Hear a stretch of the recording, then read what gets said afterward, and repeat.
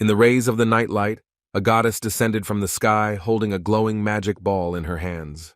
The students froze in amazement upon seeing this. They were very excited and frightened. The goddess looked down on them and hovered over the entire surface of the earth, and the frightened boys could not come to their senses, not believing what they were seeing with their own eyes, and not understanding what was happening around them. Then something completely unbelievable happened. All the children's phones stopped working. They were switched off and showed no signs of life. The boys did not understand how it was possible that the floor was covered with a thick cloud. This contradicted all the laws of physics.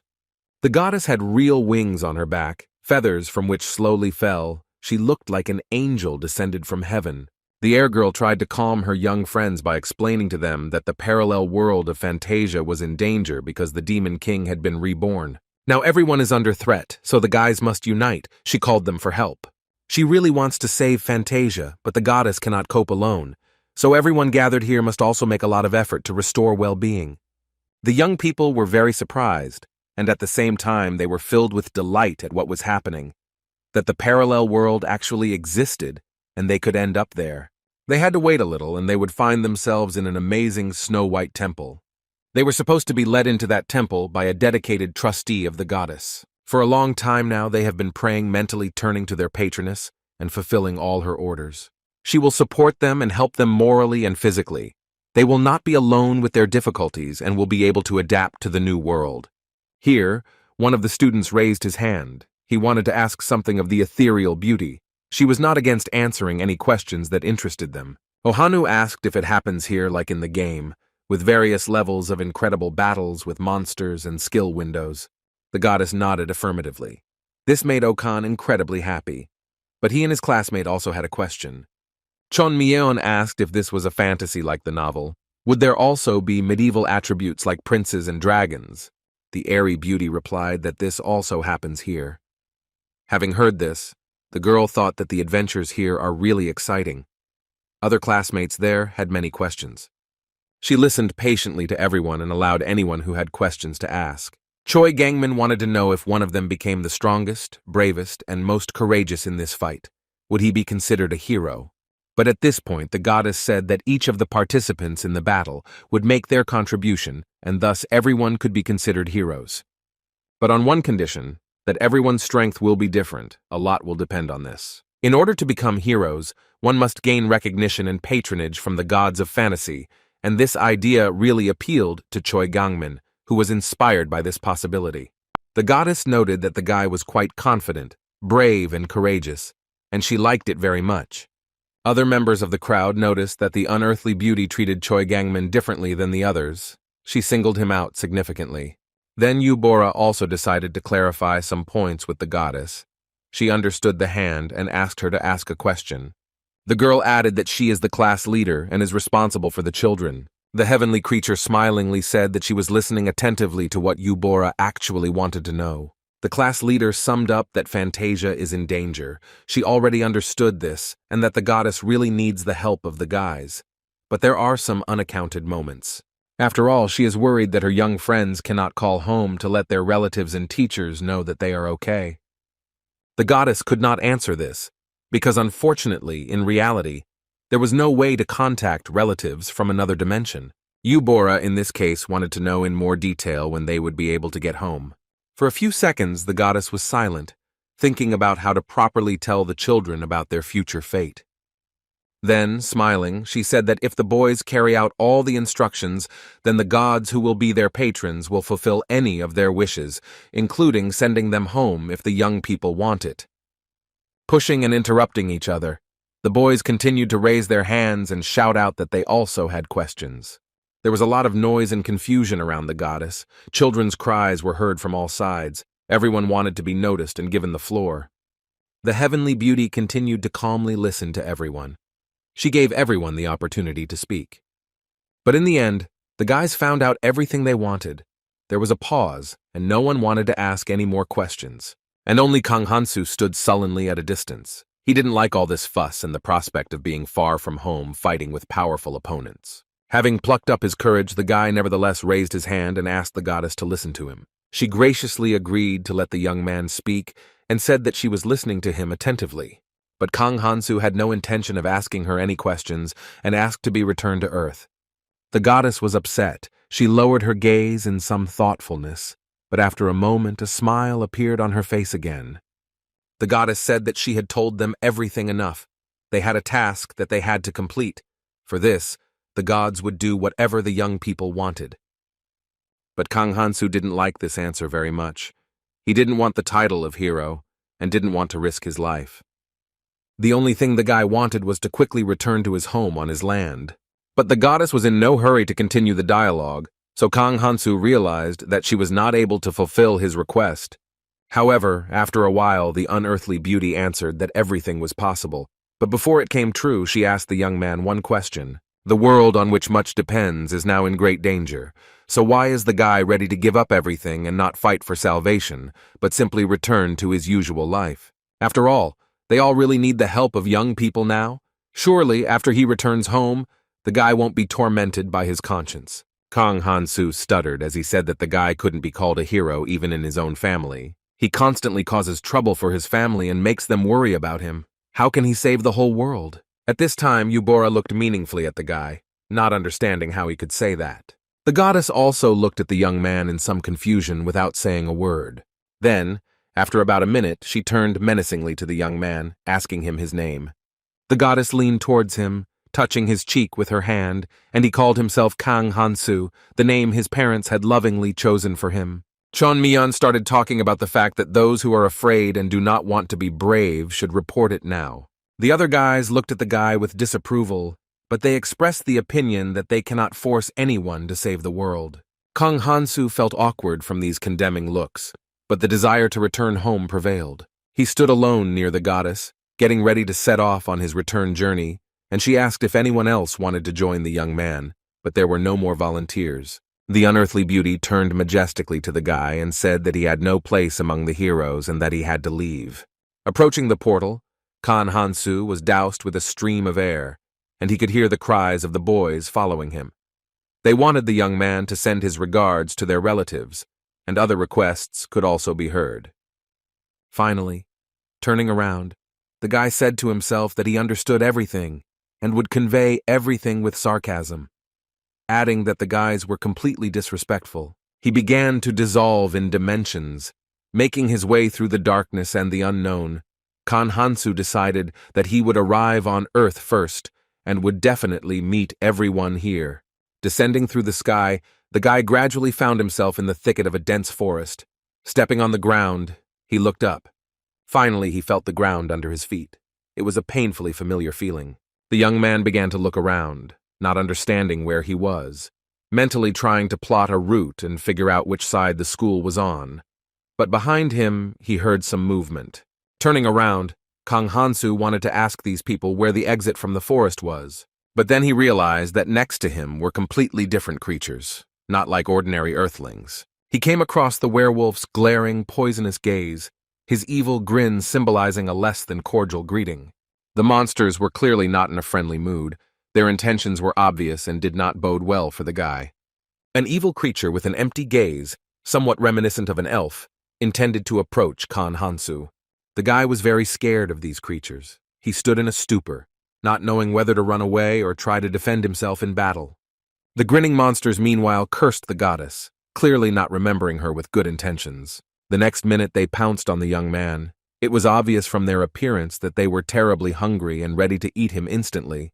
He ran away with all his might, without looking back. From a bird's eye view, the remarkable sacred city of Prologina was visible. A luminous beam was approaching the city. It was descending faster and faster, forming a huge arrow. Finally, the glowing dome connected with the huge, majestic temple that was located in this city. It turns out that all the young brave heroes gathered in this clot of energy.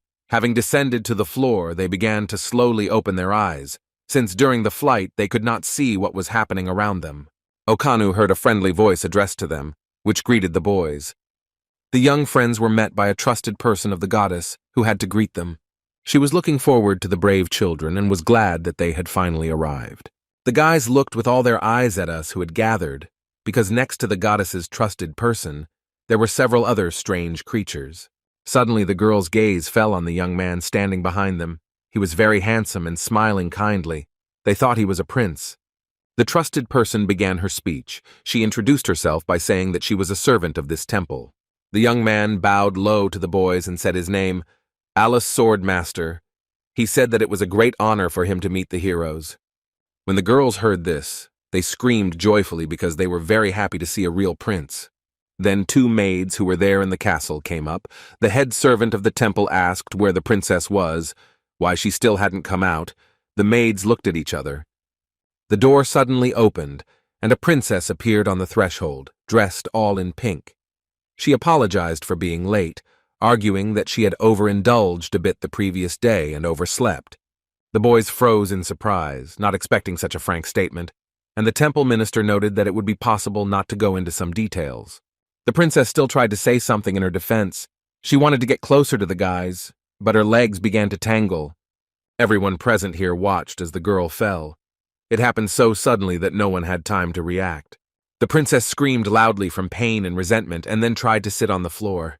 Trying to justify herself, the girl noticed that while she was walking here, in this room, she never fell, but here she simply slipped because the surface was very slippery. The boys looked in amazement at the princess who had appeared. It was surprising to them that a person of royal stature was behaving in such a way. This somewhat amused the assembled guests, and they thought that she was quite a nice girl and introduced herself as Athena Archmage. The temple attendant added that the princess and the prince are very influential in these places and will always support the young heroes. A transparent, thin screen appeared in front of Ohanu. He was very happy and immediately understood what this thing was and how to use it. The guys realized that with the help of this thing, they can observe all their progress in fights to date. Ohanu began to carefully study what was written on the screen, but after reading it, he could not decipher everything. He pressed the button with trepidation to enlighten himself about the hero under his patronage. The guy read that his main strengths were the ability to automatically translate unfamiliar languages, which is pretty good, but he didn't quite understand what the expression meant about a significant set of points for certain achievements. Choi Gangman thought that he had too many competitors because they all had identical patronages, so he turned to the saint of the temple. The guy asked what he needed to do to receive patronage, and the employee praised him for his good question and told him that he simply needed to please the gods. But in fact, each god has different requests, and their desires do not all coincide. The guys began to notice that they were receiving various messages with information about what the gods wanted. Then the temple maiden noticed that although each god had their own preferences, they all strived for the same goal, namely, to defeat the Demon King. Choi Gangman took these words as a completely exhaustive answer and was generally satisfied, but this circumstance did not suit all the guys. The temple maiden wished them good luck, reminding them that the gods were watching over them, but that this would not continue forever. Suddenly, one of the students raised his hand and asked what would happen to those who could not earn the recognition of the gods. To this, the saint assured the children that she had absolutely no concern for this kind of trash. The guys looked at each other. They really didn't like this news, but there was no turning back. But 4 of them were the bravest. They were looking forward to some truly amazing adventures and were ready to fight for safety and fantasy. At this time, in the dense forest, the rapid breathing and quick steps of Kang Hansu running could be heard. He flew as fast as he could, not looking back from the evil monsters, hoping that he would be able to hide and that they would not catch up with him. But he caught on something and was unable to stay on his feet. Completely unexpectedly, the young man fell to the ground. Trying to get up, he grabbed onto a thick tree trunk that grew nearby where he fell. The guy seriously injured his leg. It hurt terribly, and he regretted that he had not done enough sports and therefore could not run fast. Suddenly, a strong stream of air began to approach, and the young man was able to jump back literally at the last second. Miraculously, it did not affect him. When the fog cleared, Kang Hansu discovered that it was a huge spear with a terrible metal tip. Turning around, the guy realized that the monsters had caught up with him. They were arguing among themselves about who would get this tasty piece of human flesh. Now the young man clearly understood that such creatures cannot exist on Earth. Bad suspicions crept into his soul. Finally, it dawned on Kang Hans that the goddess had never intended to send him anywhere. She had simply deceived him. The guy stood with his back to the bloodthirsty, embittered monster, frantically thinking about how he should act correctly and get out of this place alive and unharmed. He couldn't figure anything out. Fear was visible in his gaze, and his thoughts were confused and didn't give him the opportunity to find a way out. But then Kang Hansu, running away, thought that if in fact fantasy is a parallel world in which there is a place for miracles and magical transformations, then he too can be saved with the help of a spell or superpowers. Suddenly, a thin, transparent screen appeared before his eyes, that is, a status window, on which was written the name Kang Hansu, a line with the inscription patronage, curse, and fate. Having carefully studied this content, the young man did not understand why the word hero was written in the line with the curse. The guy saw that he had a certain trump card in his arsenal in the form of the ability to automatically translate the languages of parallel races, but as he passed all the tests, the growth of points would decrease significantly. This is how the goddess decided to punish the young man, with special care preparing all the traps and troubles for him. While he was being attacked by evil creatures, Kang Hansu frantically thought and finally decided to use his ability to translate languages in order to try to negotiate. The next second, the guy turned around and asked the creatures attacking him to resolve everything through peaceful conversation. They were taken aback and looked at each other in a stupor. They clearly did not expect such an approach from Kang Hansu, and he was glad that his plan had worked. But it was not to be. The evil monsters laughed and suggested that they talk after dinner because they were too hungry now. This was the last straw. The young man did not know what to do next. The only way out he saw was to continue running away, but his strength was leaving him with every step. Having mentally said goodbye to his family, he resigned himself to his fate and decided that if he was destined to become lunch for these animals, then so be it. But then he heard some sound behind the tree. Kang Hansu looked more closely, but he could not understand what it was. Suddenly a sharp arrow pierced his leg, blood flowed from the wound, and unbearable pain spread throughout his body. Looking around, he noticed something. There were clearly some other creatures on the tree branches. There were several elves and fairies there, each of them holding a bow and arrows, and they were hostile. One of the fairies aimed her gaze, pointing her weapon at the monsters that wanted to eat the young man. Completely exhausted, Kang Hansu thought about how this was possible, and why so many troubles were directed at him.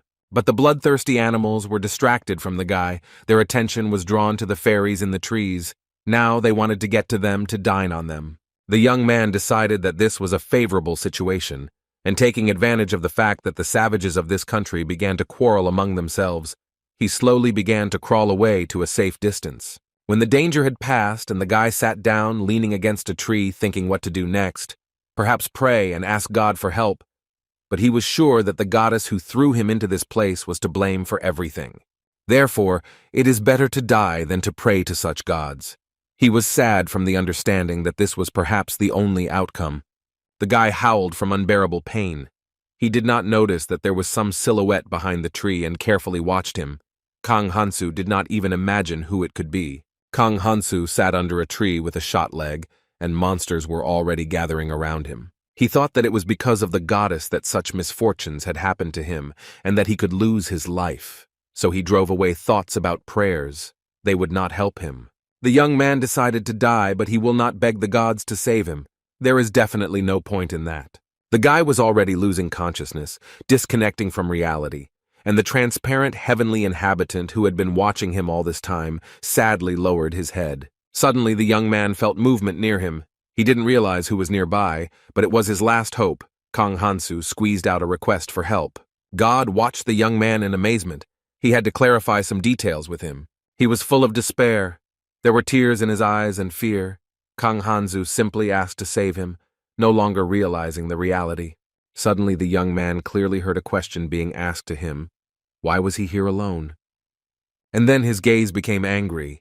He wanted to say with hatred that all this happened because of the damned goddess who dragged him into this forest and abandoned him alone. But the guy bit his tongue, clenched his teeth harder. Overcoming the pain that pierced his entire body, he remained silent. After all, if this voice that he hears belongs to a god, most likely it is an ally of the goddess. You can't be honest with him. The young man could no longer bear the pain. It was too unbearable. He simply asked to save him. No one answered him, and Kang Hansu thought that perhaps there was some other god who would help him in his trouble. But then he heard a voice saying that God considered him strange, that there were no others here, and the young man thought about it. It suddenly dawned on him that perhaps it was Asa, since he was very glad about the absence of other gods in this place. But the unknown voice was astonished. He had never heard such a name, and Kang Hansu regretted saying it out loud. Trying to get out of it, he thought about choosing the words to correctly explain to God what Asa meant, because the guy didn't want to tell the truth. Covered in sweat and not knowing where to start, Kang Hansu was confused for a few moments. Then he said that the word Asa means a lone wolf who wanders in the desert alone. The spirit liked this name, and the guy sighed with relief, glad that he was able to get out of it. Proud of himself, this god recognized himself as Asa, because he also wanders alone in the desert. And although this circumstance somewhat amused Kang Hansu, first of all he wanted to be helped. But this god was in no hurry to help, and he began to ask more questions about what was possible, and the guy did the same Asa. The guy thought about the question of God because Asa was shortened from the word outsider. Kang Hansu remembered how his classmates laughed at the word, claiming that they were Issa, an abbreviation for insider, the opposite of outsider. Since they did not want to call themselves Asa, and the young man was too angry with them, he answered in the affirmative. Then Kang Hansu heard the story of the exiled god about how all his fellow soldiers were sent into service, and he alone broke away from the general group. This god was hesitating thoughtfully about whether to help the young man, or whether he would betray him, while bloodthirsty monsters wandered nearby. The guy felt very bad. He turned to the spirit and called on him to be merciful, saying that the Asa should help each other. He thought to himself that he was actually talking complete nonsense, but these were just fabrications made up on the fly, because in reality no outsider has friends who are capable of helping. But God was not embarrassed by this formulation in these circumstances. He said that he would not let Asa die. He began to hover above the ground, and a bright clot of energy lit up his hand and illuminated everything around him. This beam went straight to Kang Hansu's leg, blinding him completely, and he screamed in surprise. At that very second, the arrow crumbled into small pieces and disappeared as if it had never been there. The pain stopped, and the guy felt lighter. The wound healed instantly. Kang Hansu was sincerely grateful and believed that this spirit was actually God because he saved the young man in 1 second. Seeing the changed inscription on the screen, the guy was very surprised because the hastily invented name Asa now took on clear outlines. It was the name of the patron. That is, now Kang Hansu had to remain Asa forever because God clearly made it clear that he would only save the lone wolf. There were bloodthirsty beasts behind him. His legs started to ache again. And the guy thought that it wasn't so bad to remain on the same team with God. Because of the curse that had befallen him, he could not really understand this spirit, but he could clearly hear the speech of the monsters. Kang Hansu tried to escape again. He ran as fast as he could because he didn't want to become a victim of these beasts. The bloodthirsty villains chased after him. The guy clearly heard the voices of furious creatures behind him. He did not give up trying to negotiate with them. Unable to run any longer, the young man asked them to listen to him. But they had no intention of talking. These bloodthirsty monsters were too hungry. Suddenly it dawned on the guy. He remembered the words written on the transparent screen, which said that he could reset any of his states except death. Kang Hansu realized that he could easily control his condition, so he threw off his fatigue and felt a boundless surge of energy. Thus the young man ran very quickly along the road. He did not notice how the monsters in the distance were already exhausted and stopped to catch their breath. A spear was flying after him. They were not going to give up in any case. They wanted to catch up with Kang Hansu no matter what it took. And although the guy ran very fast, the fiery spear still caught up with him and hit the target. But the surprising thing is that the guy continued to run. The weapon did not touch him. He was insurmountable. The monsters shouted after him, trying to catch up and detain him at any cost. But all attempts were in vain. His legs did not feel tired, and his body did not feel wounds or pain. Now the strength given to him was to help the young man. And no matter how hard the evil forces tried to catch up and eat the guy, they couldn't do it. Kang Hansu was delighted with such an acquired fortune and sincerely thanked his patron for this gift. In addition to the fact that he no longer felt tired, the guy also understood that he felt quite calm in such a difficult situation. The young man was so calm and calculating in his actions that he stopped and prepared for a fierce battle. However, in such a situation it was impossible, so the guy continued to run and found himself near a steep mountain, wondering if he would jump down and whether his condition would be reset, and whether he would be able to survive. On the ground lay a dead deer, that had also fallen from the cliff. This was clearly a sign that such a height left no chance for life.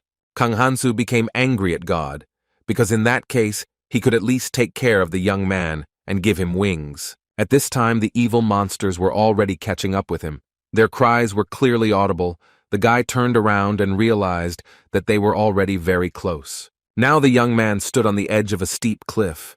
There were monsters behind him, a rock in front of him. He was completely disappointed in his god.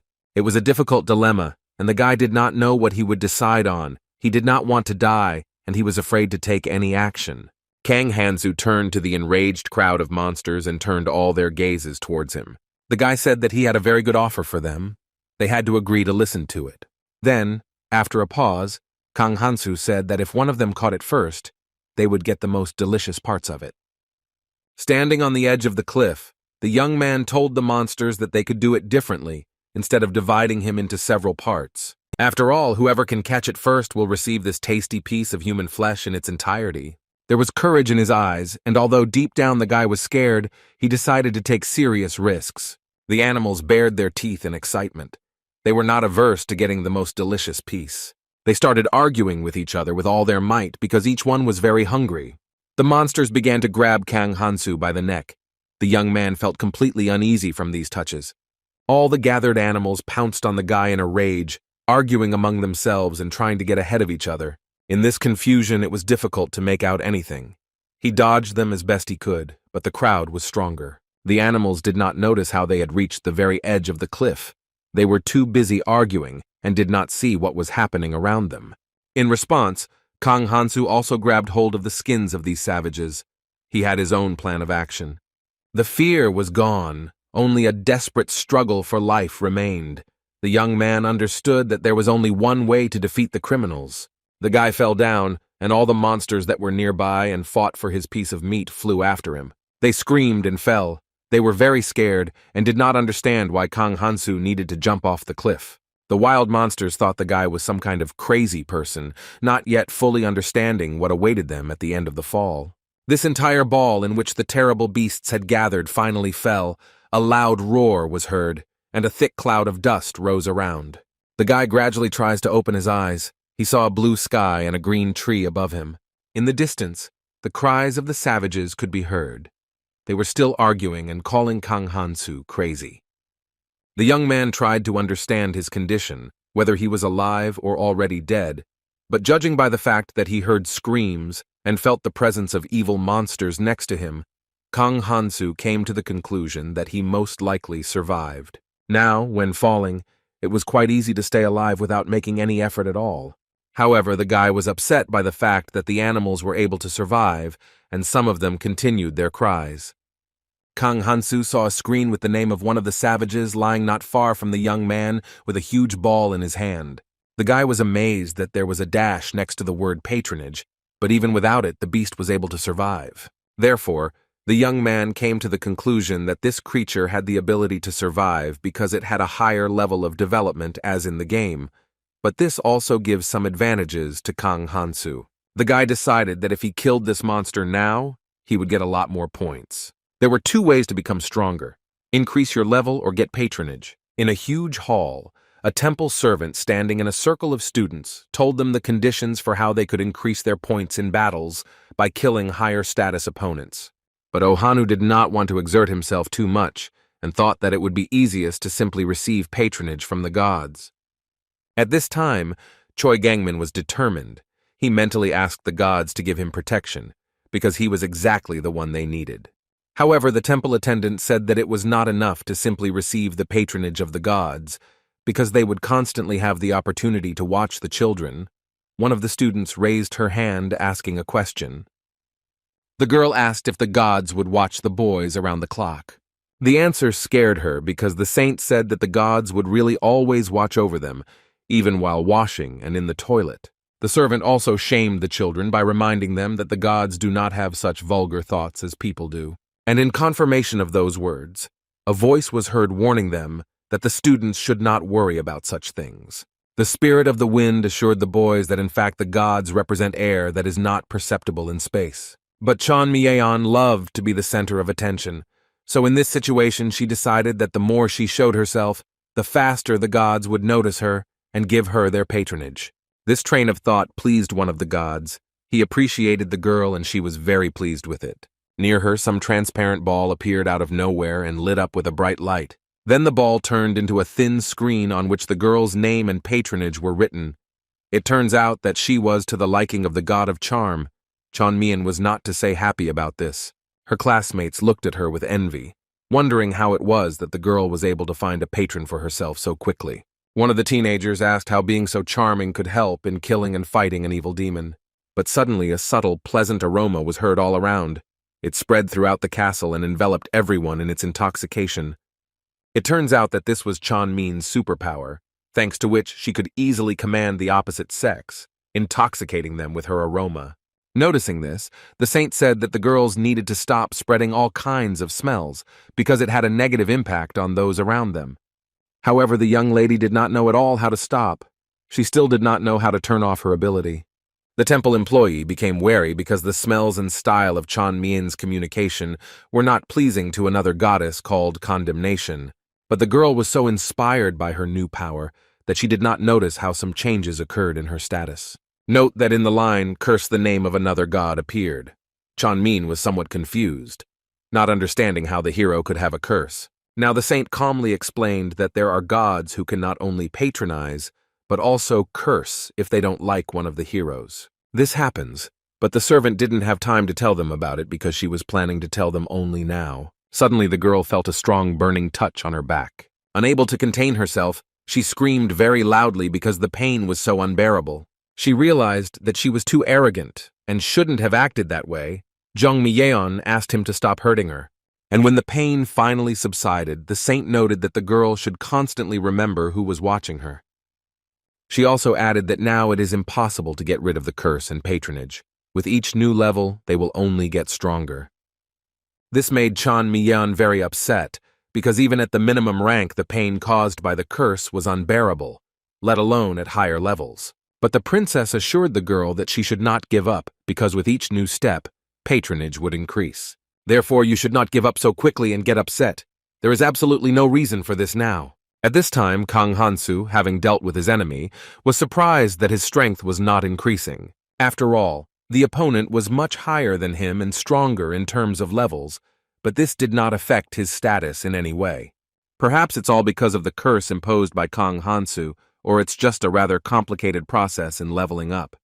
Turning to his patron, the lone wolf, the guy asked a question to explain this situation, but this spirit did not know what to answer, and could not in any way teach the young man to understand this information.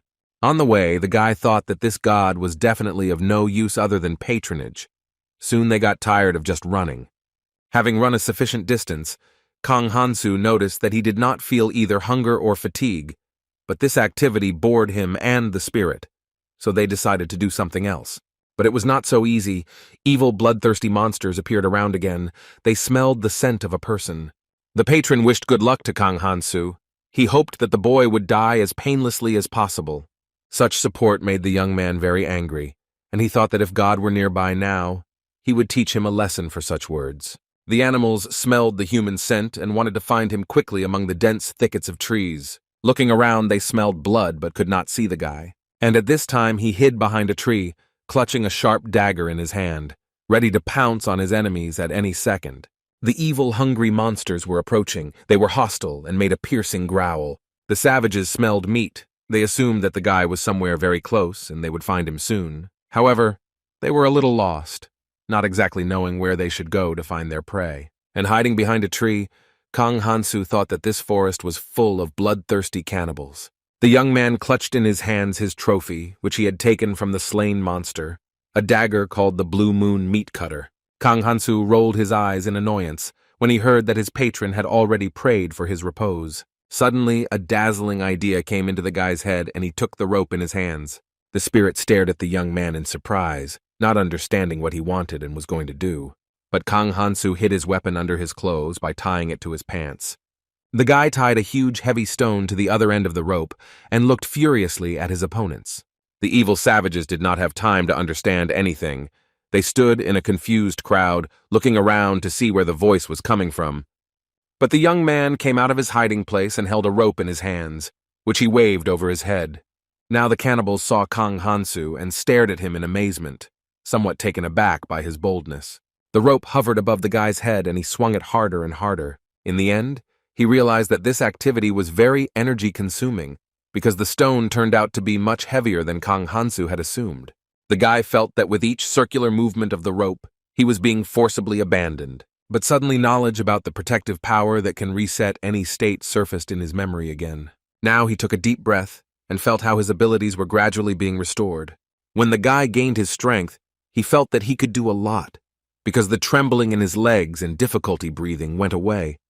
Finally, he had an epiphany about how to properly use his patronage. After all, the most important thing is not to die instantly, and everything else can be eliminated with the help of abilities. While fighting, the guy realized that he could fight to the last until he reached the limit of his capabilities. But the savages thought that the young man would not last long, and that he would soon get tired of twisting the rope with the stone. Sharp daggers from enemies rained down on him from all sides. The guy defended himself from them in a daze. He could no longer use his rope weapon. It was too painful, and the animals celebrated their victory. They were already ready to grab the guy by the collar and tear him into small pieces. But it was not too early for them to rejoice because Kang Hansu was restoring his own fortunes and simply hid.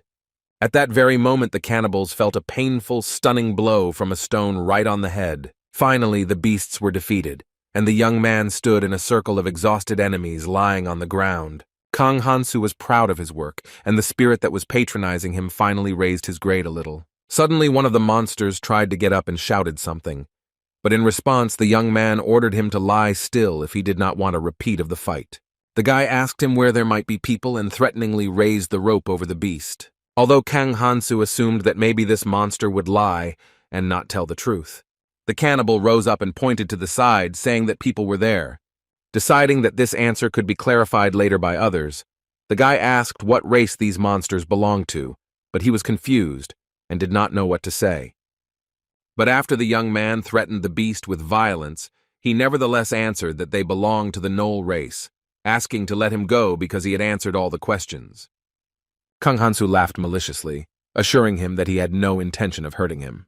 In the very next second, the guy dealt the cannibal a crushing blow to the head with a stone. After all, he promised that he would not cause the beast any pain, but he did not say that they would leave him alive. The spirit said that these creatures belonged to the ancient race of Knolls, to which the young man replied that he learned about this on his own. The guy noted that the Knolls he was used to seeing in video games were much cuter than those who had just fought him. The patron god told Kang Hansu that the cubs of these animals are much cuter.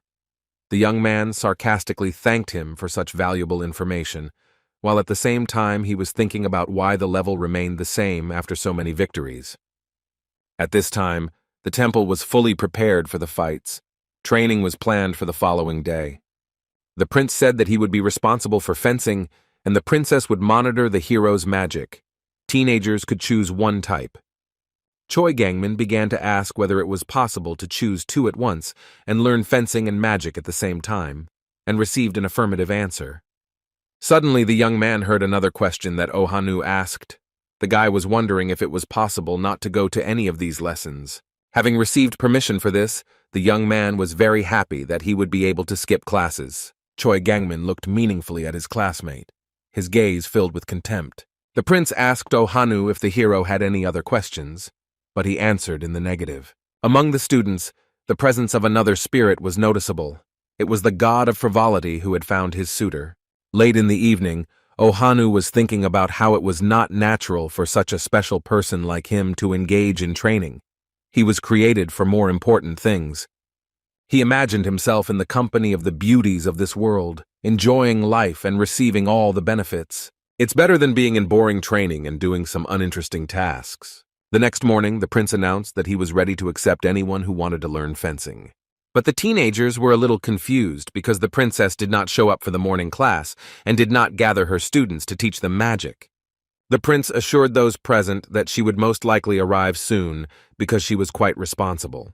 And until the princess appeared, he suggested that everyone who wanted to wait for her here. At this time, the guys began to talk among themselves about how they spent the night and complained to each other that there were absolutely none of the amenities they were accustomed to. Suddenly, Ohanu, checking his status, noticed that he had a new patron called Uniqueness. Having carefully studied the information, the young man was completely delighted with what he learned. Now he had a unique superpower that only he could feel. At this time, the other guys who had gathered looked disapprovingly at the important Choi gangman, who imagined himself to be the most important, although he was at the same level as everyone else in terms of knowledge. And Ohanu went down the stairs to walk through new places, because even he could, with the help of diligence, become a rival of the main character. It just required some specific effort to do so. The guy walked along the streets of the city. The large temple of Prologonus was surrounded by local residents, and finally he arrived at the square. About Khan. When he saw the area and noted for himself that he had arrived exactly where he needed to, he stood on the porch and was ready to go downstairs so that his amazing adventures could begin. The young man touched the wooden gate with his hand, intending to open it and go inside. It was a mercenary guild, and it was here that Ohanu hoped to find the most useful contacts for himself. The creepy-looking guys greeted the guy, but their looks were quite stern. When the assembled crowd saw Ohana, they immediately realized that he was there for the first time. The main one was sitting at the table, holding a thick magazine and a pen in her hands, and after greeting the guy, she asked why he had visited this place.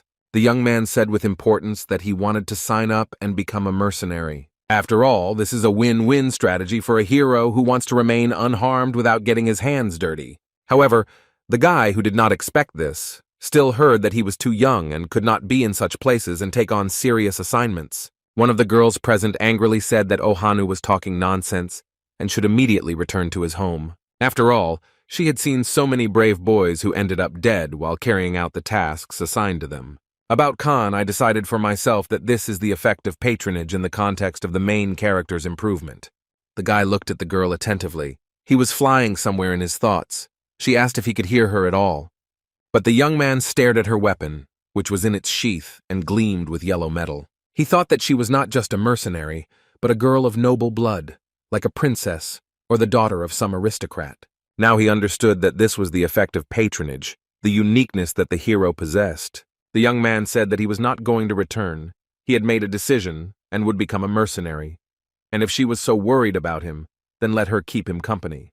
He then added that judging by appearances is not very good because sometimes they can be deceiving. Then the young man finally discouraged the girl by suggesting that she, too, had more than once encountered unfair assessments of her appearance.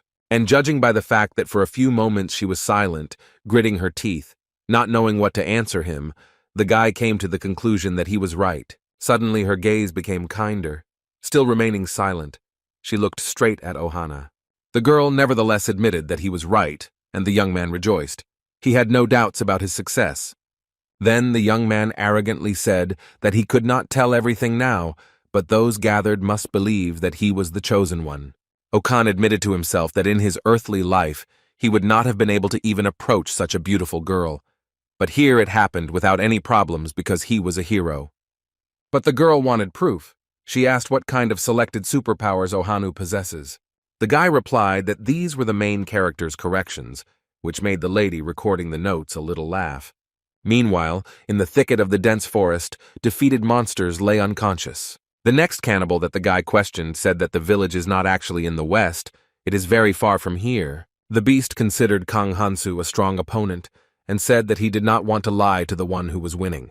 The guy thanked him for the valuable information he received, and with one blow, he knocked the monster to the ground. He understood that these words were a complete lie, and the cannibal was deliberately trying to confuse Kang Hansu. After all, among the animals he interviewed, the majority said that the village was in the west. Now, Kang Hansu caught himself thinking that he had succeeded in his skills, because just recently he was the prey, and now he had turned into a hunter. And in fact, it was the guy's hidden, unknown talent that he was able to discover recently. After all, without the help of patronage and the superpowers that arose as a result of this, he would have achieved little. During the duel, he acquired a large number of mortal wounds, but also strength and peace that cannot be obtained without the patronage of a god. At this time, the young man was able to breathe a sigh of relief, and not paying attention to his torn clothes, he finally looked around, thinking about how far away the village with the local residents was. But the spirit did not share Kang Hansu's sentiments and muttered discontentedly, "What a pity this was." The guy noted that they were probably waiting for his death, but it was unlikely to happen. To this, the god replied that he didn't care how the guy's fate would turn out. and where he would end up.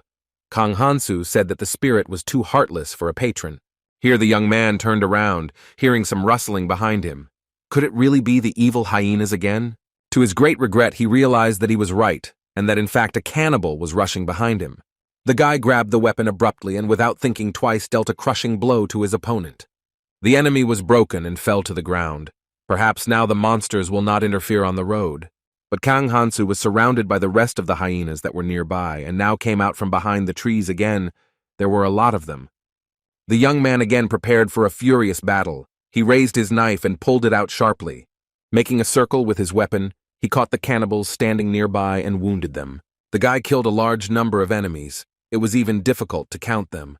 But he did not understand why his level still remained at the same place. His spirit felt some kind of anxiety and began to show restlessness and agitation. These were the voices of a friendly race that could not be translated. Who could it be again? The young man did not know and looked around. Looking around cautiously, he made his way forward with silent steps, ready to defend himself at any second if there was a need for it. Suddenly, Kang Hansu found something and hid behind a tree, afraid to even breathe loudly. These creatures were dressed in cloaks, had weapons in their hands, and looked like people. One of them, a lady, noticed the guy, took aim and threw a sharp spinning thing at him. The weapon flew literally a few millimeters from Kang Hansu. He barely managed to jump away. The sharp tip dug into the bark of a thick tree, miraculously not hitting the young hero. However, the next time arrows were flying at him, these people were clearly not in the mood for a friendly conversation. After unsuccessful attempts to ask them not to touch him, his boyfriend realized that they did not understand him. There was simply no other option, and he hid his dagger away, not intending to engage in a fight with them. The bearded man, who was the oldest among those gathered, looked intently at the young man. Kang Hansu began to kneel down, showing that he was not a threat to them. He shouted that he surrendered. The guy was against violence, and in this battle, he did not want to become an enemy for these forest dwellers. Although they did not understand the words he spoke, his body language and the expression of his voice conveyed friendly intentions. He had hoped that these people would understand and would not consider his behavior provocative. But the people who were there laughed in response to the young man's words and gestures. And then one of them, the girl, again aimed her crossbow straight at Kang Hansu. The guy covered his face with his hands and asked to spare him, not to take his life and not to attack. After all, be that as it may, the young man simply could not attack people, because he believed that it was wrong to kill people like himself. He was too kind. The people took pity on the boy and invited him along with them. Now they made their way through the forest thicket as a group. Kang Hansu heard some words, as if someone was addressing him by name. It was one of those people who walked with him, a friendly girl who smiled sweetly at him. Suddenly, his name was picked up by other members of the group, smiling cheerfully and good-naturedly making fun of him. Even the old man greeted the young hero when he realized his name. For this, Kang Hansu had to use all sorts of gesticulation. Of all the conversations and words that were spoken by the young man's companions, he could only make out his own name, because foreign languages had always been very difficult for him. Finally, the heroes came to some place, but now Kang Hansu was not so afraid of meeting the bloodthirsty cannibals. The guy was no longer worried about not seeing his status, let it be so, but his friends apparently had a level much higher than that of the monsters. However, this behavior did not please the patron god at all, and he expressed dissatisfaction about it. Without thinking twice, the young man casually agreed with him, and the spirit again did not like this tone. Kang Hansu assured that such treatment is quite normal when close relations develop between two people, to which God asked not to pretend that they were so close. Looking at the backs of his brothers, the young man thought that although he had met people, he still had no interlocutors except for the spirit. But still, thanks to gestures, they were able to explain their names. For example, the bearded uncle was called Jerry. The young man thought that this was the leader of the gang, because he carried a huge, heavy sword capable of killing any enemy with one blow. Noticing his fleshy, elastic legs and arms, Kang Hansu wondered how strong he was. The boy continued to argue with the spirit about how for the gods it was just a speck of dust, but compared to human standards, Uncle Gary was quite strong. But at that time, Kang Hansu was called by name. Call, one of the group members, approached him. He laughed a lot, was positive and courageous. The hero had sabers hanging on both sides. He could fence well and accurately hit his enemies. Misa was also present in this company. She touched the guy and tried to show him something with her fingers. She carried with her a huge steel crossbow that was clearly not intended for humans. Misa pointed forward, and finally Kang Hanzu understood what she wanted from him. Squinting, he directed his gaze in that direction. In the distance, behind the mountains, blue smoke could be seen rising up into the blue sky. It occurred to Kang Hanzu that if it wasn't a fire that had spread to the mountains, then there were most likely houses there. This news made the guy very happy. He wanted to see people so much and finally feel safe. In his joy, he did not notice how the spirit again looked askance at the young man with displeasure and muttered that it was indecent for Asi to behave in such a way. After Kang Hanzu hastily agreed with him, the spirit stared at the boy with a piercing gaze. However, the young man assured that he deliberately pretended to make friends with these people in order to calmly get out of the forest. Then a noise and whistling were heard from somewhere far away, and soon a rather unpleasant picture opened up before the people. Kang Hansu was dumbfounded when he heard a painfully familiar scream and the stomping of feet that was hard to forget. The savages were running again, hungry, angry, and ready to tear apart anyone in their path. The hyenas wanted to quickly deal with the people and have lunch. They bared their teeth and sharpened their claws. But the heroes were not ready to surrender. They prepared for a fierce battle, giving the enemy no chance. Kang Hansu was surprised why there were so many of them. It was the first time he had seen so many cannibals in one place. Only before throwing himself into the abyss he saw such a crowd. After that, he never met such a number of gnolls. However, his friends were hostile. They gathered all their weapons together and prepared to repel the blows. A dangerous fight began where spears and swords flew in different directions. The animals were aggressive, and the people wanted to defend themselves in any way. The hyenas were very scared of Jerry because he dealt them powerful blows with his huge sword. And Call had a weapon in both hands. He jumped and attacked the cannibal from the air. Confused and not seeing anything around, the monster cried out in pain. This blow sent him into shock.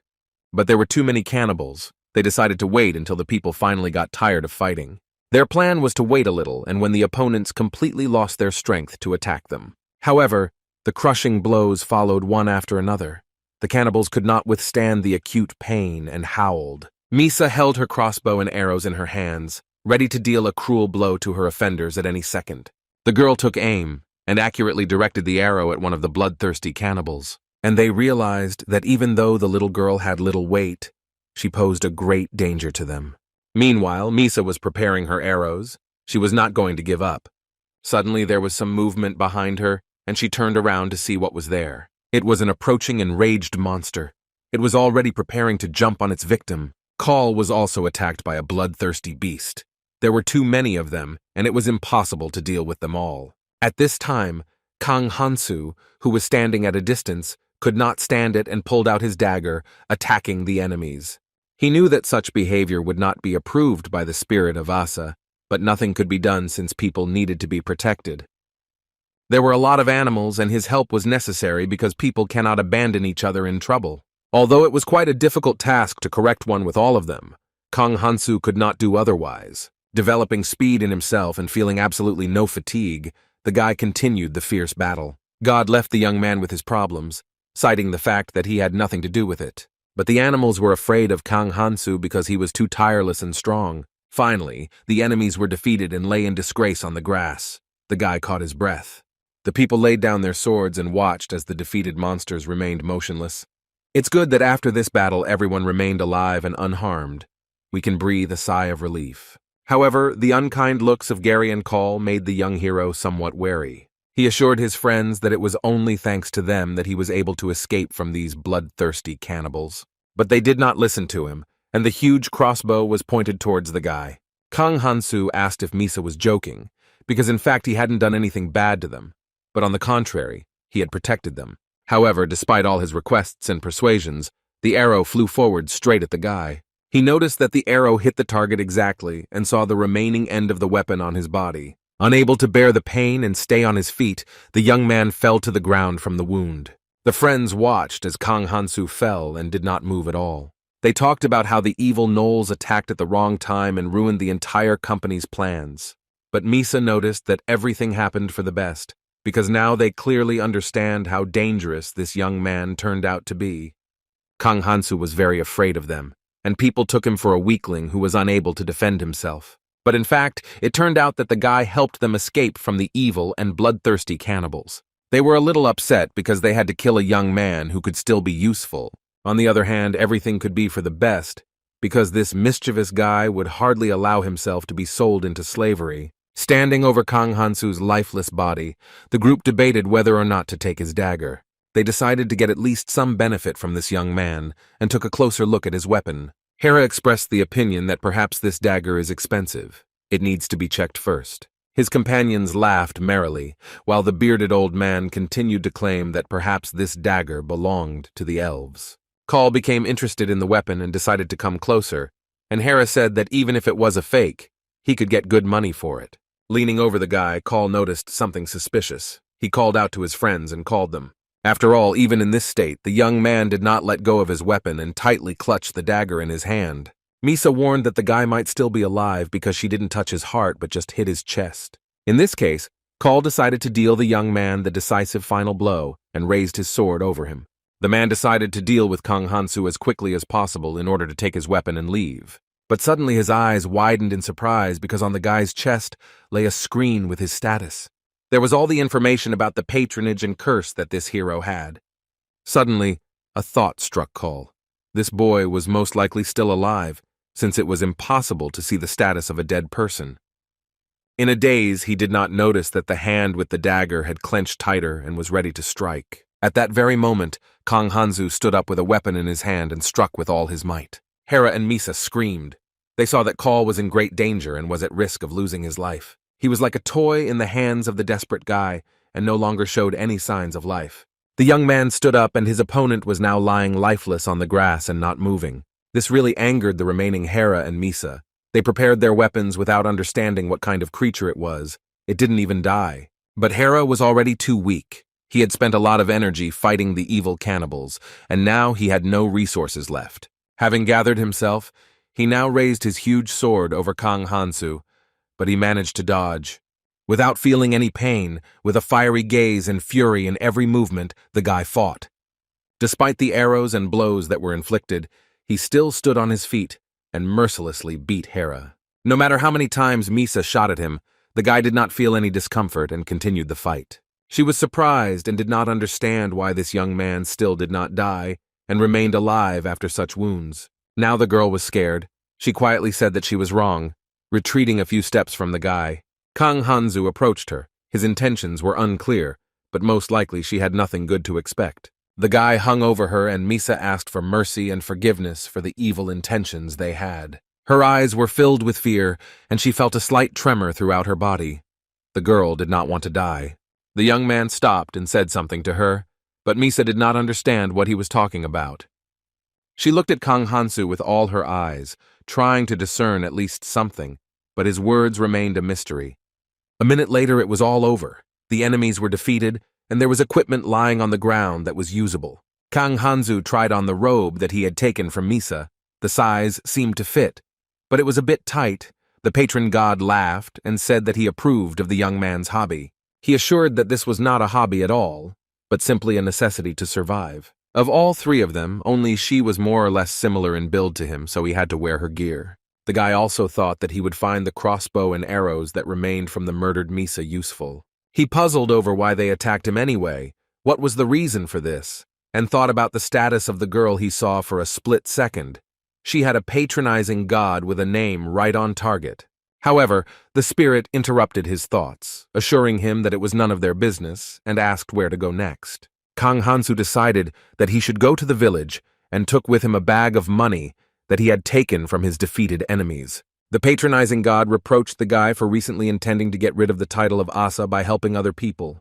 At this time, in the temple, the princess was giving a lesson in magic, apologizing many times for her lateness and promising to compensate for it. The princess began her story with a narrative about how once upon a time there was no magic in fantasy. But the students weren't listening to her very carefully, and one of the top students interrupted, continuing that magic is a consequence of precise mathematical calculations. The unsightly guy in glasses said that he had been specifically protecting his virginity until that moment, and his classmate laughed at him. But the excellent student assured that magic is nothing more than a chemical phenomenon. She can prove this using nuclear technology. The class leader told everyone to be quiet because she wanted to concentrate, but she heard a remark addressed to her that it was impossible to become a magician simply by studying the history of this and science. She thought to herself that magic is actually a talent that not everyone is given. The princess clapped her hands, called for silence, and asked everyone to listen to her. But the students were clearly bored listening to all these theoretical concepts and wanted something more interesting as soon as possible. However, the princess said that it was precisely because the talent for acquiring magic was so important that it was necessary to know the origins of its appearance. They never knew such a thing as the origins of magic, so they nevertheless began to listen carefully. The princess, meanwhile, continued her story, assuring that it was necessary to have talent, and talent is determined by combining knowledge and innate abilities that a person has. The princess spoke about the fact that the most important thing in mastering magic is family ties and training. Athena Archimage spoke about her lineage and said that she is a direct descendant of Shion Arkim and the owner of great knowledge, and her students will be able to adopt all the experience and become successful in this business. Eubora thought about something, raised her hand, and asked Athena a question. The class leader clarified that if a person has neither family ties nor skills and knowledge in magic, will they be able to become wizards? But at that very second, the girl thought that in fact it was not so important because they were starting their journey together with an experienced mentor. The princess was stunned by this question. She didn't know how to answer it and thought for a bit. However, then, with a fiery look, she assured the boys that everything in this world is possible. She took the girl by the hand and said that she would begin with a certain ritual that needed to be completed. The teacher asked the girl's name and asked whether she remembered correctly that her name was Bora. Putting her palms together, Athena Archmage said that now and henceforth, a connection had been formed between them as a student and a teacher. This event greatly inspired Eubora, and light sparkled around him and spread throughout the entire room. The girl noticed that a huge ball with intricate figures had formed behind the princess's back, and Bora also had an identical clot. The princess recognized the girl as the first student, and the rest of the children watched this scene in amazement. Athena told the student that it was necessary to swear on magic, because these were the rules. Bora felt the solemnity of the situation and felt a breath of wind around her. The girl began to lift off the ground. There was weightlessness under her feet. She said that she swears. It was a significant moment in the girl's life. She had never before hovered above the ground near a magic ball. The princess approved, and she happily congratulated the new hero whose name was Eubora. Athena Archmage said that now the girl is a new magician and has certain abilities. This discovery made the young heroine very happy. Everything around was so magical and mysterious. Then the princess added that those of the children who become magicians earlier than others will have more talents. The girl noticed that her patronage was already of a high rank, that is, perhaps this was the talent that Athena Archmage spoke of. Eubora had dreams and hopes that she could fulfill, and she also gained the ability to pass on the magical gift to her students and descendants. And now the princess decided to consider the first question of her student, which she asked at the very beginning.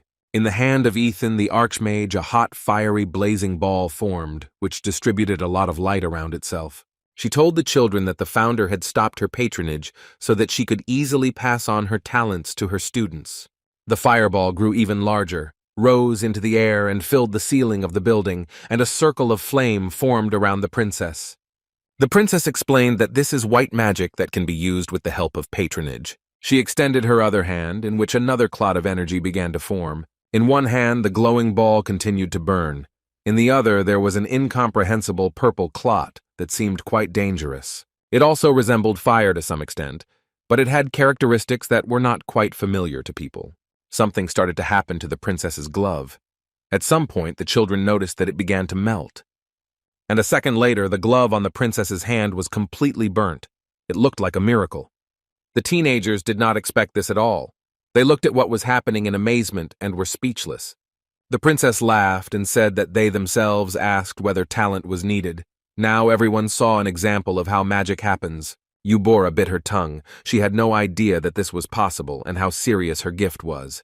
Athena added that on both sides of her hands she has polar magics, one with good through patronage and the other with evil forces. The teenagers were scared. They saw a real miracle and had no idea what awaited them next. Suddenly, an angry maid appeared on the threshold and began to shout angrily at the princess. After all, Ethene of Arc Magic was strictly forbidden to use dark magic. All the princess's excuses that she only wanted to show the guys did not soften the temple servants. And now the lady said that it was still necessary to tell the whole truth to the queen, but Athena was very afraid of her mother. The princess admitted her mistake and said that she was wrong. One of the servants decided to help the girl and sent healing magic to her hand. Eubora also felt guilty about the situation and asked the princess for forgiveness, saying that she shouldn't have asked anything. But Athena Archmage did not hold a grudge against the teenagers and said that this was all enough for them not to repeat her mistakes and to understand how dangerous dark magic is. The princess assured the children that dark magic itself is not something bad. It is simply magic without patronage and the so-called power of nature itself. At this time, Kang Hansu had already reached the village, was looking around the area, and getting to know the local residents. The local aborigine extended his hand, and even without understanding each other, the guy guessed what he needed using gestures. He handed him a few coins and walked on, fully prepared to rest as soon as possible. The young man thought that most likely the locals here were armed precisely because there was a forest nearby with bloodthirsty cannibals. Finally, Kang Hansu saw a sign with an eloquent picture. It was impossible to confuse it. In this bathhouse, you could take a steam bath, rest, catch your breath, and relax a little. The young man thought that even without understanding the language, he could make friends with the locals. Suddenly, Kang Hansu heard his patron say that he was feeling quite awkward. To this, the guy assured that he also felt awkward and asked what gender his god was. But this question greatly confused the spirit, and Kang Hansu decided that he would consider him a man in order to protect his own dignity. While drying himself, the young man accidentally touched his wound, which was still lingering and terribly burning. The patron god felt alarmed but could not tell the boy why, because it was a secret. Then the guy heard some conversation behind the door. Voices were talking about something. Kang Hansu heard one of them thank the other and tell him to get back to work. Suddenly a thought struck the young man. Some thought was haunting him and something was already troubling him. He shouted that he was washing himself, let them wait a little and not come in here for a while. The man behind the door said that he thought that Kang Hansu did not understand the locals. At least that's what they told him. While the guy was getting dressed, he frantically thought about what this could be and whether this situation could threaten him. Just in case, he took up arms. The man behind the door and the guy understood each other, and that meant only one thing. Most likely there is some danger lurking there for Kang Hansu, and he needs to prepare to defend himself. After all, his superpowers include the function of automatically translating the language of a hostile race, and this could only mean one thing, that behind the door there was not a person at all, but some other creature. Kang Hansu was ready. He held a weapon in his hand and looked at the door, realizing that someone hostile might appear from there. He thought that perhaps it was not a gnoll or a demon, but some other creature. The tension reached its peak. Cold sweat was running down the guy's face and his whole body was like a taut string. He carefully tiptoed to the doorway and tremblingly touched the handle. After the young man opened the door, he sat on the bed. While the god watched from the side, Kang Hansu allowed the unknown creature to enter. But he still did not let go of the weapon and was ready to repel the attack. The door creaked and a small crack of light appeared.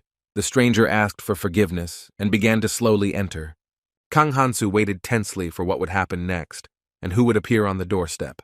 He thought that it didn't matter to him at all whether the race was friendly or hostile.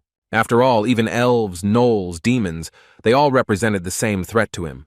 The only thing that mattered was the ability to conduct a dialogue. A man with long hair entered the room. The guy asked him what he wanted and why he had come here. He replied that he was the headman of this village. The man said that he came to meet a person who does not understand their language. Many thoughts were wandering around in Kang Hansu's head.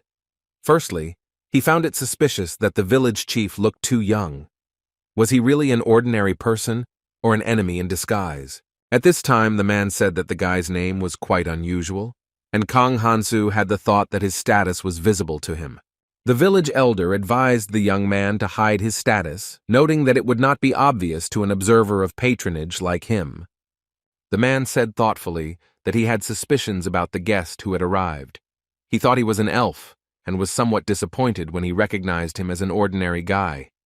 The elder said that this village and the elves are connected by a common evil fate in the form of bloodthirsty gnolls. After all, The elves drove the hyenas out of the lands, intending to capture more and more territories, and thus they had no choice but to come to human villages. Because of this, many people lost their families, and now everyone who wanted revenge had gathered here. All these conversations clearly did not please the spirit who was watching from afar and listening. Before leaving, the headman asked if he could ask the boy one last question. In his hands he held a bottle with some liquid. It turned out that it was a narcotic substance. It was added to the food when the young man was having dinner, but even after so much time, the drug still hasn't worked. The man was very interested in this question, but upon hearing about the vile intentions of these people, Kang Hanzu suddenly jerked.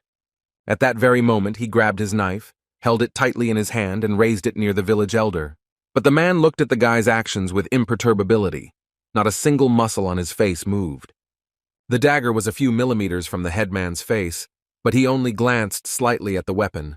However, at that very moment, Kang Hansu felt as if some invisible force had paralyzed him, and he could not move. And the villain calmly explained that such a medicine was created to bind elves and other enemy creatures. He took the dagger from the guy and told him to surrender because the invisible rope cannot be simply removed.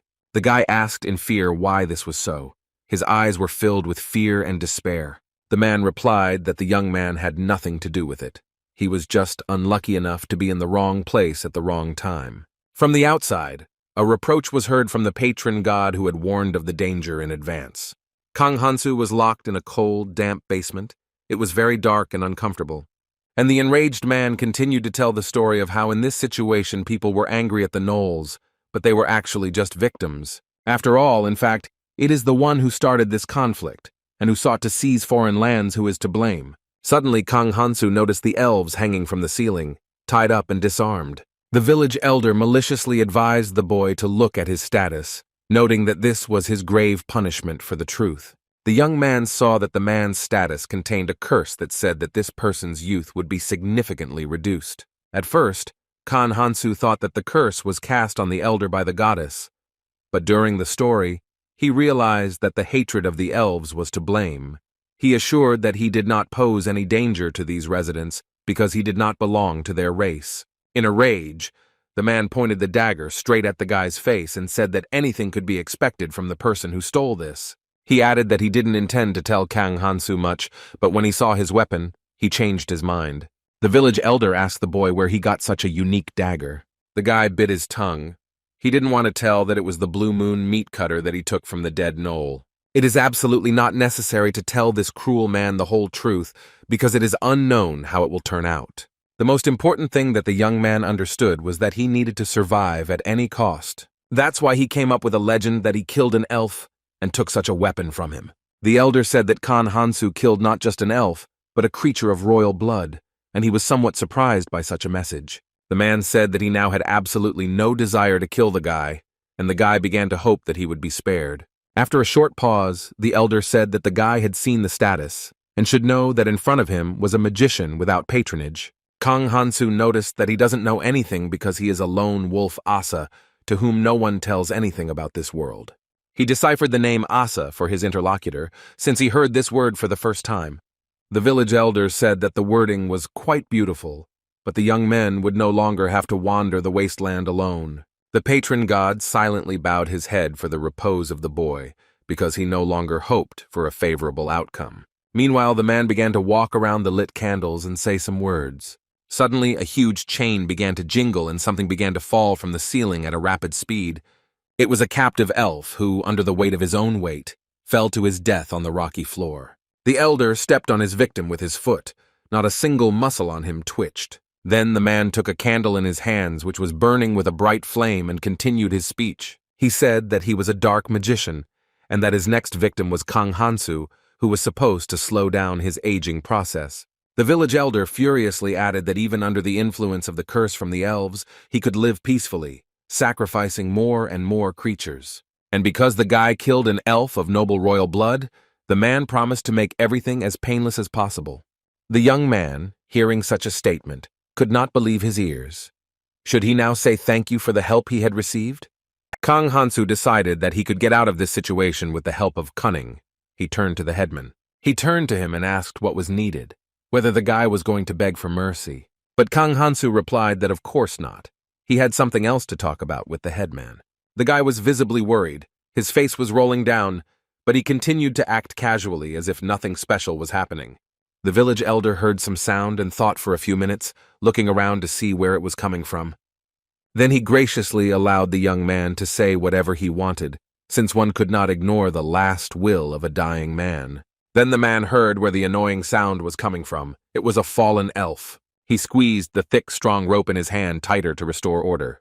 There was a piercing blow, and the rope hit its intended target exactly. Kang Hansu swallowed in shock, because the old man was so cruel in dealing with those he didn't like. The creepy rope lay on the floor next to it, and there were a few drops of terrifying blood. Finally, the exhausted elf stopped moving and making any unnecessary sounds. The boy began to have bad suspicions that the headman had deliberately demonstrated his cruelty. Taking a deep breath, Kang Hansu said that it must be very difficult to follow a path that no one recognizes. Something like an epiphany lit up the headman's eyes. Could there really be a person who understood him? The young man said that of course he understands, because he is Asa, who feels those like himself. This expression means a lone wolf, wandering in the desert, as the village elder recalled. He began to think that perhaps he was also once Asa. His temperament was very similar. God whispered in Kang Hansu's ear that he doubted it very much, and the boy agreed with him. The young man looked at the elder with wide eyes, analyzing whether he had hit the target and whether he considered him his soulmate. A few moments later, the village elder said that he really did look like Asu, and therefore he absolutely had to stay alone. That is, get rid of the guy. The patron spirit couldn't hold back his laughter, and Kang Hansu muttered irritably that they didn't see anything funny in this, and now they wanted to get rid of him so they could be left alone. But the man was not going to quickly kill the guy, as he believed that there was a person who was capable of appreciating his plan. He considered Kang Hansu to be his like-minded person, but this was also not part of the young man's plans. Looking back at his captives, the village elder thought of something. There was a tense pause for several minutes. Having chosen one of the victims hanging from the ceiling, he noticed that this elf had been behaving badly lately. He tried to angrily answer him in his own language, but Kang Hansu did not understand him. However, the elder understood well what the elf said and replied that he still had to have fun with his female. He rarely lowered the chain around a piercing, irritating sound of metal. The victim was now lying on the floor with his hands tied and was completely helpless. The old man no longer paid attention to those present. He folded his hands and at night began to speak some words, addressing the heavenly mentor. Kang Hansu saw how the magic circle glowed with a bright light, illuminating everything in this room. Then the man came out of this circle, and there remained only the defeated elf lying with his hands tied. The old man turned to the elf with the order that he say that he is transferring his remaining years to him. But even in this state, the brave elf did not want to agree and looked angrily at his offender. But the villain needed to hear consent from the elf, so he promised in return that his female would follow him. To enhance the effect, he threatened his victim by saying that it would be better not to refuse his mercy. And the elf still had to squeeze out of himself the agreement that his years would be transferred to the village elder. On this, a bloody, cruel pact was concluded, in the fiery circle of a damp basement. Kang Hansu thought that the elder had already regained a youthful physique before his eyes, but the light from the circle was too bright, and nothing could be seen. Taking a closer look, the guy noticed that the old man looked the same as before, absolutely unchanged. There was a skeleton of a dead elf lying on the floor, and the man noticed that his magic was successful.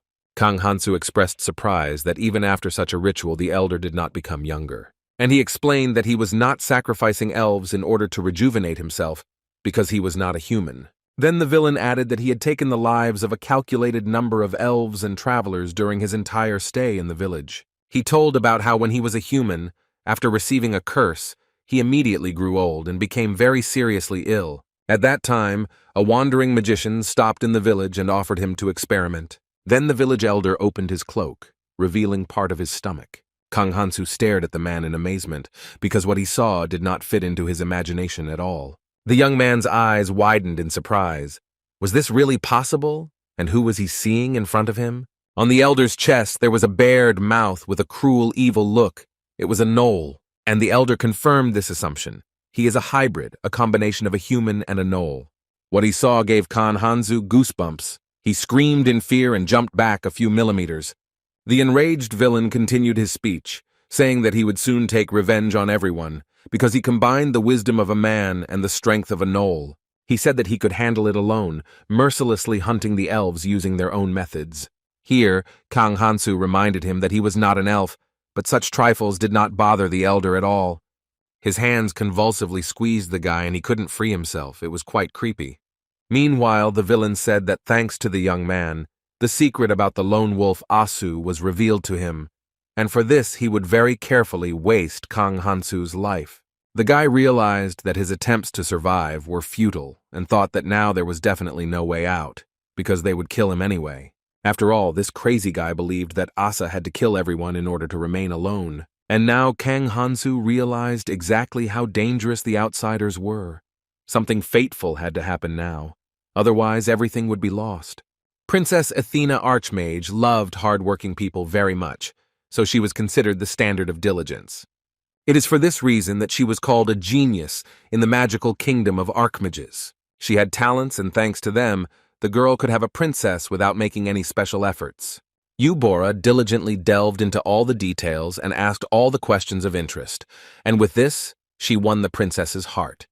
After all, Athena Archmage loved and respected people who showed special diligence.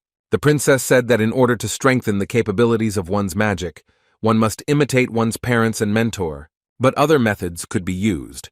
With these words, Athena Archmage raised her hand up and formed a kind of clot of energy in it. The boys froze and gasped in delight. They had never seen anything like this before.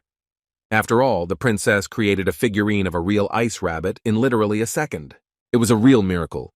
Eubora asked if it was called ice magic. Athena Archmage told that since ancient times her ancestors knew how to control the forces of fire. But she, on the contrary, learned to skillfully control ice magic, creating such wonderful figures. The princess suggested that her students try to use the knowledge, and Bora made an attempt to repeat it. Well, no matter how hard the girl tried and twirled her hands, nothing worked for her. Noticing this, Athena Archmage said that she simply did not have enough experience as a mentor to teach, and she promised that as soon as she improved her abilities, Bora would definitely be able to repeat and make a figurine, and the class leader thanked her teacher for the detailed explanation. But then one of the students turned to the princess with a question. Athena Archmage said that she was listening carefully. It was Chon Mien who was interested in what to do for those students who do not have patronage. And then the majority of the class started shouting that they also didn't have a patron and they would like to get one. The princess thought for a moment, choosing her words on how to explain it to the children correctly. Everyone was silent for a second and waited for an answer. Everyone wanted to have a patron and abilities. Athena Archmage suggested that they now decide who would be her second student. The guys looked at each other and each thought that he was the worthy one, so it was difficult to choose. They started shouting, interrupting each other, and they want to be second, not you, princess. The boys argued for a long time, furiously proving who should have the right to be the princess's student. But she decided not to interfere in this dispute and wait until the team made a decision itself. The princess did not intend to enter into a discussion and choose someone, but simply asked that when they chose, they inform her. Eubora asked her mentor if she did this on purpose. Somewhat embarrassed, Athena Archmage asked what the girl meant by such a question. But the student did not ask anything more, and then the princess decided to continue her magic training. Athena Archmage explained that such a figurine from a rabbit can be made by a method of endless trial and error, and she was somewhat taken aback by her student's clarification of whether this was then dark magic. Finally, the princess picked up the answer and said that mastering dark magic is impossible to do alone. And in the meantime, Kang Hansu understood in detail what dark magic really was. Its whole point is to use innocent victims in its application. The exhausted and discouraged guy thought about how it happened that he ended up with this crazy old man. At this time, the elder wanted consent from his victim, that is, for Kang Hansu to give his consent to his destruction out loud. The guy's thoughts were confused, but still, some glimmer of hope appeared because he was required to agree, otherwise the magic would not work. And the crazy old man explained that even if the guy's body was shackled, it still belonged to him. Then he paused to say that he had had enough of talking and was already impatient to finish this ritual. Kang Hansu frantically thought about how he could save himself, because if he did absolutely nothing, he could really die. Taking a deep breath, he turned to the headman. He asked with displeasure what the guy wanted from him again, and the young man said that before he died he would like to see Misa, a resident of this village. The man thought about it. That is, Kang Hansu was talking about that mercenary who walks around with a huge crossbow. The headman was very surprised that the guy was so knowledgeable about the locals and asked why Misa needed him. He received the answer that Kang Hansu was her boyfriend. However, the elder of the village did not believe it, because everything that was happening right in front of him. He knew perfectly well that Misa was dating Call, so something in the guy's words didn't add up. Kang Hansu thought irritably that this man, although a little crazy, was a responsible headman. But this did give a small glimmer of hope. The guy had an idea again, and he continued the conversation. Kang Hansu assured that Misa was no longer dating Call. They broke up and now the guy is with her. But the old man needed proof. And then the guy showed them to the village headman and told him to smell them, and then he would understand everything himself. Now the man thought hard again, because the smell coming from Kang Hansu really belonged to Misa. After all, if Misa disappears, then her friends Gary and Call will also suspect something, and this was not part of his plans. Kang Hansu waited with glee. He understood how suspicious and vile this guy was. He even wanted to eliminate Misa. The elder asked the boy if he had any other wishes, and he replied that if he survived, he would like to be free until he met Misa. The villain agreed to this because he believed that the creature, having lost years of life, was incapable of living. They made promises to each other. Now this bloody treaty was concluded and both sides agreed to all the conditions. Kang Hansu felt completely shocked. He suspected that it would be unpleasant, but the young man did not expect such painful torture. It was as if he was pierced by several lightning strikes at once, and the boy screamed in pain, thinking that the headman had deceived him because he had promised to do it painlessly. The elder laughed maliciously and promised that he would pass on the message about Kang Hansu's death to the mission. But overcoming the pain, the young man shouted that this was unlikely to work, since Misa had left first. This message caught the elder in a stupor. He was confused, and his thoughts were confused in his head. Meanwhile, Kang Hansu gathered his strength, gathered all his fortitude, and prepared for the blow. The vile villain, not expecting anything, flew to the side from the blow he received from a fist to the jaw. The man was taken aback by the surprise, but the next moment he came to his senses. The elder realized that the guy had simply deceived him, and now his gaze was burning with rage. At this time, Kang Hansu, who left after the weapon was used on him, replied that the villain had also deceived him, because the torture was very painful. Then the guy said a strange phrase about how it was so painful, and even a childhood friend turned into an enemy. The elder was very concerned about why, after so many trials, the young man was still alive. But Kang Hansu promised to tell about it after he died, but now he doesn't have much time for that. The magic that paralyzed the guy has now stopped working. This is the patronage of the god Asa that gave him strength even in his shortened life. He looked alive, healthy, and completely unharmed, all thanks to the patronizing spirit. The villain was furious. He didn't expect this. Could some boy really survive after this? Now Kang Hansu reminded about the promise the elder made here before the start of the test. He said that the time had come to fulfill his word because he remained alive. With these words, the guy reached for his dagger. He was making some calculations in his mind, trying to figure out which side would be best to approach the duel. After all, in the corner sat the tied-up fairies with an unhappy look. They no longer hoped for salvation. With one wave of his hands, the young man tried to cut the thick chains and free the captives. With all the strength and power he had, Kang Hansu made a huge swing and tore the handcuffs apart. The fairy looked at her hands in amazement and said something in an incomprehensible language. The guy took the girl by the hand and showed her to get up. Now he had a witness. But for some reason she couldn't get up. Perhaps she didn't have the strength. The young man had no choice but to throw her over his shoulders and carry her. Kang Hansu looked around slyly and decided to implement the idea that had formed in his head. He accelerated at such a furious speed that the girl on his shoulder screamed in horror. The elder tried to stop the guy by shouting for him to stop immediately. However, Kang Hansu was already heading towards the exit. It was impossible to stop him. He ran very quickly. Turning around, he replied that the village elder must fulfill his promise. But the villain was not going to give up. He said that the promise would not have any special importance under one condition. If he frees himself from those years of life that he took from the guy, he will not be able to keep his word. And a minute later, Kang Hansu felt the touch of disgusting long tentacles. They grabbed the guy first by the legs and then wrapped his entire body up. The village elder said that he was very disappointed in this young man and changed his mind about killing him painlessly.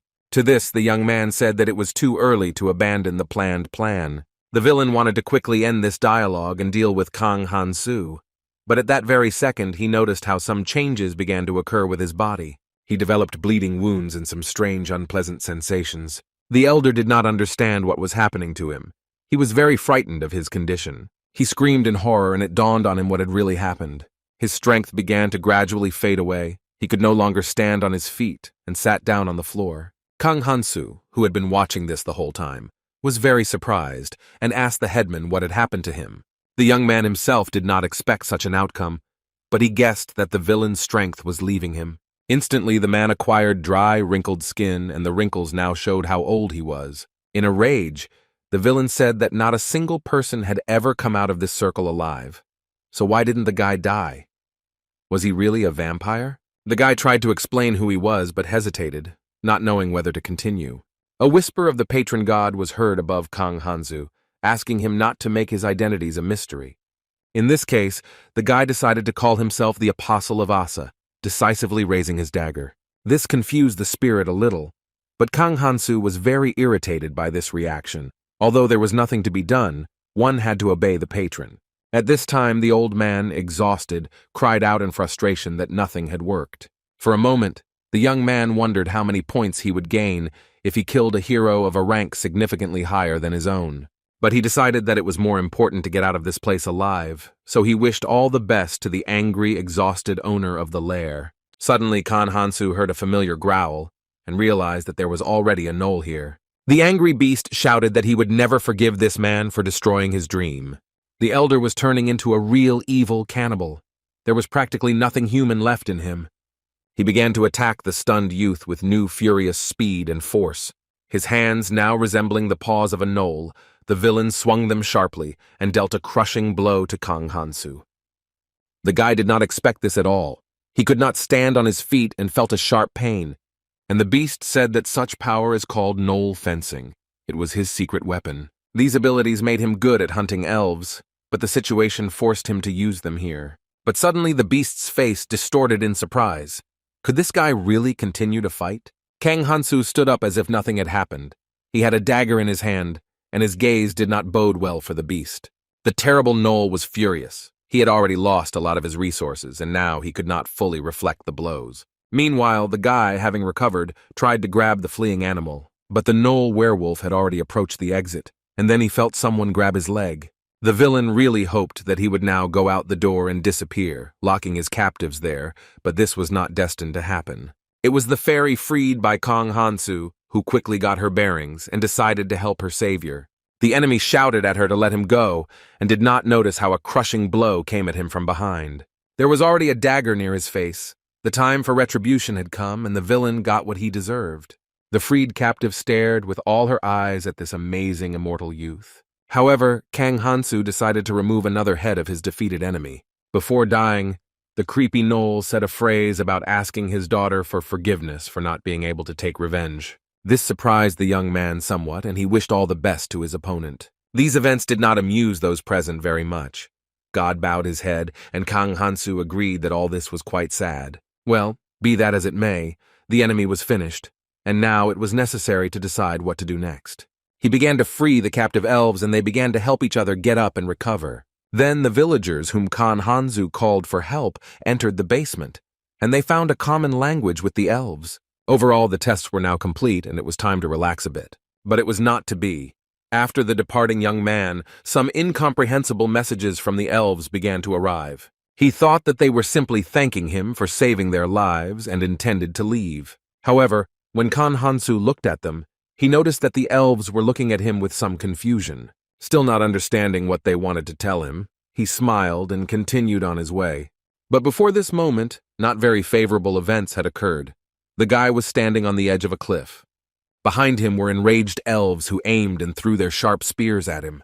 It was necessary to decide on something and somehow save himself. So Kang Han-soo approached the very edge of the cliff. Spears were flying after him, but the guy was full of determination, and he desperately flew down from the huge cliff. Meanwhile, in the temple, the furious battle of the students stopped as a whole crowd of magicians appeared on the threshold, wanting to be mentors. A very large number of mages wanted to get the title of mentor, so they happily sorted the guys out among themselves. Meanwhile, the princess was telling us that in order to do magic, you need to concentrate in your head. The boys were able to create a miracle.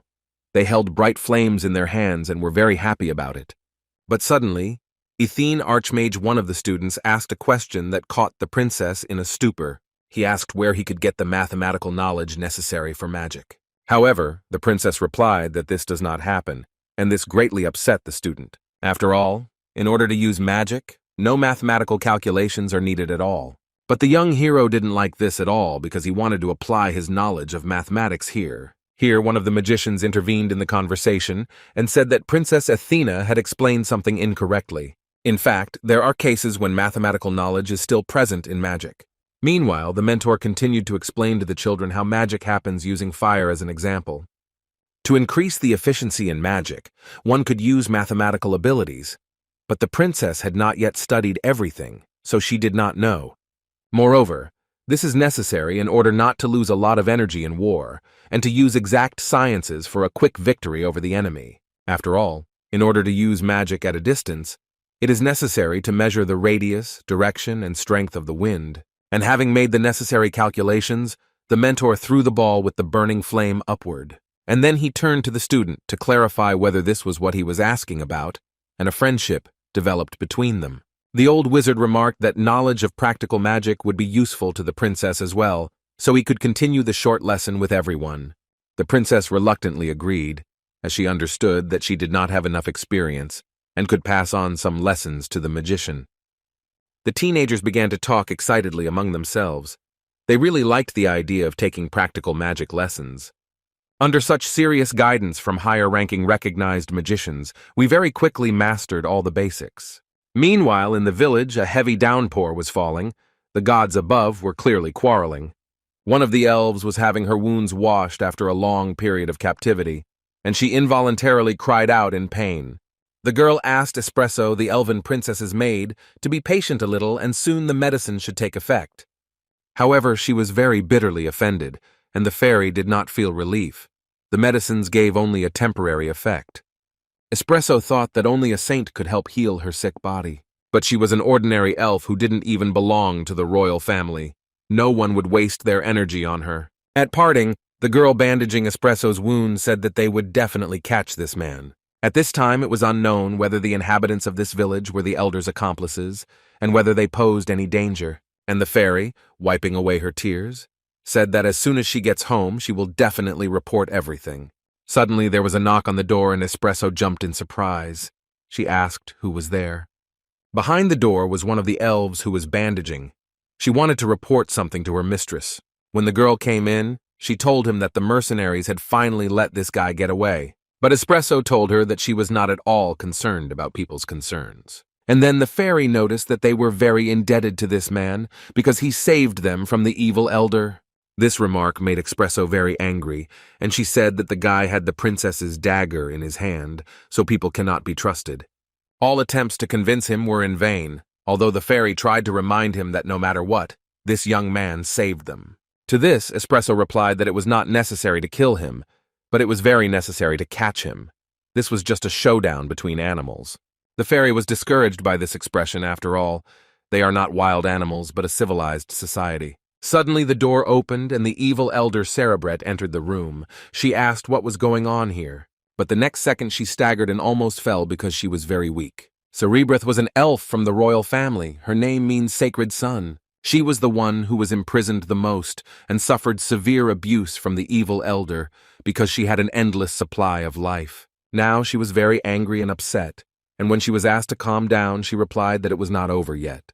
The fairy felt sorry for Kang Hansu because he could have simply run away, but he didn't do it, having freed her first. Espresso thought that the guy did this for his own benefit. He coveted the fairy's life. After all, this benefactor used a contract of dark magic, that is, he freed the fairy for compensation. The guy took advantage of the so-called breach of contract, and this entailed certain consequences. In case of breach of contract, it is necessary to pay a price that is not less than what was received. But the headman made a mistake by not calculating that the boy's life expectancy would pose a danger to him. Cerebrate remembered how Espresso had carefreely flown across the meadows, but the experience made her look at everything in a new way. In fact, now the fairy felt deep despair and humiliation. She could not forget her captivity. Cerebre also experienced a lot during this time, but she lowered her head and said that she did not know. She decided to go in search of the man who saved her life, ignoring the fact that they were trying to dissuade her. The fairy asked that she no longer be called an elder, as she did not like this title. This is what they call angry and nervous old people who very quickly lose their balance and lose their temper. There was a pause in the room, and at that time a certain creature, a patron spirit, left the given place. He scouted out the entire situation and found out everything he needed, so he was going to leave calmly. Some god went into a dense dark forest to search for his dear friend. When he saw the lying body, he bent over it and asked the outsider if he was alive. Overcoming the pain, he opened his eyes and tried to answer something, but it didn't come out very clearly. But after a moment, the strength increased a little, and the guy said that apparently he was still alive. The prince gathered his students to learn the art of fencing. The teenagers reacted differently to what was happening. Some liked it, some not so much. After all, first of all, the children were taken into a hall where there was a table with cups and tea. The prince explained that this was a banquet hall, and that everyone present needed to go to their seats. The heroes took their chairs and prepared to have tea. There were cakes and rolls on the table. The prince raised his cup of tea and solemnly proposed a toast to all the assembled heroes who had chosen the path of the swordsman. The guards all agreed with the prince, and a loud bass voice echoed throughout the hall. The boys' eyes widened in surprise and they backed away because they didn't expect it to be so loud. After a pause, the prince began to talk about how fencing is completely different from what the boys imagine. He then asked one of the guards to play along with him in order to clearly show the students how everything happens. The commander and the prince took their positions, taking up their weapons and standing at attention. The prince said that first it is necessary to show teenagers how everything happens in their minds, and he raised the sword behind his shoulders in order to gain maximum swing and effectively strike his opponent. The duel between the prince and the commander began. They showed agility and seemed to float in the air. The teenagers looked at them with wide eyes, holding their breath as they watched the movement of the weapons. The commander was determined and used all his techniques in this fight. Suddenly, the sword flew up. The prince failed to hold it, and the boys looked closely at the weapon hovering in the air. Then there was a ringing sound, and the sword cut through the floor with a crushing blow. It got stuck on the surface. The prince praised his opponent for his creativity and announced that the duel was over. A moment later, the mentor said that he had to show the real art of fencing. He told his commander not to give in and to come into battle with all his strength. The commander was grateful for being chosen and thanked him for the honor. The prince stood in the middle of the hall with his sword, and magic was burning around him. Everything was shrouded in magical fog. The enemy began to strike with all the force he had. Two silhouettes were locked in a fierce battle, while beams of magical interference flew around. Suddenly, half of the sword flew to the side, and the boys saw how the tip was cut off. At this point, the duel was over, and the commander admitted his defeat since he no longer had anything to fight with. At this point, the prince again thanked his opponent and said that his fencing skills had improved significantly. The boys looked at each other in confusion. They didn't understand what had happened and whether this was really all that could be seen. The prince laughed and said happily that this was the whole art of disarming the enemy in one fell swoop. Using this principle, you can kill a large number of enemies without spending a lot of energy. After a short pause, the prince asked everyone present to finish their tea. Choi Gangmin took his cup and tried this strange drink, but he found the taste strange. A moment later, he could no longer restrain himself. It was very disgusting to drink this tea. The other guys also noticed some kind of bad taste from the drink and could barely restrain themselves from spitting it back out. However, the prince assured that everything was fine and that a certain elixir was simply added to the tea, which is necessary for mastering the art of fencing. The girls spat and coughed. They couldn't force themselves to drink it, and Choi Gangmin really wanted to try the effect of the elixir on himself. Overcoming himself through force, the guy finished the drink and asked for more. The prince approved of this and advised to have a snack of cookies so that it would not be so disgusting. Then Choi Gangmin was given more tea. The guy didn't want to drink it at all, but the decision to learn to be the best in the art of fencing did its job. Meanwhile, Kang Hansu, sitting on a tree and having recovered from his fall, was thinking about his future fate. The guy remembered how, even at the entrance to the village, mercenaries began to pester him, and he had to run away. Then he gave the guard some money, and he let him in by opening the gate. and if there hadn't been any coins, the guy would have been caught right then. Suddenly, a familiar growl was heard on the ground. The wild gnolls caught the scent and came for their prey. They said that the meat was on the tree and that they needed to get it somehow. And although these malicious creatures wanted to eat the young man, he still trusted them more than people and elves. Suddenly, a brilliant idea came to Kang Hansu's mind, and he decided to take advantage of it immediately. He quickly flew down from the tree. His usual weapon in his hands was a dagger. The main thing was to land correctly. The gnolls were taken by surprise and did not have time to react, so one after another they were severely stabbed. There were only 3 of them, and they were all defeated and lying unconscious on the ground. The guy thought that it was very suspicious that everything ended so simply and quickly. Kang Hansu thought that perhaps it was a matter of experience, and the body got used to fights, became faster, and the god looked at the guy absent-mindedly. He thought that perhaps it was because the level had risen, but when he looked at his window, he realized that nothing had changed there. The only thing that confused the guy was the presence of the share item where the number increased. He asked God to explain what this meant. The patron god was very amused by this question. Doesn't the guy know such basic things, and said that the higher the number, the better. The young man turned away in disappointment. It was impossible to learn anything from this spirit. Suddenly his eyes fell on a gnoll that appeared out of nowhere. Kang Hansu decided not to enter into a duel right away, but asked the savage a question concerning the elves. At the word elves, Hygiene clearly perked up and said that she was listening attentively to the guy. Kang Hansu wanted to know what the gnoll swordsmanship was that could speed up the movement of the hands. This was used by the crazy village elder, and the boy wanted to know how to learn this art. The guy hoped that he would be able to use the art of fencing to properly defend himself and take revenge, because his current state was weak. To this question, the savage answered that they use fresh red meat in their diet. Kang Hansu made a connection between the food the monsters ate and their skillful swordsmanship. He understood that he currently had too little information and could not fully study combat tactics. In any case, we need to learn more about these animals and study their internal ecosystem. In the banquet hall, students continued to sit, drinking tea and talking about magic. The prince explained that there is talent in the art of fencing open to anyone. It just takes time and money. While the prince was telling his story, the teenagers behaved differently. Some listened, while others were distracted or bored. Choi Gangmin drank his portion of tea and asked for more, as he believed that it would bring him quick progress. However, the prince did not approve of this behavior and said that one should not drink so much at one time. This made Choi Gangmin a little angry because he was very impatient and did not like to wait for something for a long time. One of the employees offered the guy some honey tea to ease his condition a little, and the prince said that it is very important in this matter not to stop drinking tea, but to do it evenly, 1 cup at most 2 a day. Choi Gangmin decided that for a hero like him, it was necessary to drink 2 cups. But the prince warned that in any case, the hero's patronage could not be obtained so quickly in 1 day. The angry guy asked how long he would have to wait then, and I was very disappointed when I found out that this happens differently for everyone, and sometimes you have to wait a whole year. But then Choi Gangmin noticed that he had a new inscription in the status window, which said that his patron had become Fighting Spirit. The guy couldn't believe his luck and reread the new information again, which said that Choi Gangmin only became stronger and more powerful during a long battle. The prince congratulated the new hero from the bottom of his heart and said that receiving patronage so quickly was a good sign. But Choi Gangmin was a little embarrassed and said that His Majesty was exaggerating a bit. After some time, the prince said that he had to tell the guy how to hide his status window so that no one could see. Meanwhile, an angry growl was heard from deeper in the forest. There was clearly some kind of hunt going on there. The huge, aggressive gnoll bared its sharp teeth and rushed towards its victim as fast as it could. He grabbed a boar running past and furiously sank his teeth into the animal's skin.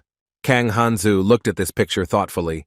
He had been following the gnoll for several days to study the power of the meat. But suddenly the savage threw down his meal and turned to the guy, looking at him maliciously. Kang Hansu managed to jump to the side. During all this time, the gnoll tried to attack the guy at any opportunity. However, all his attempts were in vain. Kang Hansu quickly stopped such behavior and put the savage in his place. Kang Hansu noticed that this guy was a bit weak for his level and wanted to figure out the reason for that. A wild beast was lying on the grass, and next to it a status window was glowing, which said that the gnoll was at level 6. The guy couldn't believe that a beast at the 6th level could be so weak. However, as proof, the savage showed strands of hair from the defeated elves on his hand. Kanhansu thought that is, all the victorious gnolls take for themselves as trophies the strands of hair from their defeated victims. After a pause, the young man asked how it could be that a gnoll who had defeated 2 elves could be so weak. He then asked if the beast could see Kang Hansu's status, but he couldn't see it. But he guessed that it was first-level meat. The young man did not understand how this illiterate gnoll could know such a thing, unless he felt it on an intuitive level. Soon the savage pointed to the side and said that we need to go there. There is elf meat there. The guy smiled smugly. Now he confirmed the location of the village, and was convinced that all these stories of the elder were true. At this time, the gnoll found a new victim in the form of a small rabbit and greedily attacked it. The hungry, enraged beast ate the meat, and Kang Hansu watched thoughtfully to notice the slightest changes. And in fact, with experience, the guy began to notice that after eating, a certain power appears and accumulates in the savage's stomach. Kang Hansu thought that if compared to dark magic, this method was much simpler, but it was not as effective. Now, after eating, the gnoll began to feel much better. His mood rose, but he wanted even more meat, and so the beast again began to look around in search of a new victim. He wanted to pounce on Kang Hansu again. His gaze was aggressive, and his strong legs ran towards the guy. The gnoll seemed to grow in size and, growling angrily, prepared to attack. But the guy already understood how everything worked, and why this ability was called the power of meat. He took over this power for himself, and in his hands appeared energy that was destructive for the savage. With all the strength he could muster, Kang Hansu struck his evil offender. The guy looked at his glowing hands in surprise. All the power of the meat was in them. With his last breath, the gnoll said that he underestimated this guy and did not understand how he defeated him. But in any case, Kang Hansu gained a lot of knowledge and experience thanks to this gnoll, and was somewhat grateful to him. His opponent asked if the guy was also one of them, since it was impossible to gain the strength of meat in any other way. But the young man said that he was an ordinary person, but his eyes glowed with an unkind fire. He looked at his hands, trying to solve this riddle, because the thirst for profit awakened all the reactions in the body.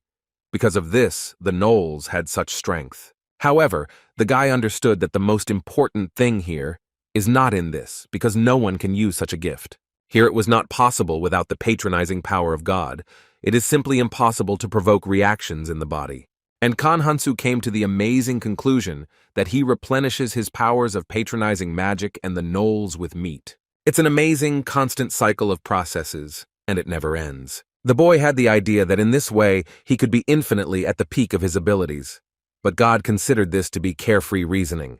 They continued on their way to meet the trials and adventures that fate had in store for them. The guy needed to get to the pack of hungry gnolls and test his assumptions. He pounced on this crowd, scattering them to the side, and with one blow of his hand they flew onto the grass. All the enemies were defeated, and Kang Hansu moved on proudly because of his achievement. The god who was watching this picture said that I was a young man who was too careless. Meanwhile, Kang Hansu continued on his way and thought that he had achieved a lot and had become stronger, but he did not receive any joy from it. After all, he had to wander through the forest fighting wild monsters and dragging this incomprehensible dagger around with him. Suddenly, the patron spirit showed him in which direction he needed to go. A burning fire appeared in front of them. There must have been people there, so they had to follow it. The guy came up with a malicious plan. He wanted to take revenge on these barbarians and punish them. Guards were wandering around the huge fence, holding torches and weapons in their hands. Hiding in the bushes, Kang Hansu also considered getting inside, since the guards were quite serious.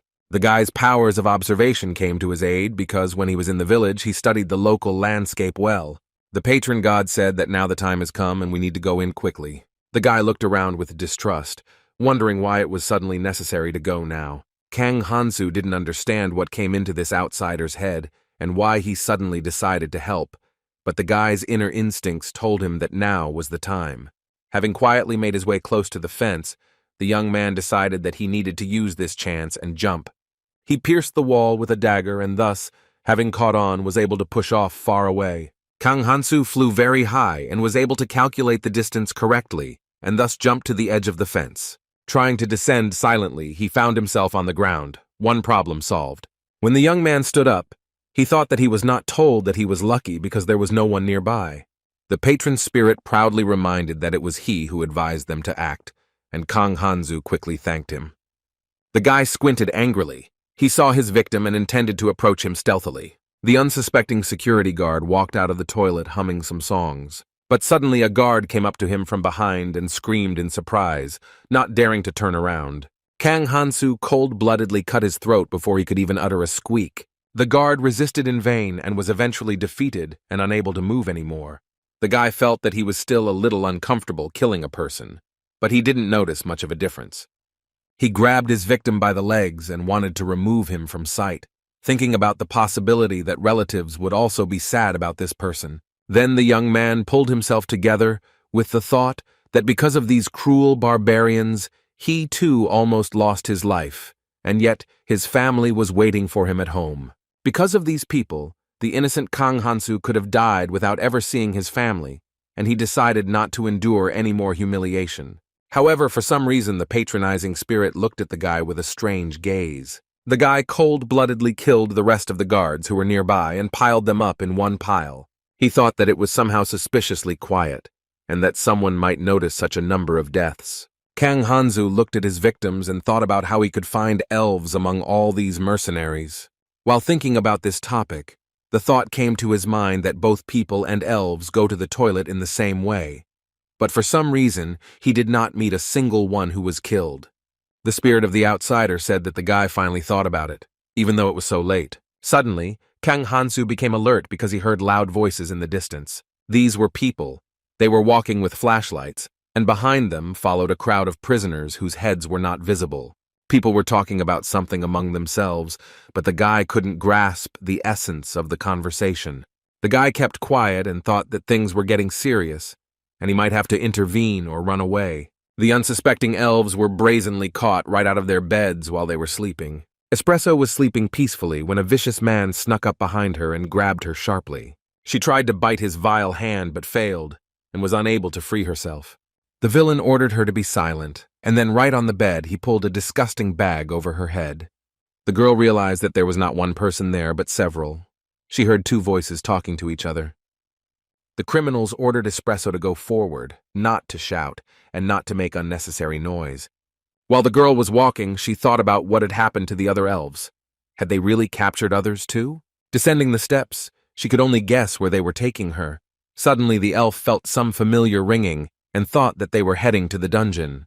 There was a voice down there that said that Crimson thought that people didn't know anything, because they turned away when they had a new homeland and families. This voice seemed familiar to Espresso, and she remembered that it belonged to the healer. Meanwhile, she was broadcasting that such retribution must be sacrificed. They gathered here to avenge the death of the village elder. One of the guys from the crowd shouted out that elves have always hated people, and they cannot be left alive. Some bald guy said that tonight in the village it was terribly restless.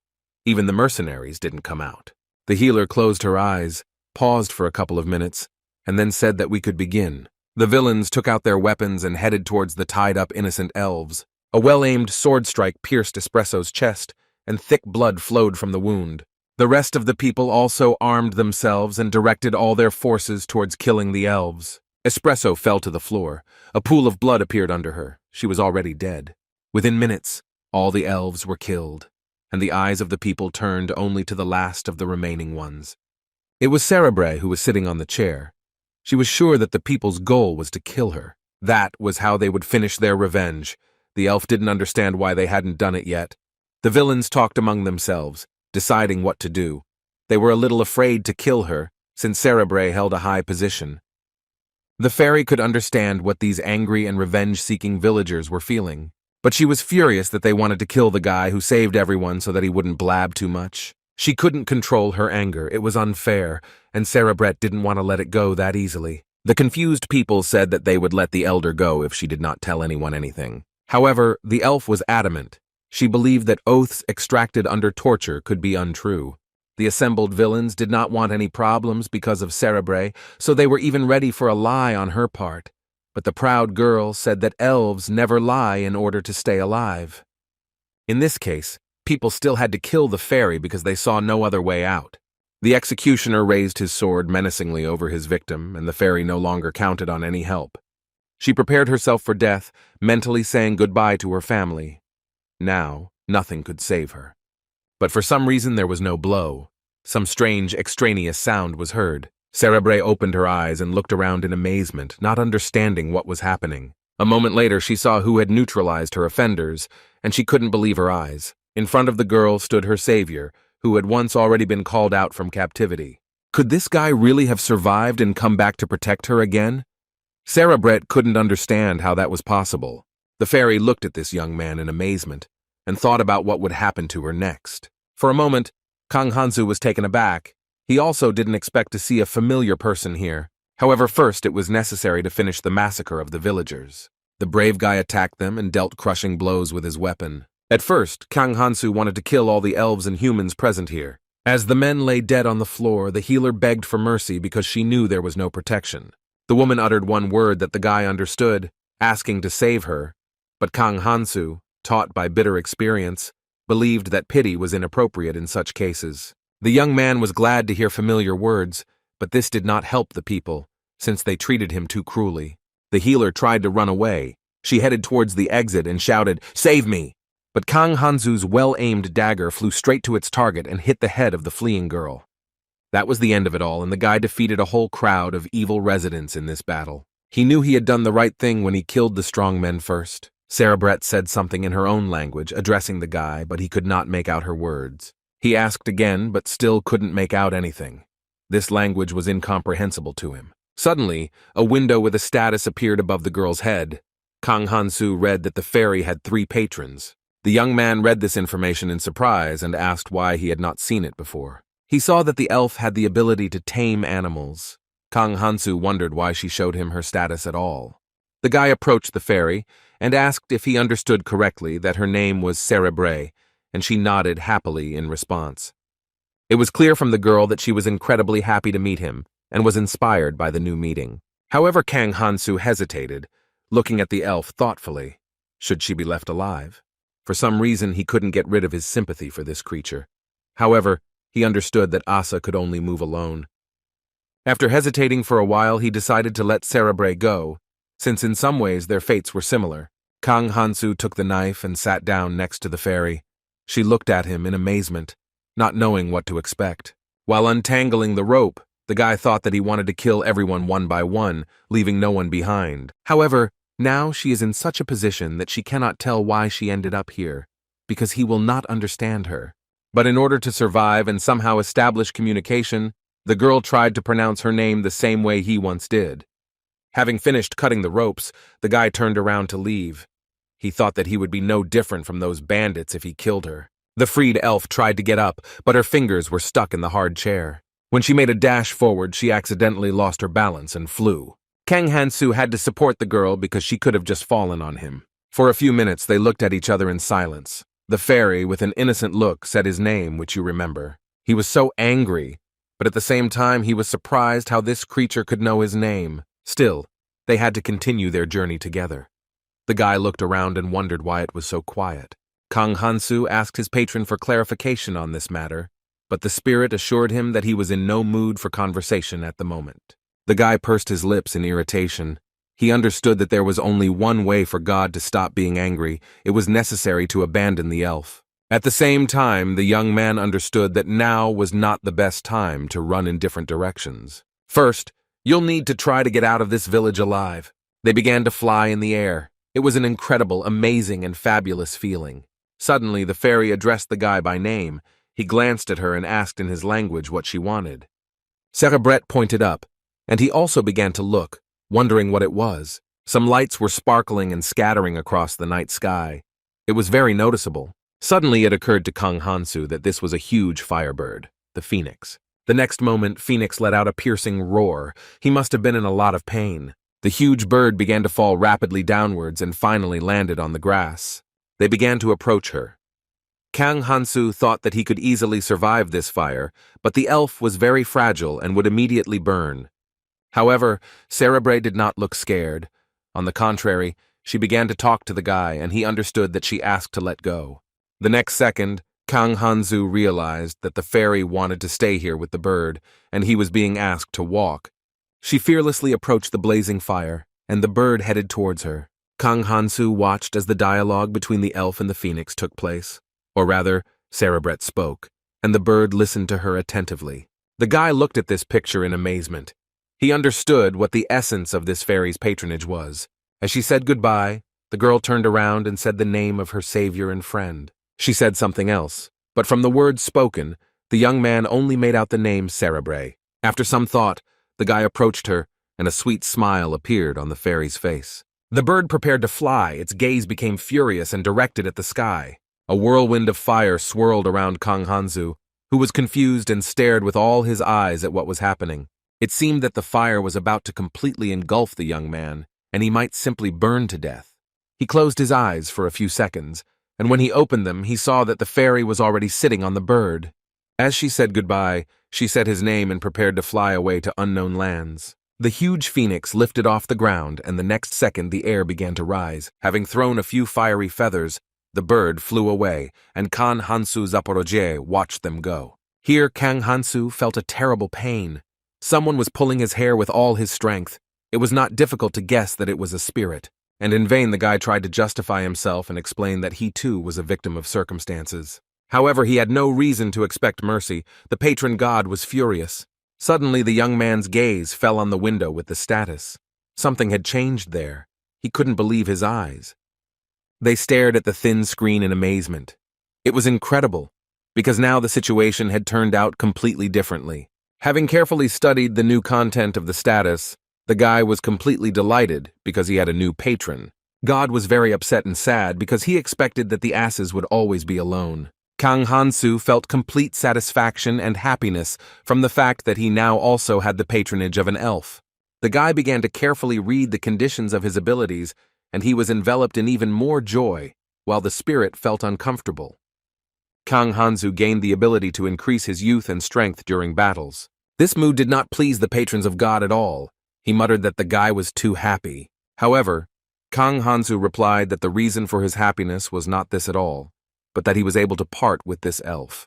The angry god stopped for a moment and looked at the guy in amazement. Then he changed his anger to mercy, and the guy was pleased that he was able to maintain good relations with his outsider. Kang Hansu suggested that his patron go deeper into the forest and see what was there. Suddenly they heard footsteps. The bushes began to move, and a shaggy knoll came out into the clearing.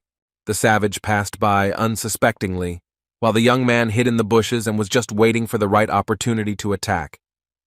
When Kang Hansu grabbed the knoll by the neck, it growled angrily, but it was too late.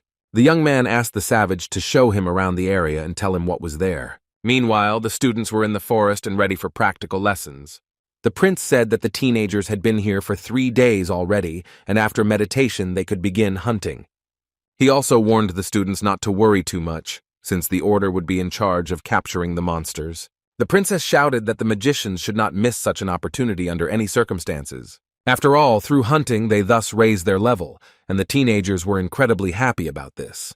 The girls whispered to each other and said that if they raised the level, their skin would become more beautiful.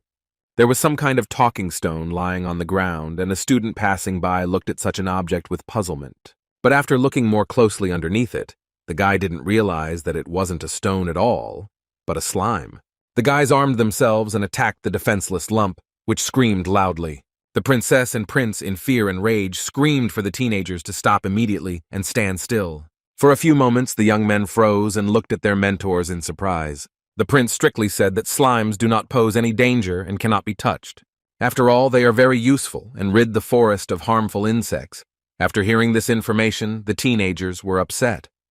The princess approached the offended soft lump and added that these creatures also reduce the spread of infectious diseases. The guys were very unhappy with this outcome of events because they wanted to earn points. Meanwhile, the princess enthusiastically took the slime in her hands and said that they should not be offended. They are raised as pets, and although the boys were confused, they still admitted their guilt. Then the prince called for silence. He said that for starters it would be a good idea for the guys to hunt for the 2nd level goblins. However, for now their goal will be to catch a knoll that is on the 4th level.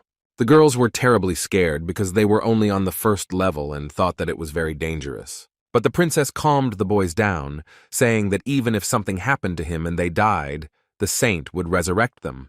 The prince touched the slime in the princess's hands and said that with such a beast, it would not be scary even to defeat an orc. In general, if you are not particularly lucky, then death is not a threat. With these words, the guys heard approaching monsters. The angry growling and screaming drowned out the boys. Some of them got scared and some armed themselves. The bravest ones came forward. They wanted to quickly gain their experience points. One of the students was the bravest. He headed straight towards the crowd of growling savages. At that very moment, the gnoll felt a blow to the head and was a little stunned by it. However, in response, the guy received a swift swipe of claws across his face, and blood flowed everywhere. The young man's eyes were hurt. He saw nothing, fell to the ground, and began to scream loudly. The student was afraid and cried. There were tears in his eyes. It was unbearably painful. The next blow was received by his classmate, who felt a terrible ringing sound. And then the guy who tried to attack the gnoll almost lost his arm. One student tried to defeat the enemy with the help of magic. She was very proud of her guess. The girl accelerated with all her might and wanted to strike her opponent, but only smoke came out of her hand.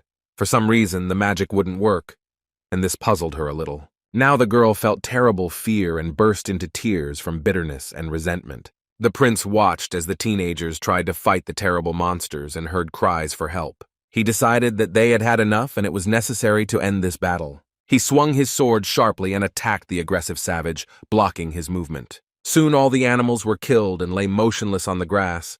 Many of the teenagers were also wounded. Suddenly, barely perceptible steps were heard in the clearing, and a saint approached the heroes.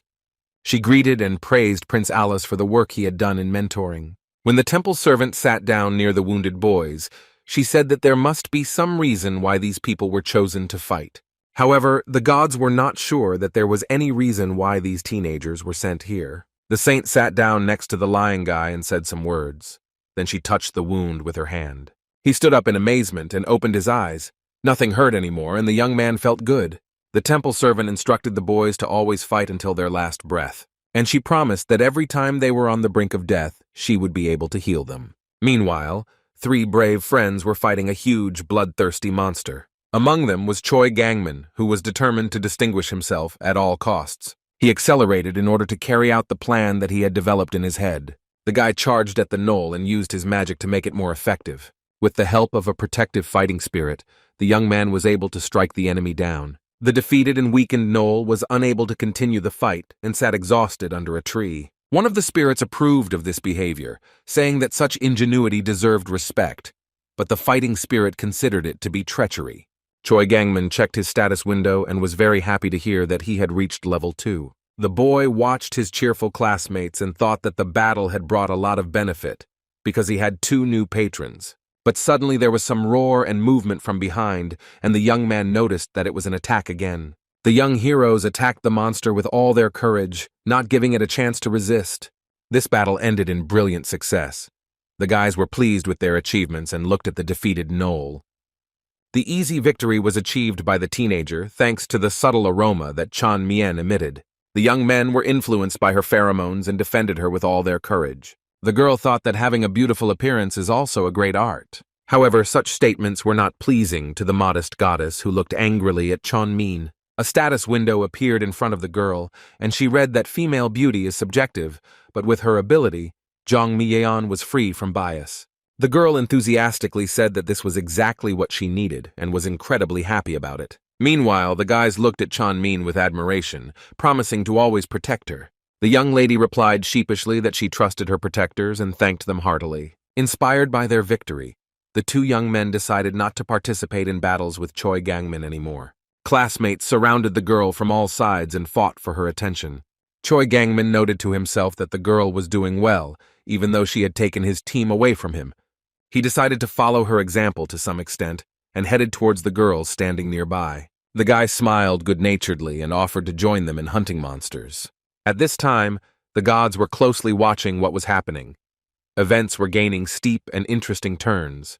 However, the battle with the evil gnolls was not an easy task, and without special stubbornness and endurance it was impossible to win. Eubora fought alone with this evil, hungry predator. It was very difficult for her. The girl gathered all her will into a fist. She absolutely had to win this battle.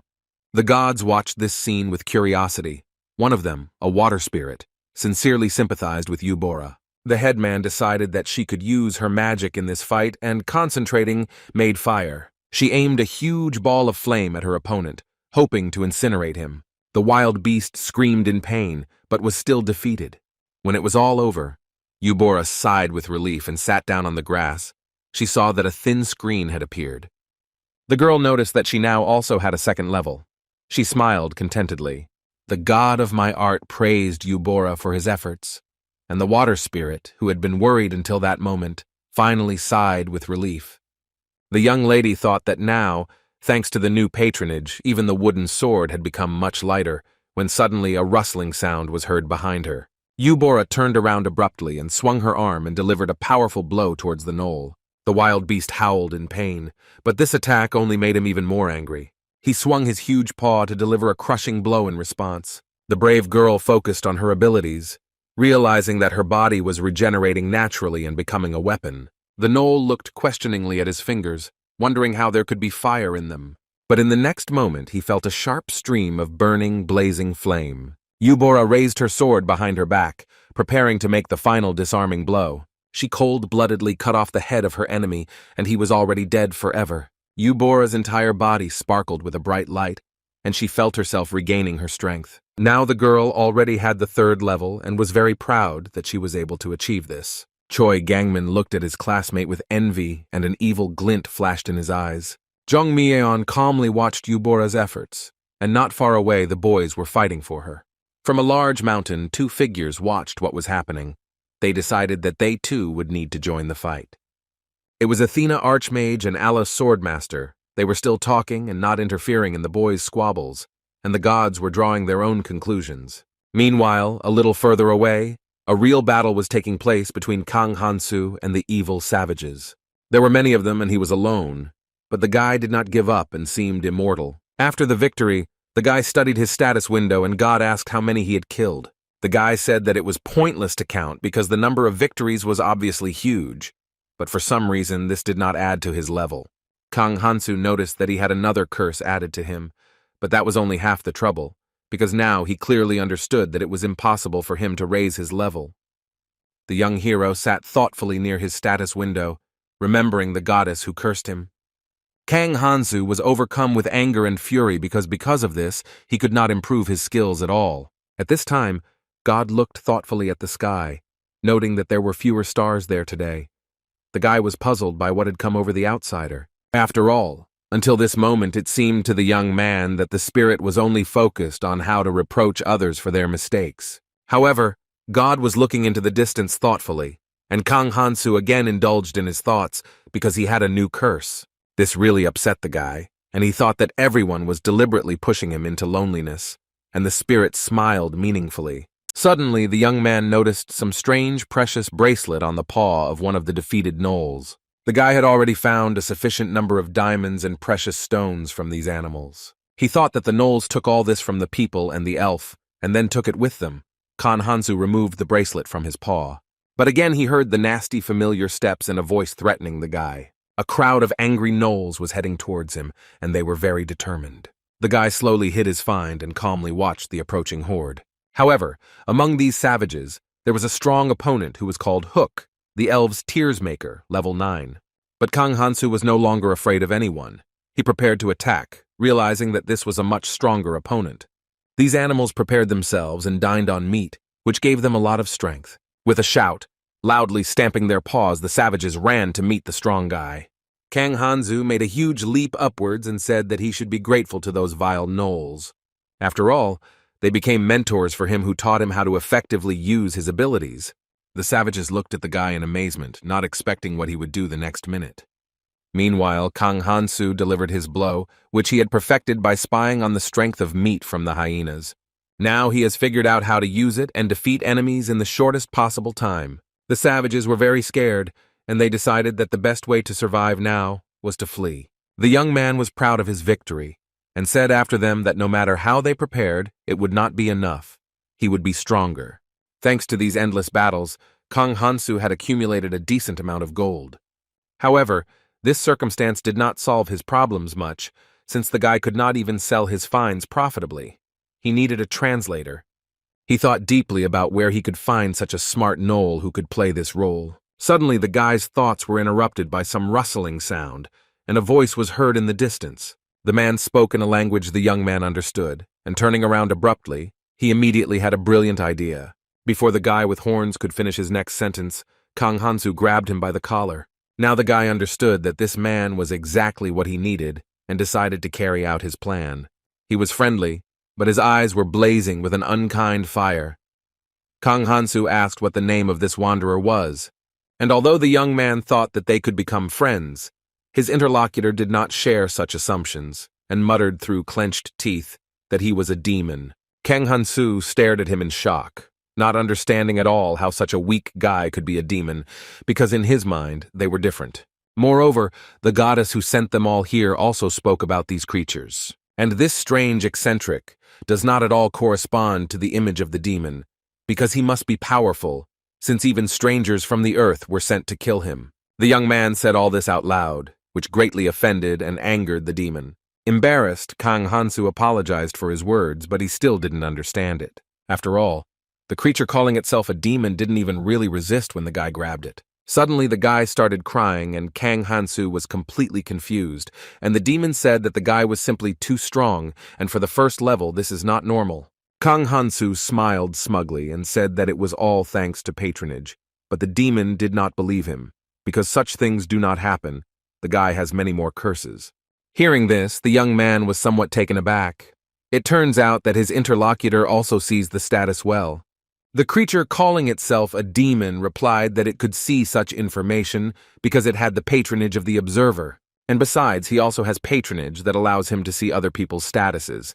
Having said this, the guy asked to free him and not hold him by the neck. Kang Hansu replied that he shouldn't get tense because it was such a sign of friendship.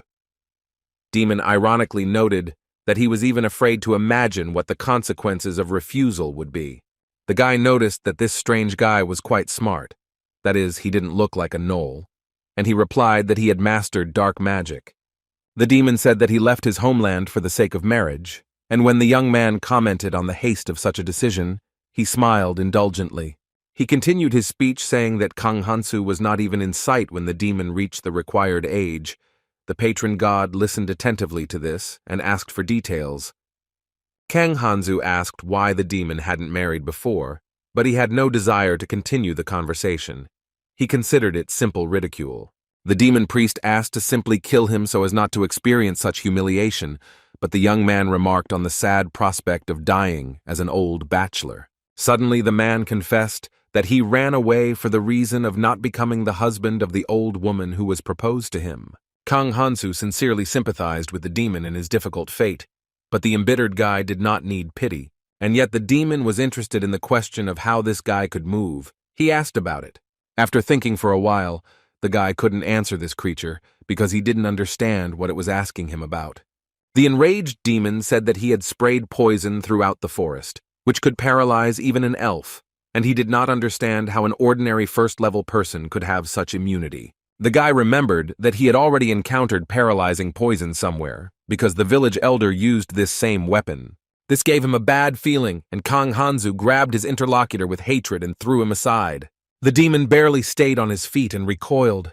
He did not expect such a reaction, and did not understand what it was connected with. However, Kang Hansu was furious, and very bad memories came flooding back to him. The two heroes continued their fight. Neither of them wanted to give in to the opponent. Kang Hansu grabbed Demon by the collar and tried to defeat this guy to find out the details he was interested in. However, the next moment the guy felt a restricting force that did not allow him to move. He fought the poison with all his might and resisted fiercely for several minutes. The demon stared at the young man with all his eyes because he saw that he was not giving up. And the guy calmly broke the invisible shackles and again became free from the paralyzing agent. Kang Hansu wanted to know from this strange demon what connection he had with the village elder. However, the man considered this question a bit stupid, as he had seen a lot of elders in his time. The guy said that he was talking about an old man who had a gnoll's head on his chest. Demon's face was covered in beads of sweat. It was clear that he was a little nervous. He remembered and said that it was a very sensitive story where a dying old man was ready to say goodbye to life. The demon continued his story because he decided to save the old man with the help of his curse. But before he could finish speaking, the guy pulled him with all his strength. Now everything fell into place. It was this magician who helped the elder and caused a lot of trouble.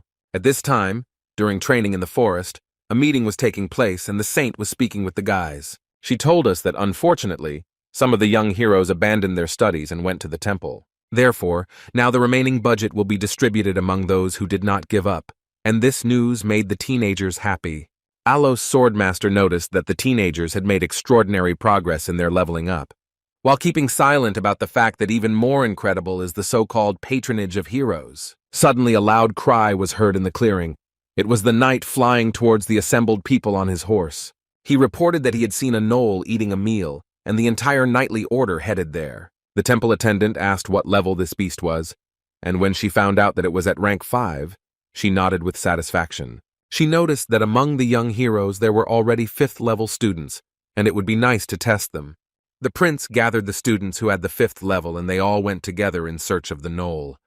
When the heroes discovered the formidable beast sitting and eating, the prince told them to remain silent. In a whisper, Alice Swordmaster said that this cannibal was very dangerous and arrogant. The princess said that after eating these animals become very hardy and strong. You need to be careful. If suddenly the gnoll's eyes turn red, it means he's had enough. At that very second, the beast turned around and looked at the heroes. The princess began to babble that she was asking for forgiveness for being noticed. With a menacing growl, the cannibal directed all his strength towards his new prey and began to run quickly towards them. The princess and the prince wished the heroes good luck. It was clear that they were not going to help. The boys were scared. They stared at the monster with all their eyes, and were not sure that they could overcome it.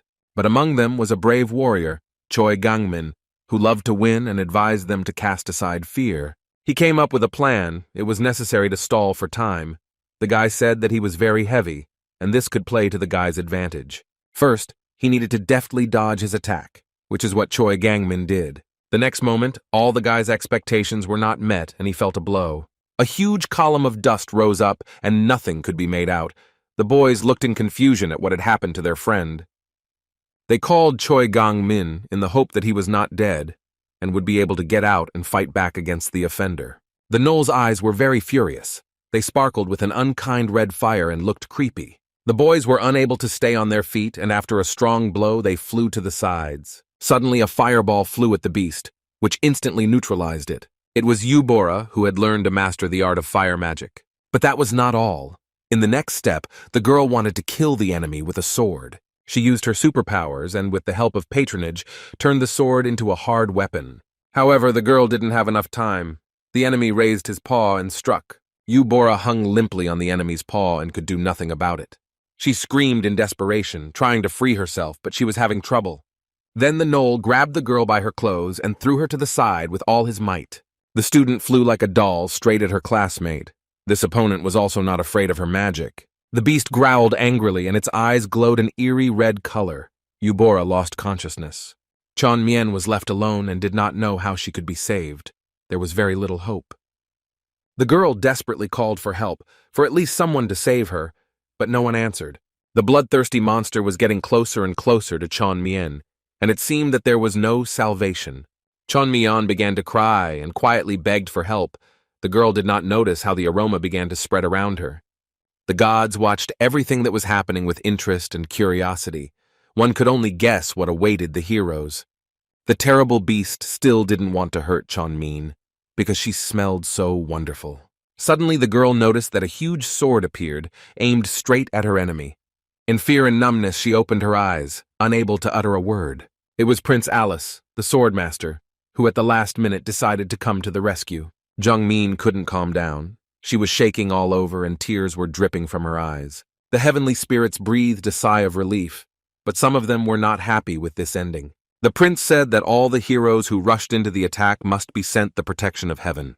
The evil and powerful demon sat powerlessly on the grass and thought about who this guy was. After all, he was more powerful than any monster.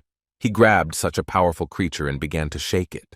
This immortal Kang Hansu wants the absolutely impossible because the evil magician cannot fulfill his request. However, the young man did not give up and threatened that if he did not help him, he would be killed. The demon touched his neck with his hand and performed a kind of ritual in which healing occurred. But the guy beat the creature badly, almost strangled it, and he needed to recover. Kang Hansu involuntarily glanced at the demon and thought that this ability irritated him terribly, because it was the same as Asa's. However, despite the threats, The horned guy was afraid to help the guy because he did not want to meet the saint in the city. But suddenly the demon had the idea that they could get into another city and sell the gold there. In general, the young man liked this idea, since he himself did not really want to meet the goddess's accomplices. When the travelers had already set off on their journey, the demon remembered something and spoke. He said that a couple of days ago an order of knights appeared in the forest, and they had better avoid this place. The demon said that it would be very dangerous for him, and Kang Hanzu added to himself that he could also get into trouble because of his tongue. Watching this scene, the god silently laughed. The guy looked at him reproachfully. At this time, another couple was wandering through the forest. The girl was scolding Ohana for the fact that he had absolutely no idea what a toilet looked like. The guy pursed his lips in displeasure. He wanted to say that such places were not mentioned in novels and comics, but he remained silent. This girl had done too much for him, and he didn't want to quarrel with her. She walked ahead and continued her address to the guy, saying that he was constantly looking at her back. The girl had noticed this a long time ago and decided to say it anyway, because this behavior was a bit annoying. She added that she constantly feels this gaze and it makes her feel uneasy. The guy justified himself by saying that it was simply more comfortable for him to walk behind her, and not with the purpose of staring at her back. Ohanu was proud of himself, because such a spectacular and beautiful woman was helping him, even though he was seeing her for the first time. But that wasn't all. And the girl angrily added that one shouldn't be so ignorant, because Ohanu was trying to kill the slime. When they approached a certain place, the girl said that further on the orc territory began. The guy was very scared but didn't show it. His companion gave him final instructions to be careful, because orcs are much more dangerous than gnolls. After Ohanu nodded in agreement and said that he understood everything, she asked if this was true. In response, the guy smiled bewitchingly and said that naturally he understood everything. Several gods were watching what was happening in the forest. They didn't know if they could hope for this guy. This made Ohana very happy. He thought about his classmates who were in his opinion like in greenhouses, while he was noticed by several gods. All this time, his companion, who had been looking at him, asked him to remove that presumptuous smile from his face. Ohanu now had the shameful title of a slime-level mercenary, but for the guy, the most important thing was that he had new patronage and the opportunity to gain experience points, albeit not without risk. They approached the Knoll territory and were very surprised by the suspicious silence. The self-confident guy quietly said that it was precisely where the main characters were that the most interesting events took place. The mentor opened the map and began to study the information with surprise. She was a little puzzled. But the guy didn't see a problem with this and thought that if there were no gnolls here, then they could go further. The girl tried to object that it was necessary to return to the guild and double-check everything, but Ohanu condescendingly asked to trust him. She didn't understand how a person could be so self-confident, and then suddenly he was in danger. A huge, sharp pickaxe flew straight at the guy, and he barely managed to dodge and save himself. The burning eyes looked straight at him.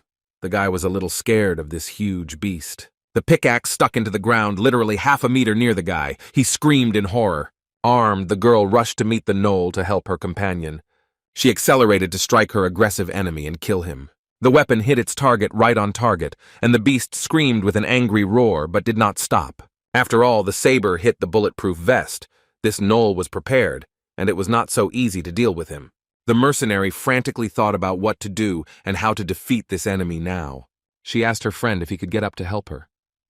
The guy was completely taken aback. He confusedly agreed, and the girl added that it was necessary to take the sword because it was a personal gnoll who was very dangerous. Ohanu saw a live gnoll for the first time and was completely frightened, as he did not expect such an opponent. Now there were several of them, and they were all heading towards the mercenaries, screaming and with a terrifying gleam in their eyes. Finally, the girl made a decision. She quickly told her companion that she would distract their attention, and at this time he would be able to calmly run away. But the guy did not agree with this because he could not refuse such a number of new glasses for himself. But suddenly their conversation was interrupted by a strong, crushing blow, and Ohanu stopped feeling the ground under his feet. He was on the verge of some kind of unconscious state and was wondering what had hit him so hard. Everything was blurry before my eyes, and it was impossible to concentrate on the battle. The mercenary called him by name and tried to bring him to his senses, but all attempts were in vain. The guy's head was all mixed up. He thought that the main character couldn't die so quickly, and the spirits were laughing at such thoughts. After some time, Ohanu came to his senses and began to scream furiously and call out to his offender. But the first thing he saw was his companion, who was glad that the young man had finally woken up. She said that the knoll was finished, and suddenly the guy noticed that the girl was bandaging her hand. He realized with regret that during the battle the mercenary had lost her limb. Ohanu turned cold all over and trembled convulsively because he felt deep guilt before this girl. But the mercenary calmed the guy down and said that she herself made a mistake, and it was not his fault. The young man's head was filled with many thoughts, but he knew one thing for sure. After this, he was unworthy of being called a great hero. Ohanu could not believe that this was happening to him because of his own arrogance. The guy looked at the status window in the hope of finding at least some solution to this problem. The mercenary asked him to calm down, but the young man was so excited that he could not come to his senses. The girl kept repeating that it was her mistake, that she lost her arm due to her carelessness, and that the guy had nothing to do with it. Okan thought ironically that all this patronage effect was just an avoidance of responsibility. The spirits in the sky began to laugh furiously. The young people looked at this in bewilderment. This completely angered the already tense Ohanu. He demanded that the gods immediately shut up. There is nothing funny about this.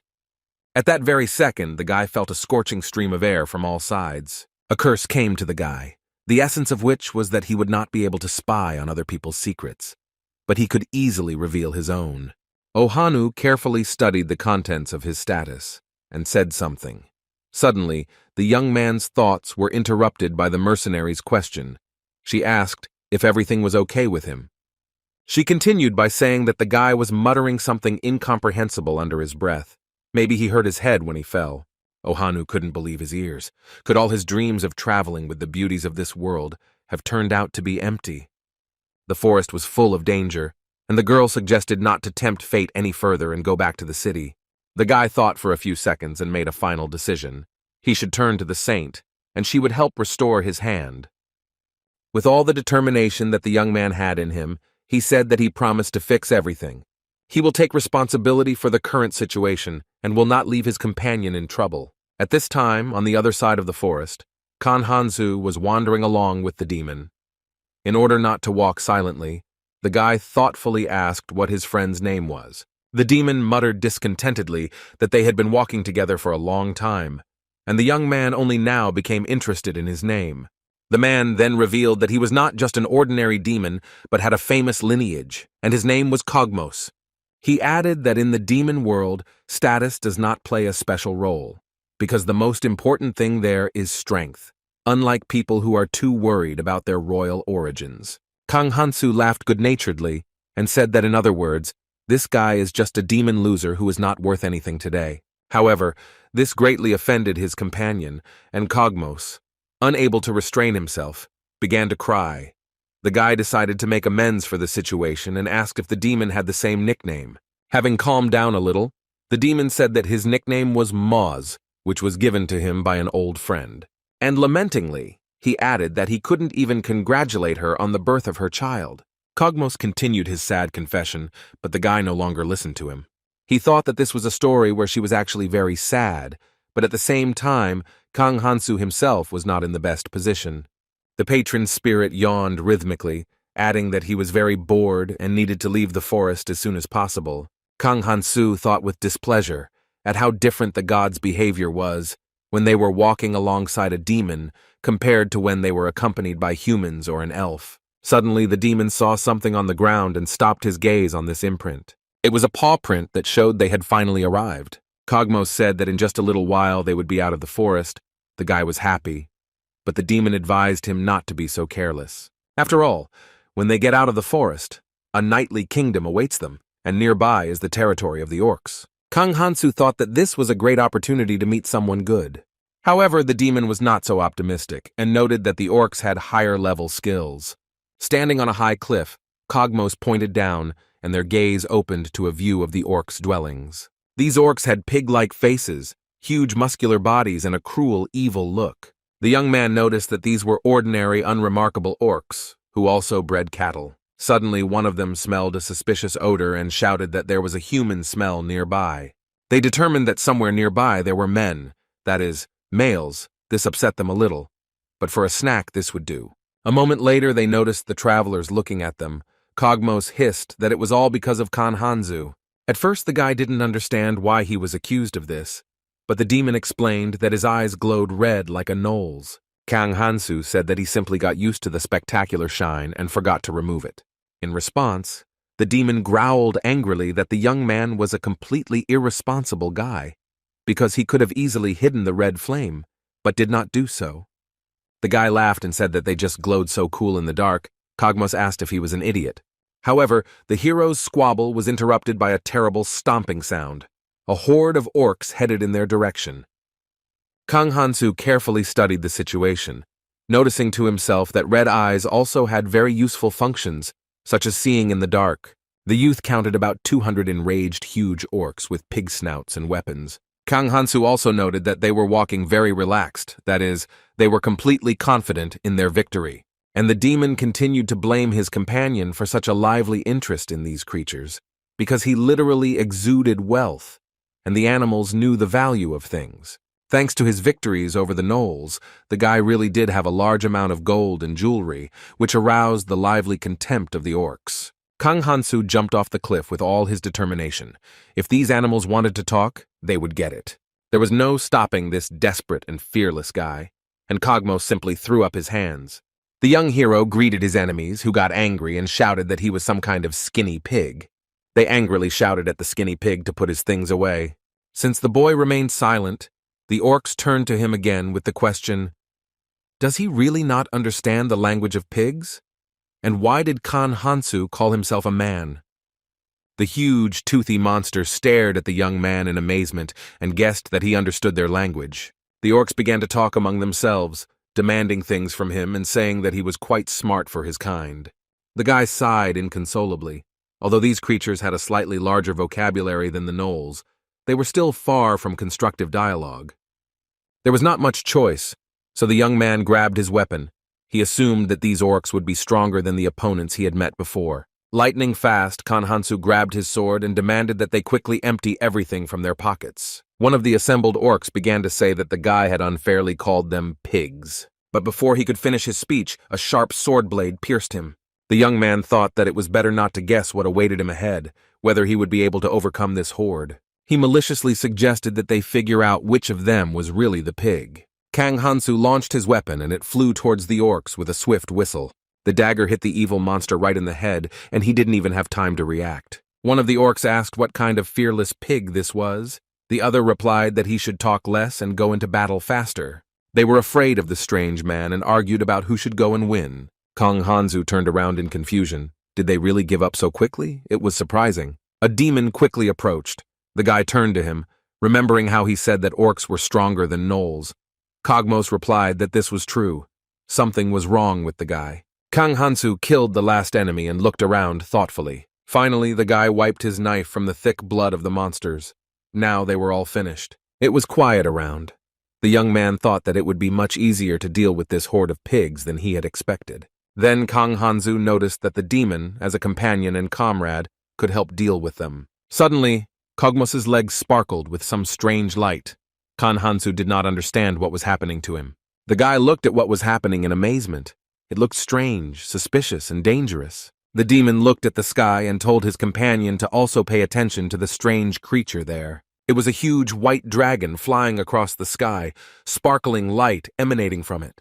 Kang Hansu looked after this creature, trying to guess where it was heading. Overcoming the pain, Kogmos said that a saint was flying on this dragon. The guy stared at him in surprise. The demon added that thanks to the latest technology, this creature accurately measured the distance and attacked. However, on the other side, there was a kingdom of elves, and if the saint herself intervened, then the matter was truly serious. Kogmos also said that thanks to this he escaped death, but they were very unlucky that they met it together. Kang Hansu began to continue the conversation, but suddenly stopped short and asked where the demon's legs were.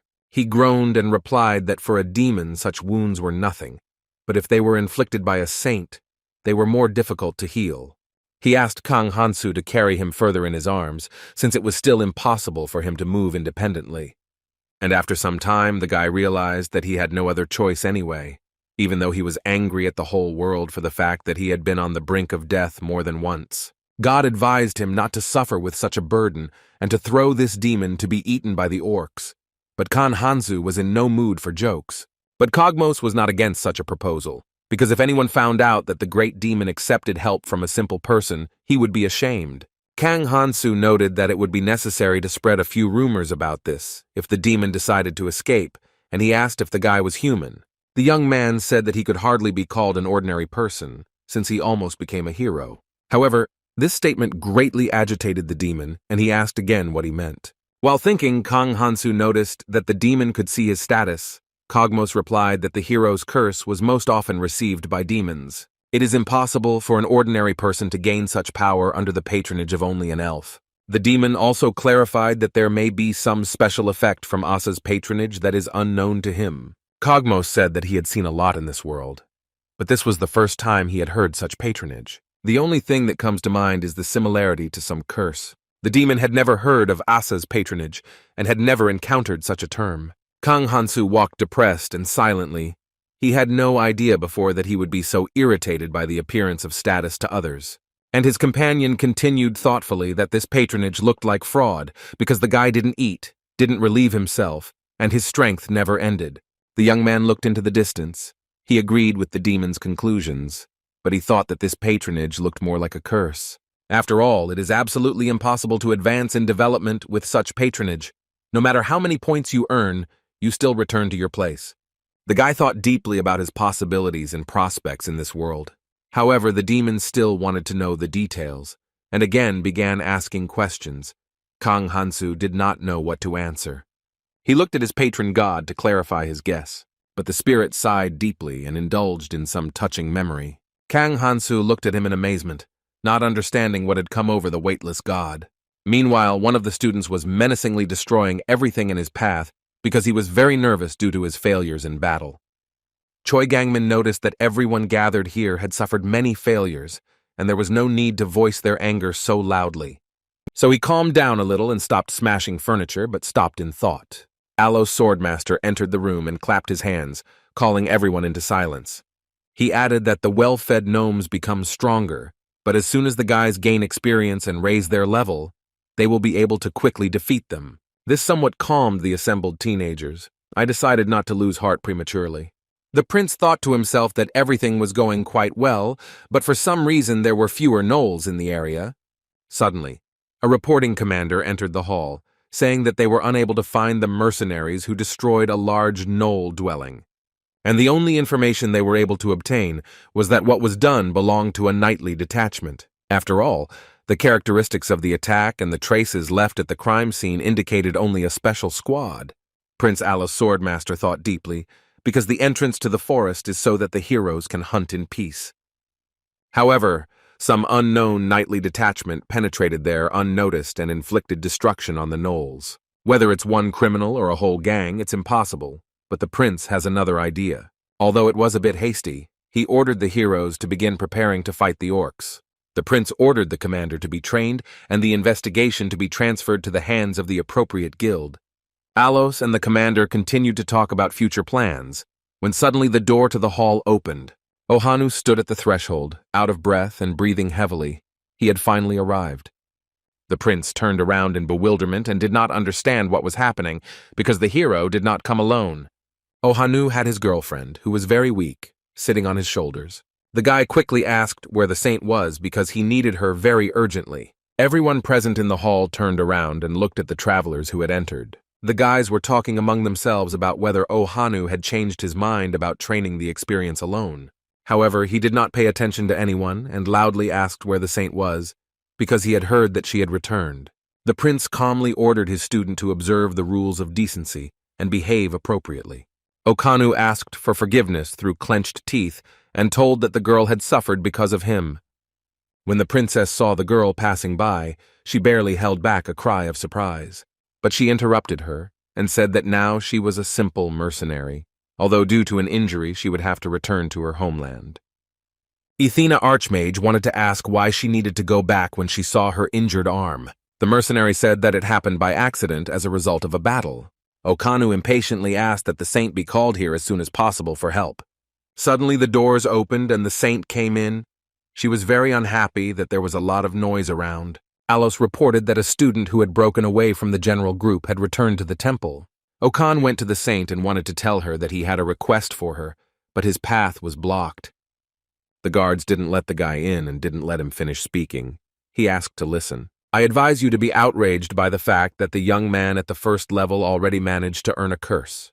But Ohanu noticed that he had found for them the best first-class ally who would be useful.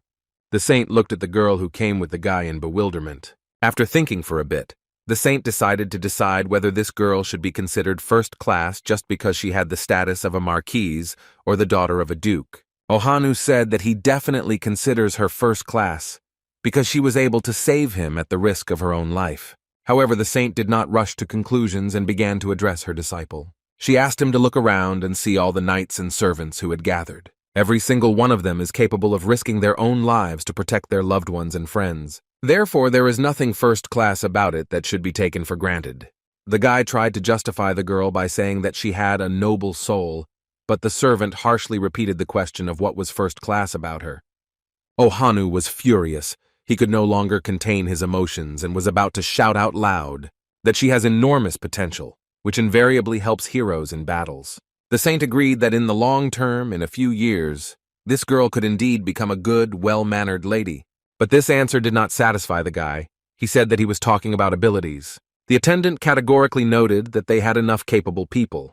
After all, even his classmates managed to reach the 6th level in 5 days, unlike him. Okanu said angrily that there are abilities that they cannot even dream of. However, the next second he was met with the disapproving glances of his friends. The guy stopped short. Sweat was running down his face. He remembered how he left with a loud statement that he didn't need to train. Now the guys looked at him with condemnation because the guy returned without achieving anything, even though he had promised so loudly. At this point, the temple attendant asked if there were any more statements from Ohanu. For the guy, everything that happened was humiliating, but he felt deeply guilty before the girl. Kneeling down, overcoming the discomfort, the boy tearfully begged to heal the mercenary's hand. However, the saint was adamant. She refused to fulfill his request and said that first he must show his worth. She added that this is the guy's debt and she will not pay it, because it is his responsibility. Then the temple maiden sat down opposite Ohanu to explain some misconceptions to him. The saint said that the young man was too frivolous about her miracles, but he did not agree with her. Then she called her companion who was to tell about the miracles performed by the saint. He read aloud the document stating that the country expresses gratitude to the saint for the healing of Elder Cerebre. She had many achievements to her credit: 15 spirit swords, 200 ancient wood bows, 600 tamed unicorns, and 15 phoenix feathers. The boys heard these numbers with bated breath and admired the elder's feats. The saint said that this is what constitutes the value of the hero, his deeds and exploits, and then asked what Okan could provide. The guy couldn't voice any of his achievements, but he asked to consider it an investment in his future actions. But the temple servant said that in that case they would postpone this conversation until later, when the young man had gained strength. The young man began to hear disapproving voices saying that he himself had run away and did not want to train, but now he had come with a request. Teenagers made fun of him. I remember how he pretended to be cool and know-it-all. Ohanu was in despair and hit the floor with his fist with all his might. His nerves stretched taut. Suddenly, Eubora turned to the attendant with a question. She raised her hand and asked to speak. She apologized for such an impudent offer, but asked the arriving swordswoman to add her to her team. The girl noticed that the mercenary was valuable material and wanted to bring her closer to herself. After some thought, the temple attendant said that since this is what the respected student wants, so be it. With these words, she kindly turned to Arya to give her her hand. The saint cast her spells on both sides, and for a moment a flickering light spread throughout the hall. She said that from now on, Arya becomes the sword and shield for the hero Eubora. The mercenary's eyes filled with tears. She couldn't believe what she saw. The bandage flew in all directions, and her hand appeared as if there had been no injury. The girl was very happy. She could not hold back her tears of joy and thanked the saint. The servant told Arya to quickly go to her new comrade, the hero Eubora. The saint then added that too much time had been wasted on useless arguments. Alos Swordmaster agreed with the servant and said that they needed to speed up. Everyone immediately started to get ready, but Ohanu continued to sit on the floor, his head sadly down, and caustic remarks reached his ears. The prince from Kazuya looked at the guy but did not approach him or say anything. The young man was in despair.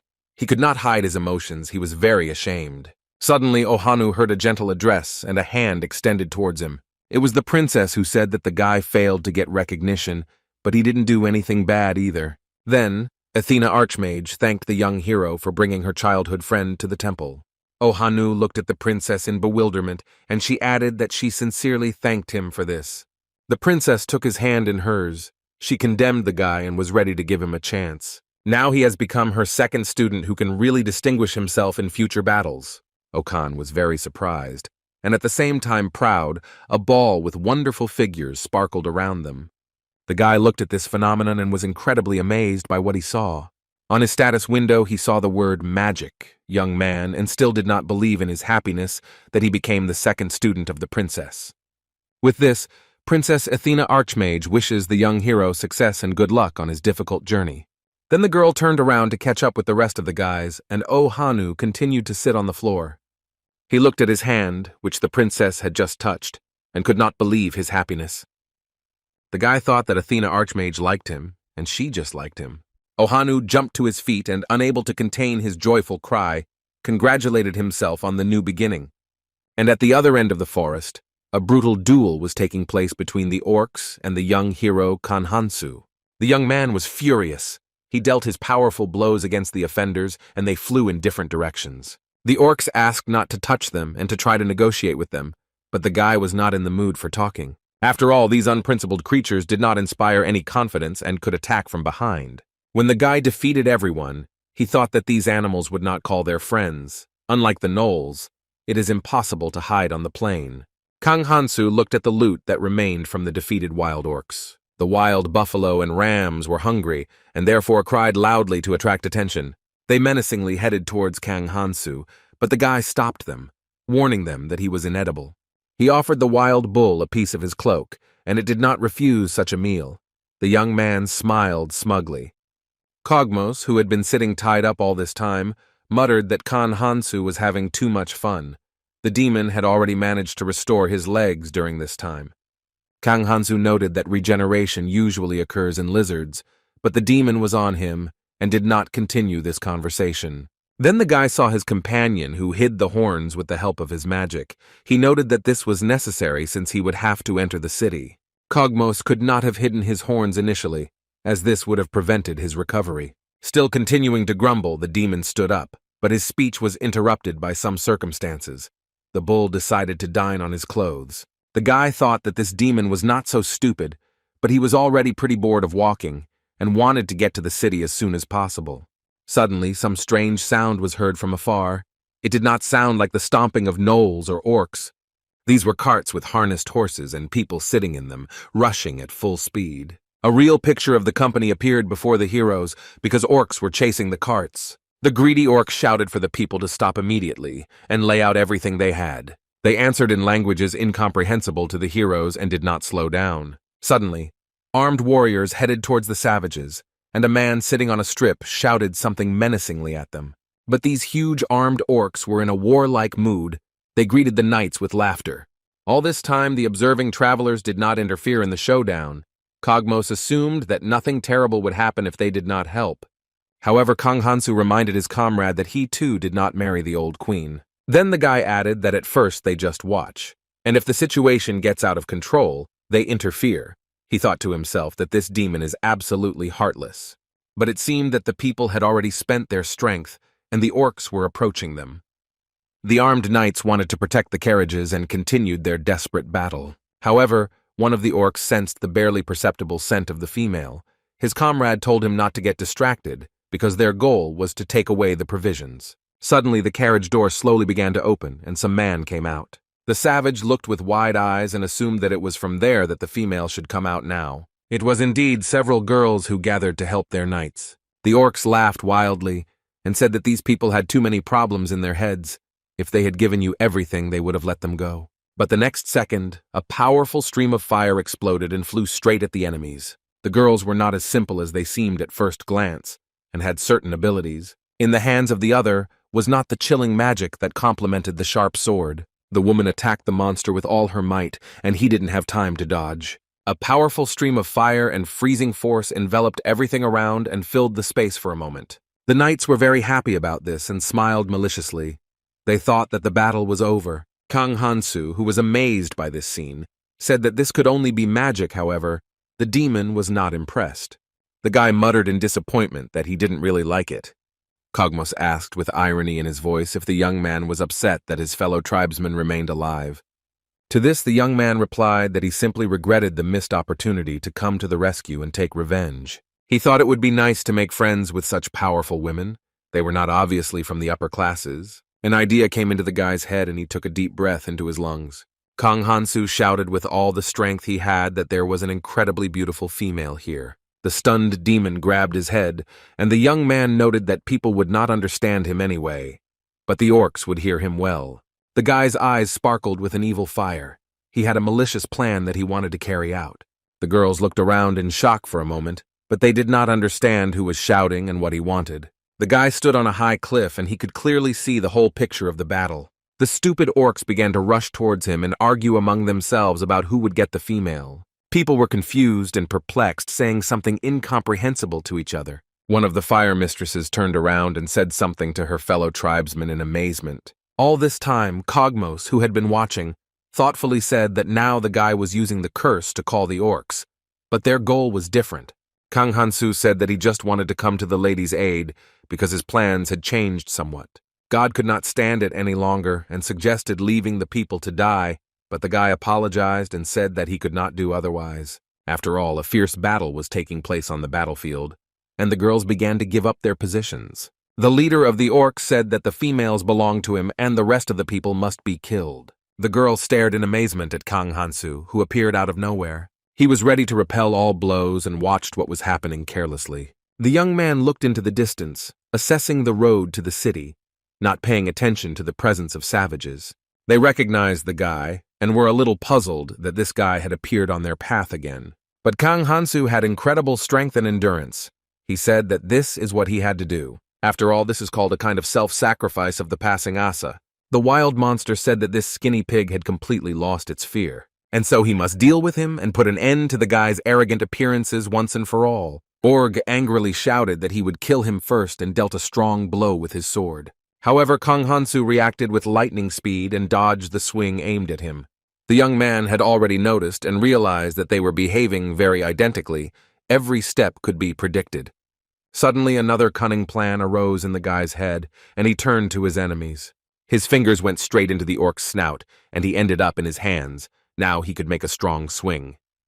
With a terrible cry, the savage flew over the young man and hit the ground painfully. The surprised girls watched this with bated breath. They were already a little tired of fighting. Kang Hansu said with disgust that this method was effective, but a little unpleasant. Weapons were flying from all sides. The orcs were very angry and wanted to deal with him as quickly as possible.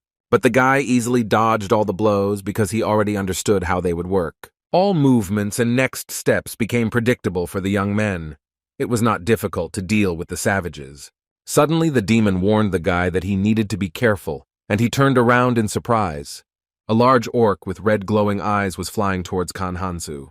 The young man faced him fearlessly, even though the monster was very powerful with a huge sword. Kogmos shouted that one shouldn't be so careless, because the red orc is very dangerous. However, at the same moment, a crushing blow was heard, and with all the power that Kang Hansu had, he attacked the enemy. The girls recoiled in horror and couldn't hold back a loud cry. The guy noticed that it was inappropriate for a monster to jump up so abruptly. Then the young man calmly asked again what it was that he needed to take care of. However, now it didn't really matter. Rolling his eyes, the demon said so that he wouldn't pay attention. Kang Hansu looked at the defeated enemy, wondering why his body had also turned red. The knights couldn't hold back their joyful cries, and the boy even made out some of the words of relief they said. The young man smiled smugly. Now he understood this speech to some extent. It was not for nothing that during his journey he took lessons in a foreign language from a demon. The god really didn't like everything that was happening, because such behavior was completely uncharacteristic of Asa. However, the duel was not over. The orcs again attacked the young man, as they believed that he would eventually get tired. In the same second, a weapon flew at the head of the evil monster, and he barely managed to cover himself with his hand. Suddenly he saw that there was a hand of his fellow tribesman lying on the grass. This was unexpected. Kang Hansu addressed the orcs present, demanding that those who could turn red raise their hands. They were surprised how he knew their language, but the guy added that if they didn't want to do it, then it was okay. With these words, he dealt with the remaining monsters, and the duel came to an end. Cogmos asked his companion if everything was okay, and he assured him that everything was absolutely normal. But the next second, the demon clarified that he was not asking about the young man, but about the situation that had unfolded nearby. After all, a girl was walking towards them, and the knights guarding her were in a warlike mood. The boy realized that his behavior was too reminiscent of the habits of the gnolls and asked the demon to talk to them. It was not his plan to quarrel with these people and continue the attack. Cogmos introduced himself as a mage and added that his companion was swordsman Khan Hansu, who did not know the local language. The demon translated the words spoken by the young man and thought to himself that this guy was a good writer. Suddenly, a girl walking towards them screamed loudly, and among the incomprehensible words she said, only the swordsman's name could be discerned. Cogmos, who understood perfectly what she was saying, confirmed that this guy really did have the hero's curse. At the same time, the demon noticed that the young man also had the patronage of a high-ranking elf, which allowed him to judge how deep the trust in him was. The guy got angry when he remembered the goddess and her curse, because of which he could no longer hold conversations. And the girl, having calmed down, apologized for suspecting this man. Kang Hansu was delighted and thought that getting a translator was a brilliant idea. Now the local people would trust him. The patronizing arch gritted his teeth in indignation. He felt very uncomfortable. He was angry at the guy and said that such a traitor had no place among the living and deserved serious punishment. Kang Hansu asked his patron to be patient for a little while, and in return he would tell him some secret.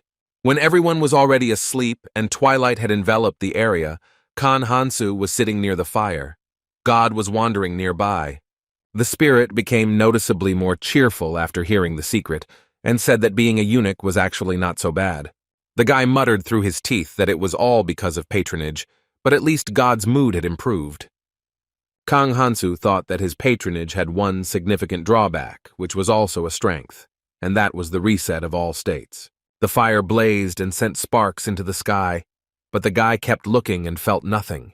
He was thinking that he hadn't just sat by the fire for a long time, but then he heard leisurely steps. The girl who came addressed him by name and sat down nearby on a log. It was Julia, a lady from an aristocratic family who attended a fantasy school. Kang Hansu was a little embarrassed because he couldn't understand what she was saying to him, and the translator had already gone to bed. The guy thought about why she sat so far away. Because she called him herself. Maybe she wants him to leave. However, the girl again addressed him by name, and Kang Hansu irritably asked what she wanted. Julia took out her dagger and showed it to the guy, trying to explain something. Her weapon glowed with a blue magical radiance that filled the space around it. The guy guessed that perhaps she was asking him to show her his dagger. Kang Hansu decided to play a little joke on the girl and showed his finger that was emitting a red light. Julia stared at him in amazement and said not a word, but her gaze was full of horror. Then she stood up and began to shout something loudly to her interlocutor. Julian was so surprised and angry that tears began to appear in her eyes. The girl sat down on a log and began to cry. Kang Hansu looked at her dumbfoundedly, not understanding what had happened to her. Having roughly guessed that she was most likely upset because he hadn't shown her anything, the guy took out his weapon.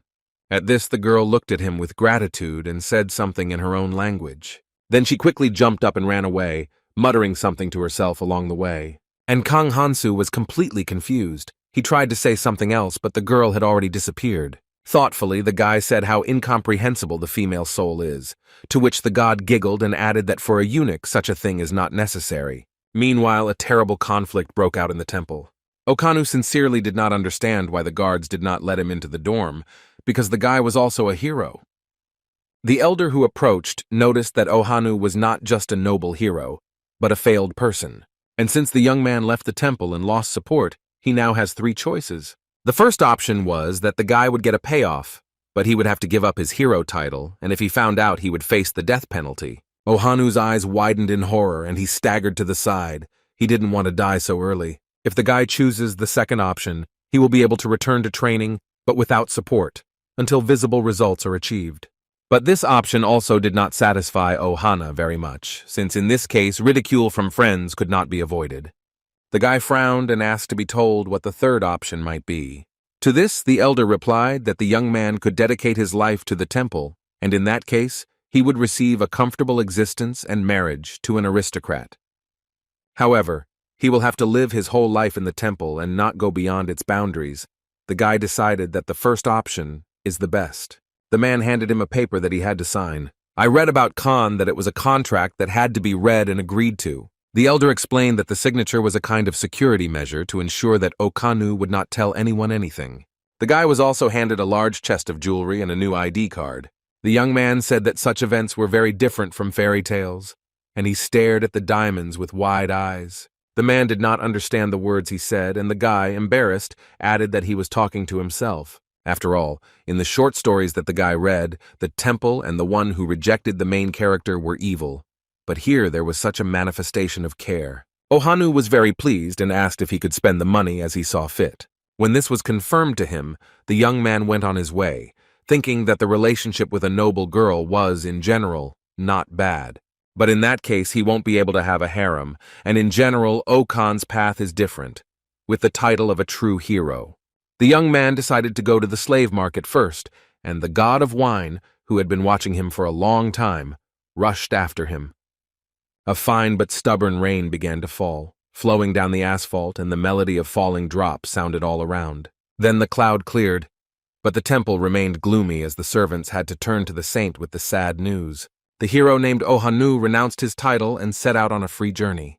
The saint sadly noted that this was not all. Even if no one else renounced, they would all have a hard time. After all, there are 2 saints on the continent of fantasy, and if a real battle begins, she will have to pull it all off alone. The saint also noted that there were rumors about an unknown knightly order destroying gnolls. The maid confirmed this and said that this group really did exist, but the saint could not believe it. The girl also added that it is believed that it was specially trained warriors who mastered the art of fencing who destroyed the gnolls. However, the saint could not believe it, because all the gnolls were destroyed, and the elves dreamed of this so many times, but could not achieve success. With a sigh, the maid suggested that perhaps it was the demon kings who were raging like that. This completely outraged the temple employee, and she looked questioningly at the girl. Embarrassed, the girl asked for forgiveness, and said that she had accidentally misspoke and hadn't meant that at all. The saint sternly assured that one should not make hasty conclusions and that everything needed to be sorted out. However, there is some truth in this, and the saint ordered everything to be thoroughly checked to see if the demon kings were involved. She then added that perhaps their habitat is on the outskirts of the western lands. There was a great demon king and many others at the edge of the east, and there were also some in the central continents. But such creatures do not act quietly. Then the temple servant plunged into her thoughts on how to make sure that no one would interfere with their investigation. Suddenly she heard someone calling her. It was Nosa. He came to tell her that a message had arrived from the school. He began to talk about how while the school was on vacation, the management wanted to invite the heroes, but he didn't manage to finish the sentence, and Saint abruptly cut him off. She was outraged that someone had leaked information about the summoning of heroes, because no one should have expected this. Nosa replied that one student accidentally saw the status window of the hero Ohanu in the guild. In despair, the saint covered her face with her hands. She realized that she had made a mistake in allowing this guy to do whatever he wanted. She was wondering whether it was worth getting involved with the school, because the heroes there were still too weak. On the other hand, it was possible to meet a worthy companion for them there. After a short pause, the saint said that she would think about the school's offer, and Nosa replied that he would contact them right away. Suddenly, the door to the hall opened and an excited and frightened knight ran in. Out of breath, he could not utter a word, and the saint excitedly urged him to continue. The knight caught his breath and said that they had found a suspicious bag. Presumably, it belonged to the hero. At this time, Kang Hansu was already in the city, looking at the crowd that had gathered around. The demon muttered that it was a natural phenomenon to recruit such a number of mercenaries to their team. Suddenly, one of them approached the guy with some question. Kogmos translated that he was asking about the guy's abilities and how to develop them. Kang Hansu noticed that these people were too straightforward. The demon sarcastically suggested to convey that the guy was embarrassed by their vile greed. The furious boy told him not to dare say that, but Kogmos really thought such questions were a bit tactless. At the same time, the demon added that this was the natural behavior of mercenaries. The guy was discouraged, Was it really possible for a mercenary to behave impudently? Cogmos advised me to twist his words, but in reality there is a certain cruelty in disputes among mercenaries. This made the guy a little curious. Why do people become mercenaries if it is so dangerous? The demon said that this is all for the sake of getting points that they receive as a result of completing the task. The guy stared thoughtfully at a point on the wall, meaning mercenaries get experience points. Suddenly, a brilliant idea struck him and he feverishly began to open his status window. The young man couldn't hide his excitement, because he couldn't earn experience points through achievements and hunting. Cogmos didn't understand the guy and asked again what he meant. But he patted him on the shoulder in a friendly manner and wanted to know more details. With a sinking feeling and terrible excitement in his voice, the guy turned to his friend with a request. Kang Hansu was very interested in how he could become a mercenary in order to earn experience points. After some time, the guy looked at the surroundings in fascination. He came where he wanted.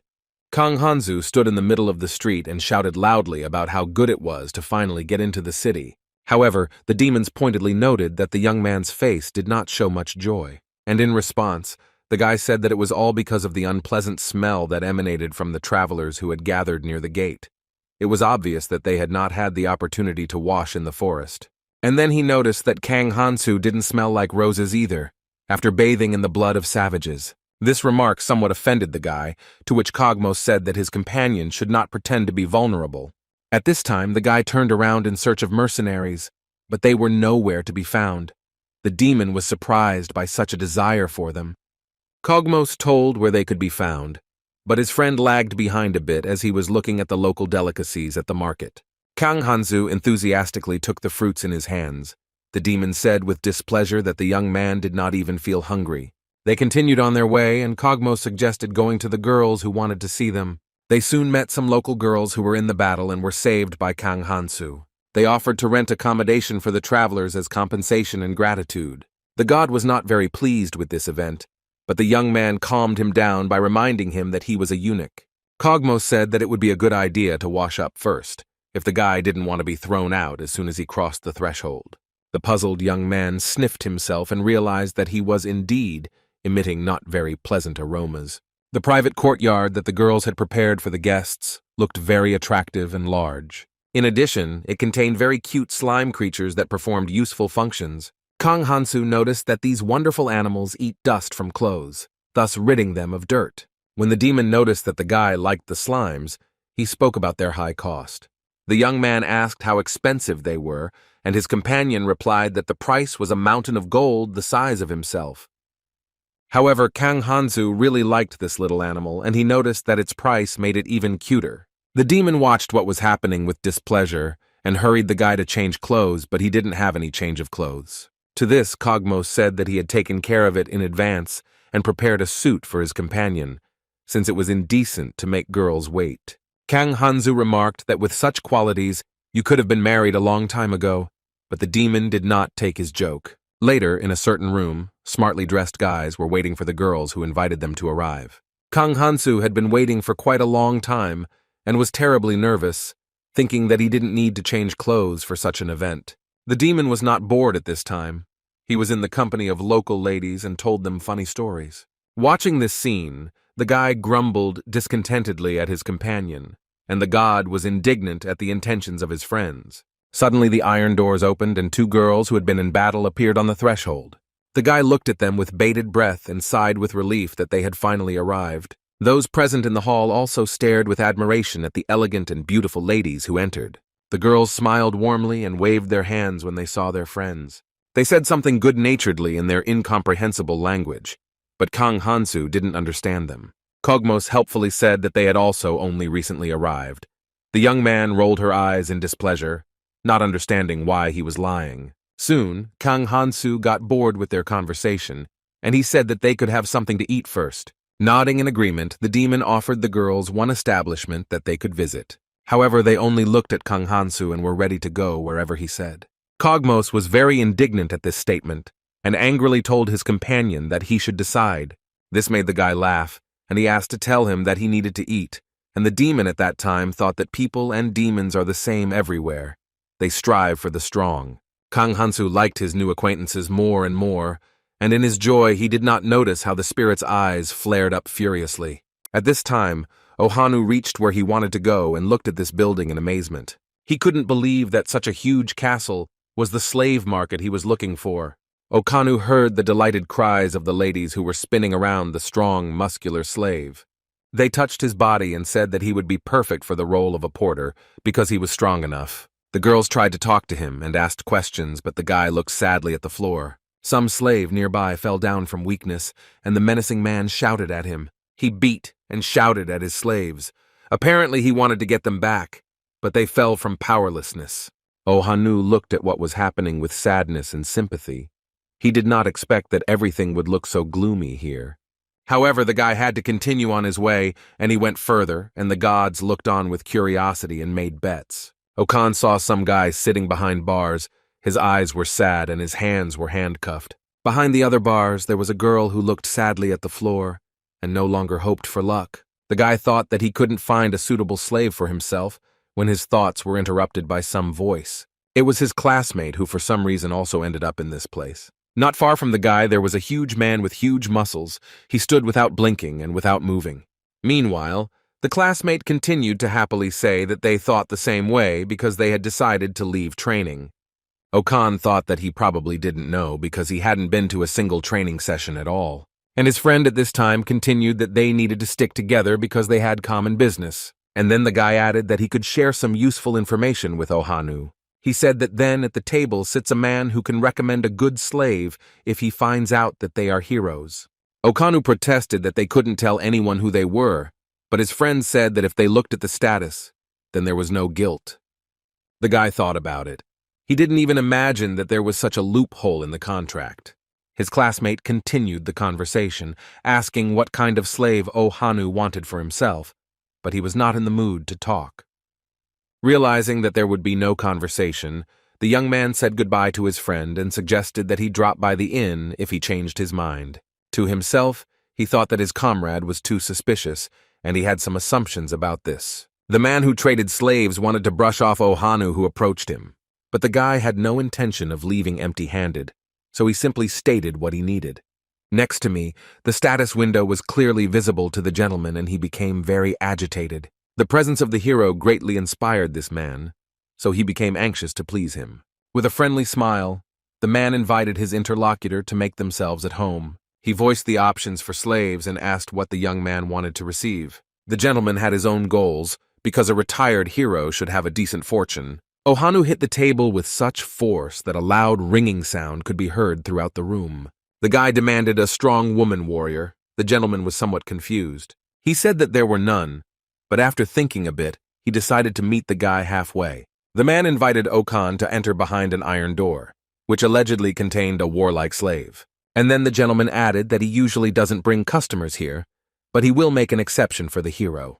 The guy was amazed by the fact that they went straight out onto the street where slaves were being prepared for the market. Meanwhile, the seller showed the guy one of his slaves that he wanted to offer him. Ohanu looked at the girl with admiration, but he needed something a little different. The warlike girl had strong, muscular arms and an expressive look. The gentleman said that she was involved in robberies, and due to betrayal, was sold into slavery. Okanu shrank all over. He understood that this was quite an interesting specimen, but not for him. The seller told his slave to show her status to the guest. The girl's name was Marasi. She had several patronages and the curse of a slave. After a short pause, the guy said that he would probably give up this mysterious slave. The merchant thought that it was a matter of price and assured the young man that she would not profit from the hero.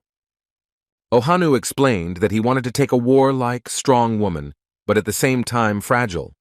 The old man noticed that since the guy has the patronage of magic, he needs a powerful shield and sword.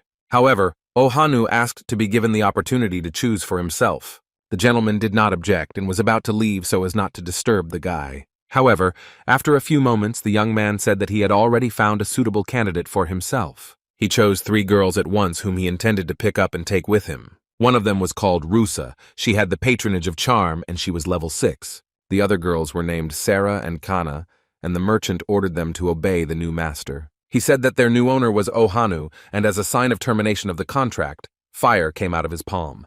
The gentleman said that it is necessary to give them clear instructions, and to be very careful, since there are cases when slaves kill their masters. Ohanu paid the seller and thought to himself that he would surround these girls with care and love, they would not be able to betray him. Having paid the merchant and leaving the place, the guy said that he needed to go buy a weapon. All three girls obediently followed him, agreeing and calling him master. The guy smiled maliciously. It was the ultimate dream to have 3 slaves, and the gods were watching everything. At this time, the satiated Kang Hansu was very nervous because he couldn't do such a trifle in his opinion. The boy couldn't write in a language unfamiliar to him, and had been trying to write letters for some time. He was not very good at it, and the young man thought with frustration that he needed to pay more attention to it. After all, in order to join the mercenary guild, it was necessary to make a signature. At this time, the lady who was accepting all the applications from the many selected mercenaries smiled sweetly at Kang Hansu. However, the guy was losing patience because he couldn't even ask someone to do it for him. The demon sitting next to him said maliciously that this was a normal occurrence for a mercenary, since many couldn't even write their own name. Then, taking pity, Kogmos gave his friend a piece of paper with a signature written on it. But even such a simple task as rewriting was a real torment for Kang Hansu. After 10 minutes of persistent effort, the guy finally succeeded. A little clumsily and awkwardly, but still, the young man was able to write his name. The demon laughed merrily and said, "What kind of a fool is this?" Kang Hansu looked at his comrade angrily, but the lady accepting the application said that she was taking the document. The young man looked at his status window and some changes occurred there. Now he had a mercenary rating at the level of a bend, that is, a high rank, for which he should thank the girls. Kogma said that thanks to their recommendations the guy was promoted so high. To this the young man asked to convey a big thank you for him. The demon bared his teeth furiously. Even Kang Hansu could not do such a thing on his own. The guy replied that he simply didn't understand their speech, to which Kogmos promised to buy him a picture book. Kang Hansu was outraged that this demon was constantly treating him like a little child. But they didn't have time to finish speaking because someone brought him a piece of paper. This document contained the first order, which required the extermination of the orcs. The demon translated the content, which said that the level of the orcs must be reduced, for which the guy will receive a reward. Kang Hansu narrowed his eyes slyly, because he really enjoyed working, especially with such charming companions. These girls would have to accept orcs later, and they were not happy about it. God leaned over to the young man and asked if he was going to commit a massacre. The young man narrowed his eyes slyly and smiled. This time he had specific plans. He will arrange for the complete extermination of these evil and impudent creatures. A real battle unfolded in the clearing. Julia swung her sword and attacked the orc. However, the wild boar dodged her blow and continued to attack furiously. At some point, the orc grabbed the girl by the head and she was unable to resist. A moment later, the evil savage threw her to the ground and she hit her face painfully. Julia groaned as she raised herself up. This was not part of her plans because she needed to win. However, the girl heard her friends telling her to lie down and not get up. Suddenly, the orc felt a large burning flame on his back and screamed loudly. It was her friend's partner who came to her aid and attacked the enemy with fire magic. The girl noticed that Julia was straining herself too much because they had defeated many orcs today. To this, the girl said that she still had strength and was able to defeat more than one enemy. Suddenly, the savage stood up and growled menacingly at his 2 opponents. Layla became indignant. Apparently, the strength of the flame was not enough. The orc wanted to approach the girls and kill them, but his fellow tribesman was behind him. He miscalculated his balance, and they collided with each other, causing a devastating roar to be heard. They fell loudly, and the girls sighed with relief. Could it be that this monster had finally died? Layla walked to the horizon and listened to the sound of the sword and the duel that was heard around her. She was a lady from a family of counts and met many people on her way. But this is the first time the girl sees such a special hero as Kang Hansu because he mercilessly kills monsters. This guy tirelessly attacks his enemies, waving his dagger and continuing to destroy them. The strange thing was that Kang Hansu had the patronage of an elf, which is very difficult to obtain, and this can be considered as an identity card.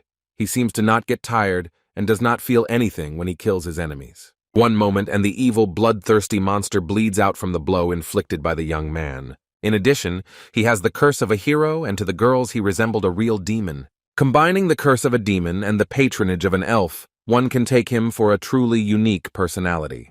The guy deals with enemies with incredible speed and without losing any strength. His companions decided not to lag behind and also get ready to go into battle.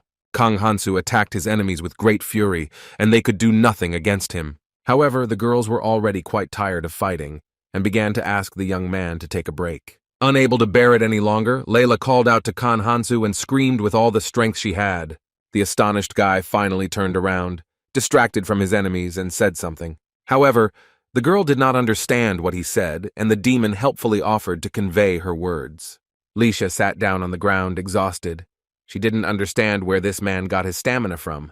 After all, he had exterminated a huge number of orcs nearby, but not a single drop of sweat fell from his face. But the girl's thoughts were interrupted by her partner's voice, and she even got a little scared. Julia approached her friend and good-naturedly joked about her. If Lisha was tired, then it was really serious.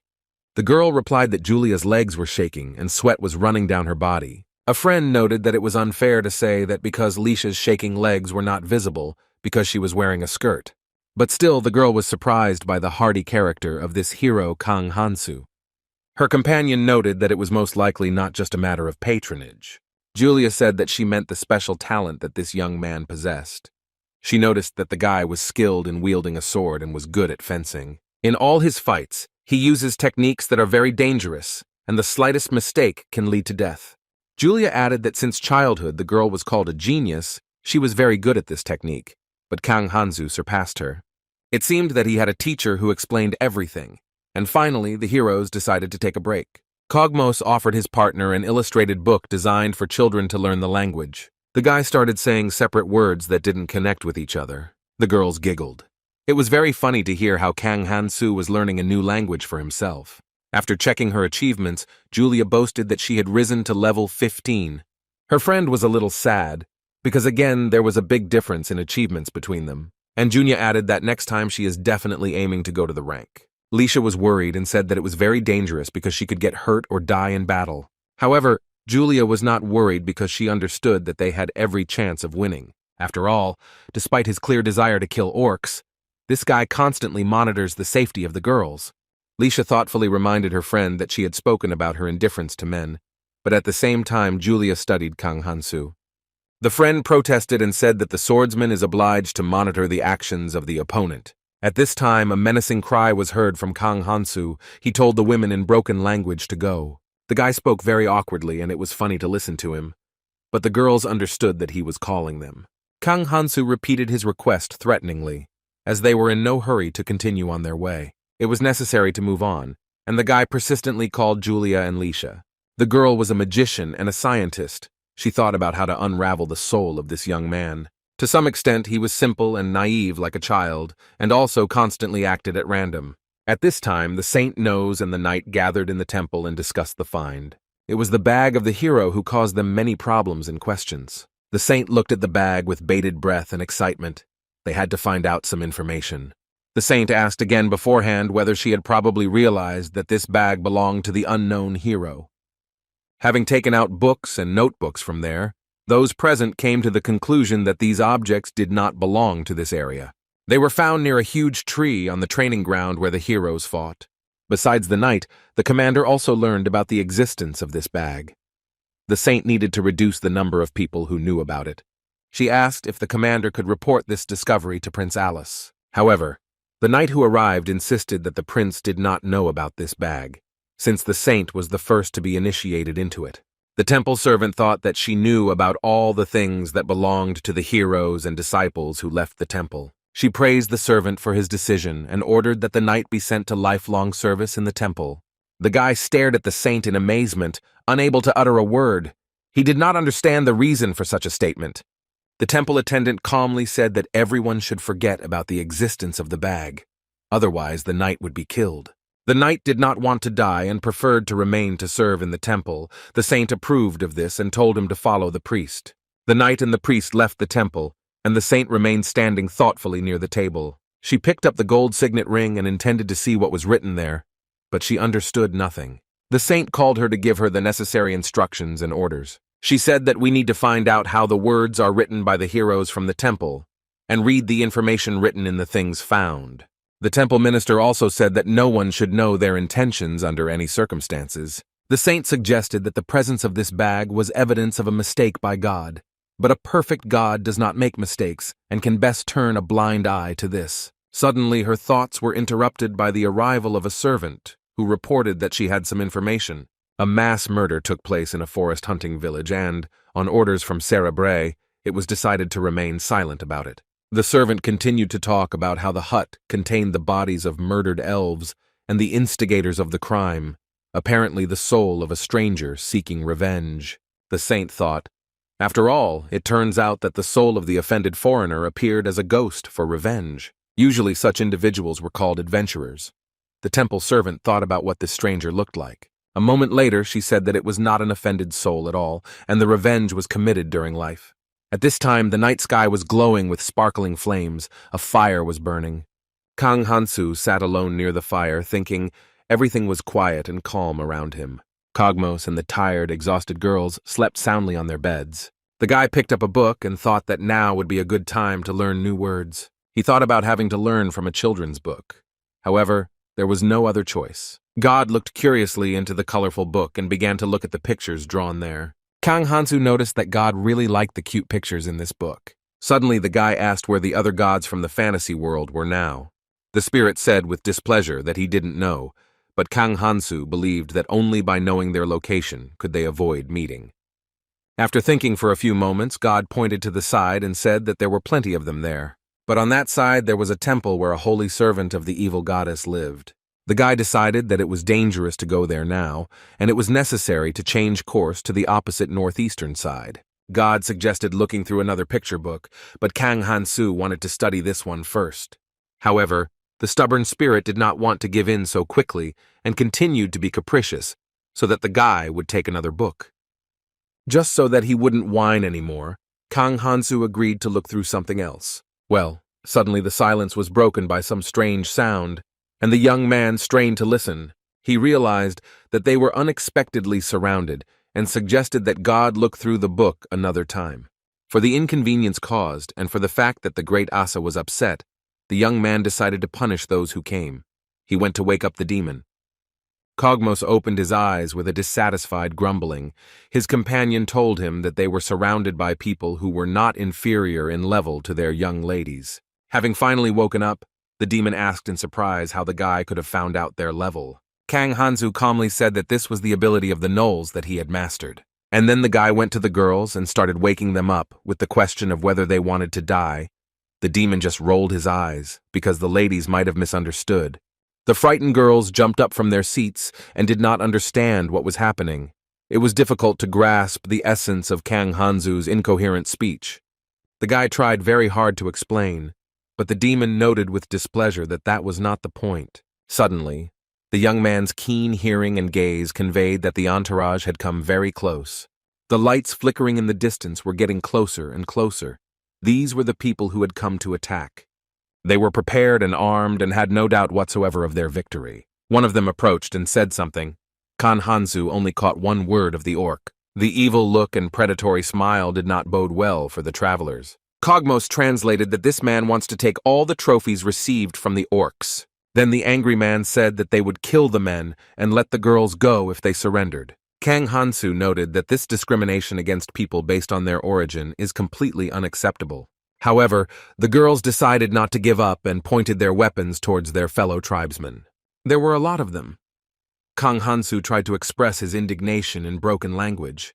He said that he was very angry with them for calling him up in a completely unfamiliar place. The hero will not look at their origins and intends to kill mercilessly. The travelers realized that their enemies were much more numerous than they had originally thought. Kang Hansu thought that it would be quite difficult to fight to protect the girls. Even though the fire mage and swordswoman had their weapons ready, they could still quickly become tired from the battle. So the guy decided to resort to his already proven method of distracting the enemy. He shouted with all his might that the most beautiful females were here. And at the same moment, many spears and crossbow arrows flew at the hero, and the people went on the offensive.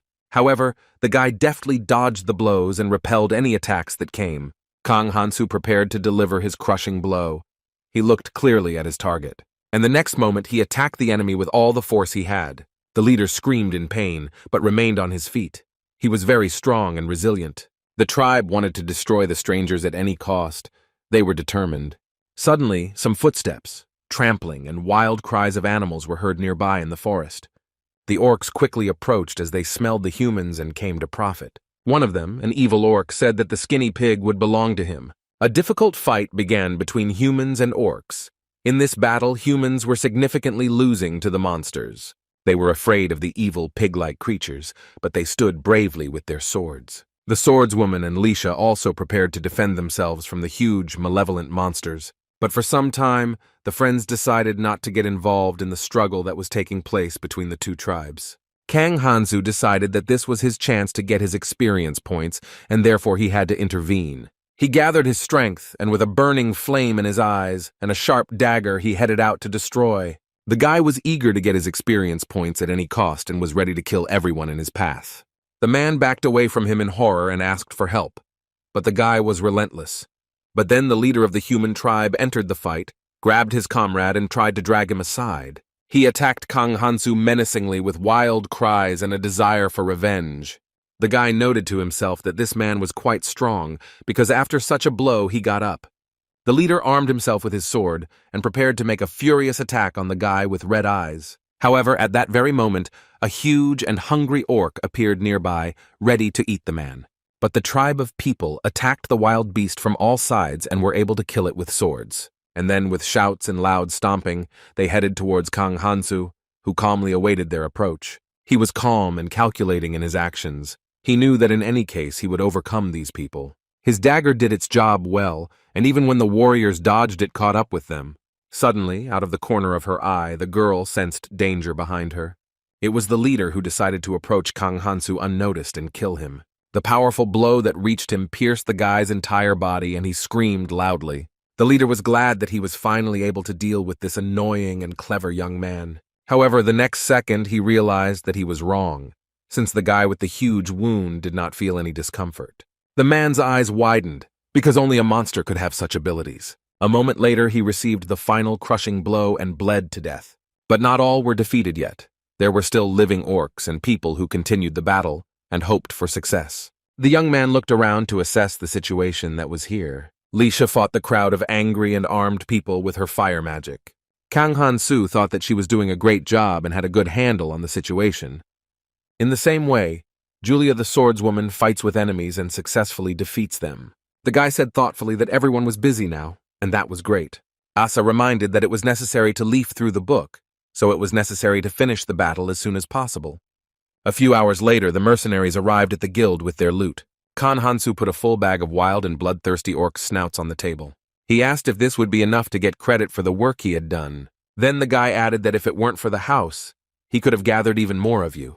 The demon said angrily that Kang Hansu was completely out of control, and while they were fighting, they were very tired. Kang Hansu handed the girls a certificate of completion of the task, and they were very pleased. As a sign of gratitude, they smiled at the girl and said something to him in their own language. Julia was able to achieve incredible success in hunting with a guy and rise 2 levels. Then the demon looked at his level and said that he had also risen thanks to completing the task. Kang Hansu laughed and said that even such a mediocre demon was level 20. The guy looked at his status window with curiosity and was extremely surprised.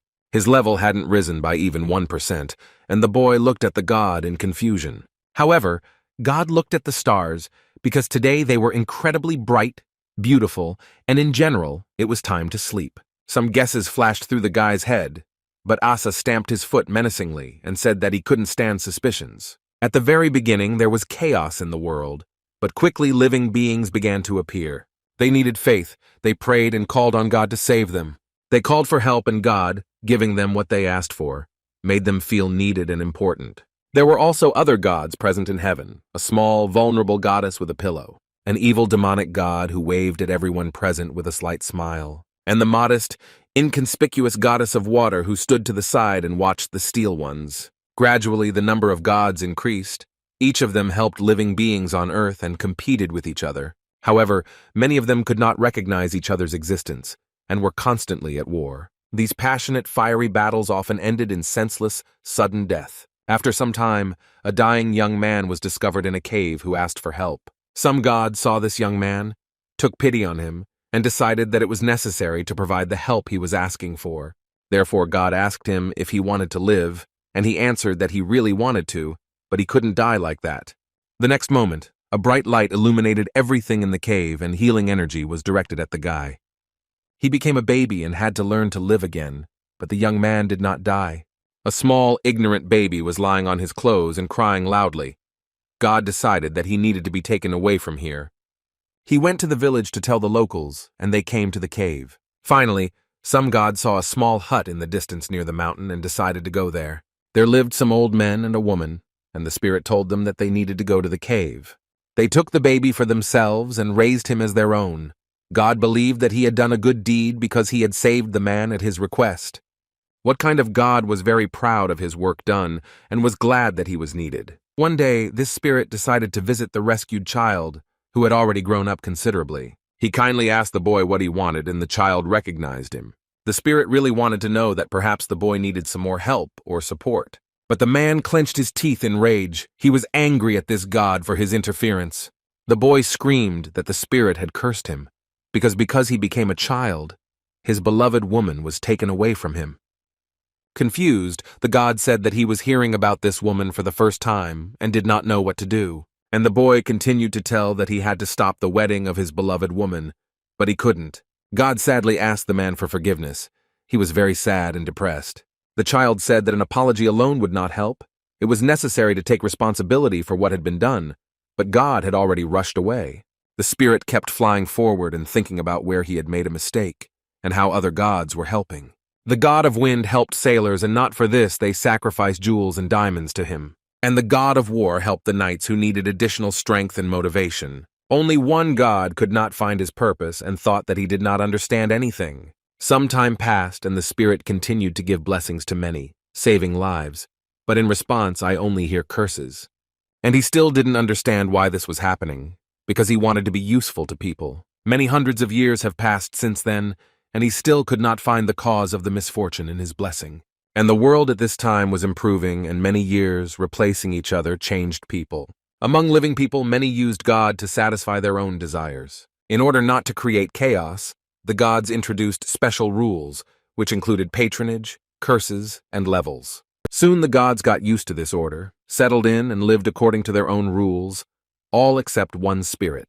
While wandering in the forest, God noticed how one man was feeling bad. He was injured and no longer hoped for help.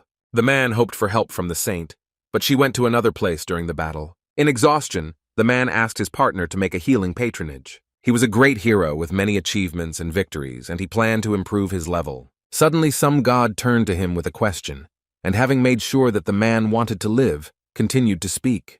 He warned that in exchange for his life, the warrior would lose all the merits he had already earned. It's such a small thing compared to the opportunity to heal and continue living.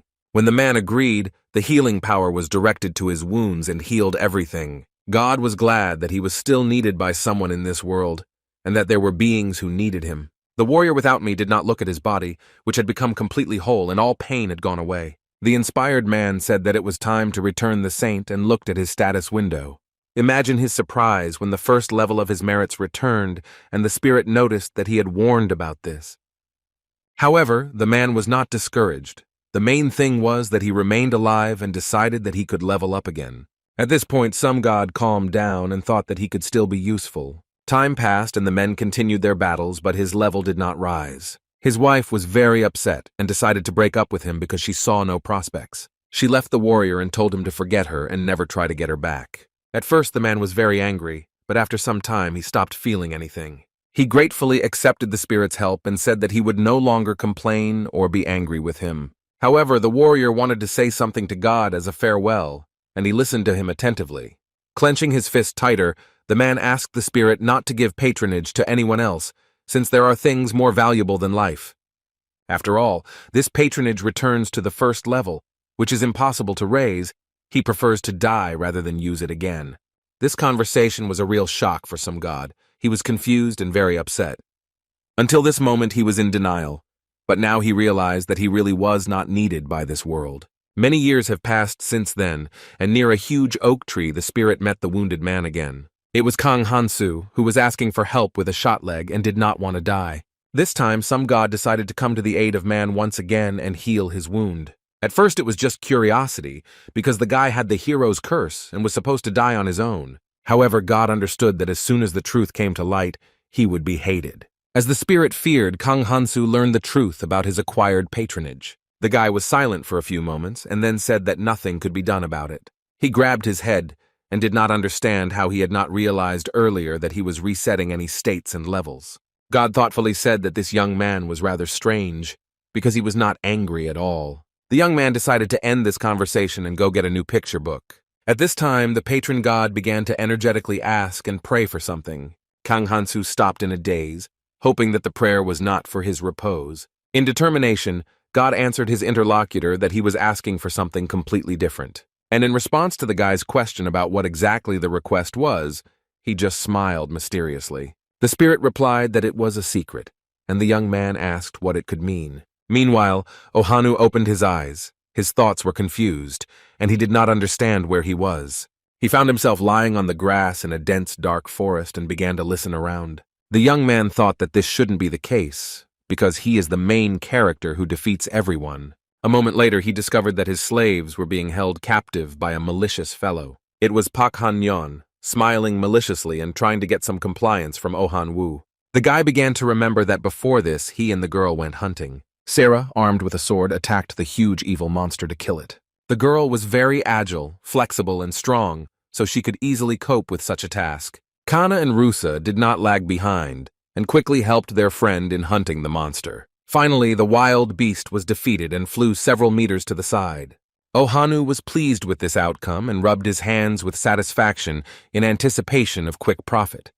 He praised the girls for the work they had done and said that they worked well as a team. Then the guy warned that they would go hunting often in the future. The young man thought to himself that the girls had an order of magnitude higher level than the gnolls. He looked with regret at his savings, of which there was little left, but he had hope of earning more.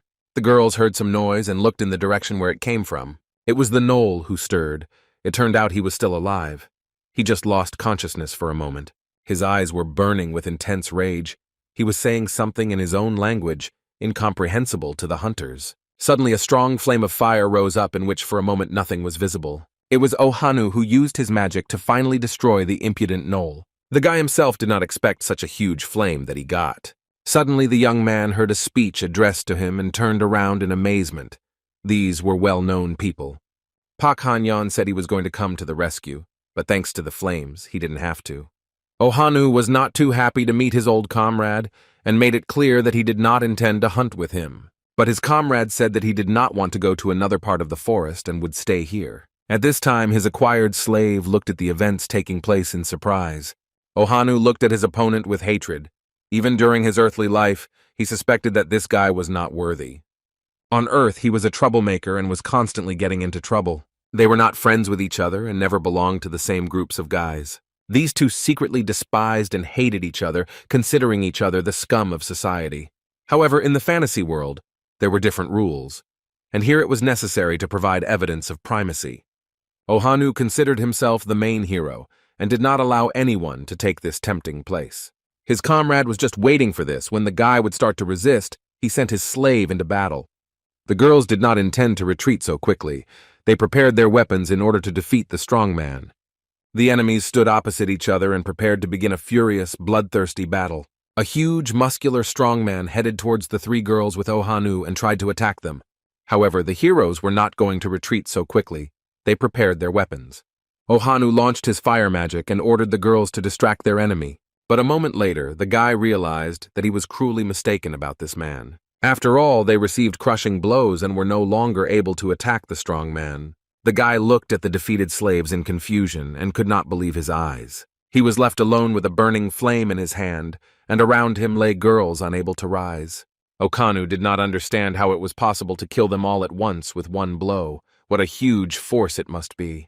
This can't be because he is the main character in this story and is doomed to success.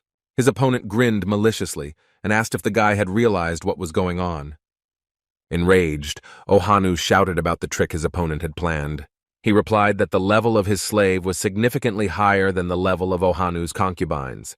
Then he remembered Ohan's furious cries when he attacked as much as he wanted. Therefore, Park Han-yan will compete with him endlessly until his conditions are met. He demanded that Ohanu give him everything he had at the moment. The guy was taken aback. He didn't expect such a turn of events at all and didn't know what to do. Meanwhile, Kang Hansu was curiously studying the old books in the library. However, I did not find anything worth paying attention to in them, especially my useful ones. The guy decided that if he couldn't raise his level, he would at least find a powerful weapon in them, for example, some kind of legendary. But Kogmo said that the guy had apparently read too many fairy tales, since such publications are no longer published. He recalled that the aristocrats had spoken about this before leaving, but a moment later the demon added that it could be obtained on some island. Kang Hansu said that we could try to explore the dangerous and untouched ruins. The guy really liked this idea and was eager to implement it as soon as possible. However, he was gay, and he cooled Kogmos's plan by saying that the ruins were always guarded by knights.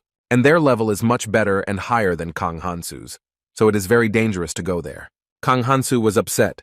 He went to be alone with himself, and thought that it was difficult to get anywhere with the first level.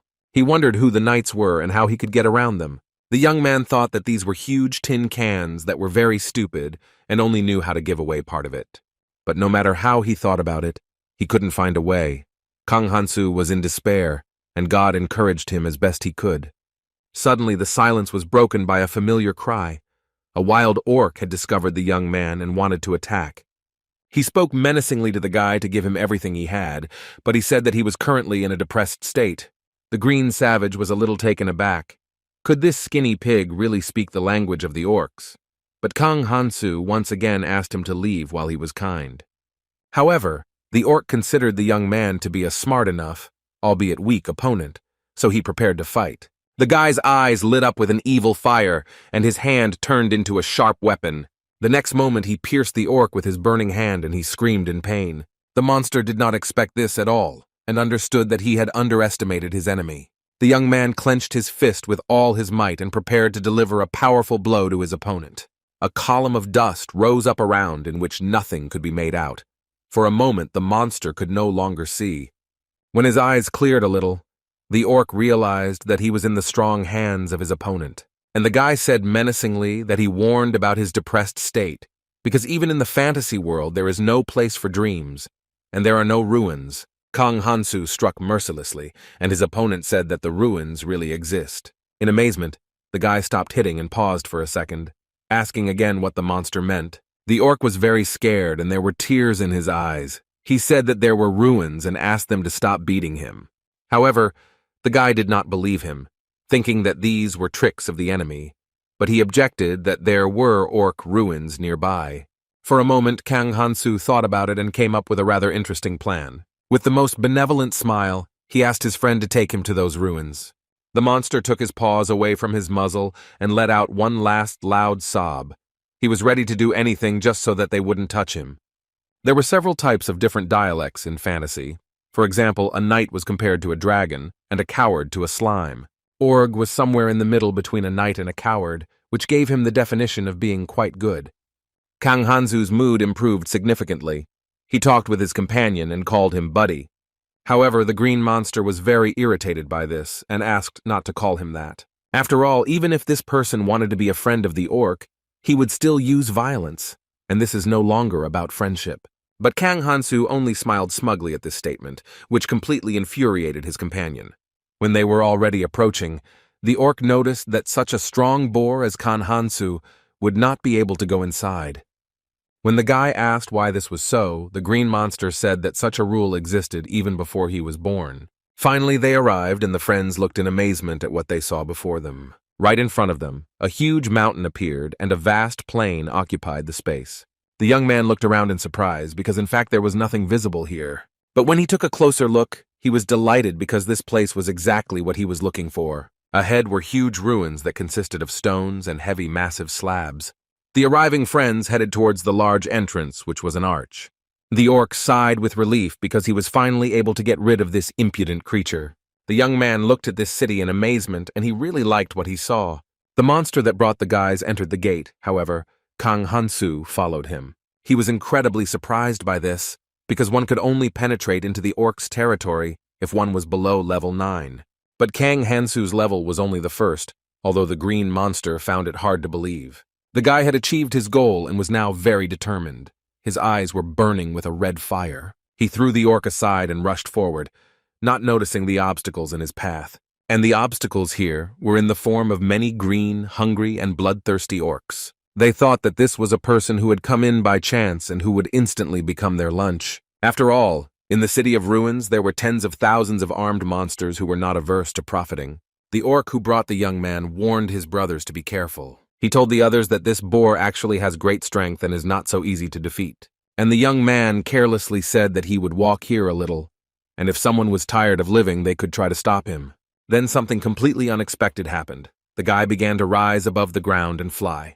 The orcs looked at this phenomenon in confusion and could not understand how this was even possible. They had never seen creatures like Kang Hansu hovering above the ground on their own. Meanwhile, God prayed for the souls of several tens of thousands of green pigs that the young man would destroy. Kang Hansu defeated many bloodthirsty monsters and disappeared in an unknown direction. They saw that this guy had already killed a lot of their brothers and were afraid of him. Suddenly the orcs heard some rustling and went to see what was there. And on the opposite side of the shelter was Kang Hansu, wondering why there were so many of them.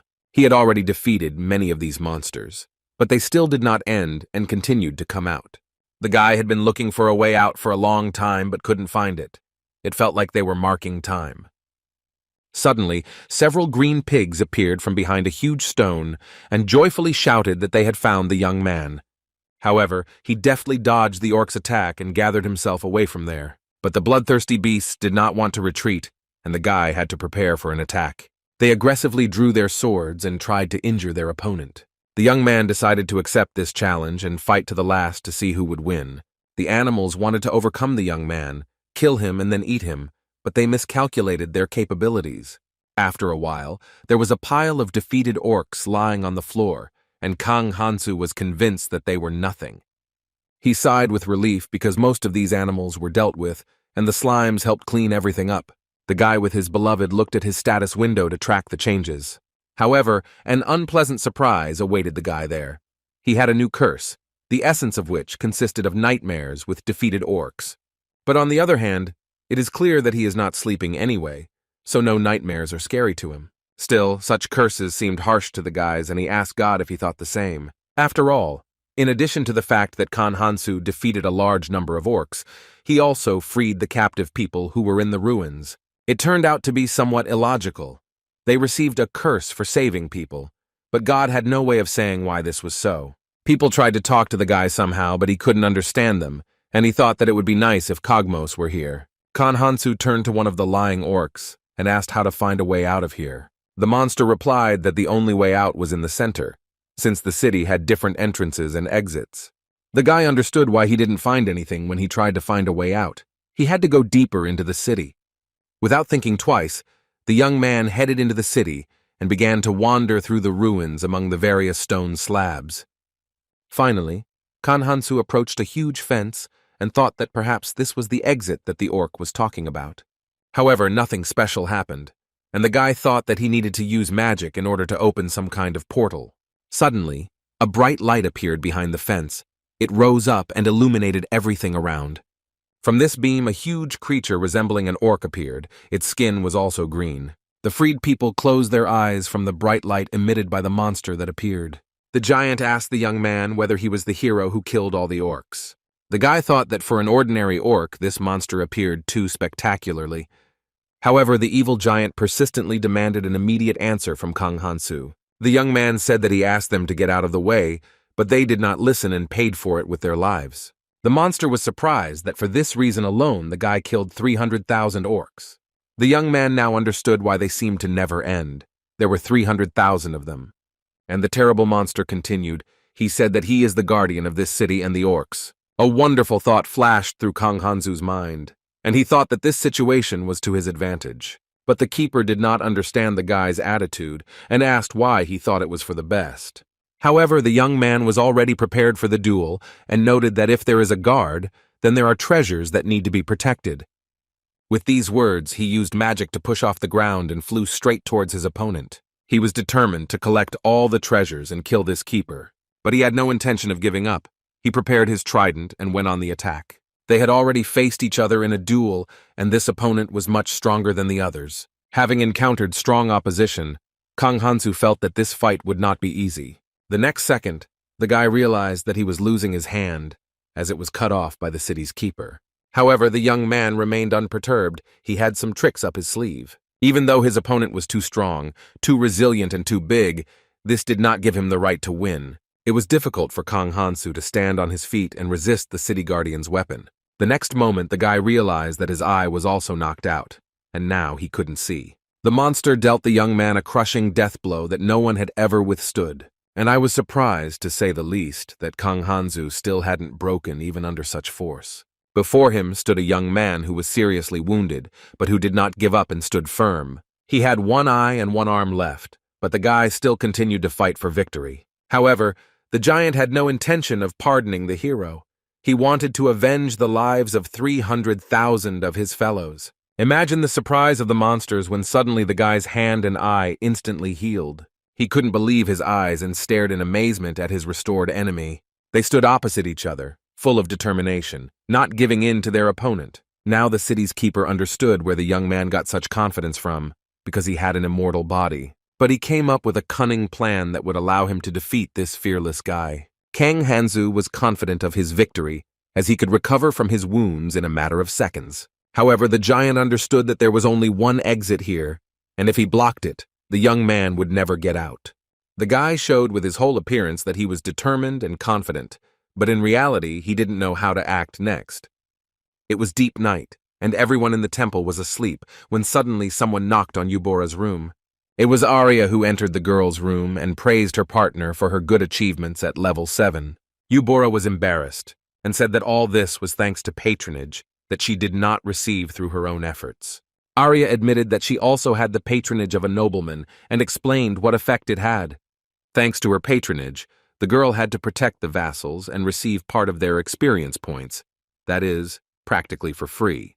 There she also explained that she does not have subordinates because for a long time she considered such patronage empty. And when in my distant childhood I told my mother about this, she scolded her severely for this, because many dreamed of such patronage. Yubora said that she understands because with patronage comes responsibility. Suddenly Arya thought about something and her thoughts flew somewhere else. Looking out the window, the girl dreamily said that she would be interested to know how the hero Ohanu was doing now. Yubora looked meaningfully at her interlocutor and asked if she really liked him. At this, Arya smiled mysteriously and asked what Yubora thought about this. At that moment, there was a knock on the door, and they said that a saint wanted to come to the hero. It was quite unexpected, and Arya did not understand why the temple servant decided to drop by at such a late hour. Looking around with curiosity, the saint entered the room and apologized for such a late visit. Yubora greeted her and asked if the saint had any assignment for her. I asked Arya to serve tea. The temple listener said that she just came to talk. Fragrant hot tea was poured into cups and the girls were engaged in casual conversation. First of all, the saint asked if Yubora was experiencing any inconvenience, and she replied that everything was fine. The attendant nodded good-naturedly, and the girl thought that it looked like a meeting with a teacher. The saint continued. She said that at the moment the heroes are competing with each other. She was worried that competition had arisen between the heroes, and that this could lead to consequences that she would like to prevent. Therefore, the temple servant urges Yubora to report if any preconditions arise before the heroes fall. The girl stared at the saint with bated breath and asked again what the expression fall meant.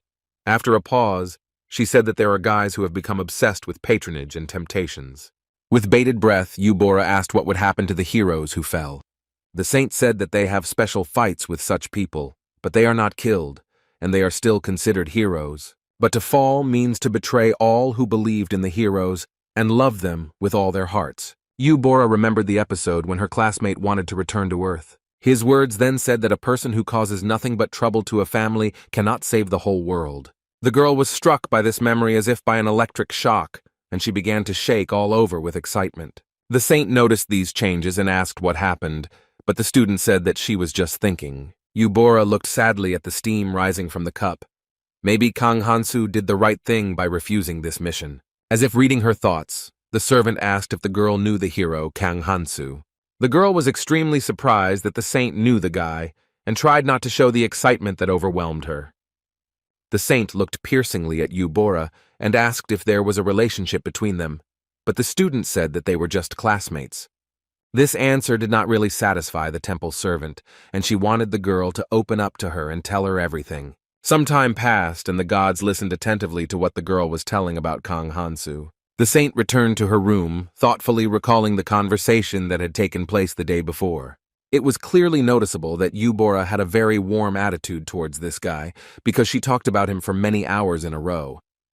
The bag that was found in the forest belonged to the escaped hero who was sent home by the goddess. In her confusion, the saint thought that if the truth was hidden, and the heroes learned that Kang Hansu had failed to return home, trust in the gods would be undermined. Suddenly, the temple listener felt the piercing gaze of the arrogant goddess. The next moment, the goddess looked at the stranger's things, which were on the table. Having looked reproachfully at the temple servant one last time, the arrogant goddess left the room.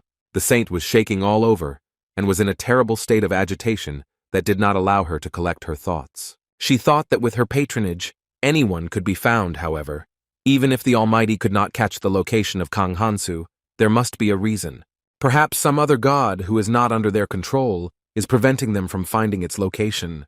The saint took out a piece of paper and began to write some kind of message. After all, she needed to find this guy and wipe him off the face of the earth. She sealed the paper into an envelope and did not notice the presence of one of the gods nearby. And some god overheard the saint's plan and decided to save Kang Hansu at all costs. Meanwhile, a real battle was taking place on the ruins. The guardian of the city was attacking Kang Hansu. He angrily asked his enemy how much longer he was going to waste his strength. The guy was out of breath and silent for a few moments. He had a cunning plan. The green monster stared at his opponent and waited for an answer. The guy said he would dodge and attack until he died. And again he rushed away from the blows that the guardian of the city tried to inflict on him. No matter how he directed his trident, the guy still turned away and carefully watched the enemy's movements. At some point, the sharp edge of the weapon came close to the young man's face and he was able to jump back. He also reflected the blows of a huge green monster. It seemed that he didn't feel tired. Kang Hansu drew blueprints on the ground in order to understand the tactics that the city guardian used. With the help of these drawings, he wanted to envisage a strategy for further battles. It was painstaking work that required a lot of concentration. Analyzing the enemy's actions, Kang Hansu intended to copy them. Suddenly, the guy's thoughts were interrupted by a voice addressed to him from behind his back. Kang Hansu turned around and recognized the man who was one of the people he saved in this city. His name was Bruce. This man was level 9 and had the patronage of a mercenary and intelligence. He said something to the young man, but one of them didn't understand him at all and asked him again what he meant. Bruce pointed at the girl and said something to the guy, but he still couldn't understand what they wanted from him. She bowed low and began to say something in her own language, addressing Kang Hansu. The next moment, the guy kicked Bruce out, and he, frightened, began to run away. The girl remained standing and timidly told him something, but Kang Hansu did not chase her away. He said that she could do whatever she wanted and returned to his thoughts about the fight. The girl looked at this strange hero in amazement and decided not to distract him. Kang Hansu sat down in his previous place and began to draw figures on the ground again in order to better understand. He was focused, immersed in his thoughts, not noticing anything around him, planning how to act. The young man did not notice how brightly the sun shone. It was morning, and a new day had begun. His decision was made. He defined for himself the strategy that needed to be followed. Suddenly, the guy saw that it was the girl who was there yesterday and fell asleep on the slabs. He thought about how to deal with her correctly. Perhaps he should wake her up or move her. However, God said that they shouldn't worry about her, because they have much more serious matters to attend to. Kang Hansu understood that his main task now was to defeat this evil guardian of the city. The guy asked Asa to evaluate how well he had learned to fence and conduct attacks. The young man concentrated and took the dagger in his hands, his whole body tense. The guy spent a few moments in a measured, concentrated state in order to get into the right frame of mind.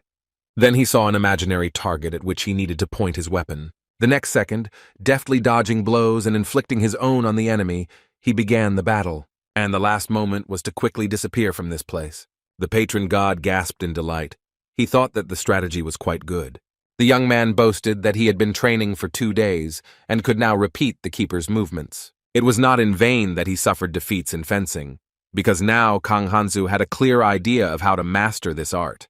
However, the god sighed devastatingly and threw up his hands. He considered this a perversion. Here the guy noticed how the status window changed a little, and this made him very wary. He received a promotion to a higher level of patronage and was incredibly happy about this event. Well, at that very moment he noticed that the hero's level curse had also risen a little. The fact that the level of the curse had only just risen indicated that the goddess had become known. The hero Kanhanzu survived in the forest and did not die during the battle with the gnolls, and the goddess's reaction to this was unpredictable. However, Ase got tired of arguing and said that it was necessary to go into battle and teach the bad pig a lesson.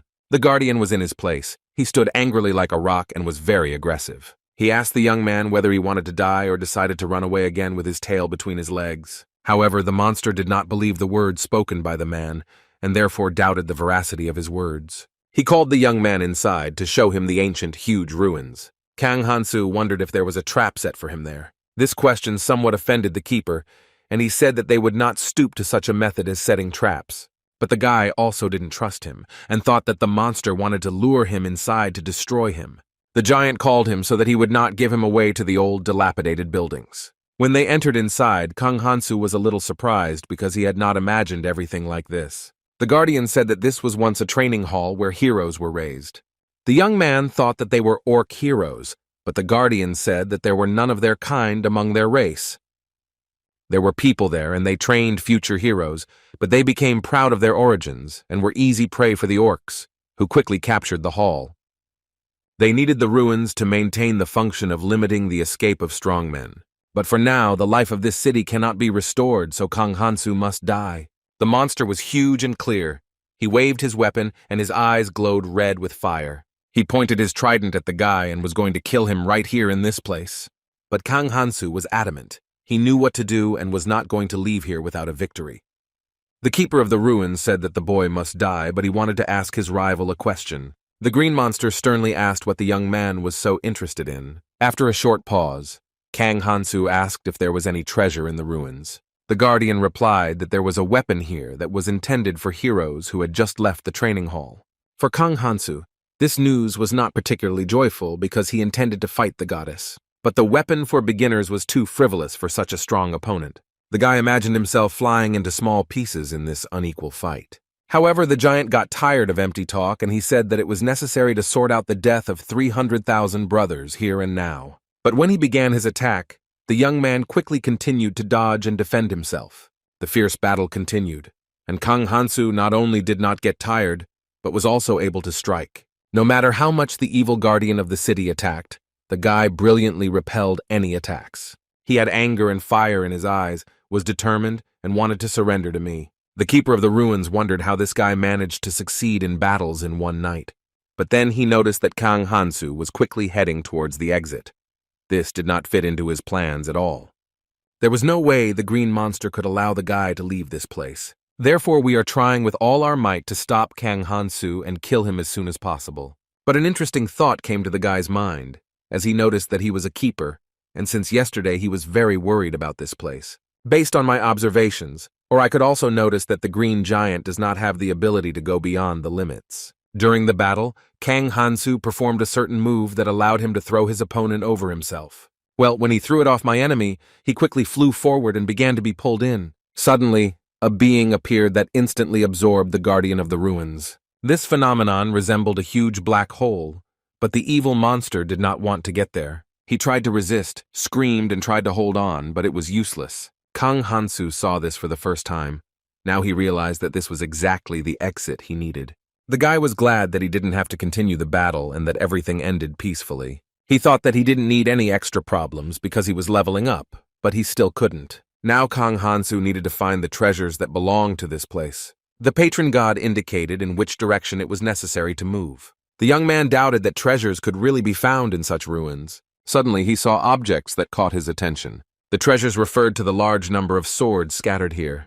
Kang Hansu took one of them, and the god said with a knowing look that it was a sacred sword. In appearance, this sword was no different, but its special glow spoke of magical energy. A moment later, the guy was about to try this sword in action.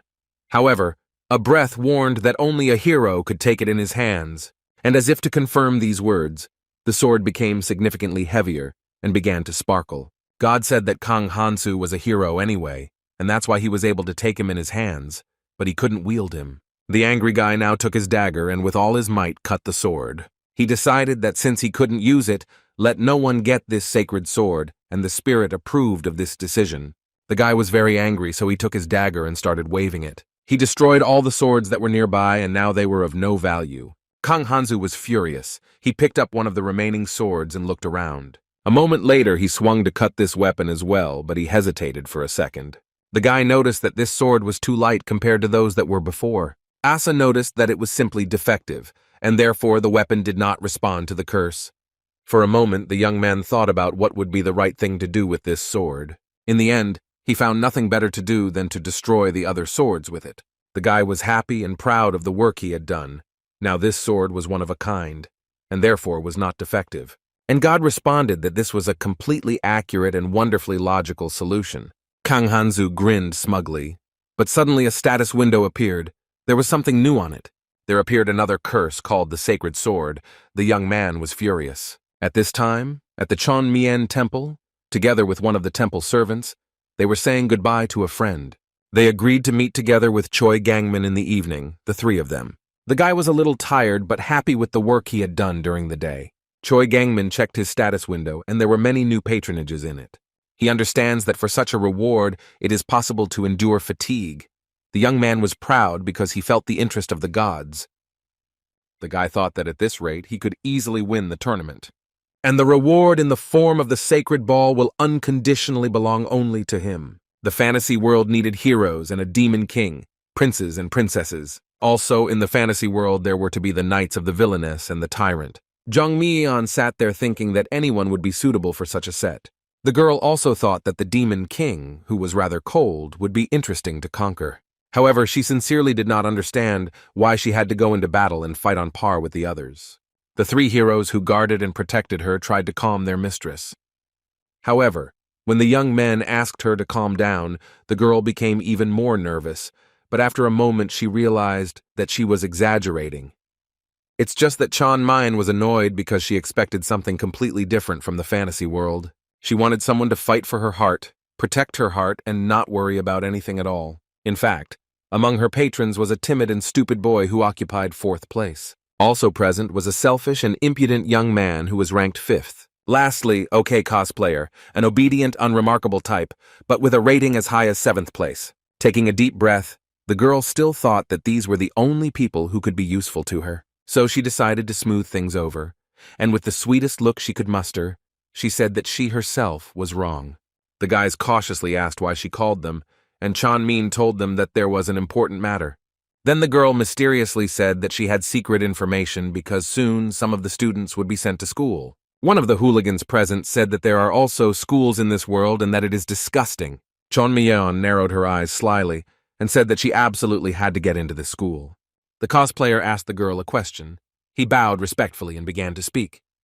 The guy asked if anyone could join or if there would be some kind of priority. Jung Mi-yeon said that the main filter for selection will be a high score in the overall ranking.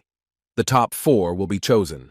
The cosplayer understood that due to the competition in the group, bloodshed would begin, but the queen would still pass. She said that she wanted to enroll together with these heroes whom she invited here.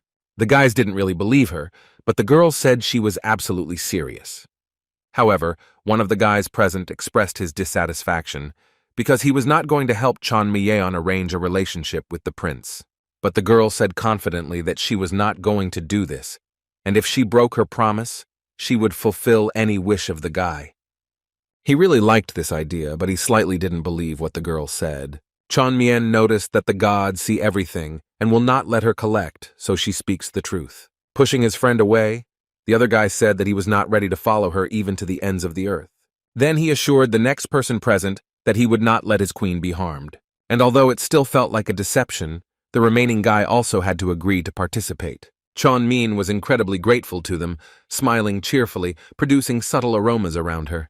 Meanwhile, in the ruins, Kang Hanzu was disappointed and thought about what was happening, because he had only broken a couple of blades. He carefully studied the curse, which in fact turned out to be no curse. The guy didn't understand what the point of this sword was if the resistance to destruction extended even to a defective item. And at this time, God expressed sympathy to the blacksmith, who probably did not expect that his sword would be treated like this. Kang Hansu was the only sword left, and thought that this was an unreal power, sacred weapon strengthened by a curse. Then the travelers decided that they should get out of this place, and they looked at the piece of sky where the portal had opened. The young man thought about what needed to be done to open the portal. Suddenly his thoughts were interrupted by the menacing cries of the guardian of this ruined city. Kang Hansu was a little surprised that this monster somehow appeared here again. And here at this time he was rapidly rushing towards the guy in order to finish him off. The young man noticed that since the green giant had appeared, he had begun to look a little different. Without thinking twice, the guy blocked the passage that was used to enter the ruins. The wild guardian looked at Kang Hansu in amazement because he needed to enter the territory. But now the young man understood why the huge orc was so reluctant to leave his place of storage. After all, being outside, this wild giant became very old. Time there worked against him. However, he rushed towards the guy because he really needed to get into the territory. Kang Hansu decided it was time to test his new sacred sword. Charged with the hero's energy, the weapon emitted a red light and became very powerful. He dealt a crushing blow to his opponent, who flew to the side and fell. However, a moment later the huge orc stood up and was ready to continue fighting desperately. It was noticeable how his body lost its elasticity and became more wrinkled and old. The guy said that now it is very difficult for an opponent to lose an arm in this battle. With a heavy air, the giant said that the price for robbing his youth was very high. He further added that in order to preserve it, he had to abandon 300,000 of his brothers. The huge orc said that his youth was lost due to the vile trick of Kang Hansu. The guy looked warily at his enemy. Now he understood that this was the only reason. His opponent said that the only way out for the young man was to die anyway. His eyes were filled with rage and shone with an evil fire. The orc was ready to do anything to win. But Kang Hansu made a final push and delivered a powerful blow with his weapon. The next moment, the huge giant lost his head and was already harmless. The guy said that a whole day had passed and his opponent had not made a single drop of progress. At this point, the battle ended. A headless orc lay in the middle of the room and Kang Hansu looked around. The huge giant said that the young man used some trick in order to win. However, no tricks could work if the hero was weaker than an orc, so now his head was lying on the floor and did not pose any threat. But suddenly the god became alert and warned the guy to be careful. The monster's head began to move. Something began to happen. Fog and dust rose around. Kang Hansu looked at what was happening in amazement. Could this guy really have been reborn? The head actually came to life, his eyes blazing with hatred and animal rage. But the young man did not lose his composure. He grabbed the monster's face with his hand and threw him to the ground. The dust rose in a column and nothing could be seen around. Kang Hansu wanted to finally destroy the enemy. Then the guy looked closely at his opponent, wondering if he had dealt with him. At that very moment, as if they were tentacles, the guy was tightly entangled in the monster's particles. He screamed angrily because this pig didn't want to die and kept clinging to him. Suddenly, a brilliant idea came to Kang Hansu and he understood how to act. The guy decided to throw it outside the ruins and thus this monster was supposed to die. But his enemy shouted loudly that Kang Hansu should never do this. He started crying and promising any help he could give, just so the guy wouldn't throw him out. Kang Hansu thought for a moment and asked again what his opponent could do. The orc said that he could move the exit from the city to the vicinity of the sacred sword. The next minute he saw the sword that was in Kang Hansu's possession and was incredibly surprised by this because only a hero could carry a sacred weapon. For several minutes, the green orc looked at the young man in confusion and did not understand how this was possible. Suddenly a thought struck him. His voice trembled and his mouth went dry with excitement. He realized that Kang Hansu was a hero because there was no other explanation for why he was calmly holding the sword. Meanwhile, the guy asked his interlocutor to show the status window. He agreed to everything, just so long as they wouldn't touch him anymore and wouldn't throw him outside the ruins. Kang Hansu saw that the green giant had the curse of a hero and the curse of ruin. This meant that he could not leave these places but had to carry out a certain mission. He had immortality because he had to test new heroes in an exam. Kang Hansu crossed his arms and concluded that this orc was not a guardian. He replied that he had never been a guardian of people, but he always protected the orcs. A moment later, he began to cry as he was defeated in the fight with the young hero. The young man grumbled discontentedly that he had the same whiny demon friend. The sobbing giant asked if the boy was going to leave these places. But Kang Hansu did not understand the reason for the orc's change, because recently he himself did not want to let him in. However, on the other hand, the guy thought that he had no other choice. He himself was going to leave here as soon as possible. A minute later he said that he would leave here, but would take with him the captive people he had freed. The orc remained silent for a while. It was impossible for people to know about the existence of the city, but he did not dare to disobey. Kang Hansu loudly called to his brothers to come with him on the return journey, but for some reason people were in no hurry to leave. They were talking among themselves about something. The guy looked at them thoughtfully.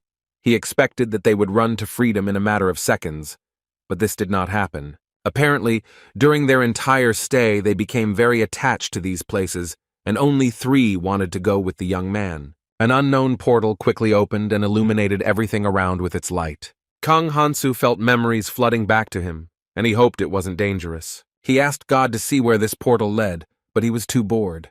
God Asa thought it was too tiring to look into the portal and see the road. The young man did not want to take any more risks, and asked the spirit to have mercy. This, needless to say, hurt Asa's pride, and he decided to fulfill the request this time. So God took a sneak peek at what was waiting for them and assured them that everything was fine. Kang Hansu asked how he could return to the ruins if necessary. The orc replied that he would need to touch the ball and say the words, and then the young man would be heard. Despite the fact that God checked the situation, the guy was still tormented by doubts, but he had to trust. He excitedly touched the yellow glow and felt that he was in some kind of space. It was a familiar feeling. He closed his eyes because he couldn't see what was happening around him. Finally, the travelers arrived, and they could slowly open their eyes. Kang Hansu looked around in amazement at where he had ended up. It was a room with weapons on the walls everywhere. He thought that it was good that there was no magma or water around, and what awaited them in this building could only be guessed at. The people who arrived with Kang Hansu also looked around in surprise. The young man understood that they were in a room, and judging by everything, not very friendly people lived there. He saw the sacred sword, which was simply hanging on the wall instead of decoration. The guy touched his sword and ordered the entrance to be opened, because it was not very safe here. Kang Hansu told his brothers to return back to the portal immediately. Then the young man turned reproachfully to God, because he said that there was no danger here. But from the paraphernalia in the room, the guy realized that an aristocratic woman lived there. The spirit assured him that it was safe to be here for now, but the guy asked furiously what he meant by "for now." Asa said that later it will become very dangerous, but now it is possible to be here. The young man was about to leave the room, but his gaze fell on a familiar object. For a moment he was speechless, wondering how his bag could have gotten into this room. After all, he definitely recognized his thing, which for some reason was here. And in the hunter's village, the heroes who were to enter into further battles gathered. The princess told the teenager that things had become unsettled in the village lately, and they needed to try not to scare the locals.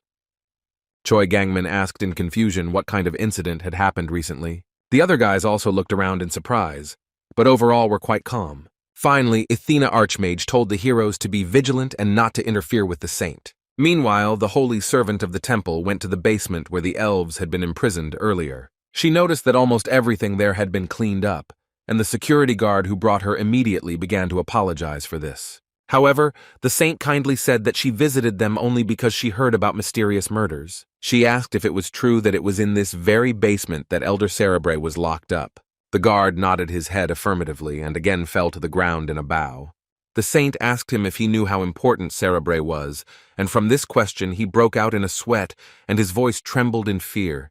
However, this servility became somewhat tiresome, because his good knowledge of this, or its lack, brought equally problems. After hesitating for a few moments, the temple servant went into some explanations. Cerebre's combat skills were below average, but all the animals she raised were extremely strong. In particular, her phoenix, which received the name of the Keeper of Fire, posed a huge threat to people. The saint could not allow any action that would disrupt the harmony between people and elves, which would spark a war. But if the direct participant asked not to spread the word about it, then the temple servant also decided not to raise this topic again. The guard sighed with relief and went without saying that he was grateful to the saint for this. However, the temple servant said that it was necessary to find out what this stranger looked like in order to thank him on behalf of humanity. The guard broke out in a sweat again and said that this young man was already honey today. To this, the saint calmly asked again what this man looked like when he was alive. The man began to frantically remember and said that he had short black hair. He also added that the guy was very similar to the heroes who arrived today. The saint was interested in the name of this young man, but the man knew nothing and could not say. She thought about it a lot, researched it, and then suddenly the maid did not turn to her. The saint said that now the conversation was over and the man could go to the heroes and show them the village. The guard immediately disappeared from sight, and the maid said that they might be dealing with a ghost. It was a question they couldn't solve. How could the guy survive even with patronage? After all, the temple servant understood that even with patronage it was impossible to defeat the gnolls at the first level, because the rest of the heroes, even in a favorable environment, fell to a couple of gnolls. And at the first level, and even alone, it was even more impossible. And even more so, who could patronize this guy because all the gods were in the temple? But the maid was worried that if the ghost and the owner in the bag were the same person, wouldn't it be dangerous to bring the hero here? The saint smiled and said that as long as they were under control, everything was in perfect order. The goddess didn't like all this very much, but the saint assured her not to worry, because no one would reveal them. After all, everyone who knew this guy is already dead, and the material evidence is in her room. The maid also wanted to raise the issue of the upcoming tournament. However, the temple servant already knew everything. She said that she was deliberately pretending not to know that the hero was Chan Mian, and after this news she began to behave a little better. The saint added that it is unknown why the girl is so eager to get into school, but Chan Min will be very diligent in order to achieve her goal, and this is to her advantage. Meanwhile, the heroes were waiting for further instructions and did not notice how clouds gathered in the sky and rain began to fall. Suddenly, Choi Gangmin heard an indignant cry from his classmate who was tired of waiting. She was indignant that she didn't like all this at all. They had to wait for something, and the armor was also very heavy. The cosplayer immediately volunteered to help. Choi Gangmin thought that she had achieved a lot, received patronage, but still remained so harmful. He looked at his other friends and concluded that Yubora hadn't changed much either. The guy realized that the guys were quite relaxed and didn't have anything to worry about, so the tournament would go great for him. Suddenly he noticed some shadow coming out of the forest. The young man froze for a moment. The silhouette was unclear. Was there a person there, or some other dangerous creature? The young man shouted loudly so that everyone could hear him, because there might be gnolls there, and it was necessary to escort the princess. Chan Mien jumped up in fright. She was completely unprepared to meet these creepy creatures, and Choi Gangmin was very determined that whoever appeared from the forest would get what they deserved. A moment later, the teenagers saw that the person who came out was also a well-known person. Arya was speechless and looked with surprised eyes at the guy who appeared in front of them. It was the hero Ohanu himself, pale and exhausted. It was obvious that he was very weak. Choi Gangmin said maliciously that he didn't look very presentable. The guy looked at everyone present with a crazy look and said that this was a medal for his worthy victory. This statement made Choi Gangmin very amused, because how could such a pitiful appearance become a medal? However, Ohanu's appearance was proof that he had experienced a real battle that others could not even dream of. Choi Gangmin scornfully remarked that the real fight was just a stupid excuse, but the excited Ohanu suggested that they test him in battle to see if he was lying or not. His opponent accepted this challenge with ease, because he had no doubt about his victory. Choi Gangmin decided to show his friend what the difference in skills really was. Ohanu knew that his opponent was much higher level, but he had a secret weapon. This was a patronage that was capable of causing damage even to a strong opponent. The patronage was called Revenge, and it gave an unspeakable flaming strength to the hero. The rest of the guys gathered around the arguing heroes and talked among themselves. They recognized their escaped friend and realized that he and Choi Gangmin had a conflict. Suddenly, Choi Gangmin heard his name being called and asked to wait a little. It was Arya who could not stop the hero from fighting, but warned that Ohanu was wounded. The girl thought that this circumstance somewhat softened Choi Gangmin because the fight was not equal. She was very worried about her friend and wanted to prevent this upcoming battle. When Okan saw the girl, he was in some confusion, but he smiled, overcoming the pain. However, Choi Gangmin noted that a private fight was necessary and then no one would have any questions. Arya had a timid hope that the duel would not take place, but it was destroyed in an instant. Ohanu's eyes were blazing with a bright fire. They radiated hatred along with malice and rage. Suddenly, a saint appeared at the edge of the forest who was unhappy with what was happening. Okanu, even after leaving, continued to cause discord. She said that for the sake of justice, she would heal him and ask the hero to finish it quickly. Choi Gangmin decided to test the abilities he had acquired in a real fight, as his opponent had said. Ohanu used his magic and had a fire in his hands that was burning with a bright light. His eyes burned with their own fire. He hated his friends for looking down on him. After all, just recently he was lying in the forest and recovering from an attack by his rival. Pak Hanen, with the help of a huge strong man, took all his slaves and led them away. The guy decided that he would save them. Ohanu noticed that there were some changes in his status window and a new patronage appeared. It was a patronage of revenge, but Park Hanen is too insignificant to take revenge. But the arrogant Choi Gangmin is another matter. The guy was proud of his intention when he chose a quality one together with his longtime offender. He decided that now he would start all over again and would definitely become the main character in this story. Nearby on the ground lay a huge, cute slime that resembled a big rock. The guy, in his excitement, pounced on him and wanted to test his abilities on this creature. But the next moment, the cute slime turned into an evil monster that wanted to defend itself. He attacked the young man with all his might, and he felt a strong blow to the stomach. Ohanu fell a few meters away and took some time to recover from the shock. The guy was quite annoyed because he did not expect that this creature had such a high level. The gods tore the animals apart, and the young man earned a new curse with the help of his hunting. He was furious, and thought that all this was specially arranged to prevent him from becoming the main character. But even the fact that the guy could no longer hunt slimes still didn't upset him. He had in his arsenal the opportunity to have a unique ability that allowed a lot. Ohanu believed that this was the fate of the main character and was sure that he was exactly that. However, now he felt the attack that his opponent Choi Gangmin was making on him. For a moment everything around was mixed up, and nothing could be distinguished when the flames of fire and ice touched. Choi Gangmin praised his opponent and said that he had improved his skills significantly. Ohanu mockingly asked if his rival was really so afraid of his great magic. This remark infuriated his enemy, and he wanted to make sure that it didn't put the guy in his place. The hero then used his acceleration ability and quickly headed towards his opponent. But the huge fire cloud that formed over Ohanu indicated that the battle would be fierce. The guy, like a fire-breathing dragon, released all his anger that he had been accumulating for a long time. But with his agility and speed, Choi Gangmin easily dodged the attack. However, the next moment the guy noticed that this was not all, and something more awaited him. A new wave of fiery flames once again hung over Choi Gangmin with a much greater amplitude. The hero couldn't believe his eyes. His opponent's capabilities had been so greatly enhanced. Ohanu was incredibly proud of himself, and was glad that he was able to make such an impression. However, this attack only fueled the rage that raged within Choi Gangmin. He had in his arsenal the patronage of the fighting spirit and also the warrior, which gave him his advantage.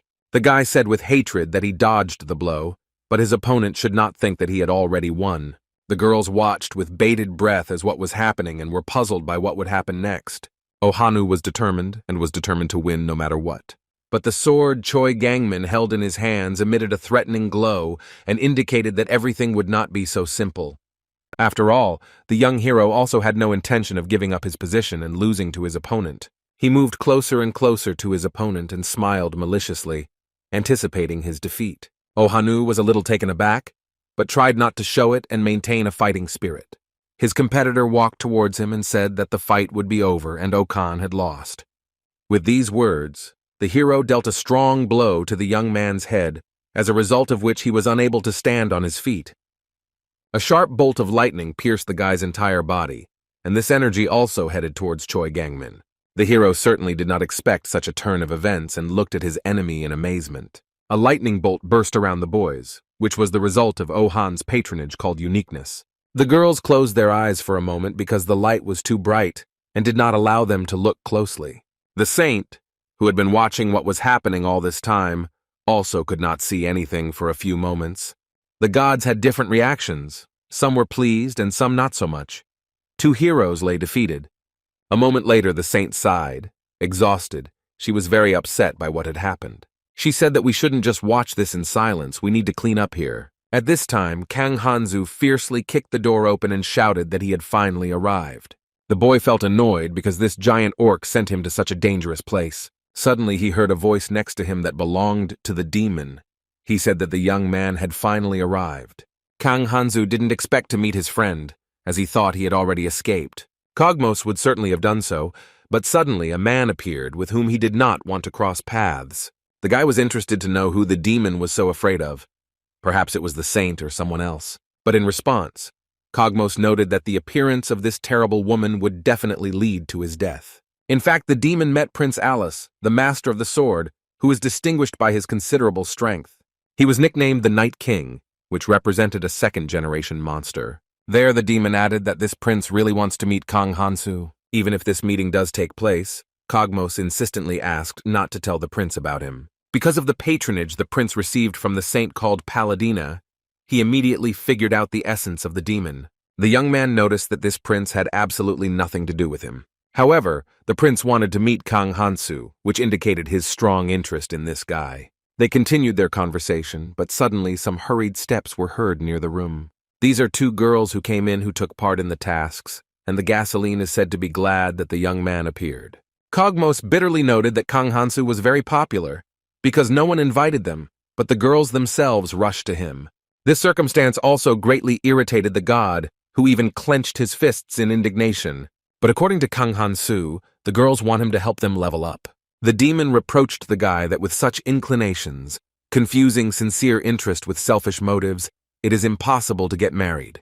Kang Hansu noted that he would not rely on the opinion of the old bachelor in such matters. This phrase completely upset the demon. And at this time, the ladies who had arrived with a sweet smile on their faces were hurriedly saying something to the hero. They decided that the young man had left and were very upset because they did not have time to repay his favor. They were also interested in where they could earn another curse, and the guy answered that he was hunting. After all, with just the hero's curse, it's harder to enter and exit the city. Cogmos thought that the reckless guy had killed the hero on the road, but that was impossible. And then he noticed that in this city they would say goodbye because he still had plans to get married. Well, this is absolutely necessary for Kang Hansu's intention, because then he would be left without a translator. The young man grabbed the demon so hard that he asked him to let him go and stop shaking him. Cogmos had an idea, the essence of which was to buy a slave with linguistic patronage. And although this phenomenon is quite rare, nothing is impossible with money. This decision was acceptable, but the guy reproached his friend for only dreaming of leaving as soon as possible. The young man was very upset by this, but girls were waiting for him who wanted to invite him somewhere. They stood in the room in surprise and indecision, watching the showdown between the friends. The demon muttered that Kang Hansu was really stupid. These girls didn't dress up and come here for nothing. For a moment, the young man wondered if it was simply love that had engulfed their hearts. The demon sighed hopelessly. This guy clearly didn't have a middle ground, and didn't realize that halftones existed. Finally, Kang Hansu understood what the girls wanted and invited Cogmos to join them. But the demon was embarrassed and thought for a moment. He did not consider it necessary to go with them.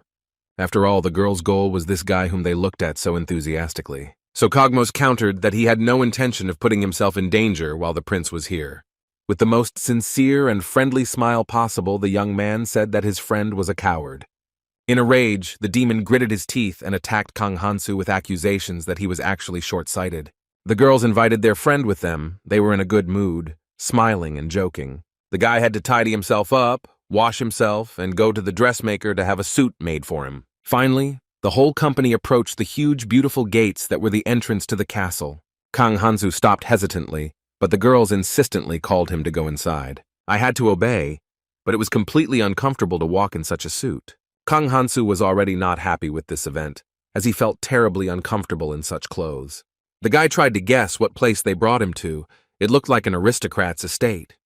The inside was even more beautiful than the outside. Kang Hansu looked around in admiration.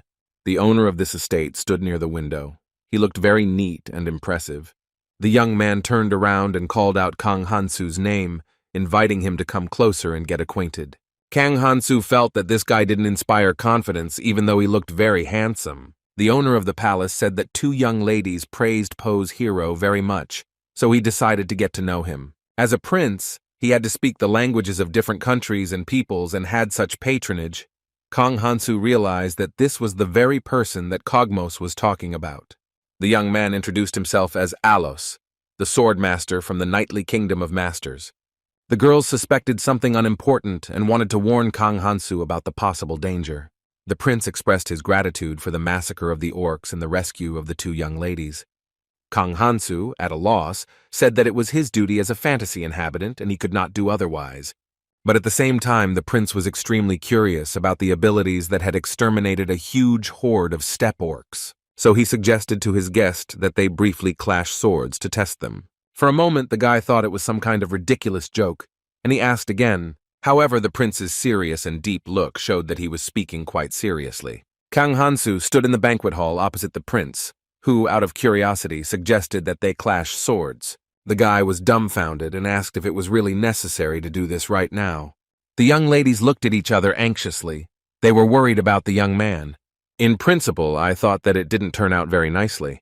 He created a fuss among the guests. At this time, they served a lot of delicious food on the table, and Kang Hansu developed a voracious appetite. Alo's swordmaster suggested discussing the upcoming battle for leisurely meal. Kang Hansu sat down at the table and began to gobble up everything that was there with great appetite.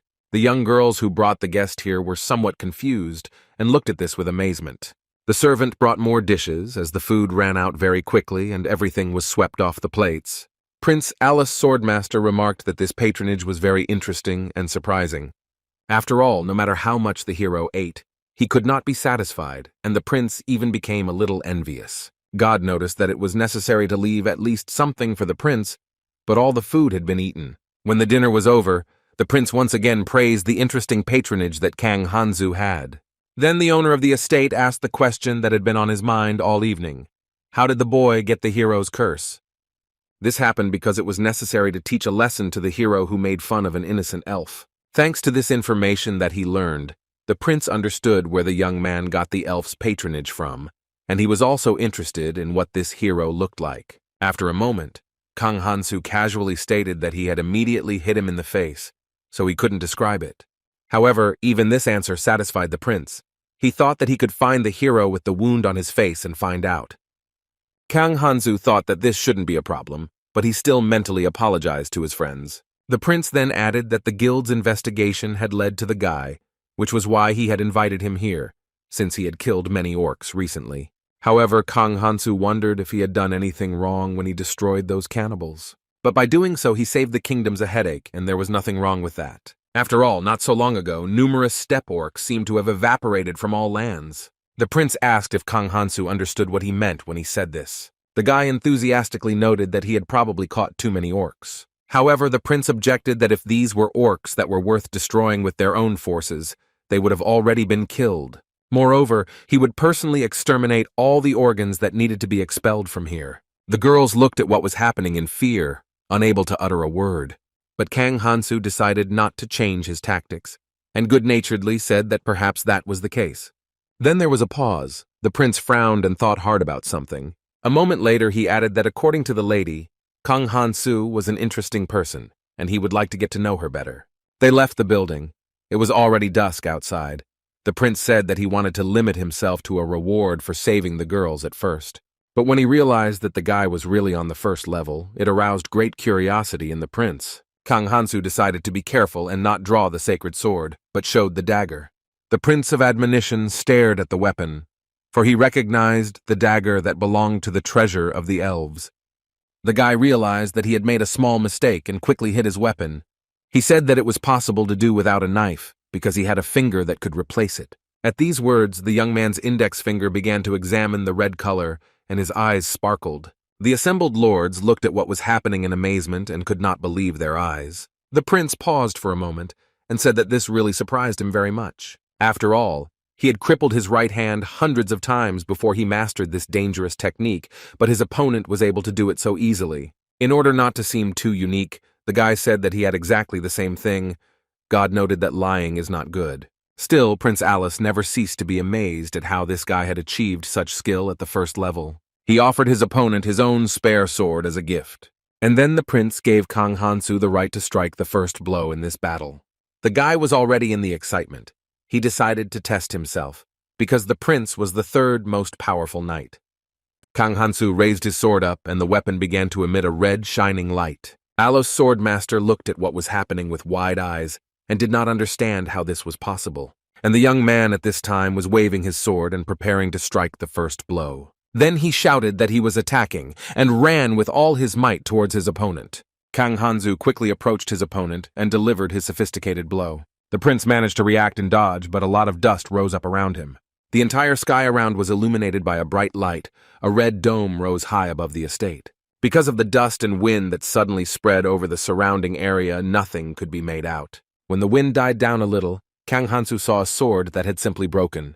A terrible thought came into his head that he had miscalculated the blow and accidentally killed the prince. The guy threw everything out of the palace to avoid the problems associated with this incident. He ran and wanted to quickly find himself somewhere else so that no one would find him. However, the prince survived. He watched the boy run away and thought about why everything turned out this way. Alos Swordmaster sat near the fountain, and the sound of water gurgling could be heard nearby. He thought that although he had reacted late, the sword filled with power was absolutely useless. The prince increasingly did not understand this man. He considered him absolutely paradoxical and absurd. Soon the rest of the people and servants gathered around the prince to help him get up. The girls ran up to Alice in excitement, asking if he was okay and if he was hurt. The prince assured that everything was fine with him and there was no need to worry or be anxious. Then, with a little groan, he rose up and was, on the whole, completely unharmed. Alos Swordmaster philosophically noted that this world is actually very large. Then he added that perhaps the guest was also surprised, since he ran away so quickly. Soon the prince laughed and said that because of his weakness, he almost hanged the benefactor of the kingdom for the murder of a member of the royal family. He wanted to apologize to Kang Hansu, and the girls said that he might have returned to the inn. They decided to help the prince and find a guy to bring him back to the estate. Alos Swordmaster remained standing thoughtfully, watching the ladies leave. At this time, the saint was extremely dissatisfied. She asked the servants if anyone had entered her room. They assured her that no one had entered except the caretaker and the maids. But the saint clearly saw that someone had definitely been there. Apparently there were footprints on the floor, indicating that a person had walked around the room. She ordered everyone to leave her alone, but the servants were worried that the killer might be hiding somewhere here. However, the saint believed that the traces on the floor were not left by the killer, since it would be very stupid to leave such evidence at the crime scene. She once again insistently asked everyone to leave the premises and under no circumstances to enter without her permission. Suddenly the saint saw something that made her heart beat very fast from excitement. The place where the stranger's thing, namely his bag, should have been was empty. She didn't care even if you robbed the walls, you can fill them up again, but you didn't take anything. Except for the thing that could not be replaced, because it was material evidence. The bag that belonged to the escaped hero Kang Hansu, because it was clear evidence of divine deception. Suddenly the arrogant goddess asked the saint what was bothering her so much. The temple attendant explained that the reason for her concern was that the hero's bag had been stolen. The goddess reproached that it was necessary to take care of this in advance and destroy it. However, the saint was already very upset. She asked not to test her faith. The goddess asked what she would do. However, the saint did not know what to do and said that it was necessary to trust to chance. The goddess continued to ask if there was a way to somehow find the bag, but the temple servant angrily suggested that she do it herself. The goddess, extremely angry and dissatisfied with an irritated face, finally left the room. Suddenly, the ball that was transmitting the information lit up, and a voice was heard from there asking to enter. The saint nodded affirmatively and said to send a message to the prince and the kingdom of the elves. The maid quickly ran to the prince and said that the saint was waiting for him for a conversation. Alos grabbed his head. He completely forgot that he needed to count in front of her. The prince then asked the servants to take care of the cleaning and the broken fountain.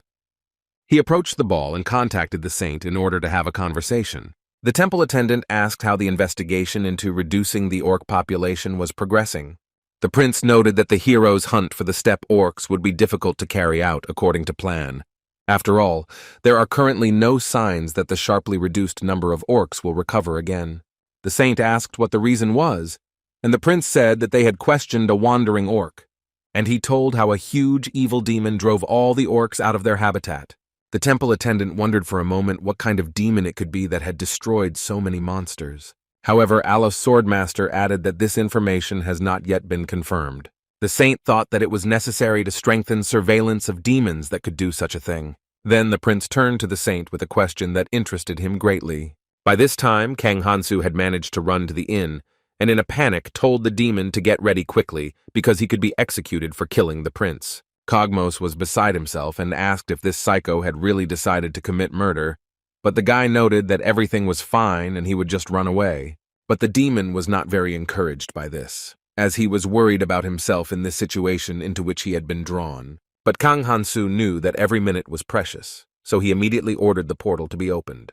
A black hole appeared and Cogmos was completely confused because the guy said that he doesn't use magic. However, there was no time for an explanation, and the demon had to come to the northern city gate. Finally, Kang Hansu said that he would not wait there for long and waved his hand.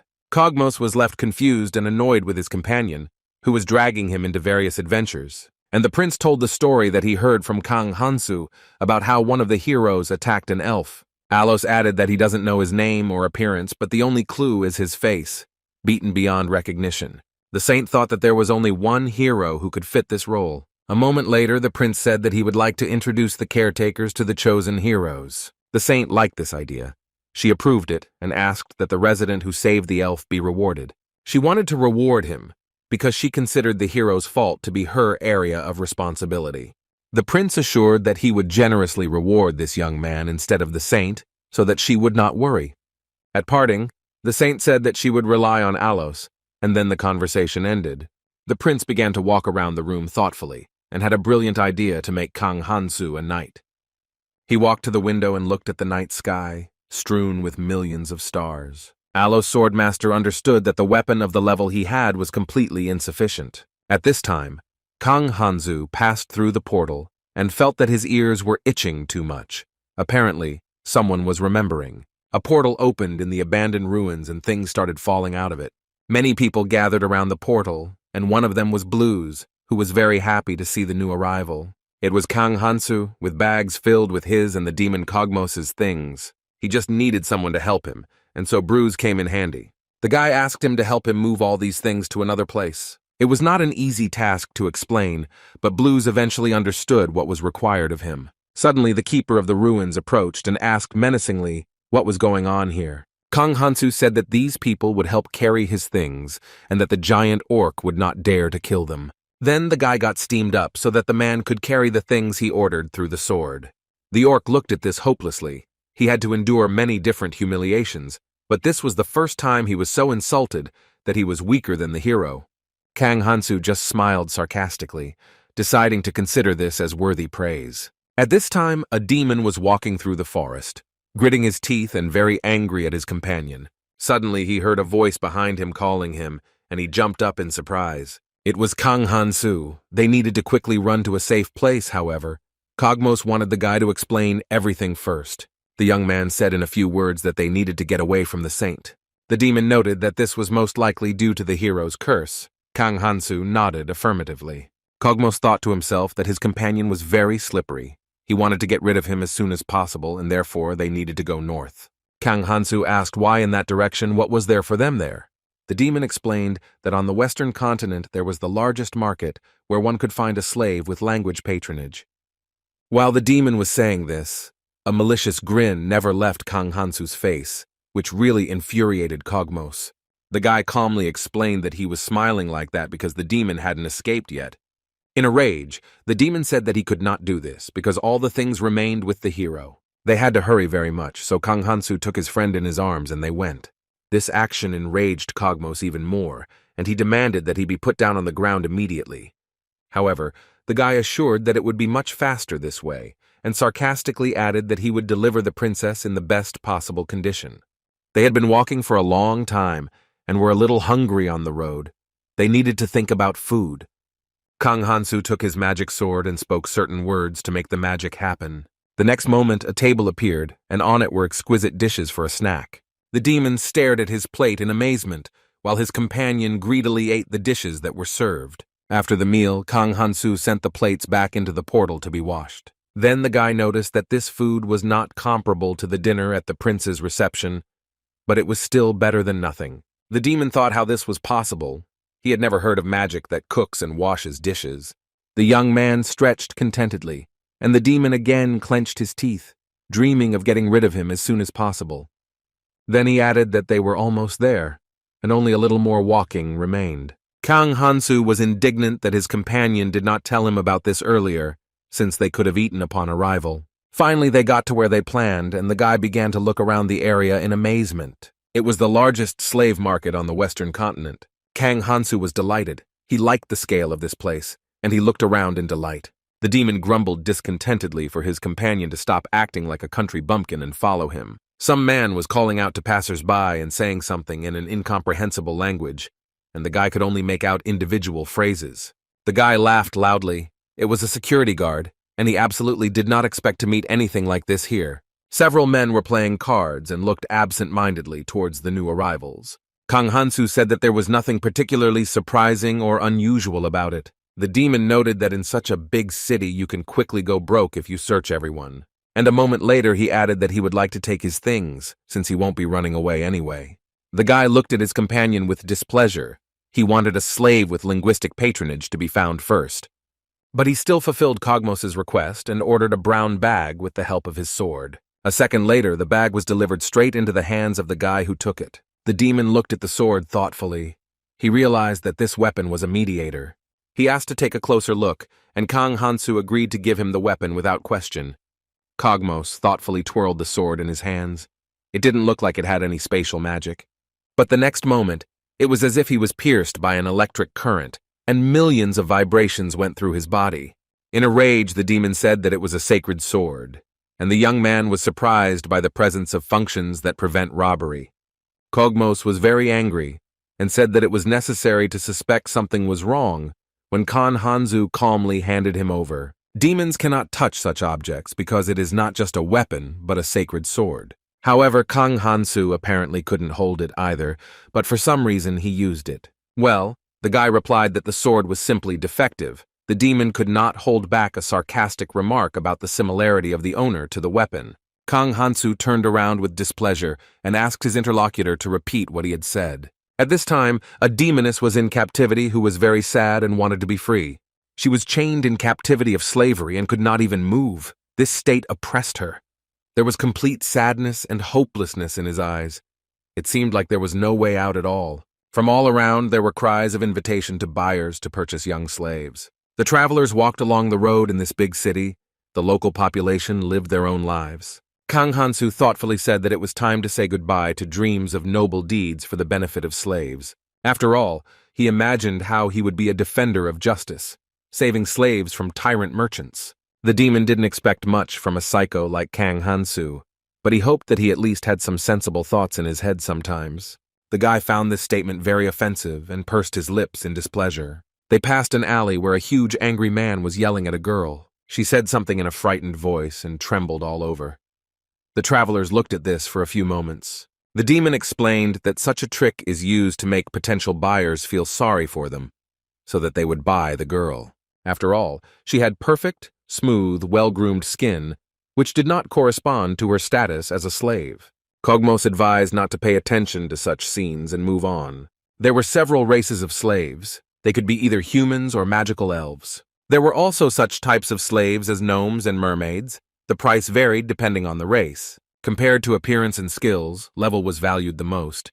The demon said that they needed to go to a certain place. After all, there were several shops here that specialized in high-class slaves. Finally, they entered a large, spacious building where they could buy what they needed. The friendly saleswoman smiled kindly at the guests who came in and greeted them. She asked why the customers had complained and whether they needed slaves for security. Cogmos said they were looking for a slave with linguistic patronage. Other characteristics were unimportant. The saleswoman paused for a few moments to choose the best option. Kang Hansu added that he needed a slave to accompany him during his journey. The demon doubted that such a thing even existed. To begin with, Cogmos decided to find out everything properly, what kind of offers there were here at all. He began to explain something to the saleswoman in a language that was incomprehensible to Kang Hansu. She nodded her head affirmatively and said that such slaves could be easily selected. The demon was surprised how it was possible to find a suitable slave for such a difficult mission. In the end, he sincerely sympathized with the future slave who would have to suffer with Kang Hansu. Without thinking twice, they walked up the marble steps to the second floor, expecting to meet the best candidate.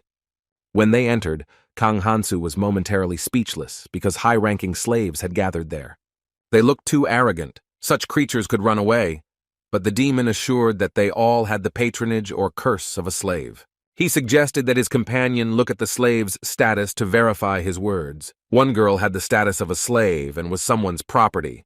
Every time she disobeyed, she experienced terrible torment. Suddenly, a saleswoman entered the room and asked the visitors to look at the other slaves. She said that she had a particularly valuable specimen that would definitely be suitable for travelers. A tall girl with long curly hair and wearing a beautiful white dress entered the hall. She had horns on her head, which indicated that she belonged to a certain race. Cogmos was incredibly surprised. He did not expect to see a creature like himself here. Kang Hansu chuckled. He assumed that something like this would definitely happen. However, his friend looked at him in rage and asked him again what he meant. The guy explained that his order for a slave exactly matched the demon's description. Cogmos declared that he himself would buy this slave and take her with him to the city. However, the demon did not have enough money, as it was quite an expensive purchase. Kang Hansu asked how the demoness got the status of a slave. She replied that there was a man whom she loved very much, but he doubted it. In order to prove her affection and loyalty, she agreed to become his slave. The guy added that it was quite obvious that the same man later left her. God didn't like the story, and he considered it boring. And Cogmos at this time was sitting on the floor. He was so touched by this story that he even cried. Kang Hansu and the demoness looked at this strange picture with bewilderment. She turned to the owner with a request to remove from her the insect that decided to feel sorry for her. The guy said that it was necessary to go further on the road. His slave asked if he wanted to check everything properly. But for Kang Hansu there was no doubt, because the status of a demoness spoke for itself. The girl's name was Diaroka. She was at level 27 and had many patronages.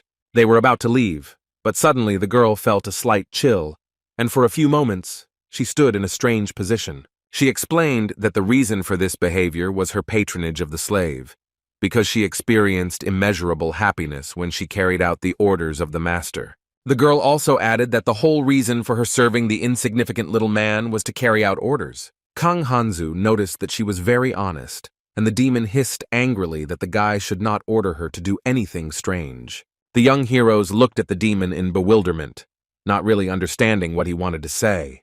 Diaroka looked at her master pleadingly and asked him to give the order to kill this demon. Kang Hansu graciously agreed, but warned that it should not be to the point of death. Meanwhile, he decided to walk around the area and look for some more slaves. They seemed too cheap to the young man, and he recruited a lot of people, but one way or another they all had a low level. Kang Hansu opened a portal and told his workers to take and carry things there. Cogmos asked the guy to give him a couple of minutes. Kang Hansu thought that the demon was going to leave. His friend began to say that he had changed his mind and wanted to continue, but suddenly an arrow hit his head. The guy looked at what was happening in amazement. It was a little surprising. Diaroka said thoughtfully that she would have liked to do it herself, but someone got ahead of her. With these words, the girl stepped on the demon's head with undisguised pleasure. Kang Hansu looked around carefully, but falling in the middle of the day was too much. The guy thought that this world was somehow too amazing and unpredictable. Here you need to be constantly on the alert, and keep your eyes open and your finger on the pulse. At this time, Diaroka struck a bandit who approached and wanted to attack them. Passers-by watched the fight in panic and were very frightened by what was happening. They started screaming that they were being killed and calling for help from other people, and criminals started gathering around.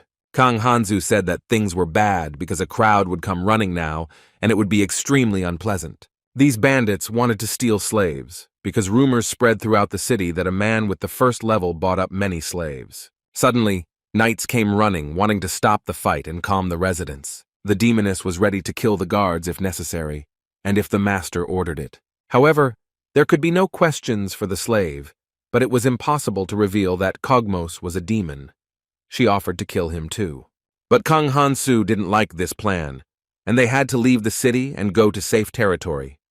In the forest, the guy threw the demon to the ground and told him to come to his senses and not pretend that he was weak. In anger, the demon tried to justify himself by saying that he was not a weakling, but simply lost his vigilance, because no one had ever tried to kill him. However, Diaroka said that up until this point, the demon had not tried to protect itself by relying only on the power of healing, and this was truly the fate of a weakling. Cogmos blurted out that his friend was a worthless piece of work who was trying to get close to a slave bought for money. However, Kang Hansu hit the demon and looked at his clothes in dismay because he was covered in blood again. At this time, the demoness's hand moved towards the guy in order to do something bad. For a few moments, the guy looked at what was happening, and the next second he grabbed the slave's hand. In her eyes, Kang Hansu was easy prey, but the demoness clearly underestimated him. Diaroka gritted her teeth. She was very angry and wanted to take revenge at any cost. Then the slave again directed her hand, charged with warlike energy, and wanted to grab the master.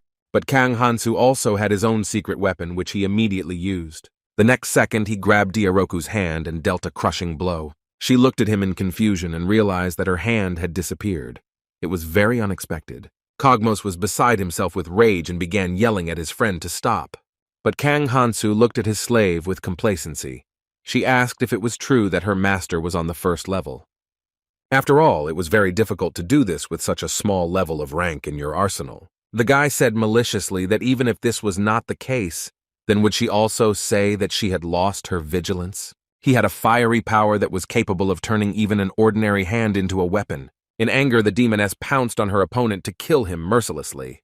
But the guy was not going to give up and was determined to show her who was boss. He pounced on Diaroku so that she would have no doubts about how powerful he was. The young man pressed himself into the air, waving his fists and intending to attack the demoness. For a few moments, she was unable to parry the blows, as they were dealt with lightning speed. He was about to make the biggest blow at the end and swung his arm to deliver it. But the next moment, something went wrong, and Diaroka, having prepared her power, struck her opponent. Kang Hansu flew to the side, and she said that apparently her master had lost his vigilance there. The guy foresaw that it would be very painful, because she had inflicted a severe wound on him. The young man turned away. Thick blood flowed from his wound. He needed time to recover. For a few moments he came to his senses and performed the inner work of healing. Diaroka said with a smile that for a demon, the wounds that Kang Hansu had inflicted on her were a mere trifle. She told the master to order her to free herself, and then she would heal him that very second. But the guy didn't agree, and he said that he wasn't going to fulfill her request. Turning around, the young man said that he was ordering his slave to stand still. She was angry and furious because she didn't get what she wanted and didn't achieve success with her attacks. The wound that was on Kang Hansu's body healed itself, and he could calmly continue the battle. Now the demoness doubted that this young man was actually human because his abilities said otherwise. They both knew how to regenerate, so the guy suggested fighting until one of them died. Cogmus was beside himself with rage. He considered his friend a real monster. The demon volunteered to help Miss Diaroka and said that he would not let anyone harm her and would protect her from Kang Hansu. Diaroka looked at Cogmos with disdain, since he was clearly not fit to be a protector. They were always together with Kang Hansu, and he studied the demon's fighting tactics well. Therefore, forcing him to back down is not a problem for the guy. Kang Hansu said that who else but the demon would know that it was useless to stop him. Diaroka said thoughtfully that this man is incredible in the bad sense of the word. After all, you can't be so annoying. Kang Hansu ran up and said that it was all just to show off in front of her.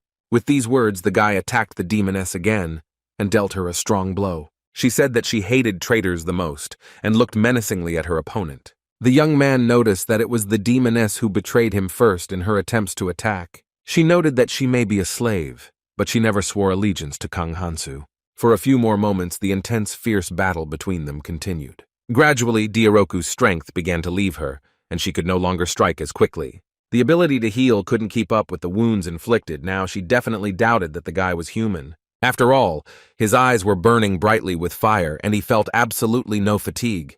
Diaroka gathered all her composure and began to attack her master. Kang Hansu brilliantly parried this blow and continued his fierce battle. The next moment, the demoness flew to the side and fell to the ground, screaming loudly in surprise. The guy ran up and dealt the final blow to his slave, who was already lying on the grass. However, after a minute, Diaroka stood up. Her eyes were furious. She was not going to give up. Kang Hansu said that it seemed like the slave didn't think about her health at all, but it turned out that she was more resilient than the orcs. But suddenly the young man looked in amazement at what was happening to the demoness. Behind her back, wings grew that were very large and voluminous. But this did not stop the guy. He decided that while she had not yet taken off, he would trample her on the ground. However, Kang Hansu didn't have time to do this, as the demoness took off in an instant. She pushed off the ground and began to float in the air, and the young man was annoyed that he had missed the moment. In any case, he understood that Diaroki would not last long, since she was already quite exhausted. He prepared his elf patronage, which could help in victory. Diaroka flew high to return and promised that she would kill the guy with one blow. She quickly dropped to the ground with great fury, intending to crush her opponent. But Kang Hansu was not going to give up and prepared his secret weapon. He extended his hand, which played the role of a sharp dagger and could seriously injure. The guy saw a demoness flying towards him, but he was confident in his success. The next moment, she furiously attacked her owner and they collided. Kang Hansu felt a strong blow to his head and lost consciousness for a moment.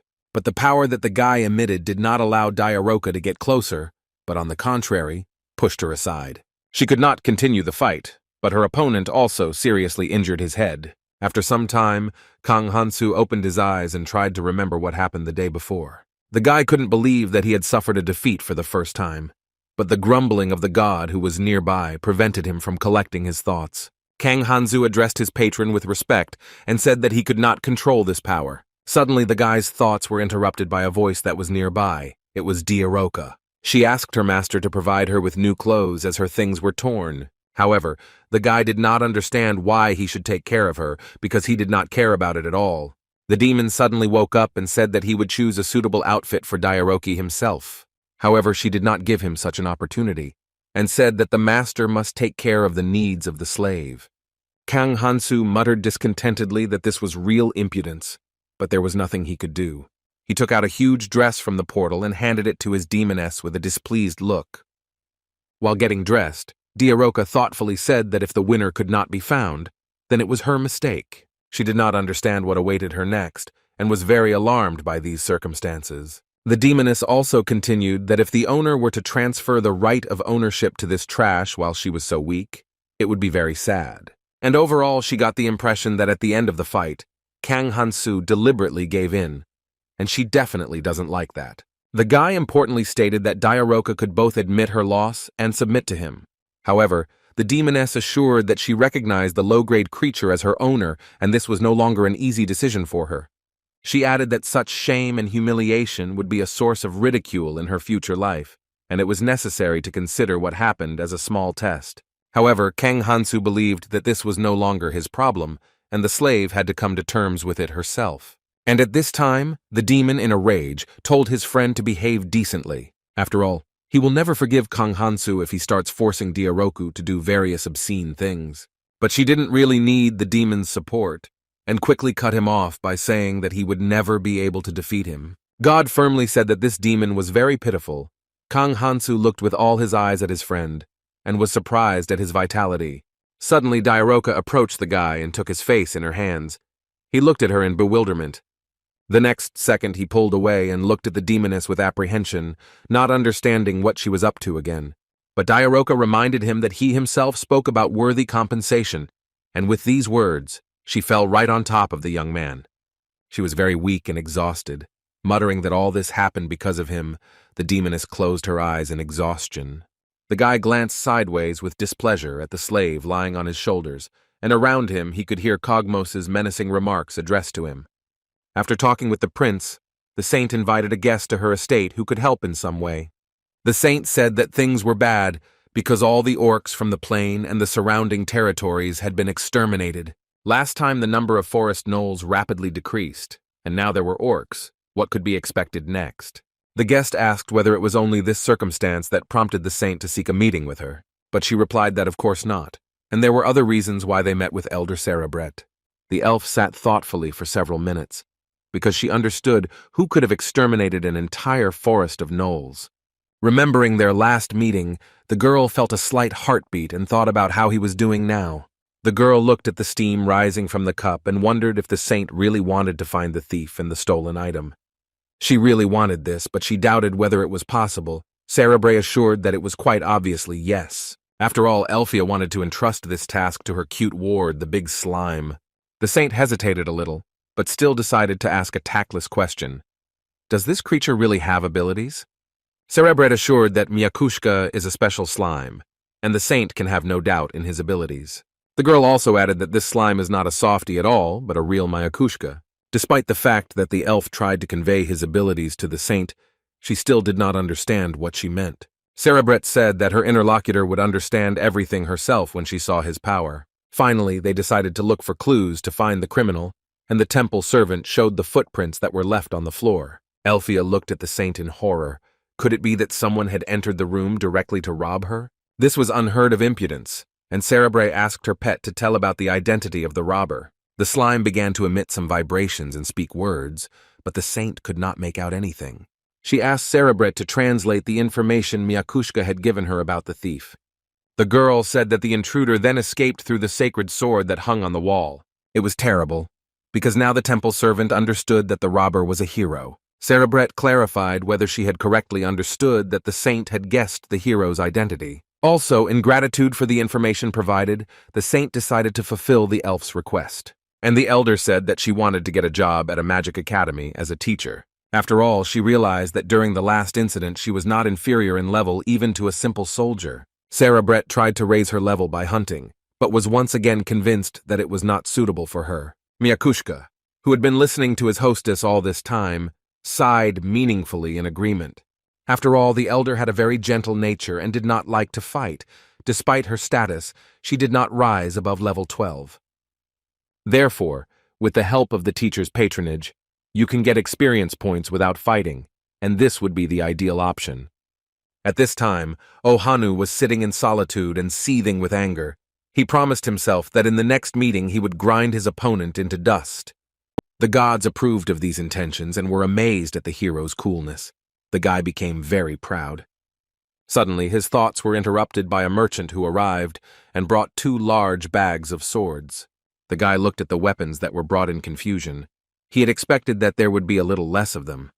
The merchant kindly said that this was a small thanks to the future savior of the world. Although this was too much, the young man still thanked him, and then asked if there were any unexplored dungeons in the area. And although the man said that there was no such thing, Ohanu decided that they simply had not been found yet, because they definitely had to be there. Suddenly, the entire crowd of people who had gathered on the street, talking, began to look in one direction. The guy squeezed through the people to see what everyone was crowded together for. Suddenly, he realized who all the assembled people were looking at, and in panic, he held back an enthusiastic cry. Elder Sarah Brett was walking next to the knights. The young man could not take his eyes off her, and thought that she must be some kind of aristocrat. The lady said that she did not hold a grudge against people and did not come for revenge. She also apologized for the noise made. The guy twitched in amazement, thinking why she was here, because the girl had a very aggressive slime in her arms. He was emitting some angry words, and looked at the assembled audience with displeasure. Suddenly, one man from the crowd wanted to approach the elf in order to talk to her. Sarah Bray asked if it was true that he was the new headman of this amazing village. The girl also added that she needed to find out whether the dungeon was still there. Okan looked at those present in surprise and thought that this was some kind of heroic event. However, the guy could not allow the girl he liked to leave so quickly, so he turned to her. Relying on the power of his patronage, Ohanu asked with a friendly smile if she wanted to tell him something.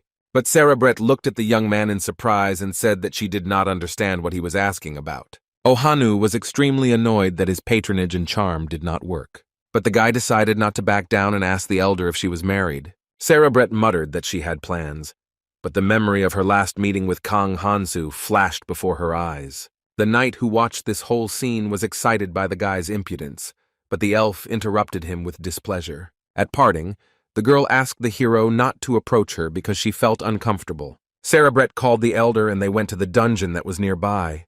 Ohanu watched the girl leave and thought that she was very sweet, but there were clearly circumstances that she could not tell.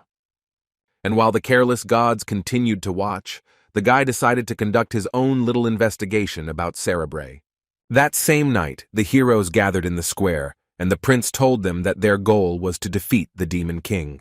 To do this, they must use all the methods and means they have, and similar conditions will be in place at the upcoming tournament. Alos then showed a map where a significant number of orcs had been released in the areas marked in red. The prince added that the goal of the tournaments is to hunt these orcs and check the tokens on their ankles. The guys were worried, and Chan Min was a little uneasy. She felt a slight tremor running through her body.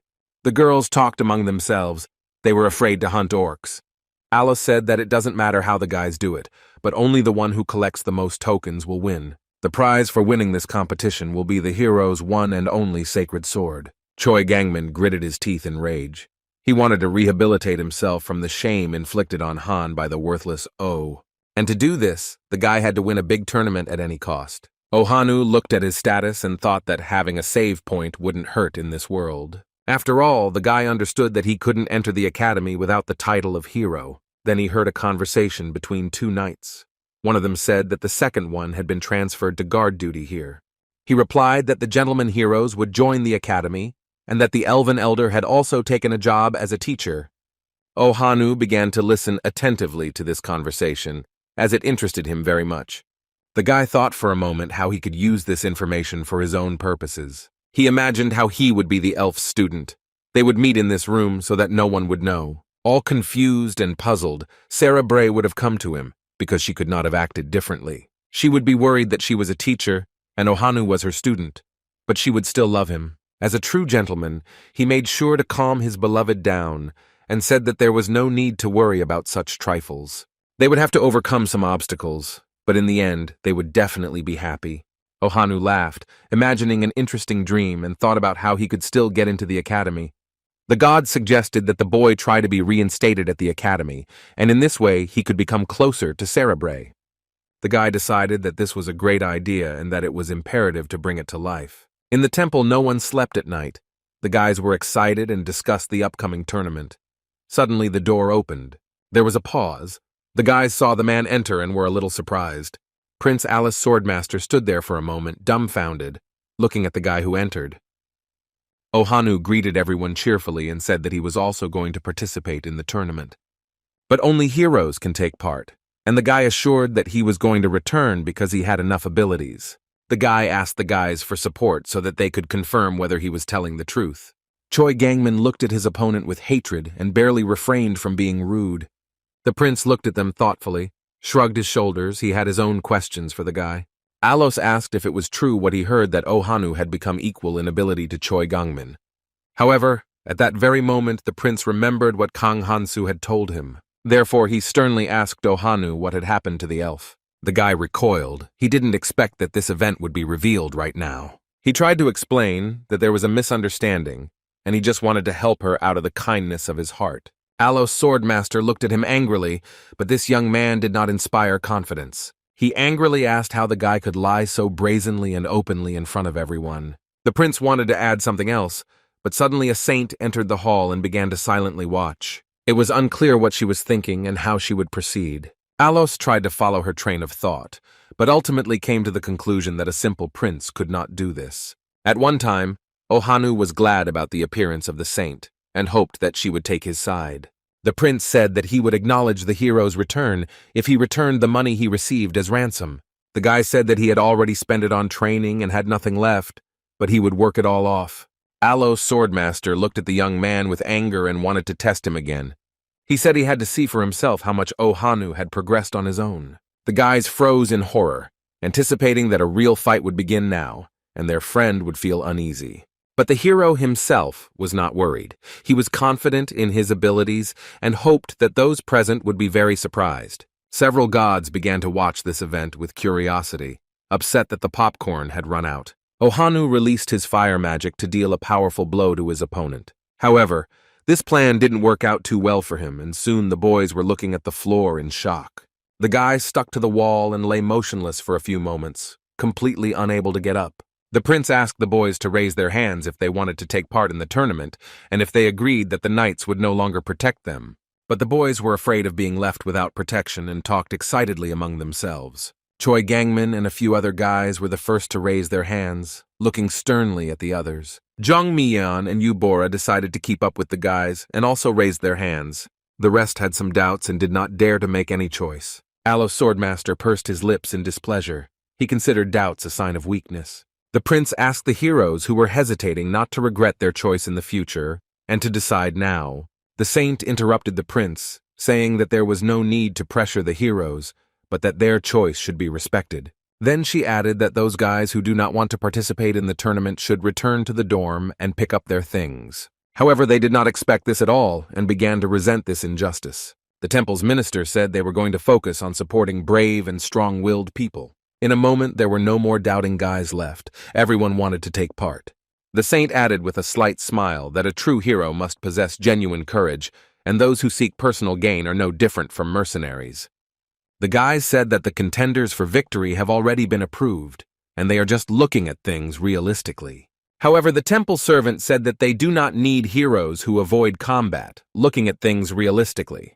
The guys couldn't find anything to say in response to this, and so, gritting their teeth, they agreed. The saint then praised the remaining heroes and said that they had passed the selection round with flying colors. The guys were determined. Each one wanted to see himself as a winner. The saint wished them good luck in the upcoming tournament and commanded them to listen to the commands. Ohanu came to his senses and tried to get up. He was determined and ready to win. Kang Hansu walked along the road and carried in his arms a demoness who was sleeping very soundly. The guy was offended by Cogmos, who decided to leave him after all, and they ran away. He said that he would return when he became a strong man worthy of Miss Diaroka. The demon would show them. God noticed that such sentimental thoughts about others were not typical of Asi. He also didn't like that Kang Hansu was carrying this demoness around with him. In his opinion, she needed to be abandoned. However, the guy said that there was nothing wrong with it, he just changed the translator to a female one. God said that he was very uncomfortable being here in such an environment, but the guy didn't pay attention. A strong resentment crept into the soul of the god Asa, and he was very dissatisfied. He decided to quickly leave this place and not watch the guy carry the demoness. Kang Hansu didn't expect this, and indignantly asked if this was escape. He called his patron spirit, but there was silence in response. Apparently, he had actually left. And at this time, God decided to listen to what was happening in the temple. He quietly looked into the wall. He saw the prince talking to Ohanu about the upcoming battle between them. Asa looked at what would happen next, how events would develop. God looked at the schedule that was created for the heroes, and at that time, Ohanu flew into the wall. It was written that the prize for winning the sacred sword, the grand prize winner of the tournament, would be given a chance to enter the Hogwarts Academy of Magic. Asa imagined how happy Kang Hansu would be when he could visit this academy. This dream pleased God so much that he was very happy in anticipation. Meanwhile, Kang Hansu laid Diaroka, who was sleeping peacefully, on the bed. She was so tired that she didn't even move.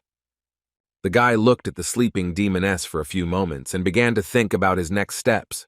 First of all, he looked into the status window to check if his patrons were in place. However, nothing had changed there, and the guy sighed with relief, thinking that Asa had not abandoned him. Suddenly, the maid came into the room and wanted to ask the guy something. The girl said something kindly and did not look at her interlocutor. But when she noticed who was sitting in the room, she stepped back in fear. After all, she didn't see a person, but a real demon with eerie, burning eyes appeared before her eyes. She quickly said some words of gratitude and ran out of the room, leaving the young man sitting there in confusion. He understood what the reason was. Because the friendly race was afraid of him and avoided him due to the curse, the guy felt some pleasure from how people reacted to him. He thought that it was not worth focusing on this, since his peculiarity did not cause any serious problems. The guy looked out the window and thought that slave thieves usually become active at this time. He decided to take revenge for the theft last time before he left this city. At this time, the god returned and the boy was glad to see him, but he did not expect Asa to come so early. God said it was a necessary solitary journey, and he was scouting out interesting information. The guy was busy with his thoughts and suggested that the spirit take a walk with him to one place. God was already glad that the young man had decided to leave the demon, but he replied that she was just sleeping for now. Kang Hansu said that he decided to see the thieves who attacked them that time. But God was interested in the plans that the guy had after the showdown with the thieves. He replied that he had not thought that far ahead yet. In that case, Asa enthusiastically suggested going to the academy directly from this city. The young man said that first he would deal with the thieves and then he would decide. God began to act up and fell to the floor, demanding that the young man answer now. Kang Hansu asked for help, and then he would definitely think about it. The patron spirit looked closely at the hero and asked if he would go to the academy if he helped. Kang Hansu said vaguely that he would definitely think about this proposal. Asa asked how he could help in such a matter. The guy replied that in order to catch a fish, bait was needed. The young man was in anticipation of revenge, and his furious gaze shone like never before. His slaves brought him to a certain place where there were many merchants and slaves. Kang Hansu thanked God for the translation, and God asked if he needed more slaves. The guy said with a slight grin that they would still come in handy later, and that they could be taken. He examined the slaves who were nearby and assessed their level of development. There were the daughters of the mage's son and knights of the aristocracy. Because of their low level, they were cheap, regardless of the type of their activity. Kang Hansu admitted that even his chest skipped a beat from the feeling of kinship with these first-level people. God said that the external level does not matter, because what matters is the rank that the hero has inside. The guy began to approach the slaves and was on guard because an attack could happen at any moment. And so it happened, because the next moment the young man felt an arrow flying towards him. These were the guys who laughed contemptuously at Kang Hansu, considering him a weakling. However, they soon realized that they were cruelly mistaken, because this was the same guy they had met the day before. Kang Hansu, using well-worn methods, accurately determined that these people were the Morning Boy's comrades. Suddenly, a huge, muscular man appeared next to them, whom they called the leader. He ordered his friends to do something, but they were very scared. Kang Hansu only smirked contemptuously. He expected to deal with them in no time. Many bandits came running from all over the area who wanted to deal with the hero. The leader took up his weapon and quickly jumped off the roof to start a fight. The guy looked at him appraisingly, and the god reminded them that they needed to go to the academy. The huge, fierce leader landed and prepared to attack. God kept saying that the academy was important and demanded an immediate response from Kang Hansu, but the guy was busy exterminating. His enemy had a crazy look and an evil smile that did not bode well. He shouted with all his might for his brothers to help in this difficult battle. At this time, the god muttered that Kang Hansu was clearly in a hurry with his desire, but he had intended to do so. The boy used his abilities. His eyes sparkled with fire, and his hands were filled with powerful magic. The gang leader looked at the young man in amazement. It seemed that this could not be. After all, this guy who had the first level could beat up an entire crowd with one hand. Kang Hansu admitted that he feels quite strange when he has to fight with his bare hand. God was glad that these guys were finished and danced contentedly in anticipation. But the guy still had to deal with the leader, who was left alone and had no support. He was looking forward to taking revenge. He was pleased, because he did the right thing, because he didn't run away. The chief hid in a corner, and the guy graciously promised that he would not kill him. The huge guy tried to run away, and Kang Hansu watched him go with calm confidence. However, this development of events did not satisfy the young man, so he decided to deal the final blow. The man felt his children breaking down and fell to the ground in exhaustion. He screamed in pain, made some strange sounds, but was no longer able to get up or even move. Suddenly, the rest of the guys woke up, and from all around they again attacked Kang Hansu. He turned around sharply and thought that these bandits did not fully understand who they were dealing with. Literally, a few minutes later, knights guarding the population appeared at this place. They looked closely at the bandits who lay tied up on the ground. Kang Hansu explained in his own way that this incident should remain a secret and handed over the money to the knights. They beamed with smiles and gratitude, pointing to the slimes that the creatures would clean up the aftermath of the battle. Suddenly, the guy noticed some suspicious object left behind after the battle. It was a bone that the slimes for some reason did not touch and did not want to remove.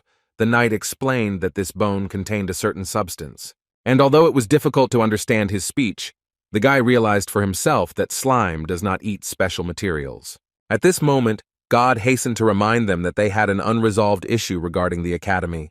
However, the guy pretended not to hear and continued talking to the knight, which made the spirit very angry. Kang Hansu noted that he knew absolutely nothing about this academy, but for God the most important thing was to get there, and once there, he could figure it out. Suddenly, the knight called the boy by name in a menacing voice and began to say something to him. The young man turned around and looked at his interlocutor in amazement. He thought that the conversation was already over. The knight spoke words from which the boy understood that he was talking about the bone and the man's son, as well as about the academy. Kang Hansu began to worry that there would be a stir, since the young man could be wanted for attempting to murder a member of the royal family. But the guy absolutely did not understand what the knight was saying and what he wanted from him. Asa translated that this man wanted Kang Hansu to sell this bone. The god also added that the knight would like to give this bone to his son as a gift in honor of his entry into the academy. In his explanations, he highlighted the words academy and accounts several times, which would be a good hint. The guy thought for a few moments, and then offered the knight conditions instead of money. Kang Hansu said that she would like to join the academy too and asked for help.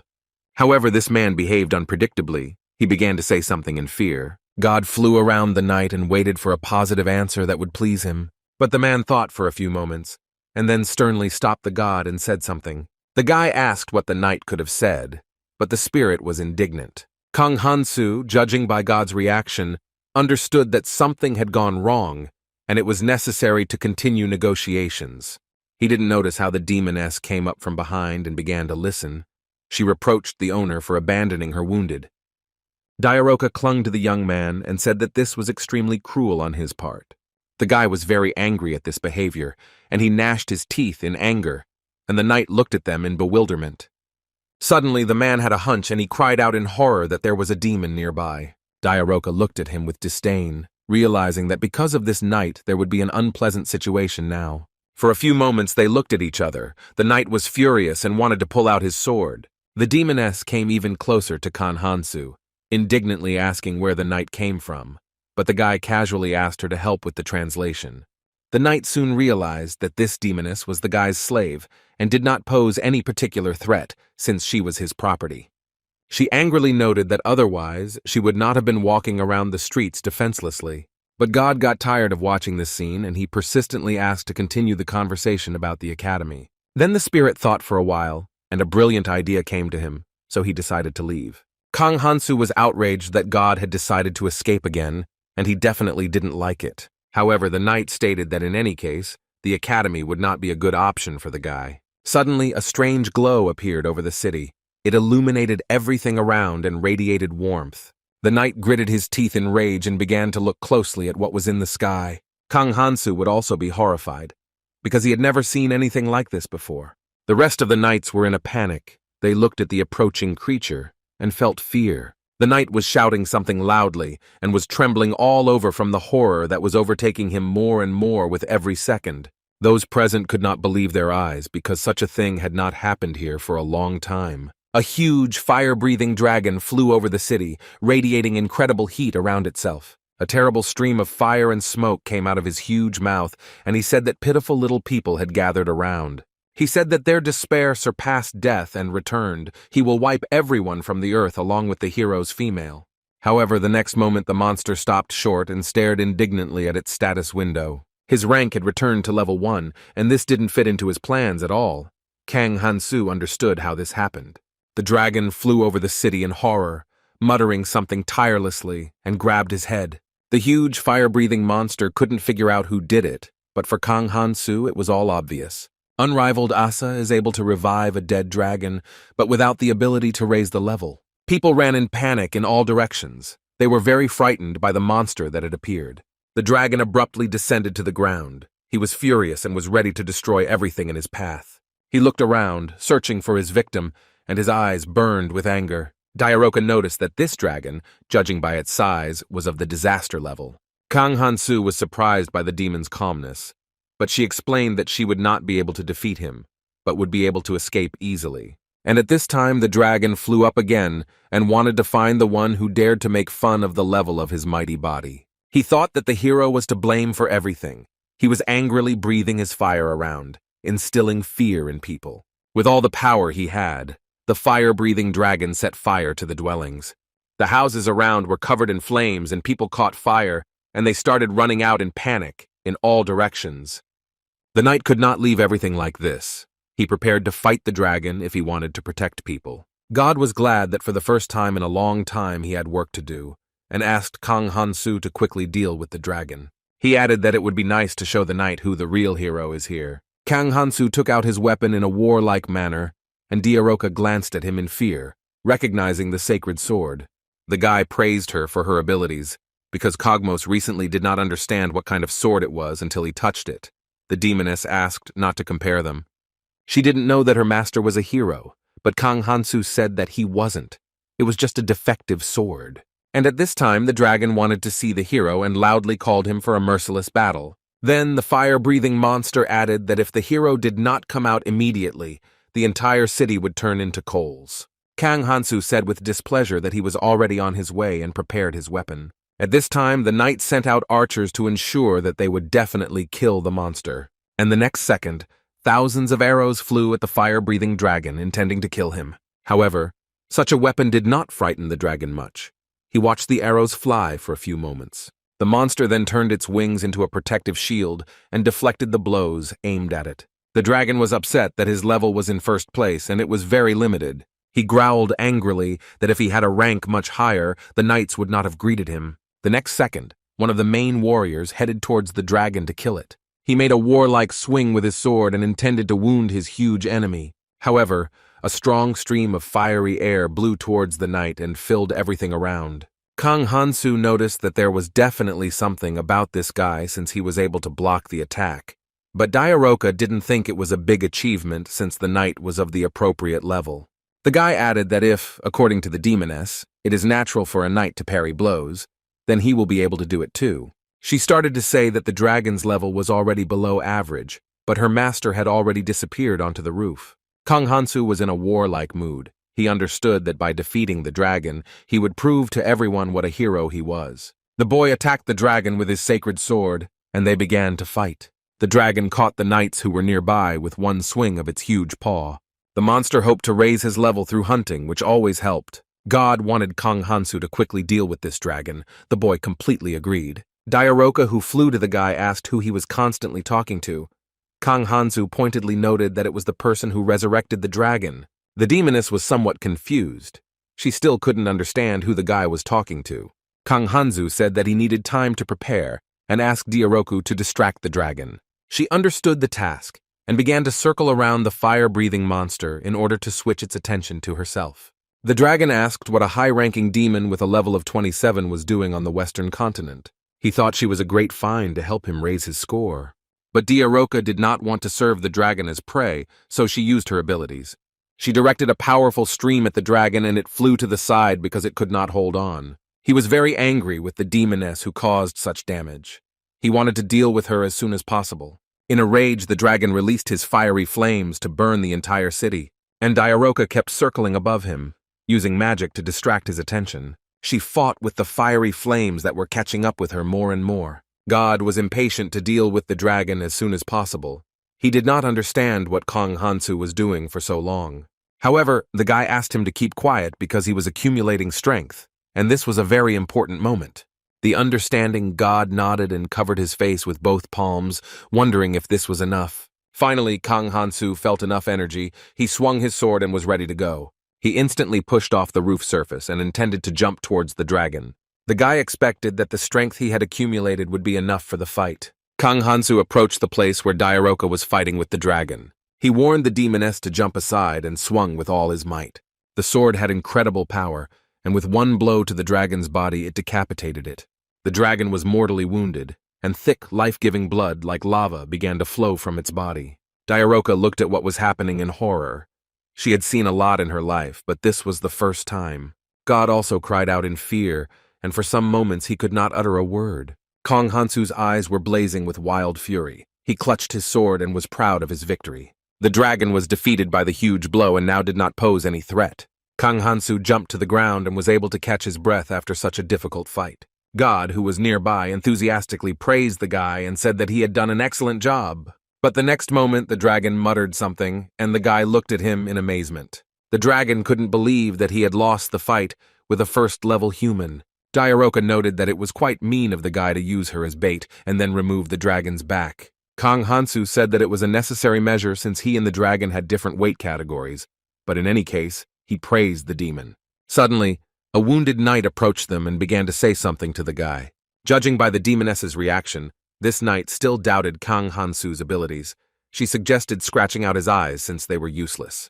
The knight looked at them in bewilderment and was extremely embittered by such a remark. And the dragon at this time continued to complain that he was the ruler of the red dragons and fell from such insignificance. Kang Hansu advised him not to be upset, because anything can happen in life and there is no need to be embarrassed about a mistake.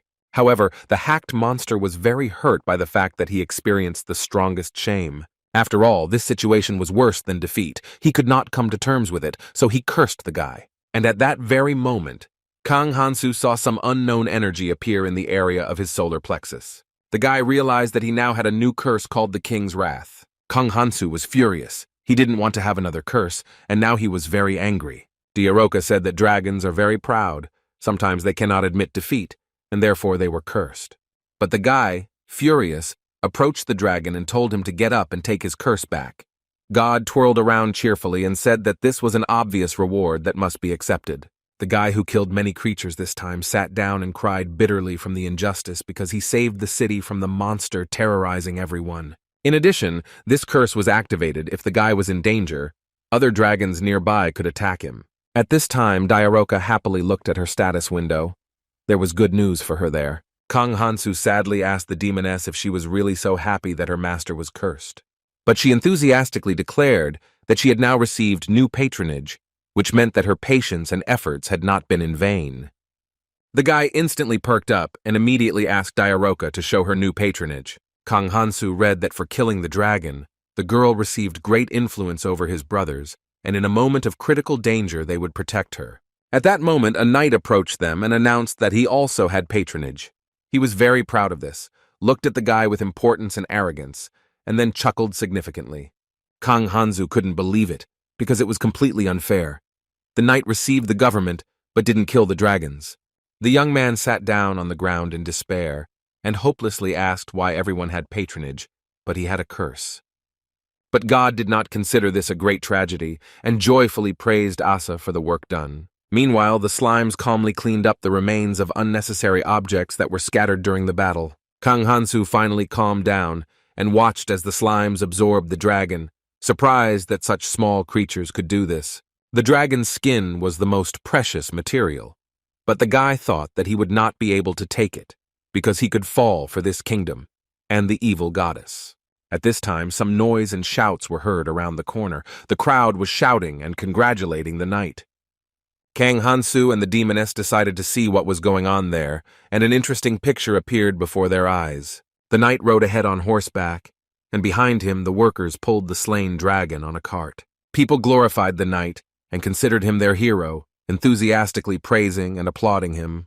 The hero stood behind, deciding not to interfere with this crowd, but simply to silently observe. When everyone left, the knight thanked Kang Hansu heartily and said that he was indebted to the guy. God would not mind if the knight helped in obtaining a pass to the academy, and Kang Hansu added that the trophy would go to the restoration of the city and support of the families of the deceased.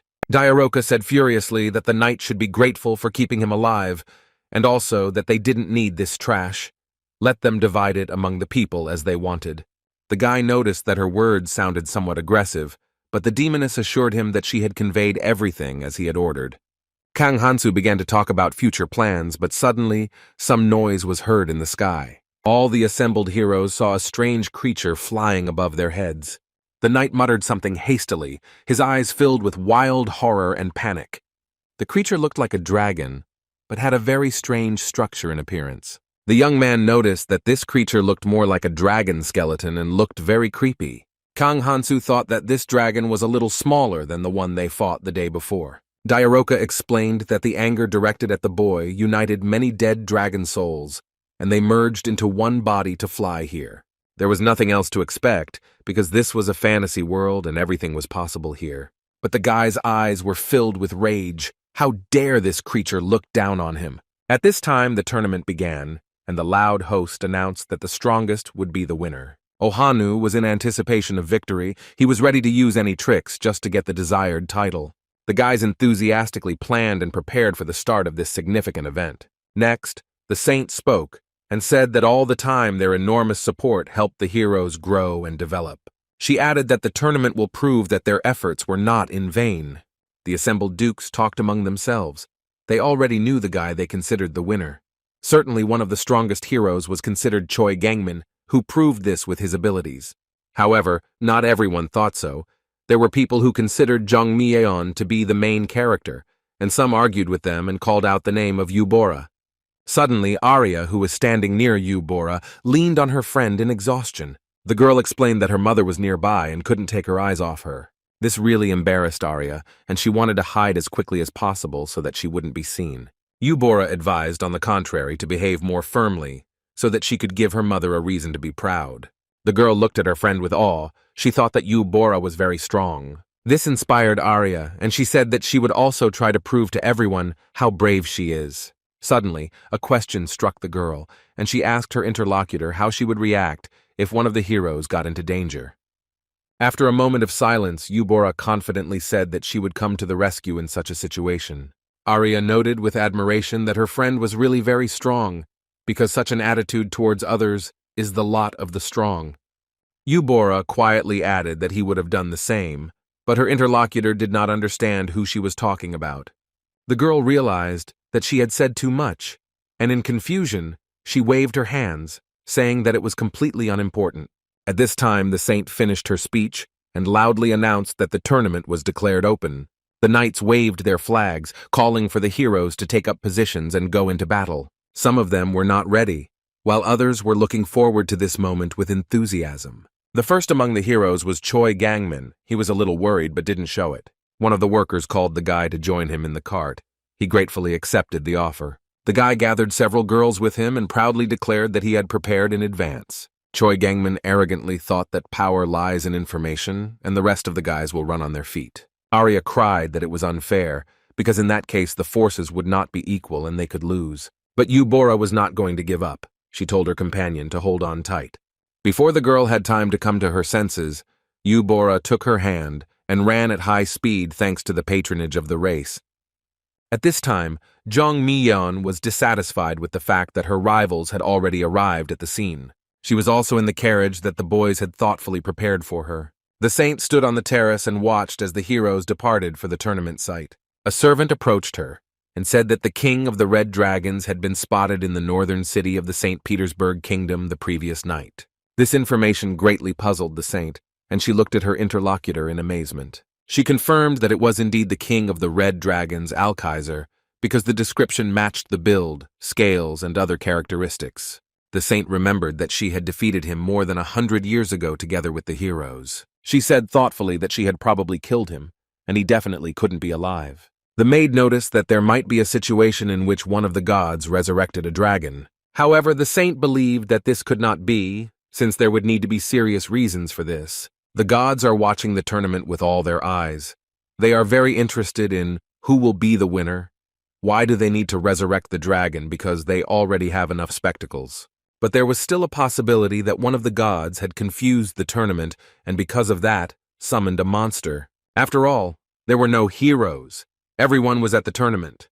Would the gods really take the risk of arranging something like this? Suddenly she remembered that there was one hero who was not present here. Moreover, Kang Hanzu had a patron near him who blocked the goddess's search. Suddenly the saint had a hunch that the revived dragon could be the work of this god, and she decided to go there immediately. But the maid stopped the saint, adding that this dragon had been caught and destroyed. This completely discouraged the saint, and she asked again whose hands it was. The maid said that the dragon was defeated by one knight. She calmed down, because in that case, it couldn't be the Dragon King, since it would be impossible for a knight to defeat him alone. Then the saint angrily added that one should not trust false information. Meanwhile, Ohanu was trying to find a cart for himself so that he could go hunting as quickly as possible. But to his great regret, without money, no one wanted to take the hero with them or give him a ride. The guy didn't know what to do or how to act, but suddenly someone called him. One of the girls asked why the young man was still here although he should be on the plane. Because of his curse, Ohanu could not see what status the girl belonged to and was very annoyed because of this. But thanks to his patronage, the guy was still able to bewitch her, and the lady graciously agreed to give her a ride. This was a great success for Ohanu. Now he had no doubt about his luck. The girl sternly warned Ohanu not to press so hard. The guy was very pleased with this circumstance because now he could calmly and easily rush to the place. He enjoyed driving and didn't even want it to be too fast. Ohanu thought that this trip was much more pleasant than in a carriage with a bunch of other people. Meanwhile, there was a very terrible situation in the city. The demoness looked around in fear, waiting for her master. She was badly wounded and exhausted, and no longer had the ability to fight as her strength was running out. The dragon spirit was incredibly powerful. It launched attacks on the inhabitants and seemed not to get tired. Kang Hanzu was furious because he couldn't do anything in this situation no matter how hard he tried. The fight lasted for several hours. It was a brutal battle, but the guy did not intend to give up. He gathered all his will into a fist and eventually was able to defeat even the dragon skeleton. But suddenly, Kang Hansu's status window began to show that there was a curse. The guy looked around in some confusion and didn't understand what was happening. Suddenly, from under the rubble, the hand of a defeated dragon, which was already a skeleton, grew out. There were a lot of them. They appeared out of nowhere and screamed at the top of their lungs that a person needed to be killed. Suddenly, among the many dragons, the largest one appeared and attacked the young man. The knight looked at all this in confusion and did not understand where so many dragon skeletons came from. At this time, they attacked all the people who were nearby, including the knight. He looked at these strange creatures in horror and could not cope with them. The dragon looked scary, but it had the ability to attack and incredible strength. The knight sat near the wall, no longer hoping for salvation, as he had spent all his resources. Suddenly, the patronage became active, which indicated that the dragons nearby would protect him. A mighty paw fell on the knight's shoulder, and the dragon said that it was necessary to save the man. Then the fire-breathing creature rose into the air and began to hover above the ground. He came face to face with another dragon that was trying to attack the knight. Kang Hansu watched what was happening and thought about how to turn this situation to his advantage. The dragons were endlessly present and remained. Some of them defended the knight and others attacked. Diaroka lost all patience and angrily told the creatures to stop flying. She pounced on one of the dragons and angrily broke it into pieces. Then came the next dragon, which the girl defeated right there without any surgery. Diaroka told her master that it all looked too suspicious. But the next moment the demon froze as another dragon pounced on the one fighting her. She began to poorly understand what was happening because these dragons were simply fighting among themselves. Diaroka realized that the protection of the king's wrath had been activated, as a result of which the dragon protected her. It was absolutely incredible, and the girl did not understand how to stop this situation. Kang Hansu watched what was happening and said that at this rate they would destroy the entire city. The guy didn't want to allow this to happen, so he started swinging his sword to destroy everyone. He was on the move and was determined to win, sparing absolutely no dragon. In the end, everything was finished, and the slimes began to eat the remains of these monsters. Diaroka noted that she had never heard of a horde of bone dragons before. She then asked if the master knew why the patronage and curse of the king's wrath had been activated, because there must definitely be a reason for it. But the guy had some guesses that led to interesting thoughts. After all, he had cheater patronage. Unlike the gnoll who received power from food, it came to the guy taking lives. He somehow rolled back to the similar and used life as fuel on a permanent basis. When his life force dropped, she stood up as a trainer for monsters. This is how the curse of the king's wrath could be activated right now. In fact, according to the rules, even a curse should have a limit on the number of activations, but not in his case. In the form of a guy, all states are reset, and he must control the power at all times. In his thoughts, Kang Hansu accidentally almost stepped on the slimes that were cleaning up the bones. There were too many bones, and the guy wondered what to do with them because the slimes clearly couldn't cope. He offered Diaroka to take everything for herself. She looked at her master in shock. She muttered that they gave her unnecessary trash, but in reality these materials were worth more than her life. The pile of bones was very huge, and the demoness could not take it all for herself no matter how hard she tried. Suddenly, a gentleman knight approached the travelers and excitedly wanted to say something. He said something about his son and the academy, but his words were difficult to discern. Kang Hansu could only understand a few words and wanted to know more about what the knight wanted. The demoness translated that the knight was asking Kang Hansu to accompany his son to the academy. God was very pleased that this perfect plan worked at the highest level. Diaroka sarcastically remarked that this tin can had a conscience, because its owner had performed a feat, and the knight was inviting them to visit. The guy modestly noted that it was his fault that the city had turned into ruins, so he didn't insist. Diaroka prepared to reject this offer, but Kang Hansu said that if the knight wanted to repay, then so be it. At this time, people nearby saw many bones and began to gather around. The guy decided that if a lot of people came running, there would be a commotion, and they would interfere with the cleaning. Diaroka said that in that case, it would be better to get out of here as soon as possible and took a lot of bones with her. Finally, they set off on their way to the knight's estate. Kang Hansu noted to himself that this city was quite beautiful. Soon the knight told his companion that they had arrived and pointed to his house. The guy looked at the building with admiration. He didn't think that there was such a place on the outskirts of the city. Diaroka noted with displeasure that this was a rather modest dwelling for a knight, but Kang Hansu was delighted with this building. Then he turned to his companion and asked why she had followed him, since only he had been invited. The demoness replied that she would translate if necessary. The guy noted with displeasure that he could cope just fine on his own. Just like at the dinner with the prince, Diaroka couldn't help but agree, ironically adding that after that he ended up on the run. And from the upper window, one man watched the heroes, who was clearly unhappy with their arrival. The knight's entire family, his wife and youngest son, gathered for dinner. Only one was missing. The knight explained what he wanted from Kang Hansu, and the demoness asked if her master understood everything. The guy thoughtfully said that most likely they were asking him to go to the academy with his eldest son and not his youngest. Diaroka added that the younger one already has a partner, and the first one, although he quit, can be reinstated. The eldest son of the family believed that they wanted to send him to the academy so that he could take care of the younger rascal. However, this translation did not really suit Kang Hansu. The guy wanted to know specifically what they wanted from him.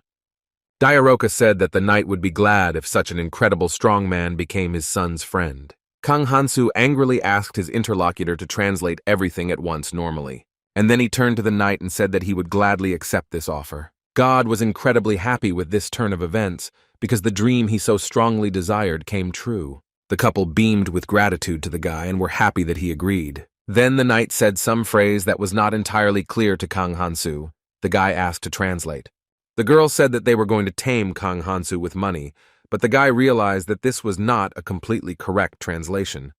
Diaroka importantly said that she had simply missed confusing and hidden hints, but the guy considered this a distortion of the facts. Suddenly a brilliant idea came into the girl's head, and she told the knight to show her his son. Kang Hansu didn't understand what she said to them, because they began to thrash and shake in panic. The couple suddenly burst into tears, but Diaroka was pleased with herself, because from the demon's point of view, the translation was very similar. A few hours later, the guy was lying exhausted on his bed and thinking that his translator was behaving too willfully, because he had to calm the couple down for a very long time. Then the guy sat down on the bed and asked the demon if it knew anything about the academy. Diaroka said that in order to resist them, people founded 4 academies where they taught barbaric violence. Well, no matter how much humans struggled, they still remained weaklings compared to demons. Eventually they came together, and the new academy became a place that produced friendship and unity. At this point, Diaroka finished her story. The guy found it rather boring. Suddenly the knight's eldest son burst through the door, holding a sword in his hands and in an aggressive mood. He says something in his own language, but in general it was clear that the guy was very angry at Kang Hansu, who appeared. The young man said something furiously about his father and that he was going to attack now. Diaroka asked if she needed to translate these words, but Kang Hansu already understood what they were talking about. The disgruntled guy stood at the entrance and showed with his whole appearance that he did not want to be friends with Kang Hansu. But the hero noticed that his father was asking for his son very much, and he couldn't just ignore it. To succeed in the academy, you need to have stamina and strong muscles. Therefore, Kang Hansu decided to take on the education of his protege on his own. The young man suspected that things would be tough for him now, as his interlocutor's eyes sparkled with an unkind fire. The next second, he felt a strong blow from a fist on his face and fell to the ground. However, soon the guy got up, took the weapon in his hands, and began to shout something, cursing Kang Hansu.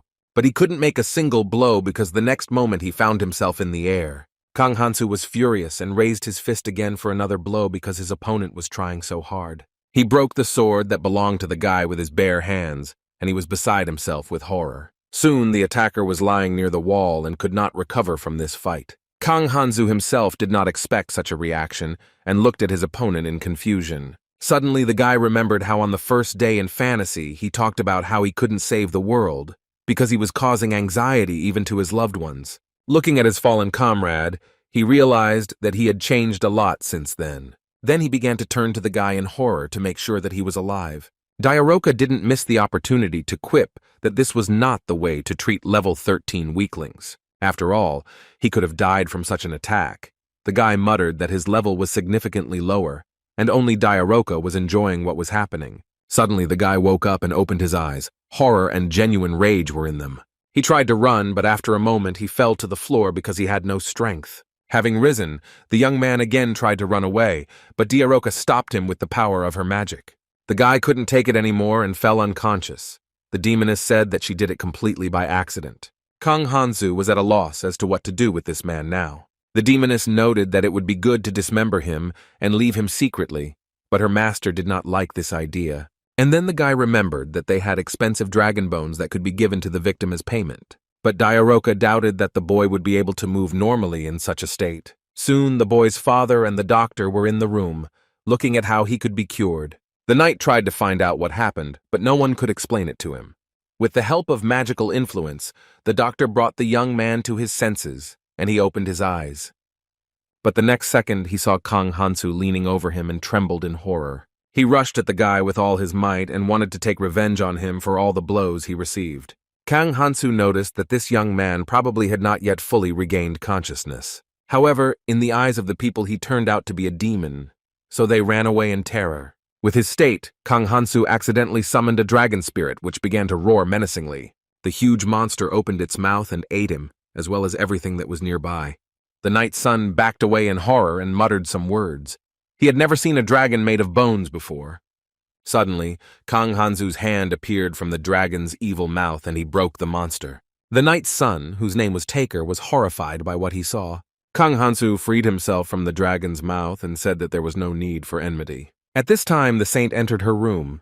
She was very puzzled by the current situation. She thought that voluntary donations should not be allowed to decline. After all, it is extremely difficult to maintain the hero's inspiration through the efforts of the temple alone. There the saint thought about the fact that an entire era had changed, but some things remained the same. She fell onto the bed and couldn't collect her thoughts to structure them. Suddenly the magic ball rang and a voice came from it asking to talk. A message came from there that the director of the academy had been waiting since early morning for a moment to talk with the saint.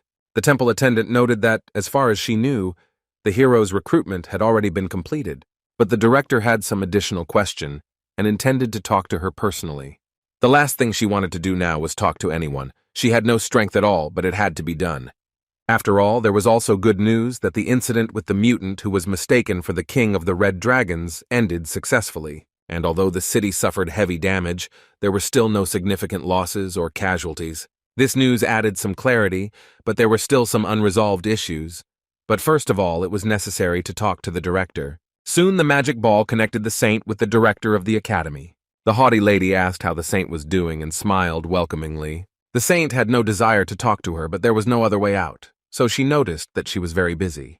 The lady said sarcastically that it was nice to see when the shield of humanity was so involved in its duties, and one could sleep peacefully. But the saint was not in the mood for jokes, and said that if the conversation continued like this, she would switch off. My academy director was silent for a few minutes, languidly inhaling the smoke from her cigarette. Then she said that the saint was too rude today and absolutely impatient. The director of the academy said that they had many promising newcomers, and it would be nice to open the underground ruins so that the heroes could study there. The saint excitedly drummed her fingers on the table. She understood what underground ruins were being discussed. Thoughtfully, she said that it seemed that they had managed to remove the seal of God that had been placed on them. The director of the academy did not miss the opportunity to praise herself, saying that in her hands, even a seal becomes a soft slime. But the saint did not share her mood. She thought about this labyrinth and how it could help. The labyrinth was the name of an unusual structure built in the era of myths and legends for the gods to express their power. It followed from this that all the relics dug out of the labyrinth were filled with extraordinary power. However, at the same time, such jewels also carried a certain extraordinary danger. And then the director said that the kingdom really insists that the labyrinth be opened as soon as possible. For heroes who are now bored without game, this would not be a necessary element of development. At this point, they decided that the heroes could be sent to the labyrinth at the end of the tournament. Soon the conversation was over, and the saint turned off the button connecting her with the director. She wanted to say something else, but the saint had absolutely no desire to continue. She covered her face with her hands and sank down on the table, sobbing incessantly. The saint thought about the heroes who are now at the tournament. How many of them will be able to return? At this time, Ohanu lit a fire and looked at the flames that raised sparks. Julia, who brought the guy here, introduced him to her friend named Lisha. Ohanu looked at them with interest. He was flattered by such attention from the girls. The friendly guy greeted his girlfriend and broke into a charming smile. He believed that he deserved 2 such beautiful flowers, one for each hand, for him. Lisha looked at her friend in amazement, wondering if this guy was really a hero. She said that only the one who collects the most marks will receive the title of winner. Okanu said that Miss Lisha is incredibly smart, as befits a magician, because she understood everything correctly. The girl thought that the patronage of magic was transmitted through the blood and was not connected with intelligence at all, but she did not say anything out loud. At this time, Julia thanked her friend for agreeing to help and keep her company. But Lisha herself was glad because she had the chance to meet the legendary hero. After all, Ohanu had the 6th level, but he already had so many patronages, which indicated that he was chosen by the gods. But this real hero was striking. He could actually be quite successful. If Lisha hadn't met someone as strong and resilient as Kang Hansu before this. The boys looked around, but it was quiet, and there was no sound of orcs nearby. Lisha noticed traces on the ground and came to the conclusion that some group had been here before them. In response to the guy's indignation, Julia said that they had already been trained on a shortcut, but one of the guys could have gotten ahead of them, especially since they were waiting for Lisha. There were slimes here, and judging by the fact that they were busy cleaning up, there were bodies nearby. Indeed, behind the bush, Julia saw a sliced and fried orc lying there. It looked like there was a team of a swordsman and a mage nearby, just like theirs. Ohanu heard the sound of a fight and realized that he needed to move in that direction. He hurried forward to take the loot from one of the guys, because he needed a victory. However, when the guys arrived at the place, they froze in amazement, because they did not expect this at all.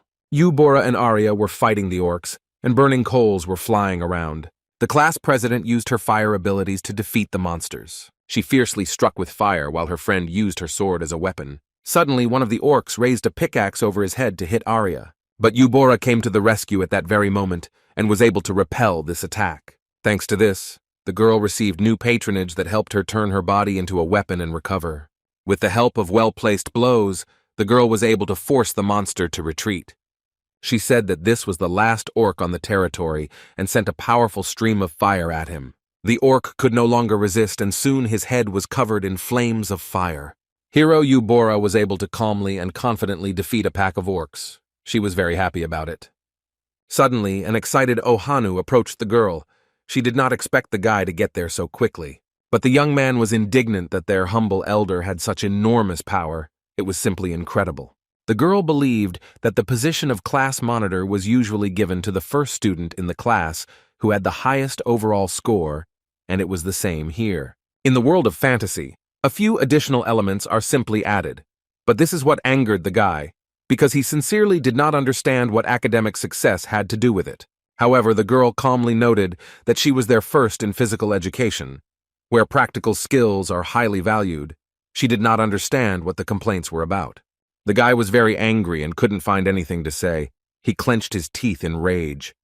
Yubora said that Ohanu doesn't have to answer this question, and they will go the other way so as not to interfere with each other. The angry guy wished him good luck, and to take second place because first place would be his anyway. Yubora said that even second place is good, and wished Ohan to take the first place that he wants. The young man stood there in bewilderment for several minutes. He did not expect his friend to support him. Ohanu was confused for a few moments, and thought about his role as the main character. Suddenly, an idea struck him, because perhaps the headmistress was the main character, and in fact, she fell in love with him. A moment later, the guy started dancing with joy and shouted that Yubora was the main character. Julia stared at the guy in bewilderment and didn't understand why I was so amused. The next second, the girls saw hungry and large orcs approaching them.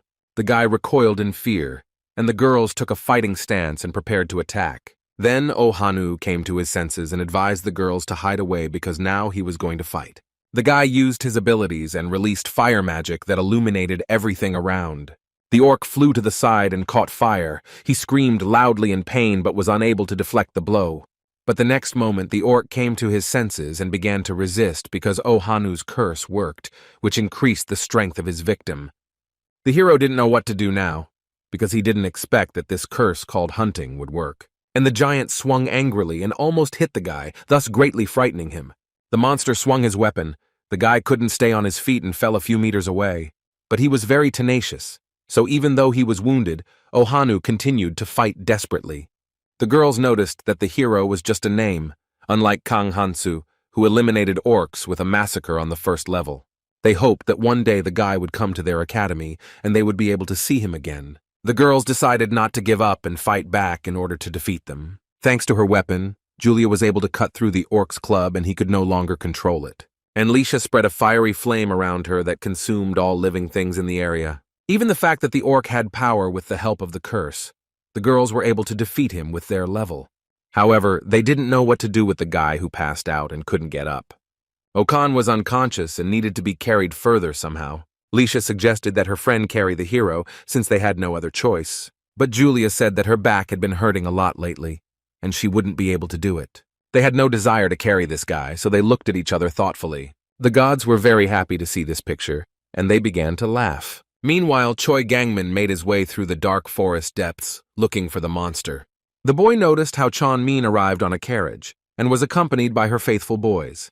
She beamed with gratitude to the man who quickly got them where they needed to go. Choi Gangmin looked at this in anger, as he considered this behavior to be a dirty trick. However, the girl importantly stated that he was the first to jump into the carriage, and now he was also indignant. The young man gloomily declared that Chan Min and his team should not interfere with his hunt, otherwise they would greatly regret it. But Chon Mi-yeon only sarcastically stated that these were childish threats, because she was not afraid of him at all. Then the girl said that they needed to get ready to go hunting, and there was no need to waste time on empty talk. Choi Gangmin was angry and called his ladies to go after the orcs there. His eyes were blazing with rage. He didn't want to miss his chance to win under any circumstances. Suddenly, a loud cry of an orc and the stomping of his huge paws were heard nearby. One of Choi Gangmin's girls told him to be careful because there were orcs behind him. They began to use fire magic with all their might to defeat these huge monsters. One of the giants was attacked by Choi Gangmin. The ogre turned around but did not have time to escape. The hero's sharp knife instantly cut the orc's back. He was overcome with pain and could not stand on his feet. The guy was in an aggressive mood. He didn't want to give up his victory to anyone and was ready to fight to the end. Greedy, large, and hungry orcs attacked the guys who accompanied Chon Min. The guys tried to defeat the orc, but they weren't very successful. The forces were unequal. There were too many orcs and the guys couldn't cope with them all. Suddenly, one of the boys shouted at Jung Mi-yeon to be careful as the monster was approaching her.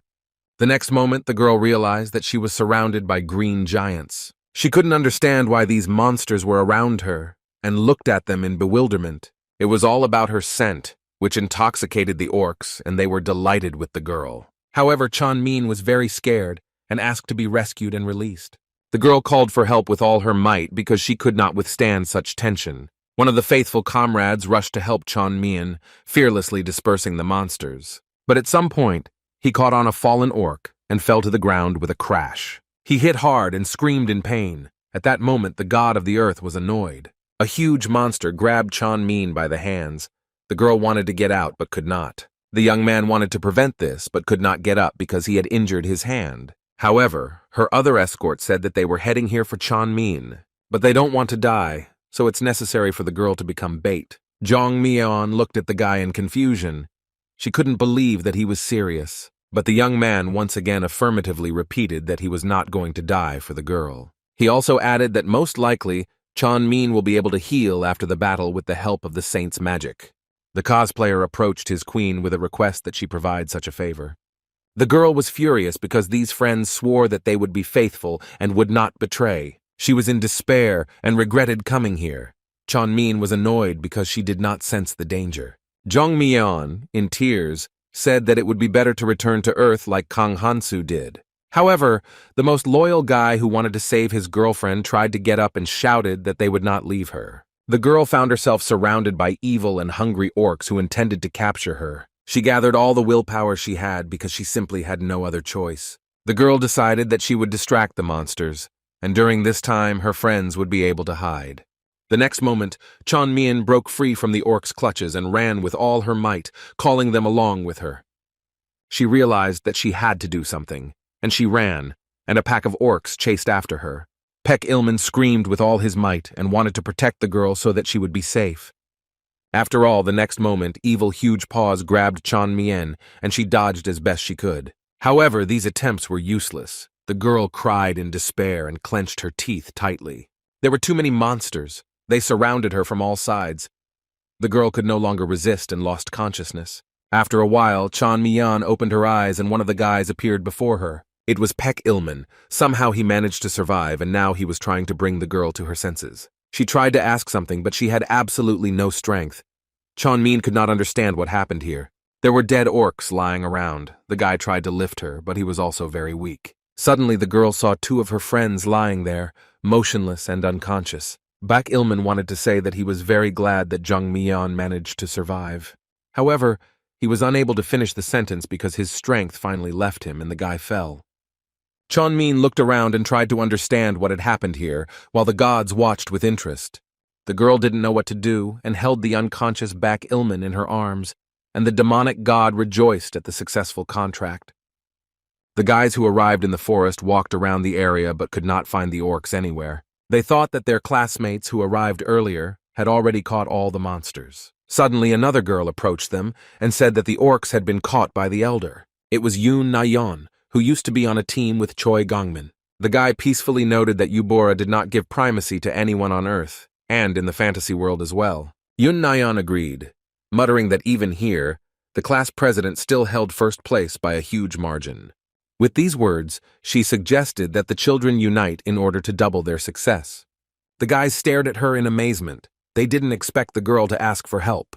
At this time, the saint sat with the results of the tournament and was somewhat puzzled. Something didn't go according to plan in the competition because the best result wasn't achieved by Eubora as it should have been. The maid noted that perhaps she should tell the hero Choi Gangmin about the existence of the backpack and help him assist. However, the saint did not consider it necessary to trust a hero who incited his own friends. After all, there was a hint of foul play in his behavior, which meant that he could betray at any moment. The maid asked for forgiveness for such statements, because she had not thought about it initially. Therefore, the saint decided that the best option would be to trust in the will of the gods and fate. She decided to attend the awards ceremony and sum up the results of the tournament. The guys excitedly gathered on the site and waited for the announcement of the winner of the competition. Eubora looked kindly at the assembled children. She was happy with any result. The crucial moment arrived. The saint stood solemnly in the arena and prepared to deliver her speech.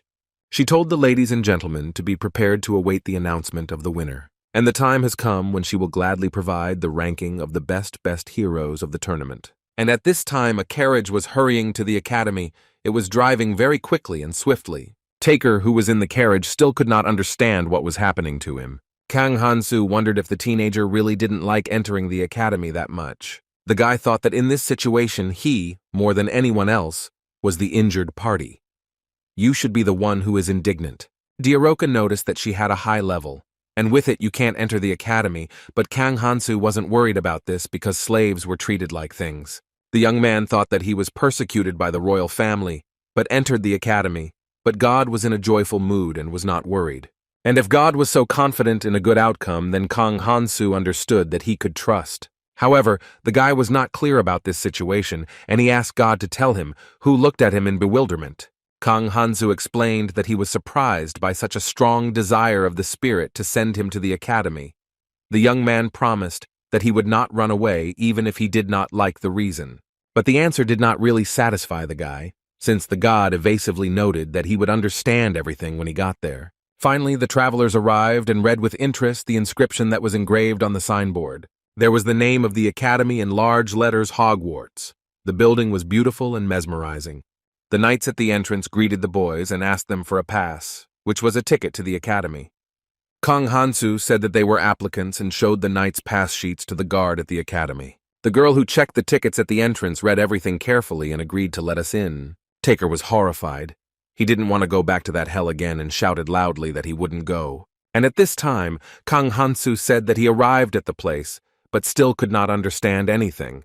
The god pretended to be asleep. The guy looked around the area and thought about it. It seemed too atypical for the academy. There was a monument to a hero who had a sword and symbolized something. There were also knights standing everywhere, ready to go into battle at any moment. There were also stables with powerful, beautiful animals on the territory. The young man said that it looked more like a military town. Suddenly someone called him, and Kang Hansu was torn away from his thoughts for a few moments. The footman said that the academy has many different views, so it can be called by different names. His interlocutor smiled kindly and was very optimistic. He said that Kang Hansu's nickname is very strange, but overall it's even funny. The guy was greeted by Salona.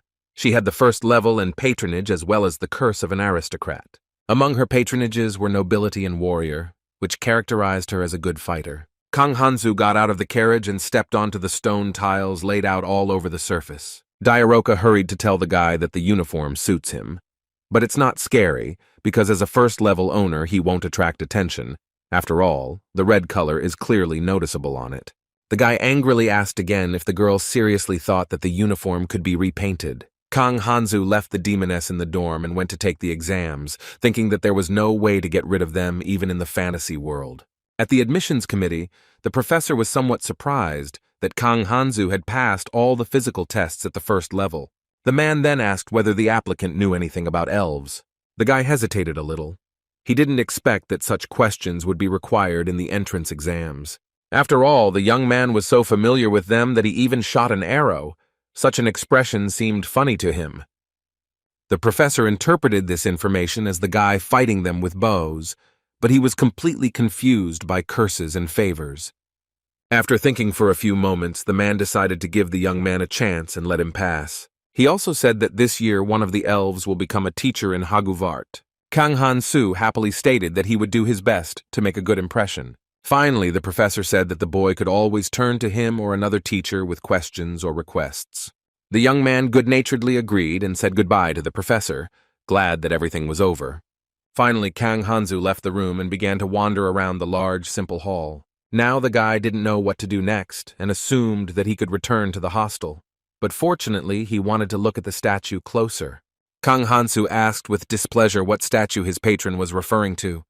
God joyfully shouted that he really liked the huge statue that was at the entrance. This monument was surprising in its size and was truly very large and powerful. Suddenly, someone addressed the guy and he turned around to look. It was Taker's younger brother with the newly arrived Salona. The guy asked the famous Kang Han-soo about this great hero. But the young man knew nothing about this statue, so his younger brother told him that it was an outstanding companion of a hero summoned in ancient times. And this guy wanted to become a hero like Federicus. Kang Han-soo liked the wording hero's companion. He thought that this was an interesting clue, and when he was alone he would definitely take a closer look at this monument. Suddenly someone called out to the boys. The voice that was behind belonged to a student. He told the guys not to stand around doing nothing, but to hang up posters. Kang Han-soo asked what was written on these posters and why they were needed. However, the student furiously said that Kang Han-soo also had first-level eyes, because everything was clearly written there. After all, legendary heroes have arrived here and now they need to be greeted with a poster. Suddenly the guy had a hunch and he understood what kind of heroes were supposed to arrive. Kang Han-soo was covered in sweat and asked the god in bewilderment what would happen next, but he was surprisingly calm. The guy didn't like this situation at all. He thought that maybe it wasn't too late to run away. The guy covered his face with his hand and dejectedly told his god that this situation was wrong. After all, if heroes arrive here, he will stop being Asa. Is the spirit sure that he wants this? However, the patron was in an optimistic mood and said that everything was fine. Kang Han-soo thought with displeasure that if I showed up here his classmates, then he would have to meet the goddess. The guy decided that he would not allow this, but he also did not want to upset God, so he said that he trusted him. A moment later, God again emphasized that the statue was truly magnificent, and Kang Han-soo realized that there was some kind of mystery hidden within it. On the shoulders of the monument, there was a poster with inscriptions, and it was noticeable that this was a significant figure here. Suddenly, the conversation with God was interrupted by the elder, who began to furiously shout at Kang Han-soo to stop talking to himself. The guy barely restrained himself from giving a rude answer, but he didn't want to create a conflict situation. Then he decided that the best way not to continue an unpleasant conversation was to be as friendly as possible. The guy asked again what he meant. However, the older man was not up for heart-to-heart talk and looked angrily at his interlocutor. He grabbed the guy by the collar and began to angrily tell him things that could be understood without translation. Then he called him to come with him. Kang Han-soo decided to escalate the situation and follow the elder where he said. The other students looked after them and did not understand what was happening, but they really hoped that their friend would be okay. After all, even in such a mysterious and unusual academy, nothing bad can happen. The warden led Kang Han-soo around the corner, where an argument and loud screams of girls could be heard. When the boys went there, they saw the older one trying to aggressively explain something to the student. Suddenly, the next moment, the warden slapped her interlocutor and a ringing sound spread around. The guy who brought Kang Han-soo here began to menacingly ask his companion if he knew what kind of place this was. At the same time, he came to the wall of Kang Han-soo and angrily explained that even professors do not appear here. It turns out that no one was watching this place. The senior furiously asked where you got so much confidence from a guy with the first level. However, Kang Han-soo assessed this situation in his own way, because if no one is watching this place, then he can do whatever he wants. The guy grabbed the older man by the neck and good-naturedly said that no one would know about this anyway. Then the young man opened a portal and asked that they give him a hammer, a very valuable weapon. His interlocutor was covered in sweat. He didn't expect that such a thing was even possible. Kang Han-soo said peacefully that he would gladly bury him alive, but given the fact that they are in the academy, they will still have to refrain from this desire. So he let go of his hand, and the elder one, losing his support, flew to the floor and only cried out in resentment. The elder one, confused, tried to get up and run away, but he didn't succeed. The next second he felt a strong blow to the head and fell to the floor again. The arguing girls froze for a moment and looked with curiosity and horror. They watched in amazement as the elder lay on the ground, covering his head with his hands. Kang Hansu asked the girls to stop looking at him like that because he felt a little awkward. When the young lady came to her senses, she began to angrily tell the guy that he couldn't behave like that with the first level.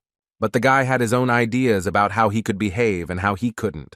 In his opinion, everyone here had gone crazy.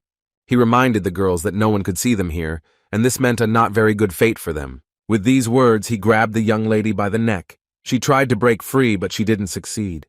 The girl hung helplessly on his arm and screamed for him to let her go immediately, but the guy decided to smile back. The student looked at this in confusion. Dinner was in her eyes. The guy asked her to leave him alone with the elders. Kang Hansu looked at the helpless elders with fury, realizing the full power he had over them. The two older boys hung like toys in Kang Hansu's hands, but their attempts to free themselves were to no avail. The guy asked them to take care of him and tell him some secrets about being at the academy. In the evening, Kang Hansu returned to the room and saw that the demoness was doing yoga on his bed. She was very happy to see her owner, but the guy was annoyed that he got into trouble on the first day. The young man asked where he would sleep if Diaroka took up the entire bed. But the girl calmly replied that she simply took this place so that it would not go to a human female. Kang Hansu didn't expect this at all. He didn't understand which female they were talking about. It turned out that it was Salona. The guy never ceased to be amazed at how in this crazy academy guys and girls were housed in the same dorm. But Diaroka said that since they were both escorts, no one was going to stand on ceremony with them. But in this situation, it was unclear where the demoness would sleep. She replied that slaves usually sleep on the bare floor covered with a blanket. However, given the fact that she is a special case, the girl will have to sleep with him. However, I liked this manifestation of things very much. Kang Hansu and Diaroka suggested that in this case it would be possible to drive out the female. Then the guy was ready to leave, but the demon warned that she could not vouch for the life and health of this female. Kang Hansu ordered her not to do anything evil and called her to follow him. It was much better than being cramped in one room and feeling extremely uncomfortable. Diaroka asked where they were going and what they were going to do. The guy said it was a very exciting journey to Midnight Academy. The night city continued its life, and the students did not sleep, continuing to wander and communicate. Kang Hansu and the demoness headed to the so-called night bar where local bandits had gathered. The unpleasant-looking guys were sitting at the table and asking the guy what made him come here with the first level and who this girl with horns was. The young man smiled good-naturedly and said that he had heard from his elders that these men were specialists in the field that interested him. One of them asked who sent him here and reported this information. Kang Hansu said that he met them today and cannot yet share the details of the conversation. Then the guy said that he really needed to learn how to avoid being seen at the academy and offered a reward. But the man was interested in who this lady with horns was that Kang Hansu brought. The young man calmly said that she was a bodyguard, a level 27 demon, but his interlocutor did not believe him, since a high-level girl would not guard a person at the first level. Kang Hansu was confused because he told the truth, but they didn't believe him. The demoness suggested killing the man so that he would believe. This would have been nice, but the guy was worried about how he would deal with the consequences. Diaroka said that it was no longer her problem. The man slammed his hand on the table in anger and asked what the guy with the first level wanted. He demanded that the guy leave his bodyguard and go away, in case the demoness behaved well. Then he would forgive Kang Hansu for his impudence. Then the guy wanted to add that he would keep the money for himself, but at that very second, he felt a sharp blow to the head from a heel. The man was taken by surprise and flew to the side and hit the wall painfully. All the plates and food that were on the table flew in different directions. This really angered the men who were sitting nearby at the neighboring tables, and they decided to take revenge on the guy. Kang Hansu wanted to say that he had nothing to do with it, but all the accusations rained down on him. Diaroka looked around with an appraising glance and decided to act. There were a lot of bandits. They were aggressively disposed and did not imagine what awaited them. Literally a moment later, Kang Hansu looked in amazement at the picture that appeared before him. The powerful blow sent the men flying in all directions, and Diaroka continued to beat them furiously. They did not have time to resist, and from strong blows to the jaw they lost their teeth. Blood was everywhere. The cook and waitress looked at this in horror and hid under the table so that they wouldn't get it too. Suddenly the thought struck the young man that he needed to stop his demoness, but he was too distracted by his gaze. When the boys returned to the academy, they noticed that the eldest was walking along the building, wrapped in a cloak. Kang Hansu suddenly jumped off the roof in order to take the guard's hiding place. The guy noticed that it was a rather unusual academy, since they used night invasion and security as an assessment of effectiveness, but this only played into his hands. Then the young man said that it was a bit problematic to constantly cross paths with them and neutralize them without killing them. It was somehow unusual. Dairoka was still curious why they came to the academy in the middle of the night, what he needed here. Kang Hansu said that he had business regarding a statue that interested him very much. The guy easily jumped over the fence and found himself not far from the huge monument. The demoness said that given the legend, Fedoricus was the hero's companion. Dairoka then added that in fact, he was banished after he laid eyes on the hero's female. Consumed by anger, Fedoricus swore allegiance to the Queen of the Night and turned into a vampire. In the end, he still managed to steal the female, and it was a very tragic story. Kang Hansu noticed that his interlocutor was very knowledgeable, and the demoness responded by saying that this information was known to the chosen ones. Then the guy said that it was necessary to find a clue on this statue that God spoke about. Dairoka said that she might have understood what was being discussed, and Main asked whether to share her guess or not. Then she still said that there wasn't even a path between the hero statue and the kidnapped swordswoman, but it's strange because there's more than one obstacle separating them. In addition, Fedoricus looks with a loving gaze only at her, while the swordswoman is directed in the other direction. All this reminded Dairoka very much of a real puzzle and an interesting riddle. In conclusion, Kang Hansu realized that he could pursue where the swordswoman's gaze was directed. And without thinking twice, the travelers went to the place where the statue was looking. Soon they saw a circle on the asphalt made of stone and having a shapeless depression inside it. The friends leaned over the depression and realized that it was actually a map indicating the way to the lake. Dairoka noted that this area has a huge territory and it is physically impossible to get around it. Suddenly, the demoness remembered the legend about how a freshwater fish lived in the lake, which waited for Fedoricus for a long time, but eventually turned into stone. Kang Hansu said that these were just fairy tales that had nothing to do with reality, but Dairoka decided to check. And when the boys turned to the statue of the hero, they discovered, however, a monument to a mermaid nearby. The guy looked at her in amazement and couldn't believe his eyes. Was the legend really not fiction? The demoness wanted to destroy it, but Kang Hansu was afraid that by doing so they would lose the clue. Dairoka confidently said that this mermaid ended up here by chance and has nothing to do with the legend. The young man noticed the tears on the fish's cheeks. If she wasn't abandoned, then why was she crying? Kang Hansu saw that the mermaid's gaze was directed somewhere downwards and thought how it was possible that a clue was hidden there. Suddenly, the guy felt something with his hands and was incredibly surprised by this find. In his hands, a small jewel sparkled and studied the light around it. His friends looked at it in amazement. The find was a ring, a typical way for magicians to declare their love. The guy put the ring on his hand and said that he hadn't found anything else, and thus hadn't made much progress in his guesses. Suddenly, Kang Hansu's eyes widened as he received a new patronage: forgiveness. The patron Asa was very angry and furious because he missed such a moment. God demanded that the boy immediately renounce this patronage given to him. But Kang Hansu didn't want to do this, because now he could influence people with this power. This did not please God at all. He began to protest furiously and stamp his feet. Suddenly, a crowd of workers gathered around the guys and said that when evaluating the effectiveness of Kang Hansu, they should have announced that outsiders were not allowed to enter here. People noticed that considering that a high-ranking demon was next to a simple disciple, he was an unusual person. The guy tried to explain that he had come here as an escort, but he was abruptly stopped and ordered to remain silent. The idea suddenly came to him that he could use the new patronage for his own purposes. His saddened face made those present want to repent of their sins and stop doing evil. One of the leaders said that from now on the young man needs to try to follow the school rules. Her second companion added that if Kang Hansu is a newcomer, then you can turn a blind eye to this case, because he is already busy preparing for the entrance ceremony. The guy said that he remembered everything and would follow the rules in the future, and they said goodbye. Dairoka asked the master not to use this blessing on her. He asked why. The demoness coquettishly remarked that even without patronage, she would always forgive her master. However, the young man said that he was already using it. Dairoka was surprised that he had really offended her. Kang Hansu smiled mysteriously because he couldn't say that he accidentally looked at her underwear during the bar fight. The next morning, the boys were a bit excited. They were happy to be admitted, but not take her. Suddenly, someone started speaking from the podium, calling the teenagers into silence and congratulating them on their admission. The professor said that he would first introduce the teaching staff to the children and then give the floor to the director of the academy. Kang Hanzu was surprised why the teachers were being greeted so actively, but Diaroka, who suddenly came up, said that they were most likely famous among the people. The guy angrily asked what she was doing there, but the demoness cited loneliness and decided to keep the owner company. He had to leave her.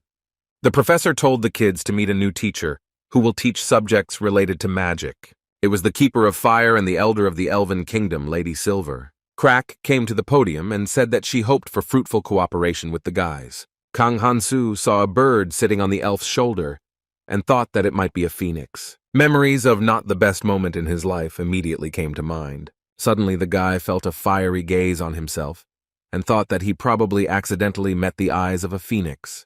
But Kang Hansu wasn't sure about this, and it was possible that he was just imagining it. Suddenly Taker perked up and said with delight that he would be able to study with the firekeeper.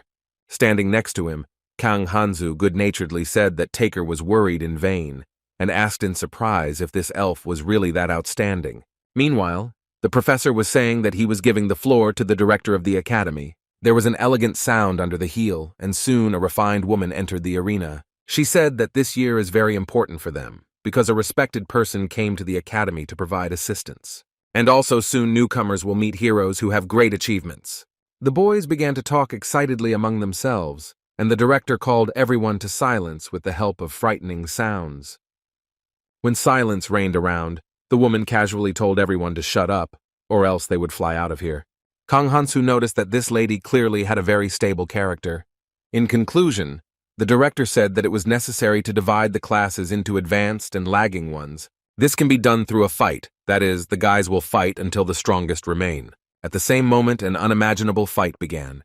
Everyone tried to defend themselves and not fall, defeating their opponents. Some were happy to have fun and shake their fists, but for others this turn of events was somewhat unexpected. Strong guys were weak where they could not resist, fell to the ground and lost consciousness. The girls also demonstrated their abilities there and dealt stronger blows to their opponents. Kang Hansu said that sometimes it is nice to plunge into the primeval wild and stretch your muscles in a fight without rules. The guy added that now that he has new patronage, he will still be forgiven for killing everyone.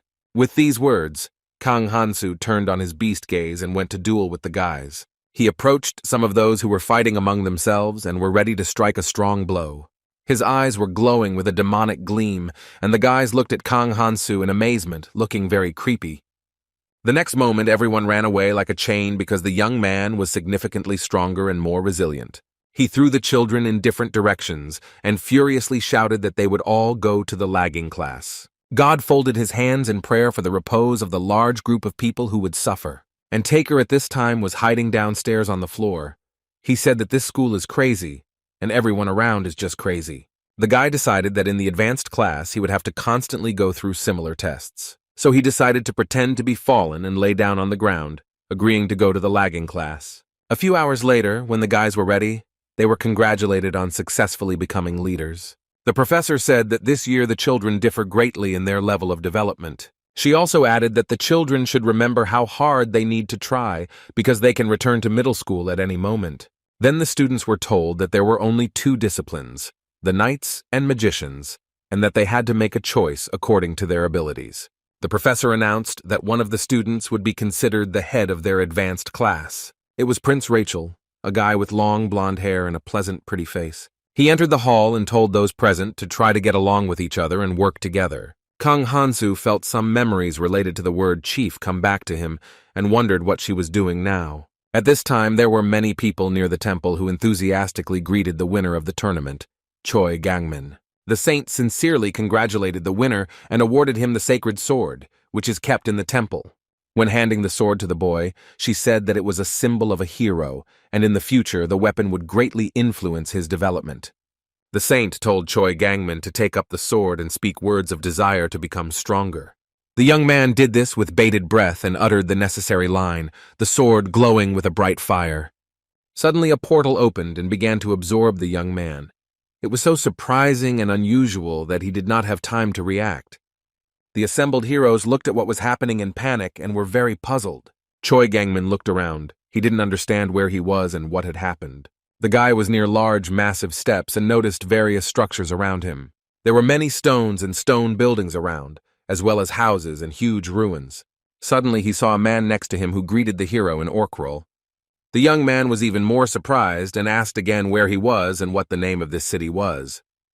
The guard of the ruins entered the conversation and said that Choi Gangmin had just arrived in the city of the orcs. The giant added that it seemed that the hero was recognized by all the rules, and it was necessary to immediately begin training. At this time, the academy began training, and on the very first day, Kang Hansu had a conflict with the teacher. He was indignant that the boy was not ready for lessons because he did not have the most basic knowledge. It was about the patronage of a warrior, which the boy did not have, but it was the foundation of the knight. Therefore, the young man was thrown out of the hall and the door was locked, which somewhat puzzled him. Kang Hansu was furious. He smashed the door with his fist and screamed to be let out immediately. The guy was seething with anger, but he understood that this would not affect the situation, so he decided to calm down and think. He remembered that absolutely everyone he met had the warrior's patronage. But Kang Hansu also thought that he didn't need some kind of conveyor belt patronage, because he had his own unique power. A moment later, he knocked down the door and appeared on the threshold ready to defend his rights in education. The professor began to be indignant that Kang Hansu did not respect the teacher's words at all, but the guy took out his hand, which emitted incredible light, and was no worse than a sword. He said that he could implement fencing with this too. And although this circumstance somewhat frightened the teacher, he tried to follow the rules, and was indignant that without patronage it was impossible. However, the convincing weapon and the unwavering gaze of the young man did their job, and they returned to the lesson. After the lesson, the boys all gathered together to discuss how everything went, and the teacher thought about how one could fence like that without patronage, and he left the hall. Kang Hansu was curious to know how his friends had received the warrior's patronage, and almost all of them said that it had happened through medicine. The guy was bursting with anger because they had made absolutely no effort to receive such a blessing. He realized that even in this way he could gain patronage without much effort. Suddenly, someone called the young man. It was the headman who told his interlocutor that he had performed well at the entrance ceremony. In this regard, the village chief could make Kang Hansu his ward and provide him with an unlimited supply of medicine, but he refused such an offer. Rachel was extremely indignant. He said that he was addressing the guy with all kindness. Kang Hansu used his patronage, and the headman no longer insisted, but warned that next time he would not back down. God chuckled and said that most likely the boy simply caught the elder's eye and would eagerly await further developments. After a short break, classes continued, and the teacher said that it would be boring to devote the entire lesson to theory alone. In connection with this, he decided to prepare something amazing for the guys and took out a dragon's fang. He acquired this fang from a recently defeated dragon and spent all his savings on it. The professor was wildly delighted and told how wonderful this fang was. Everything about it was harmonious, both the size and the texture. Kang Hansu cheerfully said that he never thought he would meet this curiosity again. The world is still small. After some time, the children discussed what had happened in the lesson. Overall, it was interesting, but the teacher had spent many hours bragging. However, the guys agreed that if you don't focus on this moment, then everything was great and they liked the lesson. The headman turned to Kang Hansu and came close to him. The guy was wildly irritated by this, and he regretted that he did not send his interlocutor behind. But God ironically noted that one could simply resign oneself and go with the flow. Kang Hansu did not understand how one could agree with this. Then a voice was heard calling the young man to give them a minute. Kang Hansu turned around and saw the students who had been sent lagging behind by his strikes. They were apparently very angry and extremely unhappy that they were now left in such an unsightly position. His friends asked if everything was okay and if the young man needed help, but he could handle it. The guy was looking forward to an interesting showdown because he was a bit bored with everything and wanted to have some fun. The guys arrived at the scene of the fight and showed that Taker was lying unconscious on the ground. The angry student lifted the boy by his forelock in a rage and asked if he was Kang Hansu's partner. He then added that overall Taker was a good guy, but he had to be dealt with. The rest of the guys picked up on the idea of wanting to take revenge on Kang Hansu, because it was his fault that they suffered great shame and were sent to the back of the pack. The guy thought for a few moments about what to do. He didn't understand that most likely Taker pretended to avoid getting into the advanced class. The stunned attacker did not understand why Kang Hansu was so calm and unhurried in his actions. Kang Hansu sat down next to his protege and said, Did he really decide to make his life easier in this way? However, the boy understood that these students had turned the boy that Uncle Knight had asked him to take care of into a mess. Now, at any cost, he must take revenge on them and not allow them to do this again. The guy opened a portal and asked for a bone to be taken out from there, and those gathered looked at it in amazement. A moment later, Kang Hansu held out a bone and said that he would take responsibility for what these guys had done. They found it funny. They said that it was impossible to resist such a thing. It was incomprehensible, and during the introductory speech they simply relaxed. However, the first guy who said this received a strong blow to the head and flew to the side. The guys looked at Kang Hansu in surprise, but were confident that they could all handle him together.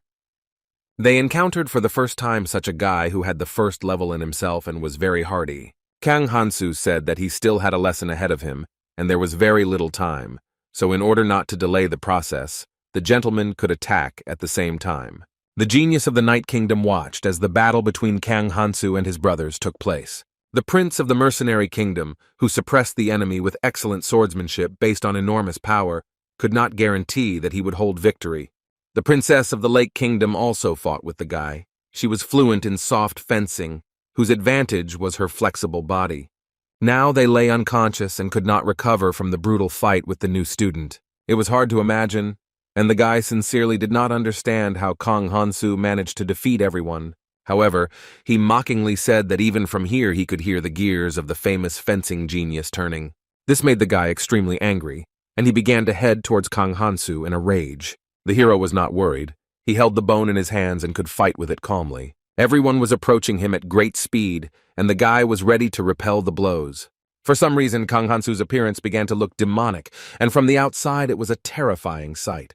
The boys began to feel as if a lot of demonic creatures had formed around them. They were everywhere, attacking from all sides, and the students screamed in fear and pain. Kang Hansu used the bone with lightning speed. It flew around the area at great speed, knocking the guys off their feet. The guy didn't understand why the curse was suddenly activated, first the massacre and then the extermination. God said it was a glitch. The beaten boy screamed in horror that a demon was attacking him. His face was plowed with fear. Kang Hansu looked around, but he couldn't see any demon.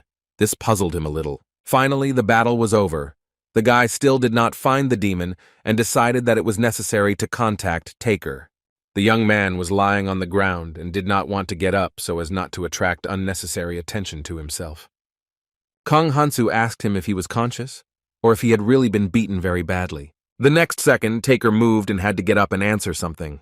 The guy sat down on the ground. He was in a gloomy mood and looked at his escort with displeasure. A brilliant idea came to Kang Hansu's mind to pretend that it was the young master who beat up all the students. Taker tried to be indignant, but the guy explained how people wouldn't believe that a first-level user had defeated a royal scion. Then Kang Hansu lifted the healthy guy who had come to his senses and said that he had come to his senses just in time. The student stepped back in confusion and looked at the boy with a frightened look.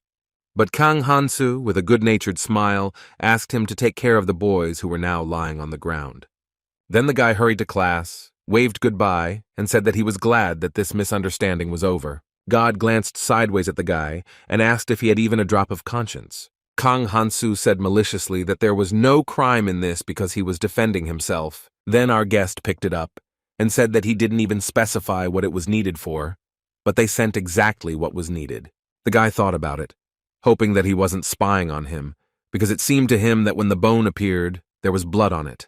But the next second, Kang Hansu thought that the org wouldn't send a bone that he had just beaten up someone with. This simply couldn't happen, because the guy told him not to touch the locals. At this time, in the abandoned ruins, Choi Gangmin was in an unequal battle with the city guard. He tried to get up, took everything for his sword, and wished that it would not become to defeat the orc. The giant said that it was difficult to control strength when there was nothing in his hand. He liked this bone. It fit well in his palm. The city guard impatiently told the hero to get up quickly, and they continued. Choi Gangmin gathered all the strength he had and determined himself to succeed. The guy thought that his opponent was incredibly strong, because yesterday's orcs seemed like newborn babies compared to him. However, the hero understood that this training was necessary in order for him to become stronger and more resilient. The city guard said that Choi Gangmin has no other choice but to win, because the equipment of the ancient hall was destroyed, and he trains the hero personally. And now the guy won't be able to leave this place until he defeats the orc. Choi Gangmin felt the incredible power of his opponent in his arms. He was like a helpless child. The orc grabbed the guy with his friend and in the next second could deliver a very strong blow. The boy hit the wall hard, and a piercing cry of pain escaped his mouth. The orc good-naturedly said that it was best for the hero to learn through beatings, as this would have a faster effect.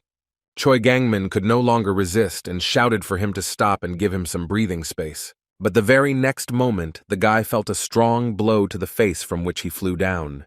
The young man began to fall, no longer controlling his body because his state was close to unconsciousness. The giant grabbed the guy by the leg and threw him up with all his might, and he flew like a toy. The orc wanted the boy to show all his abilities, but it was difficult to achieve. A minute later, the monster realized that his opponent was coming to his senses and laughed furiously, shouting that he was attacking again. Choi Gangmin was losing his composure, and it seemed to him that this torture would never end. Meanwhile, a sad and absolutely gloomy Cogmos was wandering around the mountains. He remembered Diaroku. The demon couldn't bear the thought of her being with that monster Kanhansu. Soon Cogmos heard the enthusiastic voices of the goblins. They were incredibly happy that their king had finally returned. The demon began to think that home was better than somewhere on foreign land, but suddenly he felt some strange aura. Cogmos looked around. He suspected who this goosebump-inducing energy might belong to. He couldn't believe that everything that was happening was real, because these were low-level hunting grounds. It was unclear what the saint could have forgotten in such a place, and why she had come here. Goblins came out to meet the heroes and gathered to defend themselves and not let strangers into their territory. The heroes looked at their opponent in delight and came to the conclusion that it would be easy for them to win. The guys expected that with one blow they would be able to crush these goblins and thereby gain experience. But the boys did not expect that their enemies would come up with a trap when approaching the monsters. They stepped on branches and fell into a hole. The boys were beside themselves with horror. They screamed and flew down rapidly, realizing that a hard fall awaited them. The saint grabbed her head and thought that the guys were in a great hurry. It was necessary to exercise caution. Chanmin shouted in anger that she hated all green creatures, both orcs and gnolls and goblins. The girl conjured a large fireball and wanted to direct it at her enemies. The largest goblin that was here fell into the fiery flames and began to burn. But that was not all. Evil goblins began to approach from all around, their eyes flashing like lanterns. Arya and class president Eubora entered the battle, the girls bravely waving their swords. When the enemies retreated a little, Eubora looked around the area, estimating how many losses they had to suffer. After all, they had only just entered the goblins' lair, but nevertheless, there were already victims of their cunning. Athena Archmage noted with disappointment that the traps were making things much more difficult. But the headman reassured her, saying that now the boys would be more careful. The princess noticed that the dragon bone armor was very provocative for the goblins to attack violently. Athena thought for a few moments, collecting her thoughts in order to announce her decision to the boys. The girl clapped her hands several times, calling everyone gathered to silence, and began to speak. Initially, the heroes were supposed to go alone, but now the princess and prince will accompany them instead of the remaining members of the group.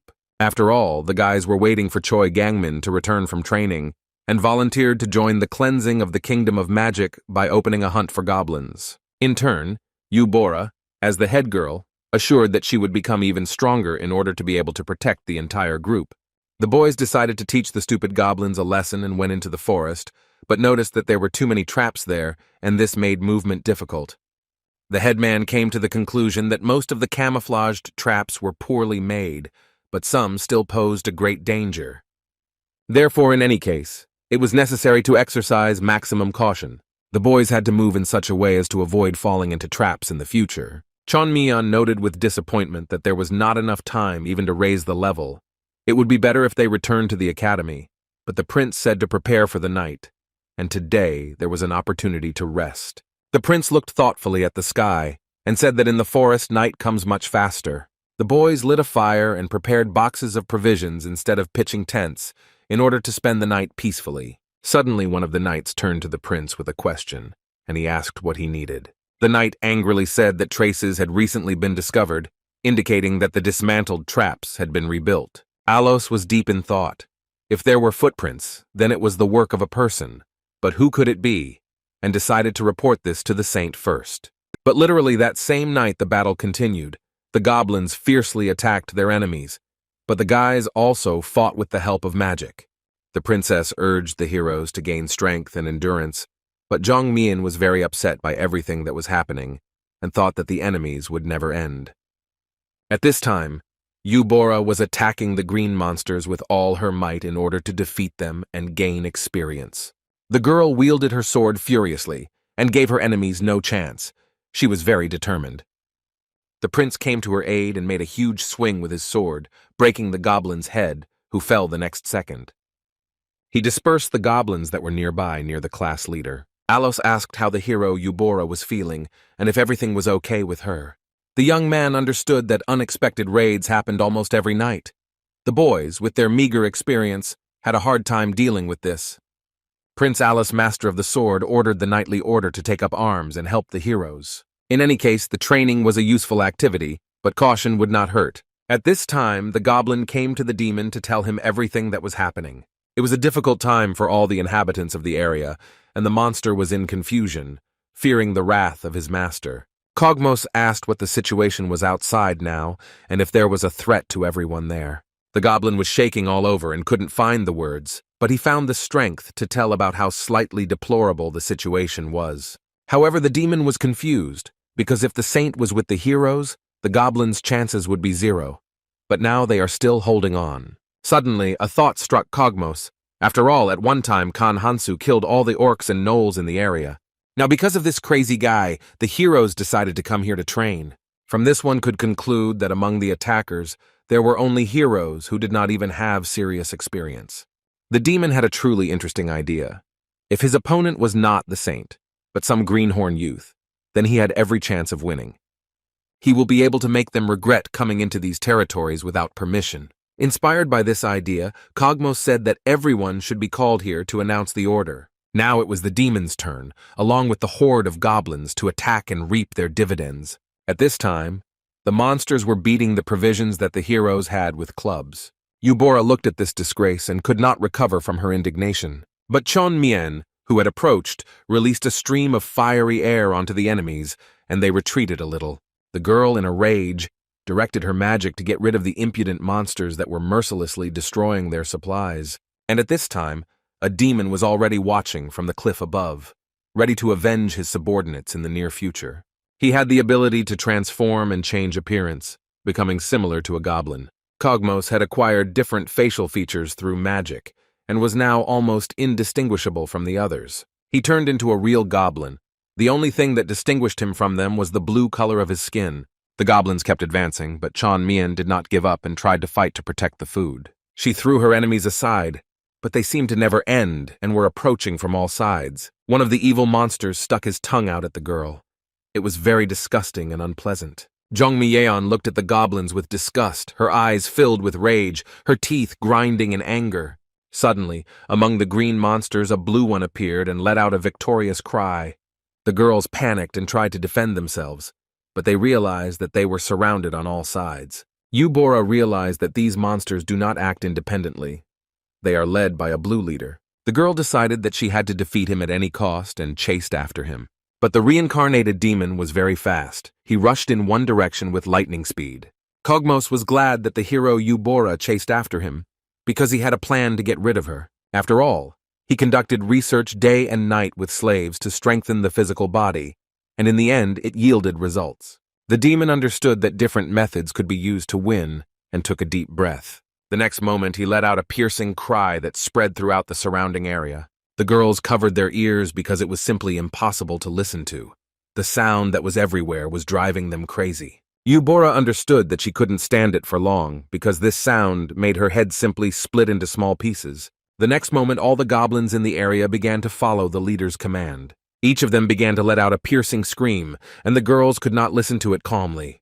Many days passed, but the heroes could not defeat the vile goblins, and at the same time their supplies were running out. Jung Myeon complained that she forgot when she last rested, because the enemies were constantly attacking. The headman said that no matter what, after the hunt their numbers should have decreased. The prince also thought about this topic, because now the number of goblins caught is comparable to the results of last year. But some new species with blue skin has appeared. This strange goblin was behaving in a way that was not typical of his fellows, and the prince decided to sort out the situation so that there would be no problems. It was necessary to defend the honor of Knight Lewis, who died tragically in battle. Alos Swordmaster couldn't believe that they could lose a knight on a simple goblin hunt. Suddenly, Athena Archmage approached the assembled heroes and said that the saint had discovered the nature of the blue monster. It was a demon. Eubora and Jongmyeon looked out of the tent and asked in amazement, "How is this possible?" But the princess confidently said that behind the rock there was a demon who had made the transformation. At this time, the saint stood on a rock and thought about how to defeat the enemies. Suddenly, she heard the maid calling her to tell her the latest news. The girl said that the hero had conveyed the saint's words about the demon, and the guys already understood who they were dealing with. The saint said that they could not take any more losses. Their goal was to promote the progress of the heroes through hunting, but one of the knights died, and they could not even find his body. The temple servant understood that her heart ached from this situation, but for the heroes such an event would be a good experience. She told the maid to tell the boys about the importance of safety. The physical body can be restored, but the dead mind can no longer be. She also added that Jongmyeon died instantly and did not remember anything, but Eubora remembered her death. Because as expected, strong mental strength is worthy of their attention and concentration. The saint headed into the wasteland where there was practically no vegetation, only bare tree trunks stood. The next moment, the temple servant directed her magical spells at the surrounding area. Due to the influence of this magic, small green shoots began to emerge from the soil. After a short period of time, amazingly fragrant flowers of a very beautiful shape appeared around, as well as a large number of fruitful trees. I decided that this would help the heroes cope with the lack of food and save them from hunger. However, she understood that there was no point in simply holding on. It was necessary to defeat the instigator, and this was a demon. At this time, Cogmos walked in the wonderfully smelling garden and gnashed his teeth in rage because with such difficulty he managed to deprive the heroes of provisions. He was furious because his entire grand plan had collapsed overnight. The demon returned to his lair. He slammed his fist on the table in rage because the decision he made was not easy. Cogmos was very angry at Kanhansu for interfering and killing all the game. Still, no matter what, there was only one way to get out of this situation. Meanwhile, the human slaves were watching their master and talking among themselves, wondering what kind of method this was. However, the demon was furious and ordered the slaves to shut up and not interfere with his reasoning. He was filled with panic because no matter what they did, the outcome was still the same: death. But he looked at these slave girls and thought that he could at least save them. He was surprised by his own thoughts. After all, before the demon always put his safety above all else. But now the situation has come when he will sacrifice himself to save the inferior people. The decision was made. The demon told the slave to call the goblin elder. And although this decision was not easy, Cogmos was ready to announce his next order. At this time, Jongmyeon was happy that she was finally able to reach level 13. The girl thought that Eubora was still ahead and had a 14th level, but soon she could be caught up. Chonmien realized that she had wandered far enough and needed to turn back. But suddenly she realized that she was surrounded on all sides by vile goblins, who were everywhere. She began to defend herself courageously, attacking enemies and fighting back from all sides. Kang Hansu told the beaten boy to take care of the others lying on the ground. He promised that he would try and even created a forced smile, and then waved goodbye to the young man. God urged Kang Hansu to start his research quickly. The boy suggested skipping classes and going on a search. The ring shone with a bright light and directed the young man in a specific direction. He decided to follow it. The guy walked in the direction the ring pointed, but in the end they found themselves in an unfamiliar place. Suddenly the ring stopped emitting light. Kang Hansu raised his hand up and shook it in the air, but nothing happened. Kang Hansu thought that there was some kind of malfunction, or that the ring was simply broken. However, the next moment he saw a majestic white flag rising on a small hill. God said it was coming, but the guy is busy thinking about how the place looks suspicious, but has absolutely no idea what it all means. When Kang Hansu asked the god what he meant when he said he was approaching, it was already too late, as he was overtaken by the fiery lava. The guy barely managed to jump back.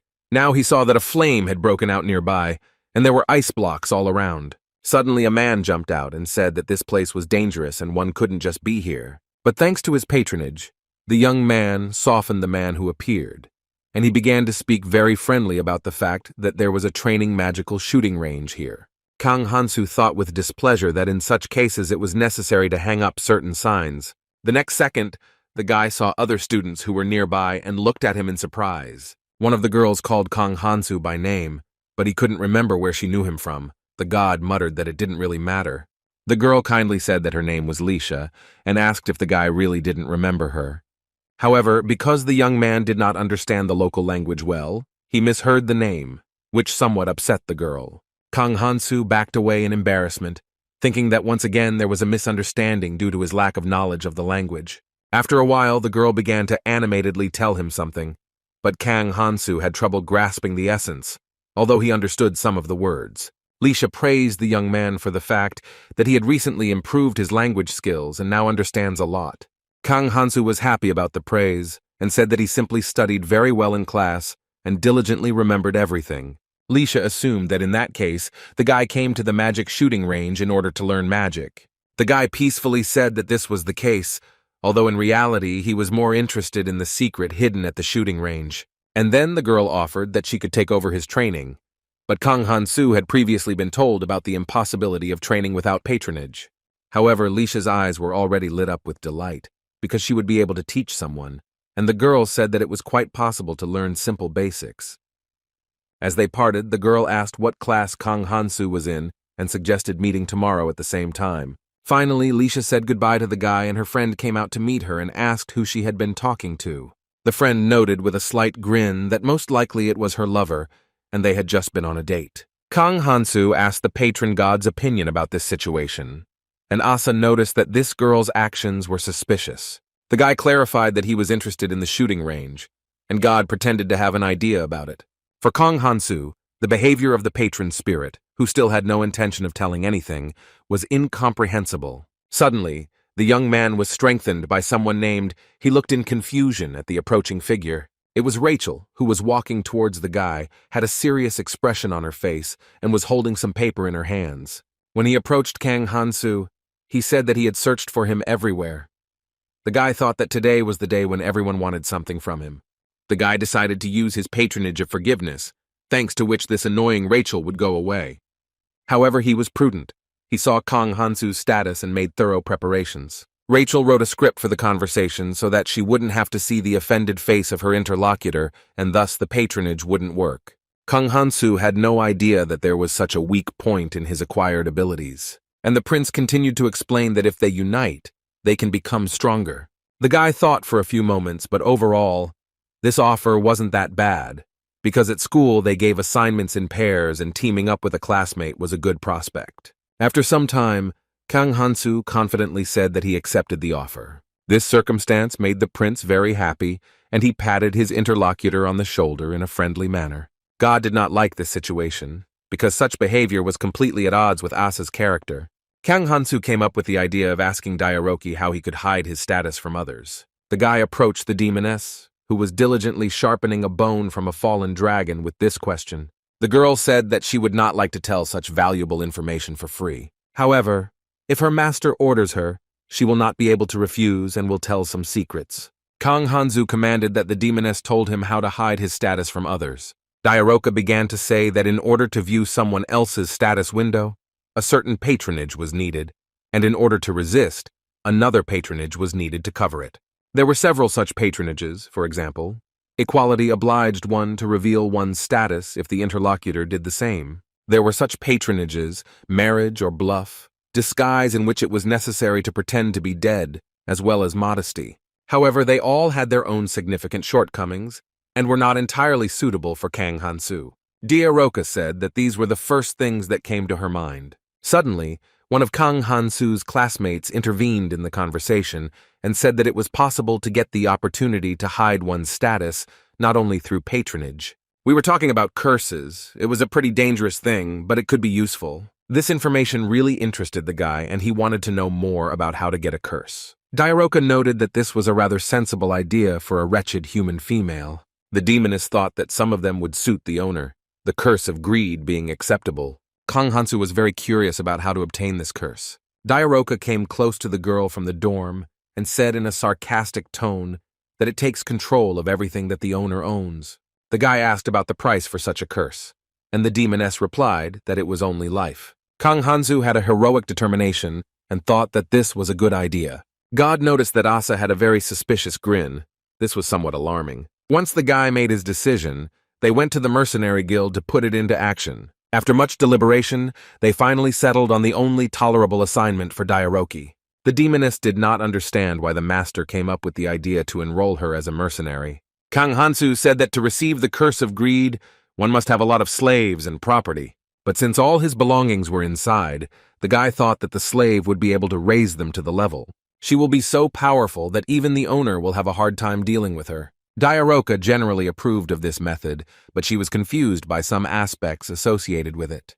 Kang Hansu said that he understood her concerns about her hunter's curse. After all, with the help of its powerful influence, it was possible to strengthen an orc to the level of an ogre, and if it weren't for it, Dairoka would have received a rank long ago. The guy wondered if the ogres were so strong that it was difficult to deal with them. The demoness replied that their strength was about the same as the knight that Kang Hansu had met some time before. She then warned that the owner would greatly regret this decision. After all, even with her current level, she couldn't defeat even 3 strong orcs. However, the guy was adamant. He said that the slave trusted him because his target was the goblins and gnolls.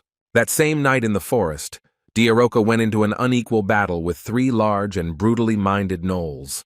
The demoness used all her power and the force of magic to defeat them, but the gnolls were hard to defeat so easily. They used claws and sharp teeth too. At some point, the curse of the hunt took effect, and the enemy became several times stronger. His wounds healed instantly, and he felt that his opponent was very weak. Dairoka was angry, because it was just a pathetic gnoll, but she could not do more damage to it. Kang Hansu decided it was time to intervene and pushed the demoness aside, heading towards the enemy. There were 3 of them. They had strong endurance and incredible power, thanks to which they quickly dealt with opponents. The gnolls rushed to deal with Kang Hansu as quickly as possible. They did not see him as a threat to themselves. But the guy's eyes were burning with a demonic gleam. He thought that he hadn't met these monsters for a long time. The next moment, he cut all 3 gnolls in half with one blow of his sword. The demoness looked at what had happened in amazement. She could not understand how her master had dealt with this so quickly. Dairoka asked in confusion if that was all and the duel was over. Kang Hansu told the demoness to take their fangs and carry them with her as a trophy. However, the girl stood thoughtfully and was in no hurry to move from her place in order to fulfill the request. The guy asked with displeasure why she stopped and looked because the hero's curse assumes taking the loot. The demoness tried to answer as if she didn't find it funny at all, but she wasn't doing a very good job. Dairoka couldn't hold back her loud laughter and burst out laughing because her master was very nice. Kang Hansu said that now is not the time for jokes, and it is necessary to be a little more serious. After all, slimes had already come running from all around, and were ready to eat the prey lying on the earth. But the demoness wanted her master to give her orders more harshly, and the guy did just that. She was very happy because thanks to the rude and unceremonious orders she felt inspired. The next morning, all the students gathered at the academy who were quite puzzled. Taker pointed his finger at Kang Hansu with displeasure and declared that because of him, he would have to wash toilets for half a month. The guy mockingly congratulated his ward on his return and offered to send him back to the infirmary, in which case he wouldn't have to clean up. Suddenly, a girl approached Kang Hansu with a friendly greeting and Taker's jaw dropped. It was Lisha. She walked enthusiastically towards the guy and said that he was already full of energy in the morning. The girl looked at those present with her blue sky-colored eyes. Taker grabbed his interlocutor in an armful and asked in surprise how ordinary people knew this girl. All the guys present were surprised that Lisha was friends with Kang Hansu, who decided to teach his protege a lesson. The girl said that she would like to practice magic, and when the lessons are over, she is waiting for Kang Hansu. She would be glad to have the opportunity to practice magic because it is very exciting. The guy took a break from beating Taker and said with a smile that he would definitely come. He thought that it would be nice to skip class. Was this girl really that responsible? Lisha waved goodbye to him, hoping that the guy wouldn't run away like last time. She was very glad that Kang Hansu agreed to go with her to practice magic. The guy thought that most likely Lisha is quite popular among teenagers and many dream of dating her. But he didn't think about it for long because Kang Hansu had business regarding Taker. The guy grabbed him by the collar and dragged him along, while Taker helplessly said that all his hopes for Lisha had collapsed. The building of the backward class surprised with its interesting shape. It was tall and wooden, in a sense resembling a birdhouse. Kang Hansu looked at this building. He wondered why it was so tall and unusual. Suddenly, the guy was unexpectedly called. He turned around and saw the guys with whom he had had a showdown earlier. The main one of them was Prince Alpus. He greeted the guy and said that he had a title. Then he and his group knelt down in a sign of their bowing before the force. Kang Hansu looked at them in bewilderment, because he had never seen royal persons kneeling in front of him. The prince noticed that members of royal families and aristocrats bowed before commoners, and this was unusual for them. But in this way, they wanted to make a truce with Kang Hansu and stop fighting.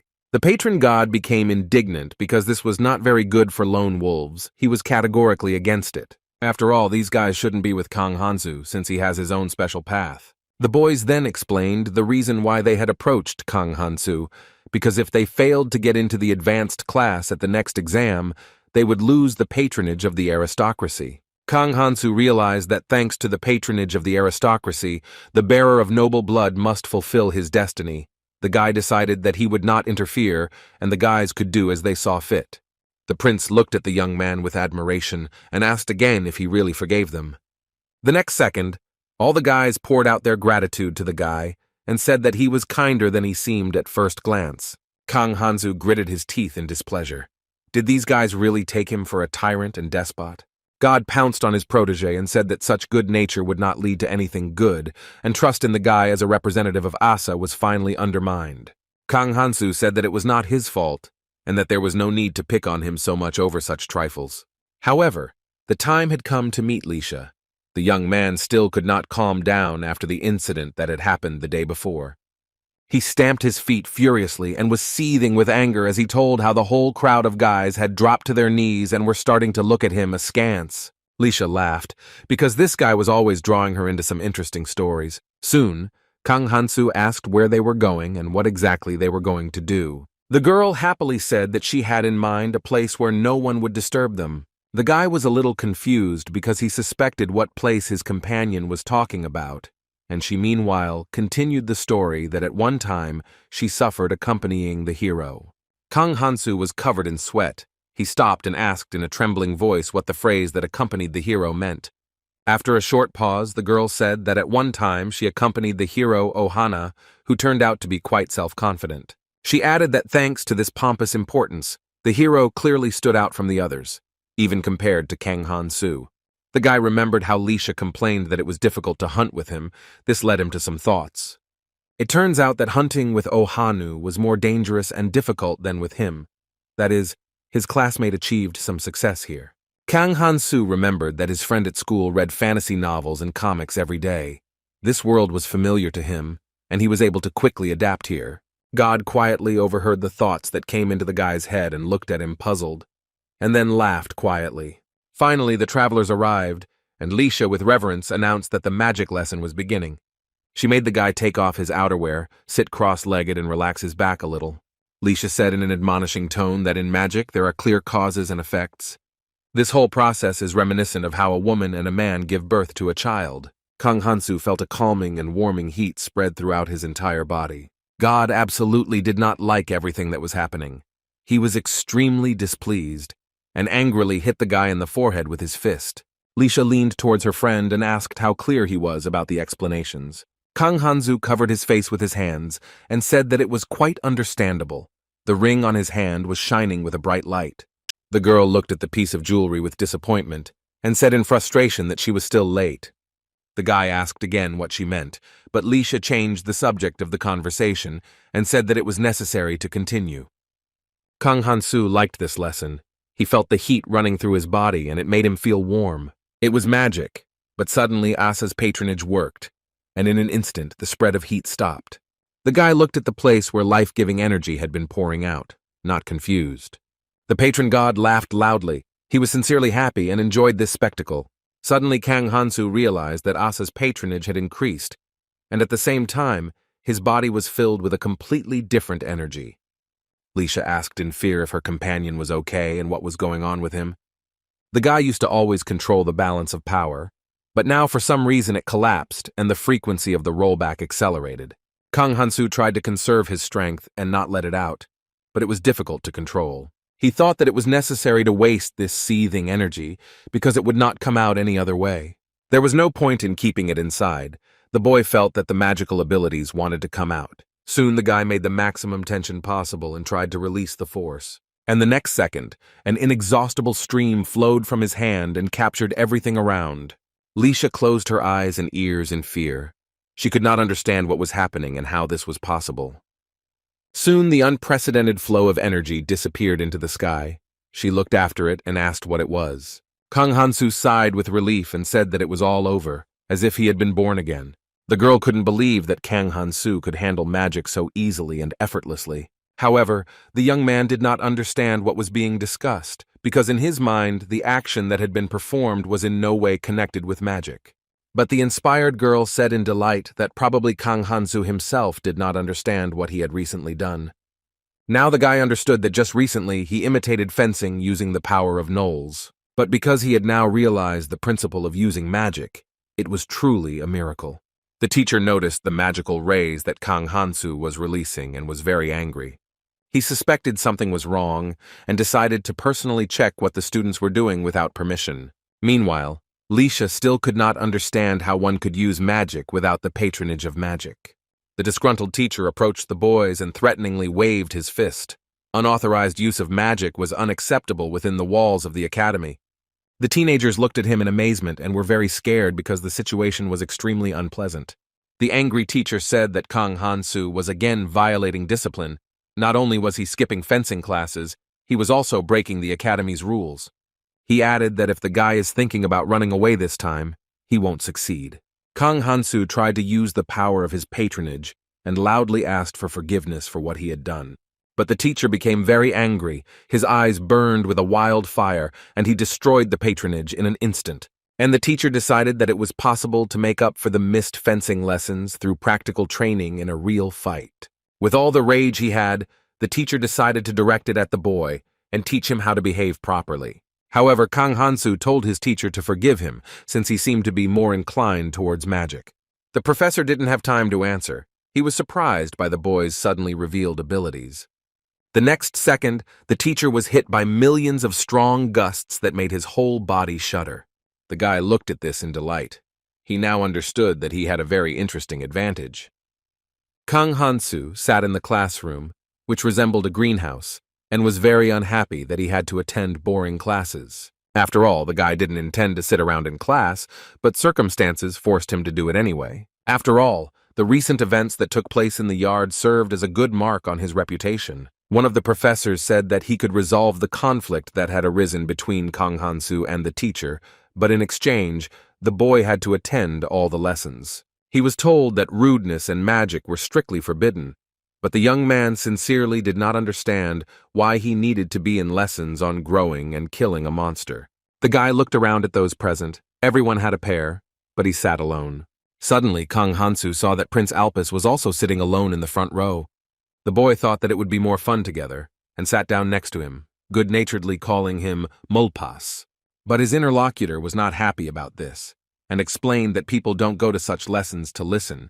He wants to be alone. But Kang Hansu, with the sweetest smile on his face, offered the prince to return to the lagging class if he rejected the offer. Alpus agreed, gritting his teeth, and although he was very unhappy about this, he did not argue. Suddenly the young man saw an interesting creature that immediately brought back old memories. It was the firebird Phoenix, who was on his mistress's shoulder and stared at her with curiosity. The blue-eyed elder of the elves, Cerebret, entered the auditorium, smiling peacefully at the students. She said that she was glad to welcome young scientists at night, and that the future of humanity was placed on her shoulders. The teacher introduced herself and said that she would continue to teach the children so that they would have an idea about the growth and development of monsters.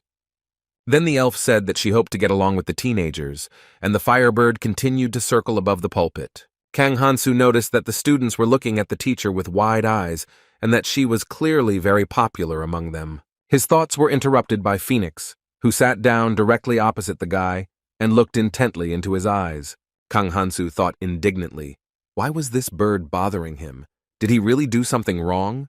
Or somehow offend her? Meanwhile, Cerebre was telling her that she needed to explore the academy's surroundings and find the reason why living beings had been gripped by fear lately. In this regard, lessons will be held once every 2 weeks, and this made Kang Hansu very happy. He turned to his deskmate with a remark that this is really great. But his interlocutor, in a rage, noticed in front of the entire audience that Kang Hansu was again confusing the name, calling it incorrectly. Sarah Brett angrily told the boys to stop making noise and not disrupt her lesson. However, her gaze suddenly stopped on Kang Hansu, and they looked at each other for a few moments. The next second, her eyes widened, because the girl was extremely surprised and did not understand what this guy could be doing here. Her hands were depicting. Sarah Brett could not hide the excitement that engulfed her entire body. In a trembling voice, she said that the lesson was over for today. And then the teacher added that from tomorrow onwards, lessons will be held every day, and she is waiting for everyone at the next lesson. Kang Hansu was furious. He believed that Alpus was to blame for everything. He shouted at the whole audience. Now because of him, lessons were set every day. The guy sat down on a chair exhausted. He didn't understand why he constantly met such arrogant and unhelpful types. After all, Cogmos was the same, who constantly set up and acted only for his own benefit. At this time in the cold basement, there was Chon Mien, who had fallen with the help of a trap. The girl opened her eyes and tried to understand where she was and what had happened to her. The next moment, Jong Mi-yeon, overcoming all the pain in her body, stood up and looked around. Suddenly her gaze stopped on a black figure with large horns. It was a demon. The girl looked intently at the creature sitting opposite her and asked who it was in front of her. Cogmos said that he is the 14th son of the Demon King. He is very powerful and cunning. Chon Mien looked at him in confusion and asked in amazement what the king's son meant. The girl understood that she could use her patronage to defeat this demon. She smiled and said that the demon was just a real handsome man, his voice ringing in her ears like music. However, he was adamant. Cogmos sternly interrupted her and said that he had no idea what the hero Chon Mien was talking about. But the girl did not calm down and continued to say that the son of the Demon King was a prince in his own right, and she could fulfill her long-standing dream thanks to this. She released her patron charm to intoxicate the demon. But to Chon Mien's great surprise, the spell had no effect on Cogmos. He interrupted her speech and began to press with magic. The demon enveloped his victim from all sides and she lost consciousness, no longer understanding anything.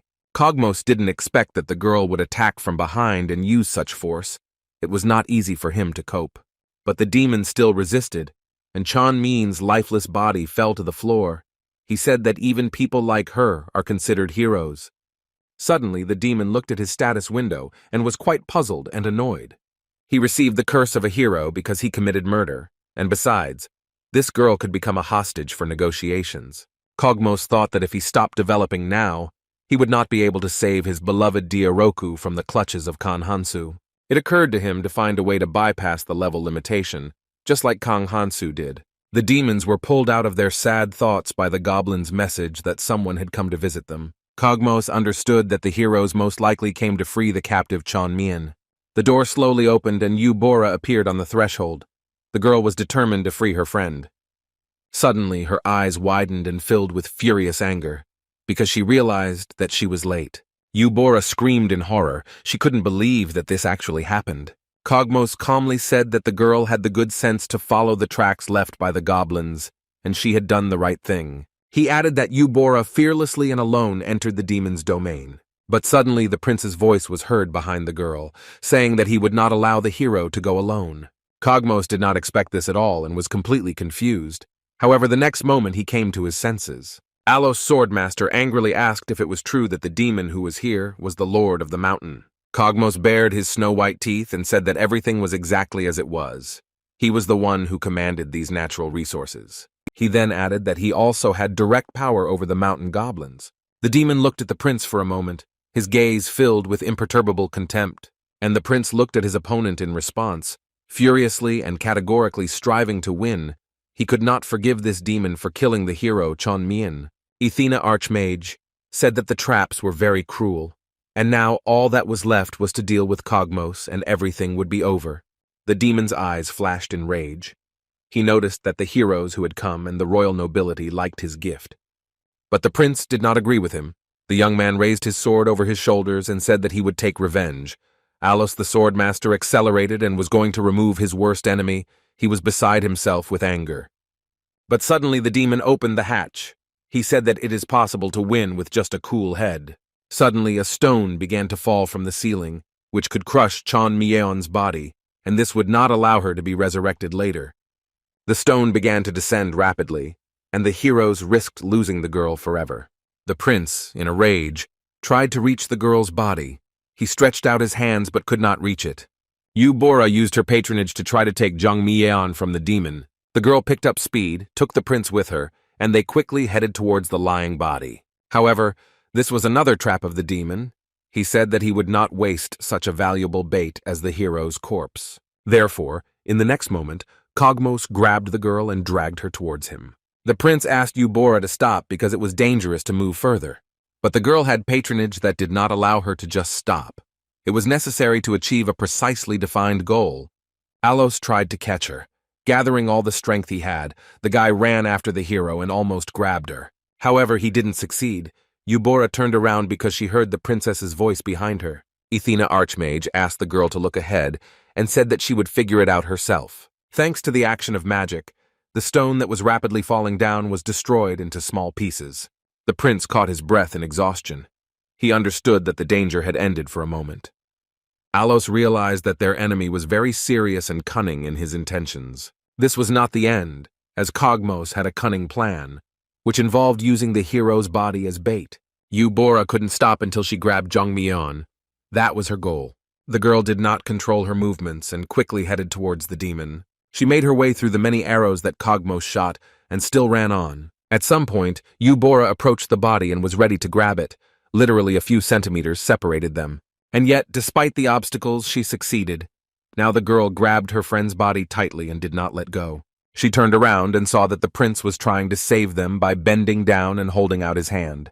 Despite the fact that there was a small gap between them, Alos Swordmaster did not have time to carry out his plan and take the heroes. Kogmos said mockingly that he had not thought as a prince to sacrifice his life to save the heroes. His body was riddled with arrows and there was no longer any life in him. He was dead. Athena Archmage screamed in horror. She did not expect this to happen and was in complete despair. Suddenly, hatred and rage flashed in her eyes. She said that she would never forgive the demon for this. However, she was unable to use fire magic, as the demon grabbed the corpses and covered himself with them. The princess was furious and now did not know what to do and how to fix the situation. Kogmos's eyes flashed maliciously. A cunning plan arose in his head, which he quickly put into action. The demon quickly pulled the arrow out of the prince's body. He needed to make it serve again. The next moment, he aimed an arrow straight at the princess's heart, and she couldn't take it anymore and fell. Now the demon looked at his fallen victims of the royal nobility and grinned, rejoicing at how well everything had ended for him. The only one who remained among those present was the hero Bora. The girl angrily said that she considered the demon to be late and a selfish coward. But Kogmos said that a hero who led an entire knightly order to catch goblins cannot talk about cowardice. The demon also added that he is at level 22, only 3 levels higher than the hero, but is significantly inferior in patronage. The demon believed that if it weren't for the security of the guys who arrived, he would be dead now. Finally, Kogmos gave the girl advice that if she wanted to survive, she should not disdain any methods or means. Bora thanked him for this instruction and raised her sword to strike her enemy. Her theme turned into a weapon. It was very strong and powerful in order to win. In this way, the girl could resist the attacking side and have sufficient endurance. Kogmos was surprised by this patronage, but still, it was nothing compared to the skills that Khan Hanzu had. He had another plan, and the demon took his cloak and threw it over the girl. Due to this action, she could no longer move and had absolutely no chance to repel the attack. The demon mockingly asked if the hero had no idea about such black magic. He added that people know how to use white magic and that it is only useful in war. Now Bora risked being the next hostage for possible negotiations, but the girl understood that she was running out of oxygen and had absolutely nothing to breathe. Suddenly a bright light came on in the room. The demon's eyes were horrified because he couldn't look at it. Literally from the ceiling, a saint was heading towards the demon. She said that she did not expect such an ending. But this time, the demon Kogmos crossed all boundaries of what was permitted and apparently needs punishment. At this time, the director of the academy was talking to the head teacher, who asked how things were going with Cerebre. She was interested in everything. how the teacher behaved in class, and what achievements she had. The head teacher replied that the lessons on establishing trust with monsters that cannot even be checked through the status window, and thus they can come to the conclusion that the students have not achieved any results. The director was in a panic because if this happened, Hogwarts would no longer need such a teacher. The girl felt helpless. She didn't understand why there was only bad news for their academy now. She was offended that she had made such sacrifices, curried favor with the pseudo-noble saint in order to allow the heroes to also study at the academy, but these efforts did not pay off. However, the head teacher also had some good news. He handed a cup of hot tea to the principal. The girl immediately came to life and said that she was thinking about how the hidden labyrinth had already been torn apart into pieces and there was nothing left for them. The head teacher slowly sipped tea from his cup and said that among the newcomers there was a student who had the patronage of an elf with a rank. They decided that with the help of Silver, this student would achieve excellent results and become the pride of Hogwarts. For a long time now, they had been holding individual lessons during which Kang Han-soo had to learn something important and meet the director's expectations. After greeting Kang Han-soo, the elf was displeased that he responded in a formal tone, calling her simply a teacher. Many lessons have already passed, during which the children tried to establish communication with slimes, and Kang Han-soo did it with ease. He instantly won over the soft and elastic little animals. Cerebre praised the guy and said that he immediately attracted the attention of the slimes, which means that they like him. And in connection with this, the elf decided to conduct individual special lessons for him. So now they were in a beautiful exotic garden and the guy was trying to informally greet the teacher. She said that today they will learn how to deal with a monster partner. The girl will show this by her own example, imagining that her student is a slime. Cerebre called the guy to follow her in order to conduct the lesson. The girl sat down on the grass and told Kang Han-soo to sit next to her. Elphia showed her knees there now and suggested that the student lie down there for a few minutes. Kang Han-soo was quite puzzled, but still did not argue and did what was required of him. Cerebret said that she probably rushed a little because her student was surprised, but the guy assured that everything was fine, although it was true that it was a little unusual. The young man thought sadly that he had been able to maintain his composure thanks to Asa's patronage. He did not understand what kind of lesson this was. God, who had been closely watching what was happening all this time, was very displeased and squinted suspiciously. For a few minutes they just sat in silence, looking at each other. Nothing happened. Kang Han-soo remembered other girls in the academy who behaved like this, such as his classmate, or the amazing Lisha, who also wanted to be alone with him. The guy thought that this fantasy world was somehow strange. Soon after, the demoness and her master sought to reach their intended goal in order to improve their skills. Diaroka fought fiercely with the gnolls and looked at her enemies with a stern gaze. She didn't feel fear, even when the monster swung to hit the girl with all his might. The next moment she parried the blow and resolutely fought back against her opponent. Diaroka grabbed the monster's huge paw with a death grip, and it screamed in pain. And the demoness made every effort and the next moment tore off the enemy's paw. The gnolls looked on in horror. They had no idea that an ordinary weak female could fight like that. Diaroka threw her paw into the burning flames, not a single muscle twitching on her face. She finished off the rest of the opponents and they lay defeated, unable to rise. Diaroka decided that it was time to find out how her master was doing and whether he was having any successes. At this time, the young man was chasing monsters and using a huge dragon bone as a weapon. The gnolls ran away in terror. They did not want to become victims, and therefore sought to leave this place. Overall, the hunt was quite successful and even somewhat fun, with the slimes cleaning up the aftermath at the end. Smiling, Kang Han-soo said that hunting was still much more fun than lessons at the academy. It was a special, heavenly pleasure. The guy saw that the demoness had progressed to level 31, but it was still not enough for the curse of greed. Diaroka said that was what she meant when she warned of difficulties in implementing the decision. However, Kang Han-soo was not discouraged, as they had achieved quite impressive success. After all, those taking the spoils have already complained that there is too much evidence, and they may begin to doubt whether there was a full punitive approach. Then the man added that the treasury was already empty, but this did not bring any results. Then the demoness suggested changing the wording of the task. Diaroka angrily said that they had completed the task that was set before them, and problems should not arise. Kang Han-soo thought that most likely this gentleman simply did not believe that they were able to do everything on their own and collected other people's trophies. Soon the man assumed that he had a task for a replacement that would definitely suit Kang Han-soo. It was an order from a rank, and the guy had to be satisfied. He was told to take a shovel with him and go to the indicated territory.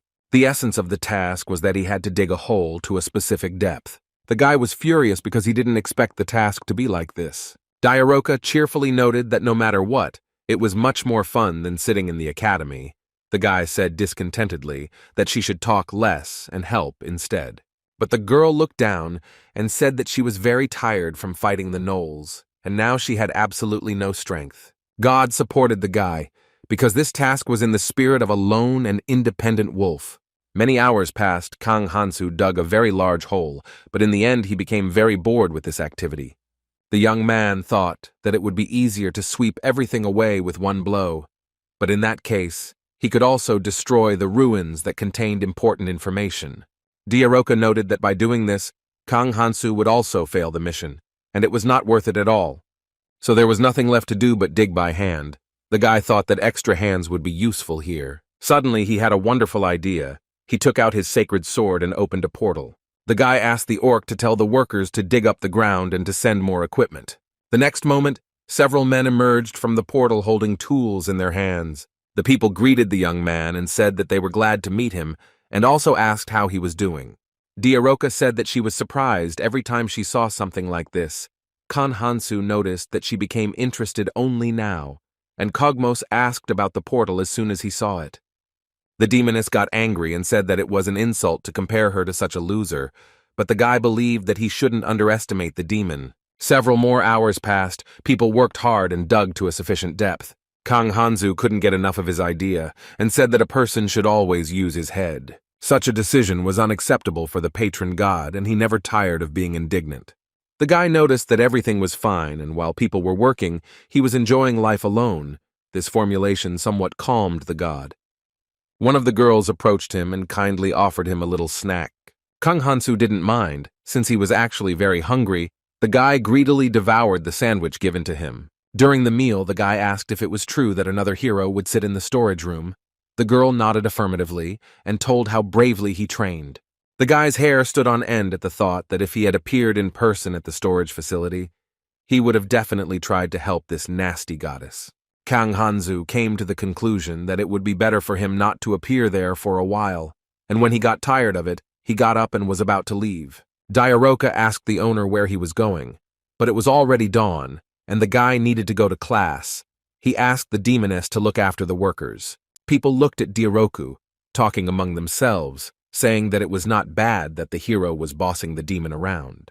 As the young man got ready and went to class, he thought on the way that he was meeting the teacher of taming and catching monsters more and more often, and no matter how hard he tried, he still couldn't grasp the essence of this lesson. All they did was just look at each other.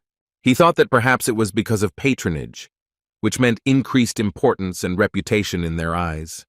Kang Hansu asked what Lord God thought about this, but he was dissatisfied and remained nervously silent. Suddenly, the boy's thoughts were interrupted by the teacher who approached him unexpectedly. She said that her request concerns midterm exams that she needs to pass in a special order, because regardless of his grades, the young man will be assigned to an advanced class. The guy asked what he had done to deserve such a part, and the teacher calmly said that there is no such thing as a free lunch. She then added that they would not demote him as the best student of Cerebre to a backward class. However, in exchange, the boy must take additional lessons as a midterm exam mission, and this news puzzled him greatly. The teacher grabbed him by the hands and said that this was a serious task, on which Cerebret's future work, as well as the prestige of the entire academy, depended. She said that she was contacting him on behalf of the head of the academy, and was asking him to help.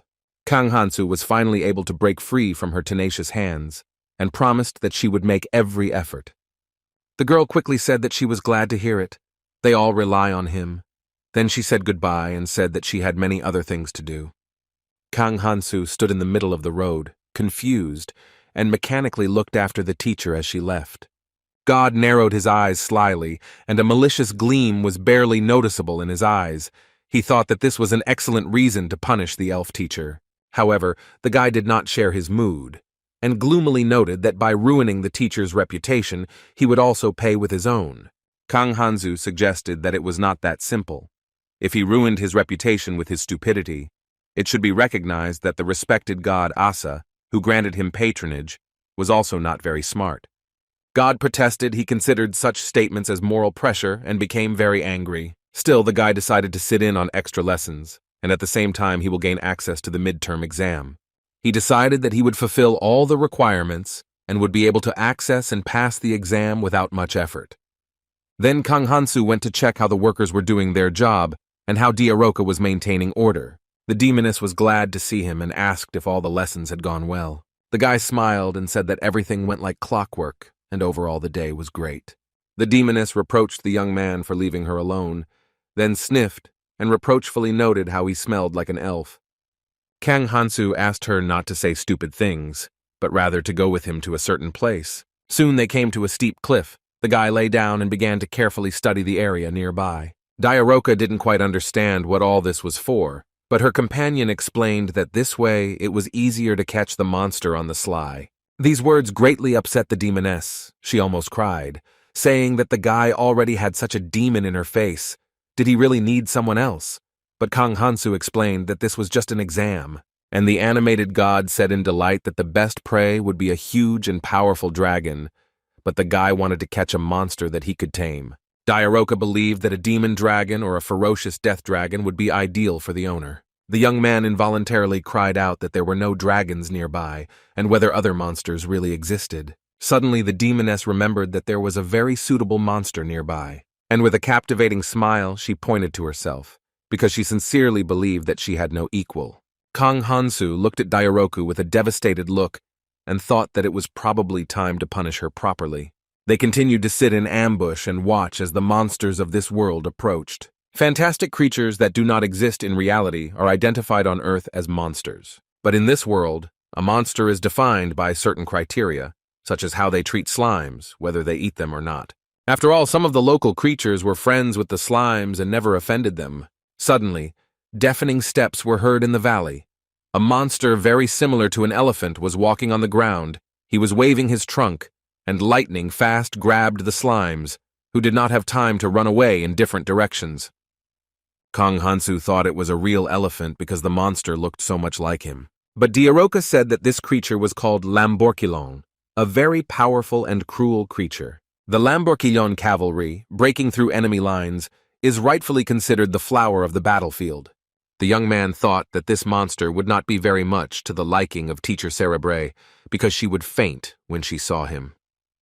God was extremely upset and angry because Kang Hansu missed such a wonderful opportunity to scare the elf. Suddenly, a huge green lizard attacked Lamborquillon, who was walking slowly.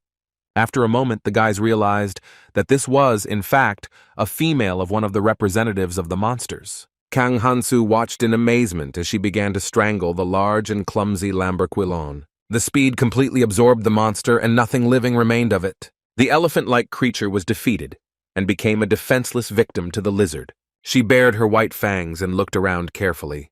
The monster felt the scent of a human. It was a lamia. She was pleased that she had found such prey. She could have a great snack for today. Suddenly, she saw a young man nearby and stared at him in amazement. Lamia said maliciously that it was rare to meet such a handsome man in these parts. She decided that she would immediately take him for herself without an extension, but Diaroka smiled sarcastically, assuming that she would not give up her owner so easily. The next moment, the demoness and her devotee jump off the cliff to properly deal with the lamia. However, the gloating lizard said that she did not need the female and was ready to fight. Diaroka thought exactly the same, and had no intention of giving her master to any rival. The demoness grabbed her by the tail and pulled with all her might. The lamia screamed with kinship, but could not free herself. The girl's eyes were burning with a bright fire. She said that the owner belonged only to her, and that she should not dare touch him. She said furiously that Kang Hansu was not the kind of person to covet. She then added that such low-class creatures as this creepy and slippery lamia had no business even trying to get hold of it. Diaroka beat the monster mercilessly, and it could not resist since their strength was not equal. The demoness wanted to kill her, and said that her rival was too impudent for a sexual animal. She prepared to deliver the final finishing blow, after which the lamia would no longer be able to move. But Kang Hansu, in fear, screamed for the demoness not to touch her because the monster could even speak, and there was a possibility of taming her. For a moment, Diaroka stopped and questioned his master, and the next second the demoness realized that her victim had slipped out of her hands. Lamia was determined to escape and wanted to get out of sight as quickly as possible in order to stay alive. Finally, she shouted to Diaroka that she had had enough for today and that she would no longer participate in this battle. However, soon the monster felt some movement behind her and wanted to turn around.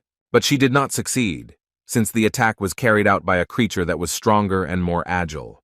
Diaroka looked at this picture in horror, because its owner had laid eyes on such a trifle in the form of a lizard, but did not have time to take it. After all, the Lamia was swallowed in one gulp by a rather cute blue dragon that suddenly appeared here. God was pleased with this outcome of events. He looked in delight at the arriving monster. The patron Asa said that taming such a dragon was a very good idea. The guy went towards the monster to take a closer look at it. Before that, he had met other dragons. This monster was very different from the red dragon they saw last time.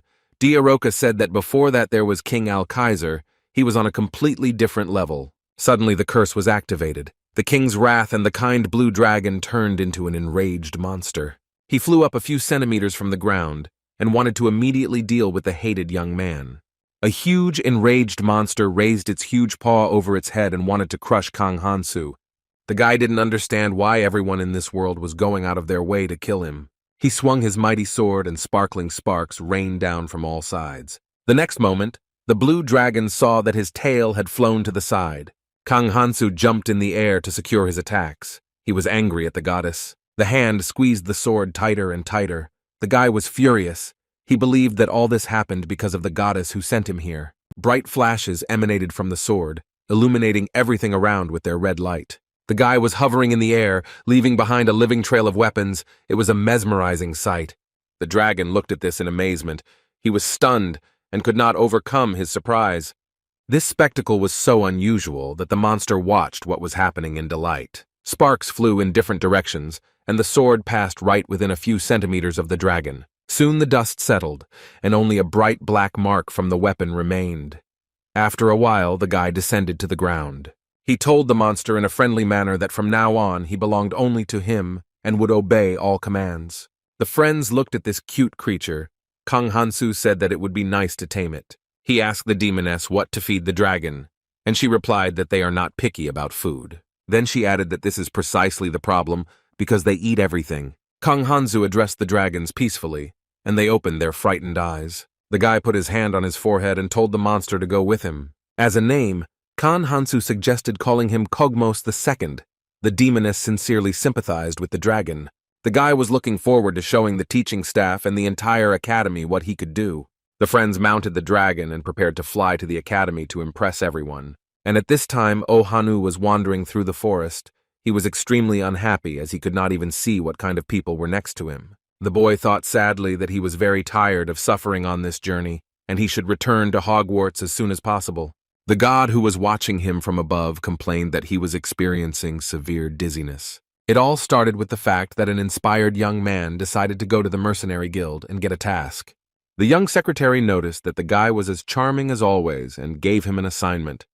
Ohanu wanted to guard some aristocrat or a merchant guild that would be heading to Hogwarts, but the girl could see the status of her interlocutor and said that the guy's level and rank were too low for such a task. This upset the guy very much, and he furiously asked if it was really impossible to make an exception for the legendary hero. However, the girl did not want to agree, and Ohanu was beside himself with anger. Suddenly, their conversation was interrupted by a lady entering. It was the head of the mercenary guild, Cassandra, the daughter of the dragon. She said that their company was just heading to Hogwarts, and the guy could go with them. Ohanu was delighted. He immediately agreed without thinking, but did not expect what awaited him ahead. After all, he hoped that the beautiful captain would rule the guild of the same most beautiful and charming girls. However, in reality, this was not entirely true. Suddenly, the guy's thoughts were interrupted by a companion who approached him. Another of his friends laughed loudly and said that the guy was too uptight and couldn't get comfortable, and that wasn't very good. Okan was angry. If he had known that everything would happen exactly like this, he would never have agreed to this adventure. Suddenly, their conversation was interrupted by some extraneous noise. It was the steps of an approaching monster. The boys looked in amazement at the monster that appeared from behind the thorny thickets. These were female trolls who were enemies of humans and wanted to destroy them. Ohanu's partner asked him to provide backup with magic while he fought. The man shouted loudly that 12-level trolls were attacking and everyone needed to raise their weapons. He bravely jumped towards the enemy to wound the troll with his sword, thus buying some time. However, as expected, this method did not work, and the troll's skin immediately grew back. The next moment, the warrior realized that the enemy was about to attack him, and he wanted to run away. However, the man did not have time to do this, and the green monster extended a large paw, grabbing the man. He let out a piercing scream, and a few moments later he was already dead, having been crushed. The men told all the wounded to retreat back and prepared their butts to fight the enemies. The evil trolls only laughed maliciously. They were not afraid of people and could easily deal with them. The warriors continued to swing their spears, and the fight gained momentum. Ohanu looked at this picture in amazement. He had no idea that trolls could be like this. The guy looked at his enemies in confusion and could not imagine how he could resist such colossuses. Suddenly he saw Cassandra scream loudly and fall down not far from him. Ohanu hurried to the girl, began to shake her and ask her to come to her senses. But the guy looked at the lifeless body of the commander and thought that it was time to make a strong-willed decision. After all, only he, the legendary hero, can cope with these monsters that attacked the entire team. However, his companions, in horror, warned the hero not to rush to use magic. They told the guy to watch carefully as the daughter of the dragons reveals her true form. Ohanu asked in amazement how the wounded woman could resist the monsters. However, the next moment a cloud began to appear above the friends, and with each passing second it took on shape. And soon the travelers saw before them the real skull of a dragon that had descended from heaven. The trolls were somewhat puzzled by this, and they saw that a full-fledged dragon had appeared out of nowhere. The creature was very angry and emitted a piercing growl and fiery gusts. The dragon's eyes flashed furiously. He wanted to take revenge on those monsters that attacked people. Cassandra, who had come to her senses, angrily said that now there would be revenge for the entire team. The dragon flew into the sky, and the trolls looked at him in bewilderment and could not overcome him. With his strong paw, the dragon destroyed the enemy, and he turned into a green, homogeneous mass. After a moment, there was nothing left of the trolls. They were already harmless and did not pose any threat. Soon the warriors' commanders rose up and loudly and proudly praised her for the work she had done. Ohanu looked at this with displeasure. He was annoyed that he had not been able to prove himself. At the academy, teenagers leisurely strolled around the grounds and looked at the monuments with curiosity. Suddenly they saw a blue cloud appear in the sky, and as it approached, the boys realized what it was. A huge sea dragon was about to descend here. The teenagers were in a panic and wondered why the monster had come to these places. Kang Hansu sharply and menacingly demanded that his beast behave decently and stop scaring the teenagers. They went down, and the students watched in amazement as the boy jumped off the dragon's neck. The teachers were also surprised, and could not hide their admiration for the boy's resourcefulness. The young man calmly said that he found this little dragon on the road and decided to give it shelter and teach it. He asked the teachers not to judge him harshly and to forgive him for breaking the rules. Kang Hansu wanted to teach his protege commands as quickly as possible, so he went to the nearest forest and chose a larger log. Cogmos II was supposed to bring this log, and thus demonstrate the true art of training. With all the strength he had, the boy threw the log to the side and ordered the dragon to catch it. The monster let out a muffled roar and quickly went after the target it had been assigned. Cerebre was delighted. She praised the guy and said that Cogmos obeys him perfectly. Kang Hansu was proud of the praise, but he pretended to be casual and said that it was nothing special. Suddenly, a breathless student approached them and asked the elf to give him a couple of minutes. Cerebret said menacingly that it was completely uncultured and also rude to interrupt the lesson. However, the guy didn't come alone. In order to impress the elf, he brought his pet. The young man said that it was his friend, a fluffy, cute little animal in his arms, and he barked in a friendly manner. God said it was a rare divine beast, but according to Kang Hansu, it was a puppy with a toy attached to it. Silver said with displeasure that the divine beast's cub was good, but still, it shouldn't interfere with the lesson. Kang Hansu hoped that everything would work out well, and that guy would take those boring lessons instead of him. But his dreams did not come true, and so he still had to attend classes with Cerebre. His plan to get rid of the annoying lesson failed, and the boy was very unhappy about it. After all, Cerebre had already raised the divine phoenix, and the baby beast did not interest her in any way. The lesson on black magic began.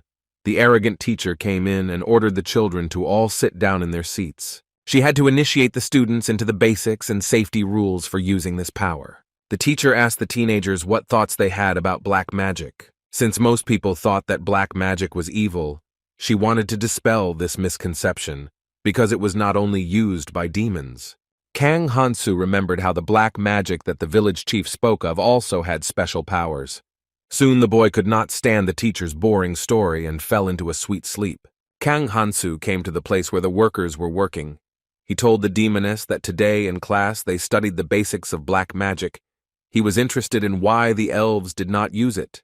Diaroka explained that the lifespan of low-ranking elves is actually not as long as that of demons or angels. The only thing elves can do is stretch and prolong their lives in different ways. They fill their meager life force with time, so wounds that would heal in a day even on a human can take half a month to heal on an elf. Then the girl added that the elves were not even close to the demons who lived a long time and recovered quickly. She added in a whisper that at night, demons are much more prevalent there. Kang Hansu concluded that the problem was in the speed of recovery, and the demoness was quite angry because the guy did not understand her hints. Suddenly, the workers called them and said that they had achieved their goal, and everything had turned out in the best possible way. They dug down to a tunnel that hid many mysteries, secrets, and treasures. Kang Hansu was delighted. He looked at the hole with interest and was eager to explore the underground life. The friends went down closer to examine the tunnel found by the workers. The guy saw that the depth was much greater than he had assumed. It was necessary to go down right now to find out everything there. Kang Hansu asked if the demoness was going to go down with him, and she replied that she was waiting for her master's orders. In this case, it was decided to go down together into the underground kingdom and learn all its secrets. When they went downstairs, Diaroka illuminated the room with the help of the beam of the magical council. During the descent, Kang Hansu felt like he had crashed into something, but when his friends looked around, they saw nothing. Suddenly they realized that the creature was behind them and was a huge green creature. The guy asked what this thing was that looked like happy pudding. Diaroka was surprised that her master did not know such creatures as earth trolls. However, the fact that he did not know them did not stop the young man from cutting them into small pieces with a few swings of his sword. After all, it was necessary to overcome these monsters in order to move on. The next moment, splashes of green viscous liquid were flying from everywhere. The demoness covered her face with her hands so as not to get dirty. The guy hoped that he would get some kind of clue if he cut their soft, smiling faces. After some time, the friends went further. Kang Hansu noticed that these creatures die as disgustingly as they look. Suddenly, the young man saw that his ring began to glow and react to the outside environment. This meant that the head of the mercenary guild had not lied, and they needed to find the treasures hidden here. They had been walking for a long time. They had met trolls on the way, and nothing more. Diaroka asked if her master intended to solve the riddles and secrets of the dungeon. He replied that they could be looked at after the cleansing. But the demoness said that her master did not even pay attention to the wall tiles, on which the pattern had changed. The girl then added that Kang Hansu is not popular among people, but if he were a demon, he would definitely become famous. They walked further and further through the dark labyrinth, following the glowing ring that guided them. Finally, they reached a blank wall, and the guy thought that this was where the purpose of their arrival was hidden. Diaroka said that apparently there is another space behind the slab that hides secrets. And indeed, after some time the friends saw that air was passing through the crack and a light breeze was blowing.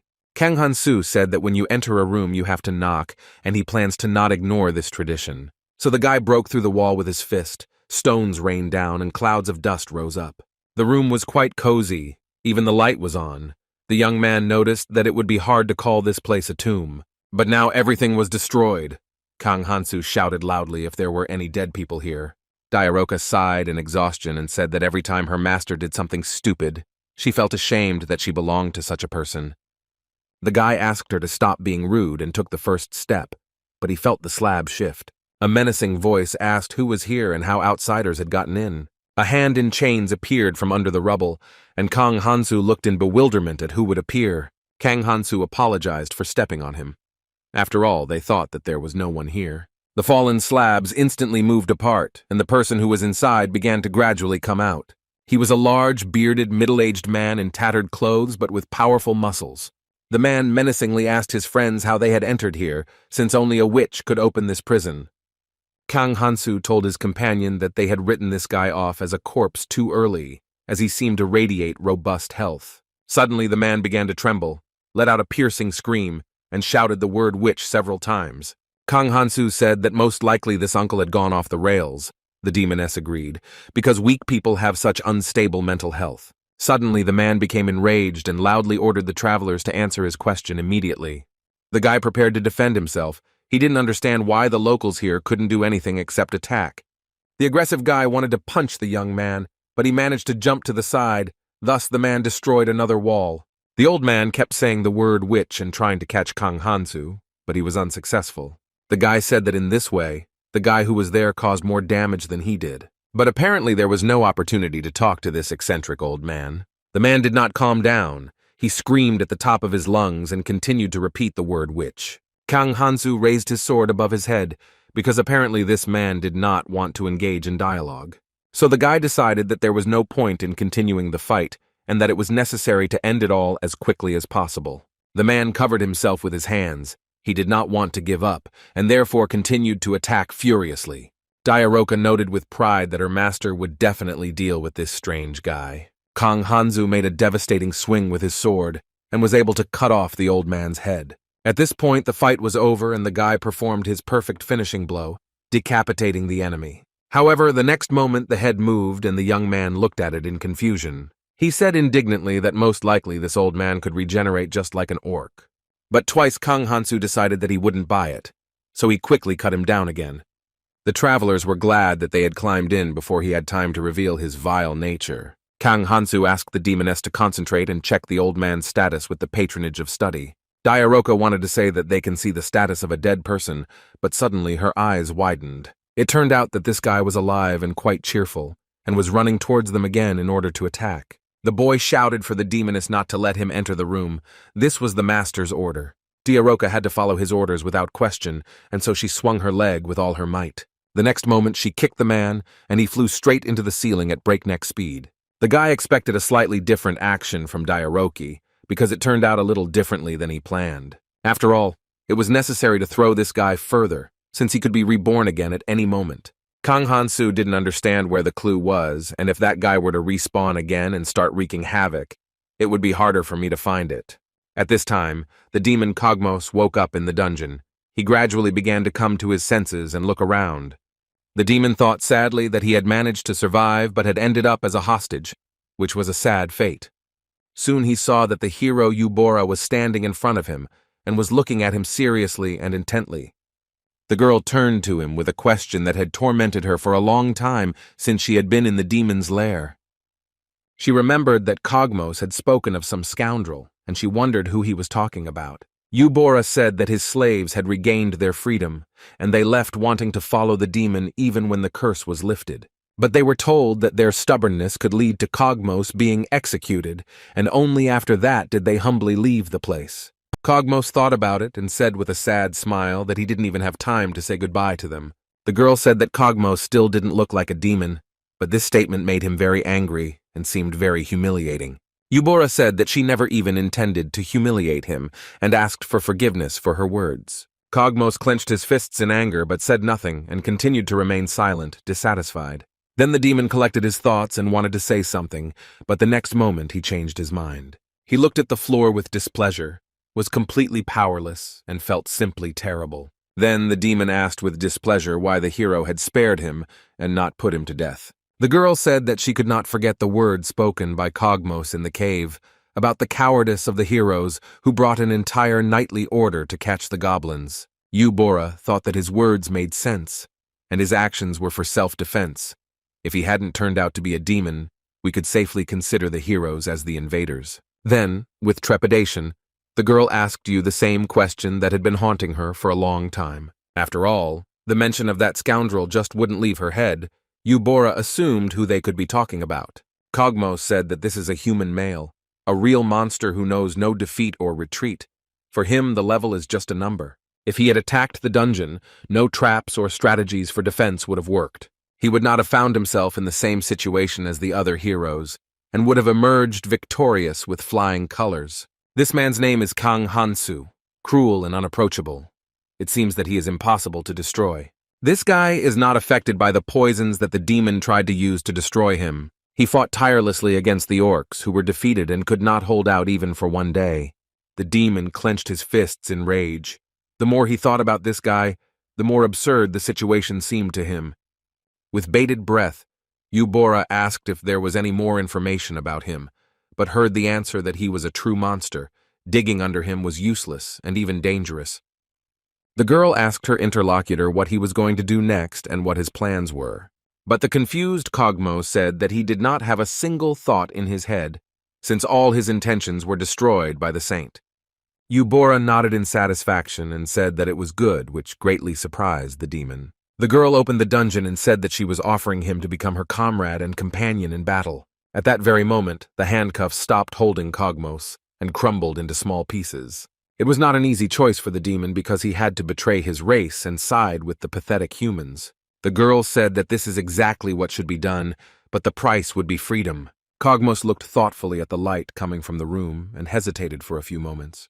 He understood that even if he refused, as long as the saint existed, he would not be left alone. Kogmos thought that even if he managed to escape, he still wouldn't be able to return to his homeland. Then the demon made a difficult decision for himself. He said that he did not know how he could help, but he agreed. Yubora extended her hand to him in approval of this decision, thanked him, and said that she would wait for his advice. The girl invited him with her. She wanted to introduce him to the people of the kingdom and to her heroic friends with whom she would have to work. Soon at the meeting, the prince said that there was news about the destruction of a dragon in the east of the knight's kingdom. The hero's task was to track down and exterminate the monsters that had left their lands as a result of this incident. The prince explained the strategies for a long time, but the boys were bored listening to all this and thought that they already knew everything. Alos said that all the guys who have a level below 10th are required to participate in this hike. Kogmos sarcastically remarked that a hero who couldn't get past level 10 was very funny and could only be used as bait. The demon looked at Bang Chulsu, who was only level 7, the patronage of the hero and aristocracy. He thought that this guy had a low level and also the patronage of an aristocrat, which indicates how this hero sold out to the vassals. Then the demon looked at his companion and thought that the saint had acted wisely by immediately taking the true heroes into her hands. The girl noticed Kogmos's gaze and asked what was the matter. He casually looked away. Yubora suggested going to say hello to the guys, but the demon was not in the mood for communication and said that he would go to rest and if he was needed, let her call. At this time, in the ruins, Kang Hansu's slaves were tidying up the entire territory as it was completely destroyed. Finally, the cleaning was finished, and the girls enthusiastically said that they had completed this task. The guy thanked them for a job well done and sent them back home. Then Kang Hansu asked the demoness how long she planned to sit on the old guard for. He tried to free himself, but he couldn't move, so he was immobilized and only groaned in exhaustion. Diaroka yawned tiredly and said that all preparations were finished. Besides, they had taken everything they could. It was time to finish already. The demoness stood up and indignantly said that she could not understand how ancient female heroes could fight for such a man. Kan Hansu asked in surprise if such a thing had really happened in history. Diaroka smiled and said that she had drawn her conclusions based on the frescoes depicted on the walls of the ruins. Moreover, the demoness found out that the mistress of the ruins is a real witch, and most likely a very powerful one. The witch possessed unheard of power equal to the gods, but such statements did not please Asa at all. Meanwhile, the man said that he was captured by this witch, and he was not even given a chance to meet his beloved hero and child. Kang Hansu asked why the old man was still talking while lying down, but he replied that his body had suddenly become filled with lead, and he could not get up. The guy peacefully said that as a parting gift he would give this man a gift as a consolation. He raised himself questioningly and looked at Kang Hansu with distrust. It was completely unclear what they were going to offer him. And at that time the guy opened a portal, said some words, and the sent things fell out of there. Bags containing a large number of dragon bones rained down on the man from above. Kang Hansu said that these jewels will serve as a good support to ensure a normal life. Diaroka said that the owner surprised her with his incredible intelligence and prudence. After all, just a few dreams and tricks allowed us to capture an excellent guard. The man was very grateful to Kang Hansu for giving him such valuable things. In order to convey all the gratitude that the elder feels, he will try. He will faithfully guard these ruins at the cost of his own life, and outsiders will not get there. How could he hold off the mercenary guild's reinforcements until Kang Hansu had taken out all the treasures from the ruins? God was also in awe of Asa's intelligence and resourcefulness, because the guy came up with everything so accurately. Suddenly, the travelers heard approaching monsters, of which there were several. The huge trolls screamed and wanted to get to the arriving Kanhansu and Diaroka. They surrounded the guy and tried to hit him with their fists from all sides. The demoness lifted off the ground and began to deftly circle above the monsters, and they were unable to catch her. She said there were too many trolls, and it would be difficult to confront them all. Kang Hansu agreed, because for every monster killed, 3 new ones would appear. The guy decided that it would be easier if they ran away, so he took the demoness in his arms and told her to hold on tight. Diaroka began to be indignant and asked why the owner was doing this, but he replied that he did not want to lose his translator. The guy came up with a brilliant plan to get rid of the trolls, but it could be quite tedious. Kang Hansu was aroused by the dragon's wrath, and aggressive guests of the slain monster appeared from all around. They were approaching at great speed, and their victim was supposed to be the guy. But since he was surrounded by a large number of green trolls, the dragon had to deal with them first, so they began to mercilessly cut down the goblins and fought with the dragons. Kang Hansu was glad that his plan worked, and now the monsters of this world were fighting among themselves. Soon the young man felt that he was covered with the corpses of these monsters, and needed to somehow get out. He asked the demoness if she was alive, but heard nothing in response and became somewhat worried. The guy moved the bones that were covered on top and looked at Diaroku, believing that she had already died. But suddenly the demoness opened her eyes and, squinting slyly, said that at that moment her willpower died. Kang Hansu looked at the girl in shock, not understanding what she meant or why she grabbed him by the shirt. However, the next moment Diaroka stood up and kissed the young man on the lips. This event frightened the god very much, and he cried out because he considered such behavior to be completely uncharacteristic of a lone wolf. Then the patron god became completely furious and looked at Kang Hansu with disapproval. Finally, the friends were able to break through the floor and find themselves on the floor below. Kang Hansu jumped to the ground and tried to collect his thoughts. Diaroka asked if the owner knew that there was a first floor below them. However, the guy couldn't say anything. He tried to pull himself together and didn't understand why everyone needed his lips so much. He was glad that the matter was settled, but this only strengthened the curse of slaughter and consolidation. Diaroka said that judging by the ceiling that they had collapsed, and it was recovering on its own, it meant that the ruins were created in mythical eras. Kang Hansu added that the same phenomenon was characteristic of those prisoners and the orc. The demoness nodded affirmatively and said that although the saint was able to bring the dead back to life, it was impossible for her to resurrect a person practically from fragments. She noticed that when she died, the body was damaged as well. Kang Hansu should have also known this given his patronage of Asa. The guy thought about death because for a long time he had questions about the interpretation of the physical body and soul that popped up in the status window. However, he was also influenced by the curse because he could see souls circling around. Thus, the young man could be reborn with this protection only if his soul was not damaged during death. Diaroka said that theoretically it was possible, but she had never heard of a patronage that could directly control the soul. This conversation was extremely unpleasant for the god. He believed that other patrons should not interfere in his affairs. Suddenly, footsteps and the voices of huge trolls were heard nearby again. Apparently they were here too. The guy said that they can't fight them all the time. At that very moment his ring lit up, and they decided to follow this glow. Kang Hansu called his companion so that they could hide before the jellies caught them. They ran for a long time, and noticed that it became quieter inside, and the light from the ring was now more intense and brighter. Diaroka said that most likely they came exactly where they were supposed to go. The friends saw that there was a golden gate ahead of them. Kang Hansu noticed that it looked like a door, and not like an entrance to the boss's room. Apparently this was the last point. At this time, the demoness said that they hunted a lot and she raised her level quite well. The guy was outraged because she only finished off those he caught.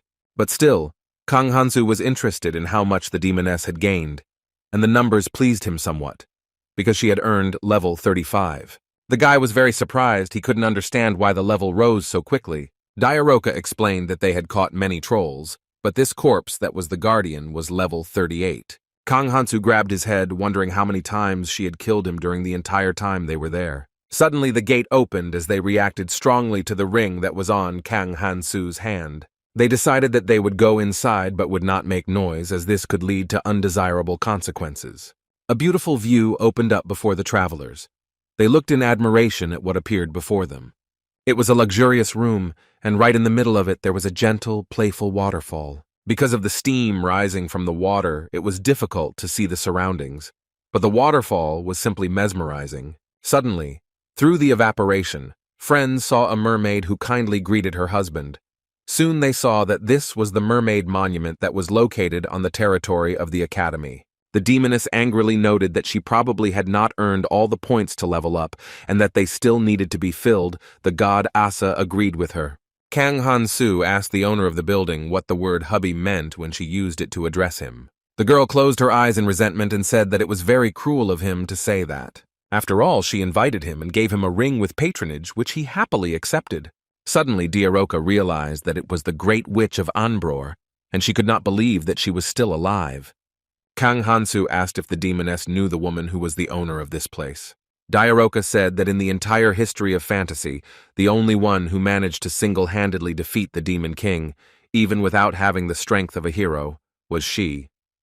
Anbrora agreed with the demoness's words and said that now she is a monster, but once she sacrificed everything she had for the sake of love. However, the mermaid did not want to admit defeat. She betrayed her hero friend by taking something valuable from him. The only way to atone for sin was to meet the end, that is death. And Anbrora wanted her adopted husband to give her what she needed so much. She looked at the guys who came and said that she needed Kang Han-soo's death.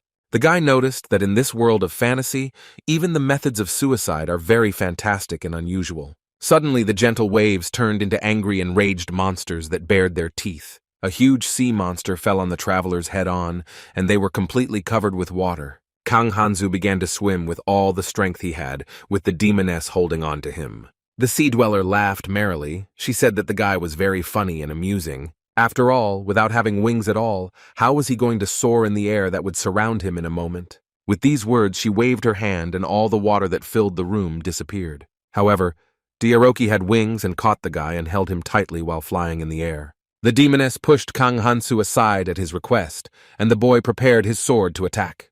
The young man used all the favors he had and made a huge swing with his sword. He made a huge leap upward and swung at the sea witch in the hopes of destroying her. And he hit Anbror straight. The rays that came from the sacred sword lit up. Kang Han-soo looked in surprise at the place on the witch's body where the weapon had hit. He realized that he had failed to carry out his plan, since the wound that had formed on the mermaid's body healed instantly. The next second, Kang Han-soo felt the sea waves binding him. He tried to free himself, but these attempts were in vain. The waves enveloping him were too strong. The guy said that her hobby was very specific and asked to let her go, but the witch only laughed because she tied him up in order to restrict his movements.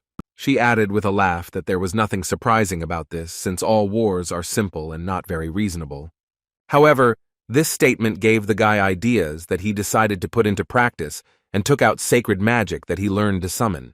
Anbrora was extremely surprised because she did not understand how a guy could use magic without patronage. At this time, Kang Han-soo was able to damage his opponent with this magic, and now hoped that she would not recover. Soon the friends saw that all that was left of the gloating witch was a huge fish tail. But after some time, foam began to appear from this tail, and something appeared from there. A living and healthy witch looked out from there. She smiled happily, and said that the magic was simply wonderful. She kindly said that she dreams of how his whole being will fall under her powerful spell. Kang Han-soo decided to think logically. If she had the same regeneration as an orc or a guard, then there was no way to resist her in a closed room.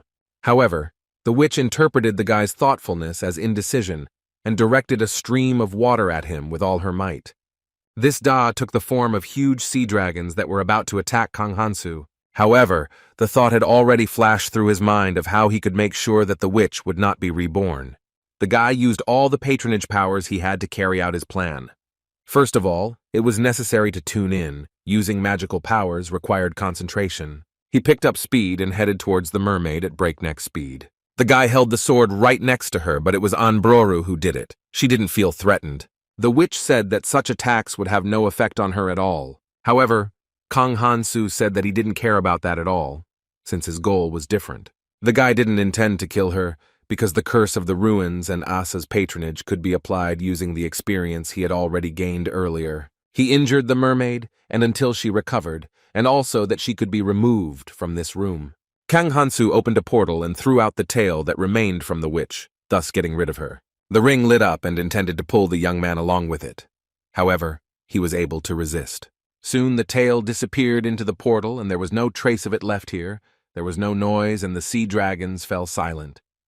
When the mermaid finally disappeared into space, the guy listened for a few moments. He was glad that his idea had worked out, and that it had worked correctly.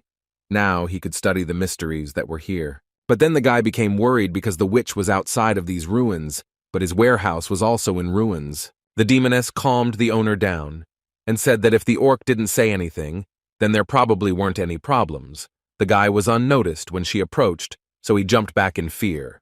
But the demoness said that they had a much more important matter that they must definitely take care of now. After all, if the witch's gift was patronage, then now there is neither a reward nor a guard in the market. And in this case, they can no longer fulfill the purpose that was assigned to them. Kang Hansu looked around. The water was slowly receding, but at the same time, there was a great threat to them. The friends realized that the ruins were collapsing and they needed to run away very quickly to avoid being buried.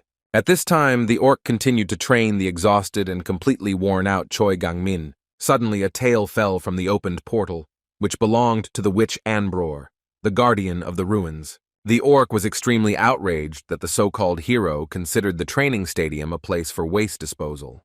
Suddenly, the tails began to regenerate, and parts of the sea mistress's body began to appear from there. Anbrora returned to her previous appearance.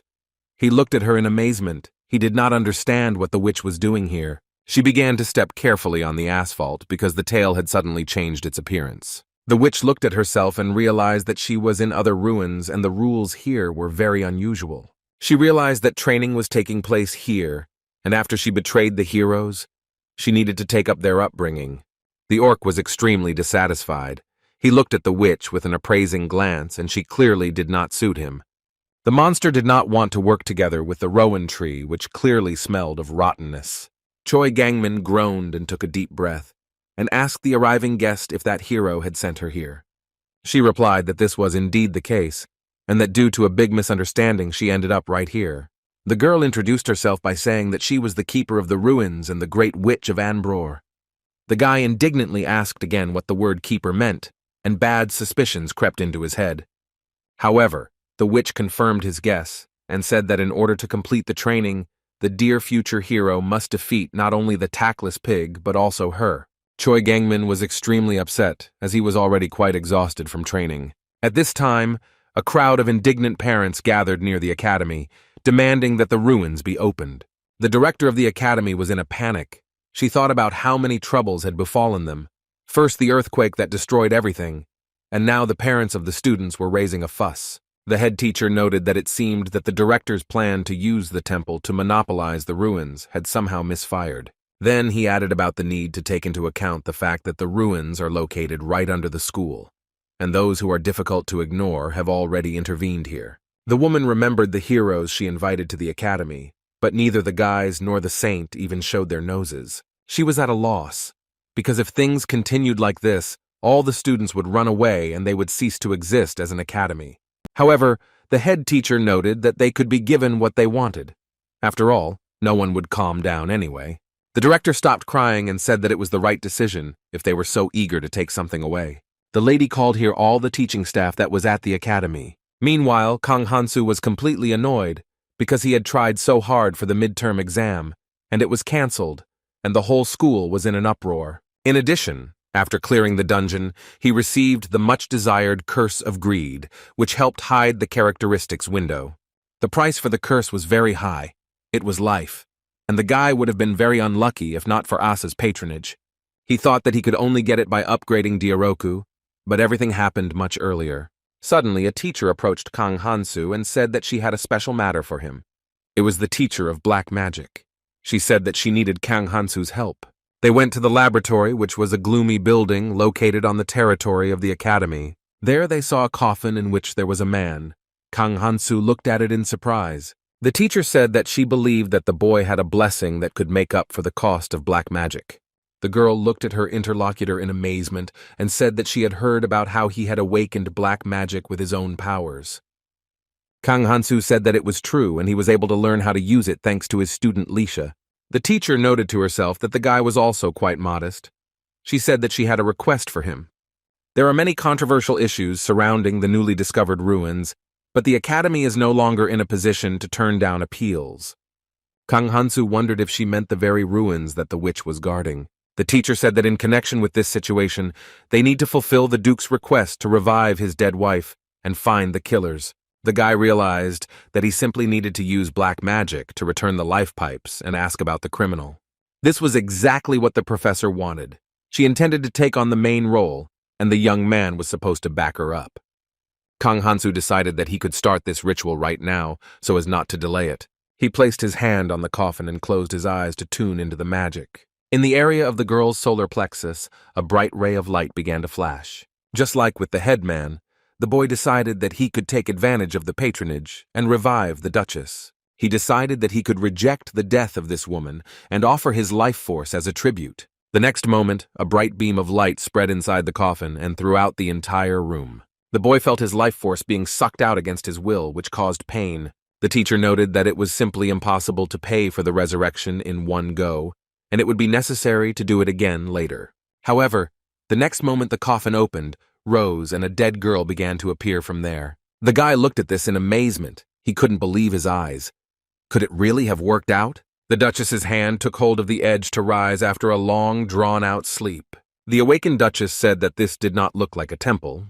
Apparently, she did not understand where it was. The teacher was delighted. She didn't expect that the guy could cope alone and so quickly. However, the Duchess who appeared was very stern and told people to tell her where she was. The girl also wanted to know what the issue was on Sunday and what they wanted from her now. The teacher and Kang Hansu looked at the girl who appeared in amazement. It was obvious from her appearance that she was very unhappy with what had happened and wanted to know the details. For a few moments they stood in a daze, not knowing how to start the conversation. However, soon the black magic teacher cleared her throat nervously and said that she was greeting the Duchess. The woman then explained that His Grace the Duke had given the order to resurrect his wife. She introduced herself as a professor at Hogwarts and her name was Brittany's. The girl continued to say that she understood the Duchess's confusion, but that she could explain, and in the meantime, Kang Hansu turned his attention to his hand. As expected, it hurt a little only at the moment when the life force was taken away, but thanks to Asa's patronage, there were no other problems. Suddenly he heard a strange noise nearby and looked around, because there were strange people in the room. 2 armed men instantly killed the women and decided it was time to destroy the guy. Kang Hansu missed the moment when they appeared here, but now he didn't know how to react. The guy asked in surprise who they were and continued to stand there assessing the situation. He didn't understand how these girls got in here and wanted them to explain what was going on here, but the warriors were unperturbed. They were not going to explain anything and prepared their daggers. One of the women who came in threw a dagger straight towards the guy, and he didn't have time to dodge. He was wounded in the shoulder and he screamed, but he knew that the place from the dagger would heal immediately. Kang Hansu said that sneak attack is the best tradition of a criminal caught red-handed. Another girl jumped up and covered his face with her hand. The guy praised her for her quick reaction. Suddenly his hand turned into a weapon and the woman, who did not have time to jump back, was wounded. Her partner screamed that this man was dangerous and that they needed to hide as quickly as possible. Kang Hansu said that they shouldn't have approached him and let their guard down, as the consequences for them would be dire. The defeated woman screamed in pain but was unable to stay on her feet and quickly fell to the floor. She could no longer resist in any way, and having breathed her last, she lay there completely dead. The second warrior said that she does not understand how the guy was able to do this. She doubts whether he is human. Kang Hansu said that it was 100% human, absolutely certain. Then he added that the second one could be spared and taken prisoner. However, she was not going to give up so easily, so she gathered all her strength. The next moment, she released magic that filled the entire space around. The girl grabbed the ball and started swinging it in order to hurt the opponent. After all, she had the powers of the 4th Demon King, whose poison killed a huge number of heroes. But Kang Hansu had a dagger with which he could defend himself and attack. The girl tried to defeat him with a sword, but she failed. After all, the young man understood that only by leaving her alive could he find out who was behind them. So he kicked the girl with all his might, and she fell to the side, hitting the wall painfully. She screamed loudly in pain and was unable to say anything else, apparently having lost consciousness for some time. Kang Hansu thought that he had overdone it and was afraid that he had not been able to save the life of this attacker. God flew around the girl and said that she was quite alive, just a little stupor due to shock. Then the young man thought that he would have to redo everything from the beginning and resurrect the Duchess. However, this was not necessary because they were alive and were able to come to their senses on their own. Soon the Duchess opened her eyes and said that she thought she had already died before she could understand anything. The professor said that most likely it was due to the spell cast during the magical resurrection ritual. Kang Hansu looked at the Duchess's head and listened carefully to what she said. And the teacher continued to tell that in order to resurrect one person, at least 5 life forces are needed, and it is unclear how the guy is okay after that.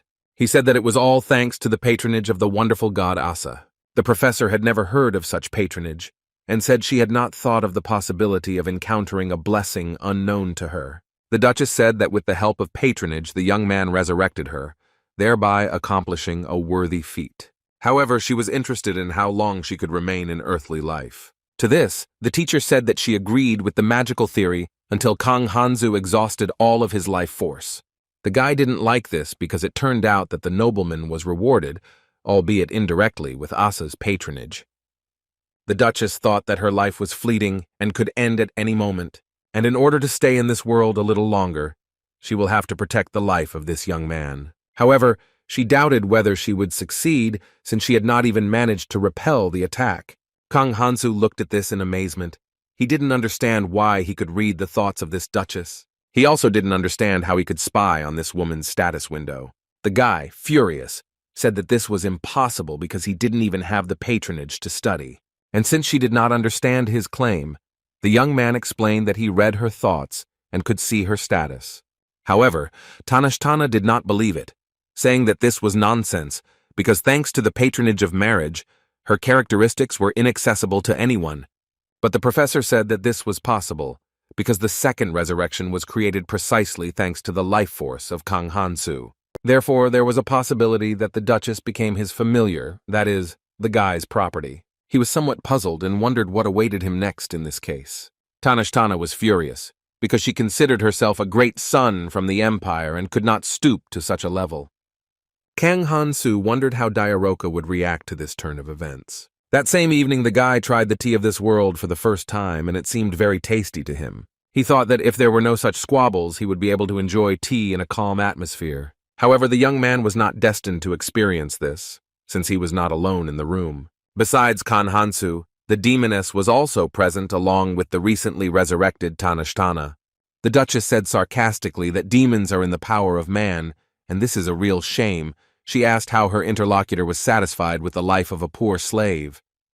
However, Diaroka considered that it was beneath her dignity to respond to such statements, so she demonstratively waved her hands and said that there was probably a fly flying around here that sensed rot.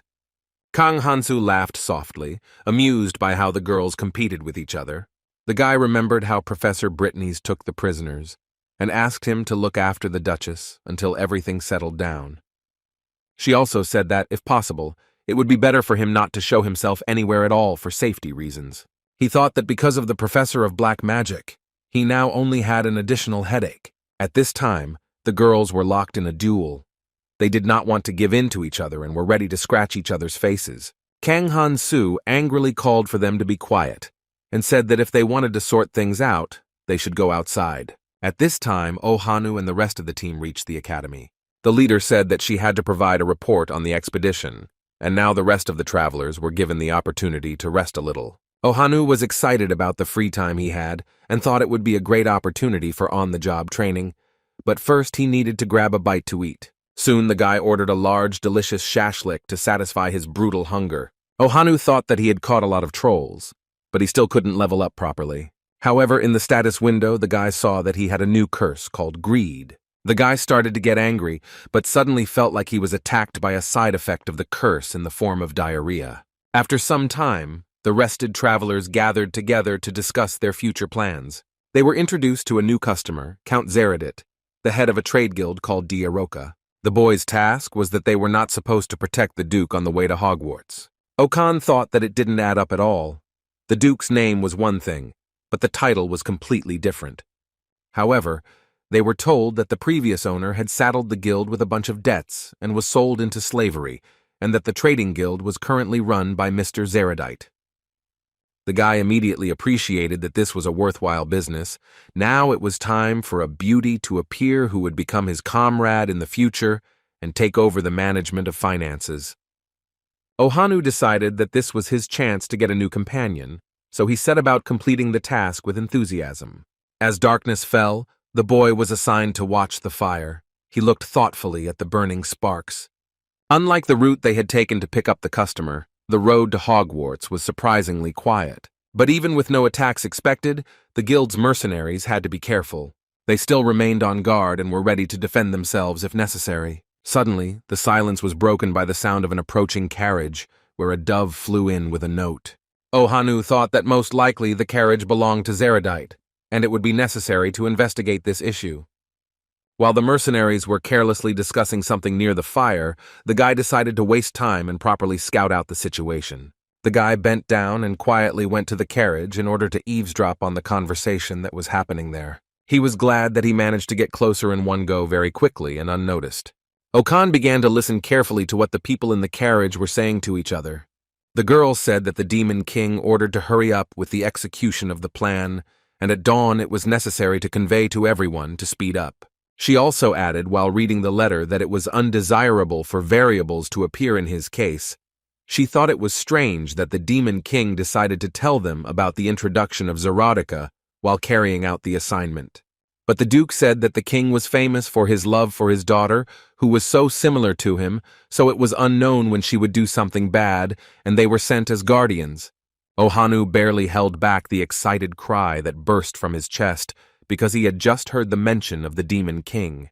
The guy was glad that he ended up here, because if he had stayed to train in the temple, he would have missed such a chance. However, unexpectedly the Duke said that there was a rat nearby and it needed to be caught. Ohanu was taken by surprise and did not have time to react in time, and large green paws appeared out of nowhere and grabbed him. He was extremely surprised and upset, and also very scared because the plan failed and he was noticed. After some time, the hero came to his senses. He opened his eyes exhausted and felt a dull pain throughout his body. The Duke's escort looked at the boy, waiting for him to be able to speak. However, the hero, tied hand and foot, could not move or say anything clearly, so he simply moaned. The Duke approached and said that Ohanu should remain calm, and asked if he knew why he was not killed immediately. Then the man said mockingly that the guy was so pathetic that it was even too lazy to think of a use for him. The guy was furious.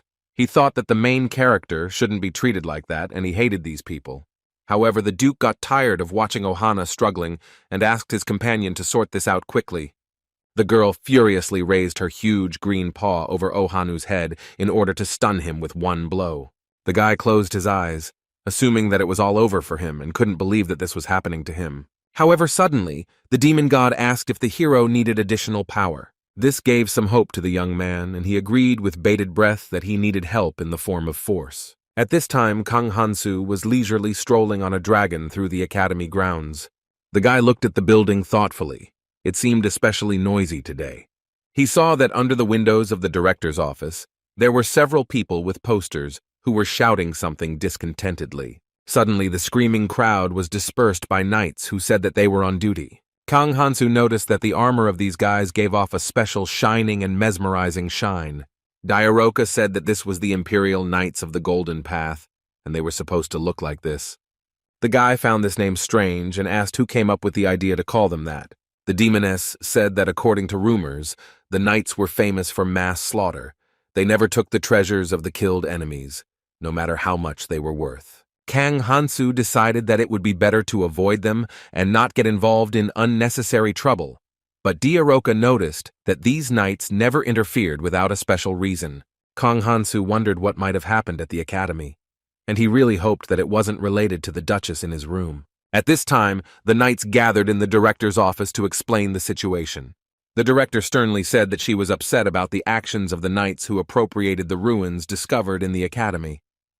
One of the warriors who entered expressed annoyance that the director had taken the information they had said in exactly that way. After all, they were concerned about the safety of the students, and they didn't even manage to discern the evil nature of the Duchess. The director was indignant that she knew well what was happening at the academy. Frightened by Tanishtana's rapid career growth, the knights thus avoided the problem.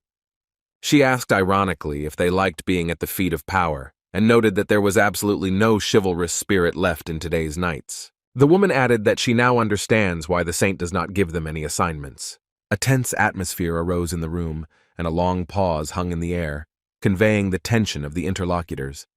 After some time, the knight took out his sword from its sheath in order to defend his own honor and punish the lady who spoke inappropriately to him. But suddenly the head teacher came between them and said that they needed to calm down and that everyone was on edge.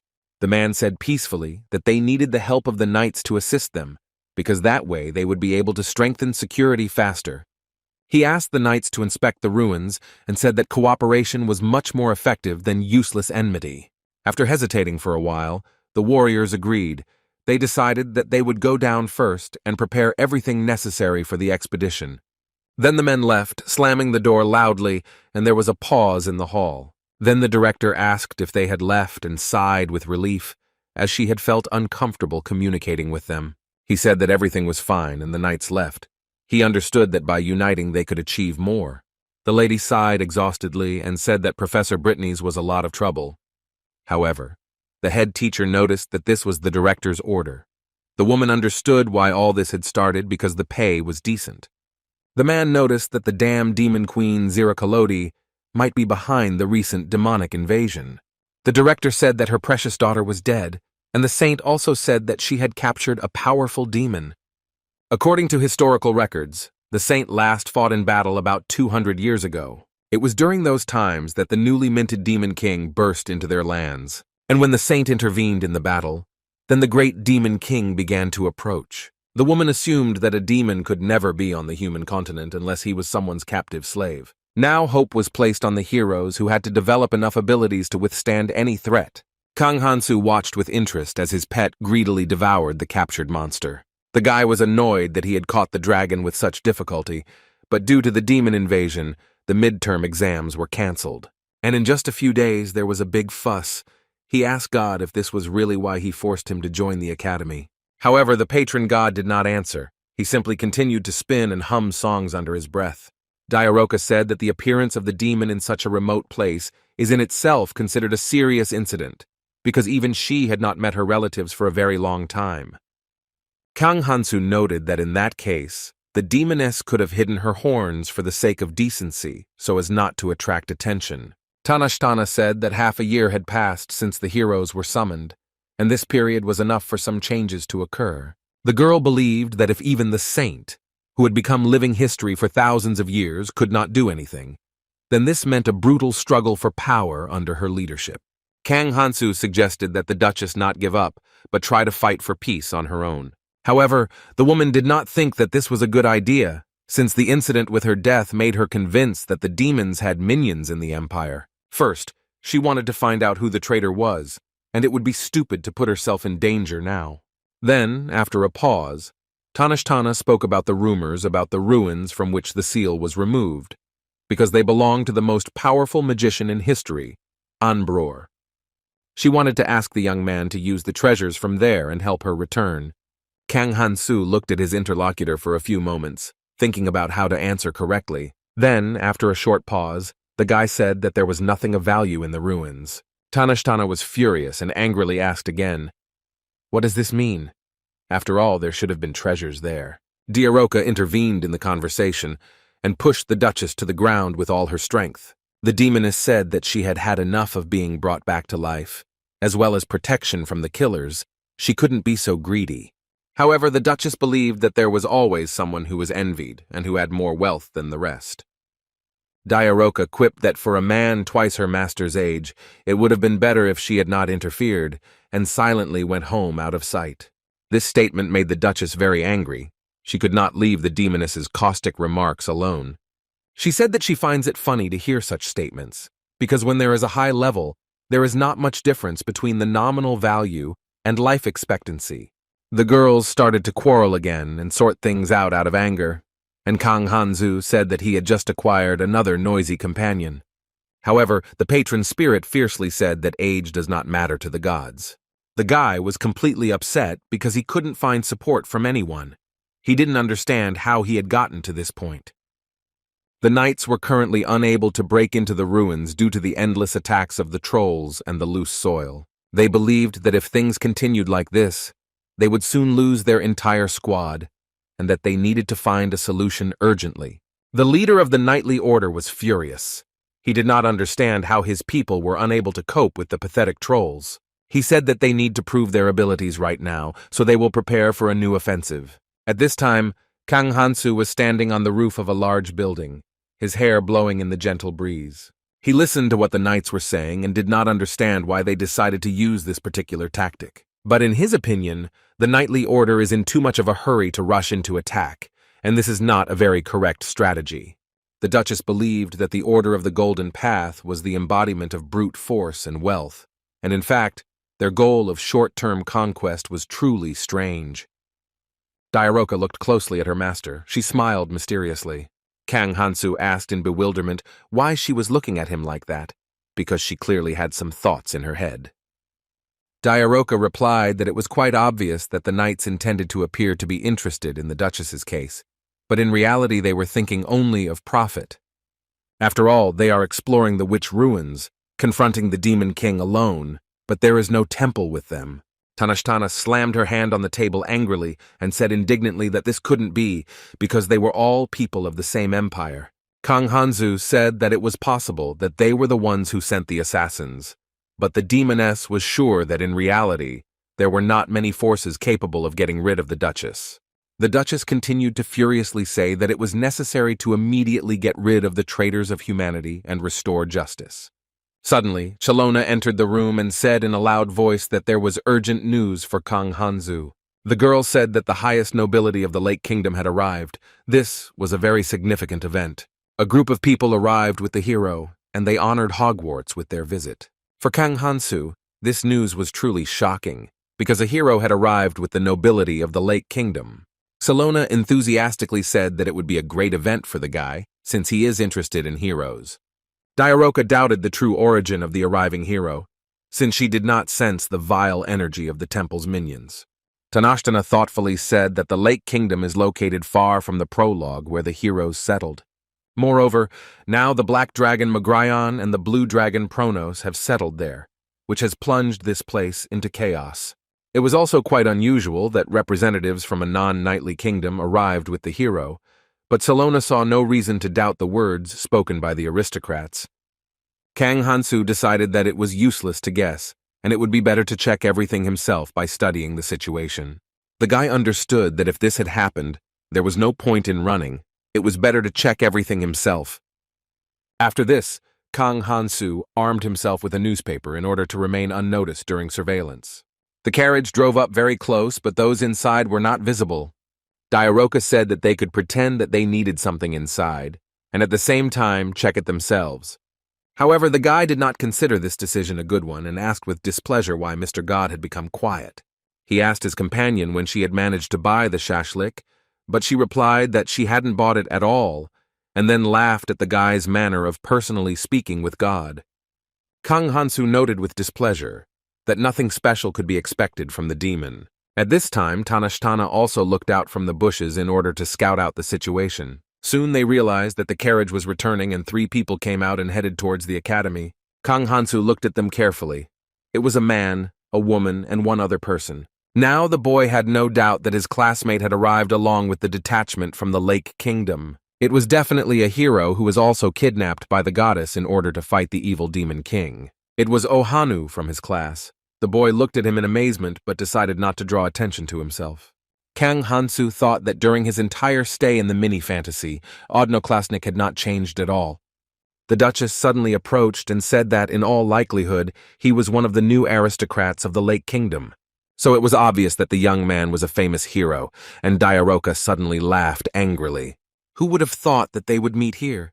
She decided that she would not leave this hero alone. With these words, the demoness furiously rushed to attack the arriving guest. Kang Hansu shouted at her to stop immediately, and stop even thinking about approaching them now.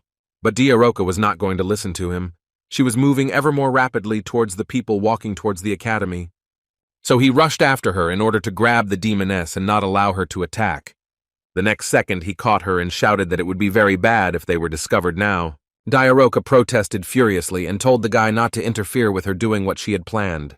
But the young man believed that first, It was necessary to find out why they had come to the academy, so there was no need to rush.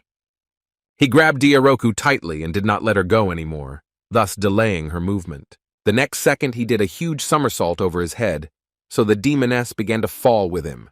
The guy let go of Diaroka, and she fell to the ground. He said that this would most likely calm her down. She really did hit her head hard on the ground, and for a moment she couldn't recover. Kang Hansu decided that he could learn about the Lake Kingdom from those guys who knew more than them. God carefully stuck his head out to scout out the situation around him. He liked the demoness's shameful behavior and wanted to see it again for an encore.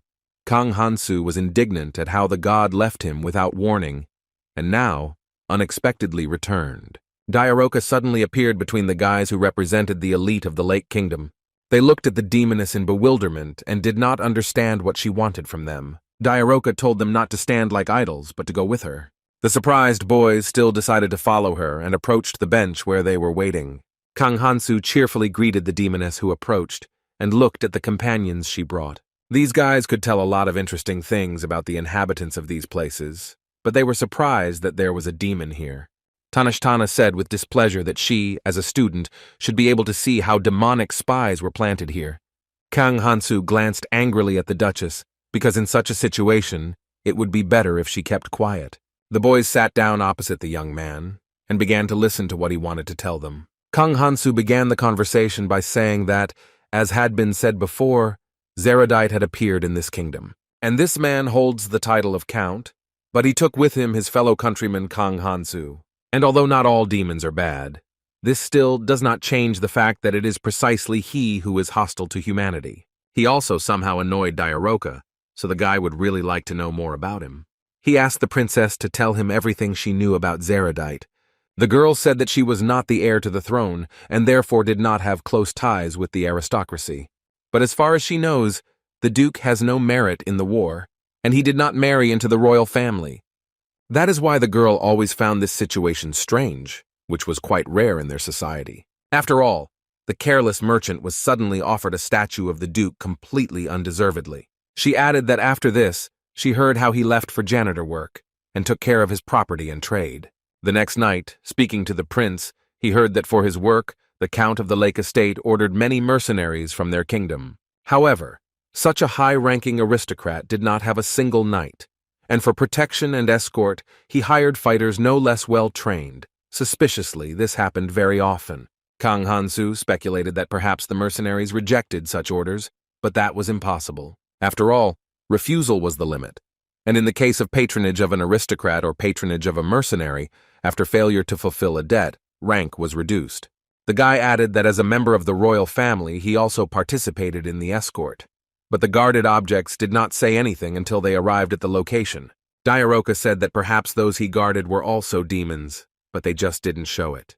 However, the Duchess furiously responded that this could not be, because the temple had to find out anyway. She angrily added that the temple is obligated to protect humanity, and it must do this constantly. Another guy said that his older brother, Prince Alice, considered most of the heroes of this generation to be possessors of strong-willed determination.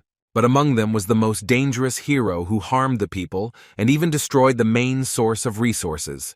Kang Hansu realized that they were talking about him and thought about how everything could have been avoided, but the vile goddess made such a choice. The guy decided that he would first meet with Ohanu and find out what state he was in after leaving the temple. God supported this and told Kang Hans that it was definitely the right decision. At this time, Ohanu was sitting in the room, wondering in bewilderment how he managed to survive and get into the academy. If we talk about seinen manga, it is common for enemies to initially join forces, and Panhanen could not in any way, no matter how much he wanted to, take away his companions. However, this incident helped Ohan to level up, gain experience, and survive, so he already had the skills for self-defense and attack. Suddenly, the heroes remembered Arya, how they got to the temple and fought with monsters before that. The young man was overcome by terrible melancholy. He did not understand why everything was happening this way. Ohanu clenched his fists in anger. He couldn't allow the main character to get into such a situation. He shouted to the gods that he didn't know what to do, because he was called unique. But why were all the troubles with him and not with someone else? The guy considered himself the true protagonist and did not understand why he had to endure this. Suddenly, a young man with our voice spoke to him and said that the gods had played a cruel joke on him. He wanted to know about Khan, who he was talking to, but he didn't see anyone in the room, so he was a little scared. The guy looked around carefully, but everything was in its place and the door was closed. The voice again asked if the young man understood everything that he had told him. Okanu was frightened. He then released his magic and told the voice to reveal its identity immediately. Suddenly, light spilled out from all sides, and the guy realized that he was in a large, spacious hall. Ohanu was surprised. He could not believe who was in front of him, but he already had some guesses. Apparently, in front of the guy sat a real demon king who looked at the guy with a piercing gaze. The young man asked in astonishment who it was and looked straight at his interlocutor. The man asked how much Okan knew about the gods and what he thought about it. Okanu asked if we were talking about those gods who called the boys and gave them protection. The demon nodded in satisfaction and said that it was precisely about these gods that she wanted to know the young man's opinion. The guy said he didn't really know. They were given the temple's task to eliminate evil, but he had never met other gods. He also added that the guys were called due to the return of the great demon king. The man sitting on the throne was furious. He did not expect that the goddess would start this again against him. Not far from him sat a demoness who jumped up and wanted to calm the owner. The great demon offered Ohan the chance to come face to face with the truth that he could reveal to him. In the distant past, he and Ovelia fought on the front lines to save the world. This information shocked Ohana greatly. He did not expect that the great demon was actually a former hero. And the man continued to tell that he was once called up in the same way as the guys. His demoness noted that the current heroes had never heard of Ovelia, since she is now called by the title of saint. The demon smiled predatorily. He was surprised that the saint still hadn't gotten tired of this fake game. Now Ohanu understood that the saint was endowed with rights by the goddess of lies herself, and his interlocutor continued to tell that 3,000 years ago he was a hero. He fought honestly side by side with Ovenia, who became famous for his outstanding abilities. But at some point he thought about it. He was interested in why the level became the absolute unit of measurement. After all, it was possible to achieve success through efforts. He went to the library and learned a lot of interesting things there, which the gods hid. In an even more distant past, the patronage of a hero had a completely different effect. But one day, one man who was under the protection of an arrogant goddess defeated the demon king. Everything changed. Back then, the demon people were not yet outcasts, and he made a contract with an impatient demon god. Because of the demonic god, who was considered one of the strongest, but always spoiled the spring for others, with his ardor on the demonic people, where they simply took out their anger. Over time, the conflicts were resolved, but role-playing games continued to this day. Ohanu did not understand how the games could continue when innocent people were dying due to the endless raids of monsters. This is precisely what angered the demon, since the gods decided to do nothing but continue to fight and measure their superiority. The guy thought that all this reminded him very much of the story about the patches of the gods and the liberator. According to the report of the spies who were infiltrated into human domains, the best hero at the moment was Eubora. However, the demon believed that the most ideal and outstanding henchman would be Ohanu. The guy stood very distant for a few moments. He didn't expect it to be like this. Then he enthusiastically agreed, since there was a hidden secret and he was taken seriously. The young man thought that everything had been planned that way from the start, and that he would still become the real main character. However, the demon continued. He had one request for the guy that he wanted to voice to him. Ohanu was surprised and looked at his interlocutor, expecting to hear a request. It was necessary to find the grail hidden in the dungeon of Hoguvat, as it was the key that could change the situation. In conclusion, the demon added that in order for the search to be successful, he would awaken the boy's primordial power. Ohanu received the patronage of the fall, which involved helping the fallen creature and setting his own conditions. The guy was pleased and with great enthusiasm decided that he would make every effort. At this time, Kang Hansu was lying in wait in order to sneak into his fellow countryman's room unnoticed. And although it was forbidden to walk in those places, Diaroka believed that her master would definitely get there. The demoness said that Kang Hansu could use the simplest method, and she offered to help, using her wings to fly where needed. The guy asked with distrust what kind of fly had bitten her, because Diaroka wouldn't help for no reason. However, the demoness was not joking, and asked the owner to grab her hand quickly. They flew up and began to look closely at the dorm rooms in order to understand where Ohanu lived. Diaroka sensed demonic energy on the 4th floor in the 2nd room. Then she threw the guy with all her might, and he knocked out the window and entered the room. He looked indignantly at his companion and said that she didn't have to throw him so hard. Ohanu was sleeping peacefully on his bed, and the young man realized that it was definitely him. There was no longer any doubt. The guy, stunned, said that this was the very hero with whom he was summoned. Diaroka noted that this was a rather strange formulation for a person who had not the patronage but the curse of a hero. Kang Hansu angrily objected because he was originally summoned as a hero, but because of the vile goddess, everything changed. From this cry, Ohanu woke up and began to gradually emerge from his sleep. The guy looked at those present and was amazed at what he saw. He thought he was dreaming. Suddenly, Ohanu realized that everything was happening in reality and screamed in fear, looking sideways at his classmate in surprise. Kang Hansu noticed that Ohanwoo had woken up and was happily greeting the young man. He said that he just wanted to ask about the aristocrats with whom he arrived. Ohanu interrupted enthusiastically and said that the goddess turned out to be the final boss. Then, with special importance, the guy added that he was a true hero and would sort everything out, because he had revealed the truth about the gods. God Asa listened to all this and was seething with anger because this guy should not have interfered in such matters and been overconfident. Suddenly, movement was heard from somewhere and some man's side peeked out. This was absolutely not part of Kang Hansu's plans. Kang Hansu said that most likely Ohan Woo is not quite in his right mind, but he wanted to hear a lot of things from him. And even though they are classmates, Kang Hansu will have to go to extreme measures and fight with him. Okanu said that there is a lot of tragedy in this situation, and he is very glad that he had the honor of fighting with his fellow countrymen.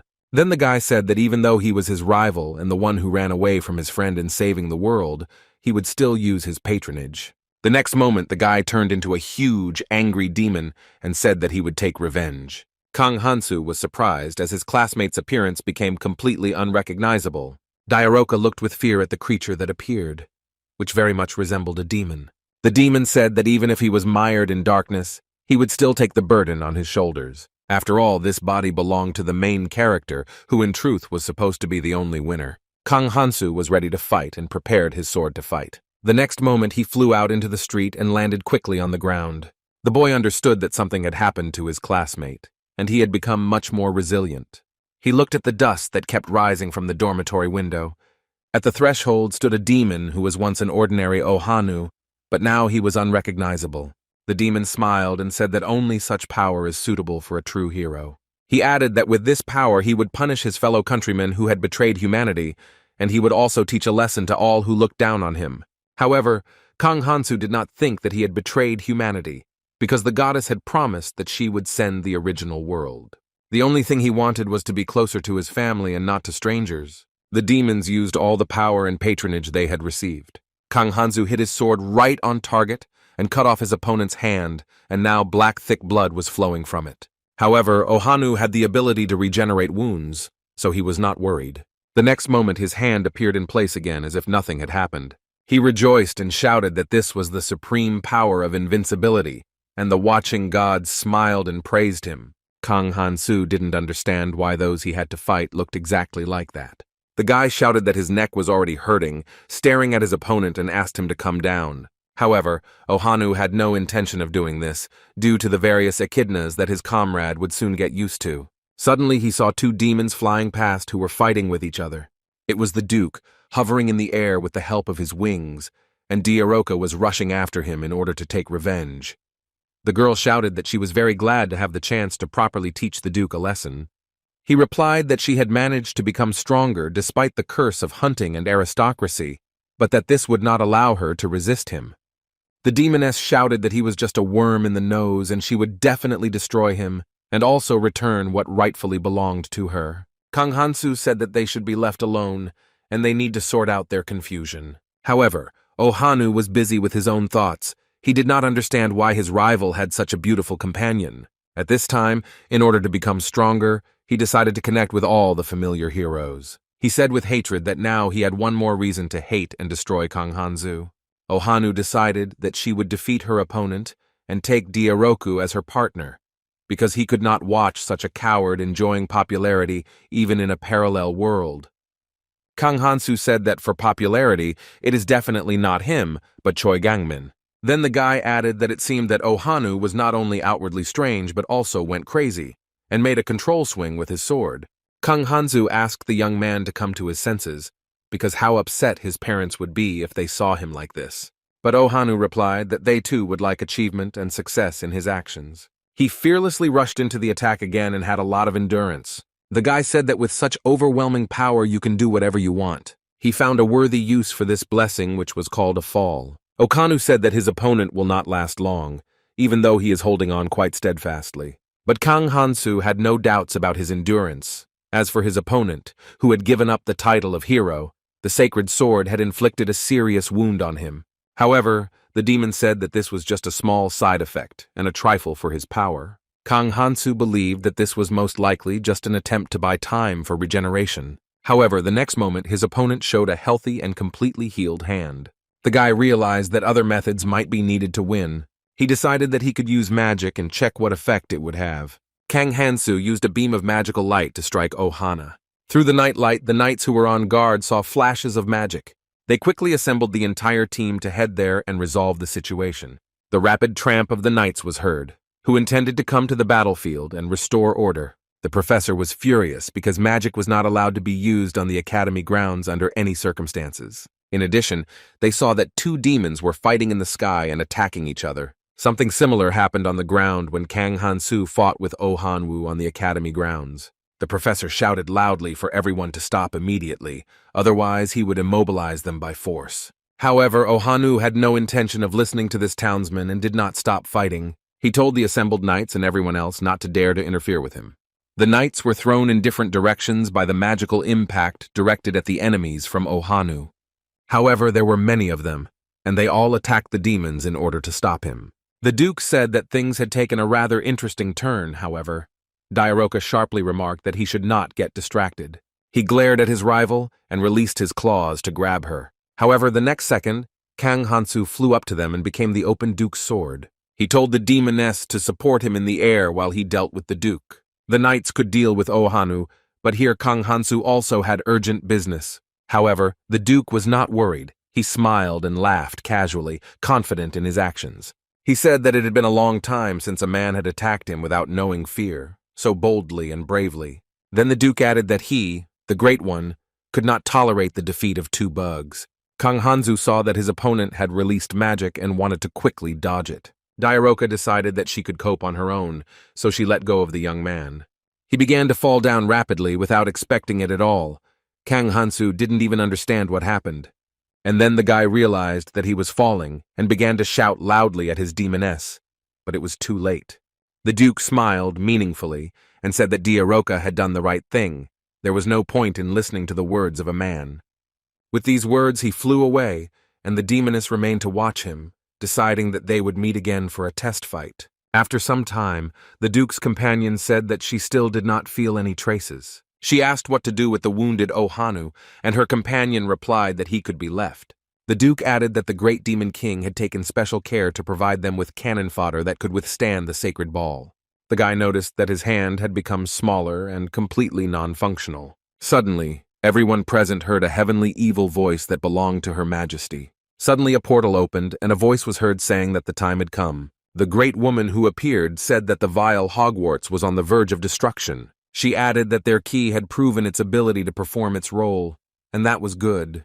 The Duke and his assistant fell to the ground and bowed.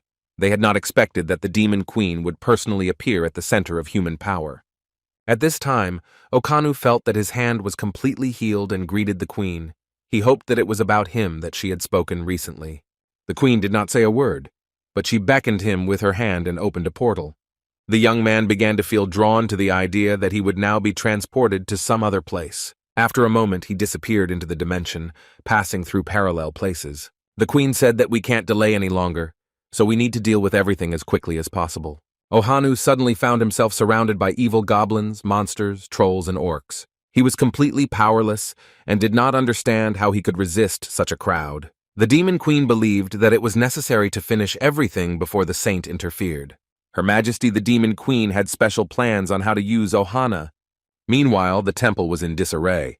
The servants reported that Hogwarts had been attacked. The saint could not believe that this was actually true, because the academy was sufficiently protected. However, there was no doubt that the Hogwarts where the heroes were planned to be enrolled carried out an attack. According to some sources, the instigator was Ohana. The saint sighed heavily. This guy was interfering again. Now all the circumstances had turned into a big problem. The attendant added that recently a dungeon was discovered in Hogwarts, because of which many people came there. There were victims among them, and as a result of the fighting, the educational buildings were damaged. And most importantly, they saw clear signs of the fall of the former hero named Ohanu. The saint looked thoughtfully at the portrait of the young man. Even in such a situation, the goddess said nothing. Suddenly, she made the decision that I considered the most successful at that moment, namely to go to Hogwarts. At this time, the knights were working at the academy, trying to put out the fire and calm the students who were in a panic. The director came out, deciding to see how things were going with the knights, but they thought that she had come to mock them again. However, the lady said peacefully that she had business with the warriors that might interest them. The knight looked closely at his interlocutor. He didn't even imagine what she could offer. The woman said that she felt a powerful response of magical power, which indicates that the intruder who escaped from Hogwarts is preparing a new attack, and it is necessary to be on the alert. However, the Golden Knight said that they were unable to help because they had run out of essential supplies. Then the man added that demonic power had long since taken root in the Empire, and no one was able to overcome it. After all, the knights had run out of even such simple supplies as the restorative elixir, which is why they were in such a hurry to capture the dungeon. He added that in order to crush the enemies, it was necessary to find the Holy Grail, which was kept under Hogwarts. The headmistress was speechless. After all, there were 3 things that met the conditions of a true hero: the Holy Grail, the sacred dragon, and the sword. But in the past, even the strongest witch Anbror, who single-handedly defeated the Demon King, would not have been able to win without the effect of the Holy Grail. In conclusion, the Golden Knight said that they were not heroes capable of resisting the patronage of the demonic god. The director thought for a moment, and then said that for those who are not heroes, a means would be needed that would weaken the connection with patronage. But she was very interested in the question of why the knight decided to tell her all this, since they didn't get along at first. The man replied that it was only because the director had made the request first. But in this situation, it was as if their roles had changed. And now they needed to unite in order to help each other cope with this difficult task. The knight and the director made a peace treaty and decided not to fight anymore but to unite. At this time, Professor Brittany's was in the ruins, looking around the room with interest, and the old guard asked if they really should have taken everyone. Kang Hansu noticed that there was no other way because there were too many extra eyes here. They approached the coffin of the girl who had recently attacked the Duchess, and the guy said that the demon who was with Ohanu had used similar power. The guys decided that they could not guess, but directly ask her. Soon the girl opened her eyes. Kang Hansu leaned over her and wanted to start a conversation, but the girl screamed in fear and moved away. She screamed soon even louder from you realized the tears the girl was in a panic. The guy asked her in surprise what was wrong and suggested that perhaps she had injured her head. Soon the captive came out and began to talk about who she was and how she got there. It turned out that the girl was the daughter of the Demon Queen, known for her cruelty, Zero Calodia. Kang Hansu said that it was not in vain that he spared her, because now they had such a valuable witness. Diaroka thoughtfully said that the queen's daughter must be from the highest class of demons, but judging by the fact that she does not remember her, this girl is still a child. The guy asked, what if the queen's daughter was most likely a princess? What would she do here? The demoness replied that in their race the concept of children is somewhat different. In order for the embryo to survive, the mother must share her energy, but there is not a single demon in the world who would be happy to lose a part of himself. And only the demoness queen decided to do this for the child's parents. Kang Hansu suggested that if the girl was so valuable, she could be used to bring Ohan back. However, the queen's daughter said that this was out of the question because her mother would not worry about such a hostage. She then added that the hero, Ohanu, is an integral part of the Great Demon King's plan. Now everything fell into place, the guy thought about it, because his friend was a puppet for the implementation of someone's plans. The young demoness asked if the hero knew the secret of confession, but Kang Hansu replied that he knew what a liar the goddess was, and nothing else, although in principle he was not interested. The girl said that now, the summoning of heroes is led by an arrogant goddess. She is the main supplier of heroes who have fought with the great demon king since ancient times and acts as a link. But in the time of the great hero Cain, there was another person who was responsible for this. At that time, people knew nothing about the gods, but over time the moment came, and they began to depend on them. The summoning of heroes became a way to prove superiority, and this has been repeated constantly to this day. Kang Hanzu now realized that the instigator of everything was the goddess who had less than honest motives regarding the boys. But despite all this, the great king thought that the problem lay in the very summoning of heroes. Under the pretext of patronage, the hero's freedom is restricted and he is used as a tool. The demoness shouted that this is precisely why the gods do not deserve to be patrons, and the heroes they support are unworthy of being heroes. They dreamed of forcing everyone to admit the truth. Kang Hansu said that he was not sure about the need to tell such details. The daughter of the demon queen added admiringly that she would be happy to fight shoulder to shoulder with the guy. Diaroka looked angrily at the girl. Her gaze was poisonous and malicious. She was furious at such words. The next second, she grabbed the demon's daughter by the hair and wanted to hit her with all her might. But the guy didn't intervene and told his companion to calm down because something like this would never happen. He looked at this girl point blank and did not understand whether he could trust her, because it was not difficult to expect anything from demons. Although she looked rather intimidated and honest, extra caution wouldn't hurt. And at this time in the forest, Ohana was sent there. A mysterious and evil ritual was taking place. The guy was placed in a circle specially outlined with symbols, and certain words of spells were spoken. Ohanu gave his body to the demons, and now this spirit has entered there. Suddenly the guy opened his eyes. They glowed a bright, poisonous red color. And then he stood up and began to examine himself with interest, feeling all the power of his body. He looked at the status window and was satisfied with what he saw, because the patronage came from the owner of his new body.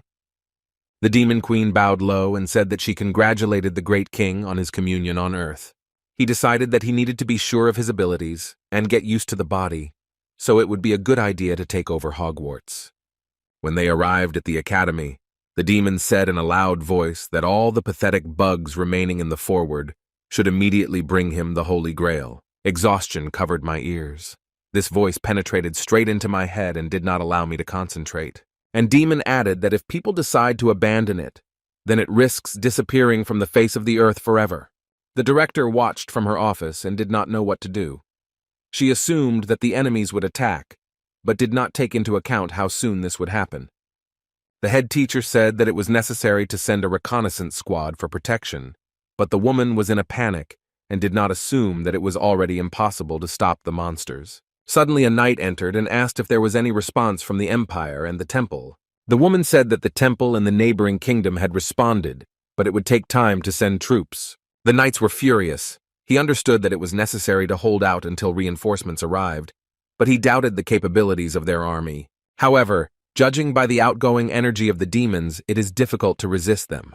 These opponents were too serious and powerful, having strong abilities. The Knights of the Golden Path are unable to cope with only a few monsters. In particular, this orc who was nearby and looked strong but not too dangerous. The knight did not understand how one could resist them and asked if there was any other way. Suddenly, a professor entered the principal's office and said that everything was ready and the boys were also ready for defense. The director and the knight were glad that they had assistance in the form of students.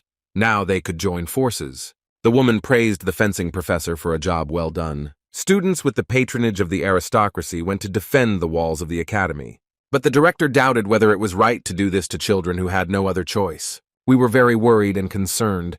The head teacher asked if that student was among the children present. The woman asked who exactly the head teacher was talking about. I have no idea.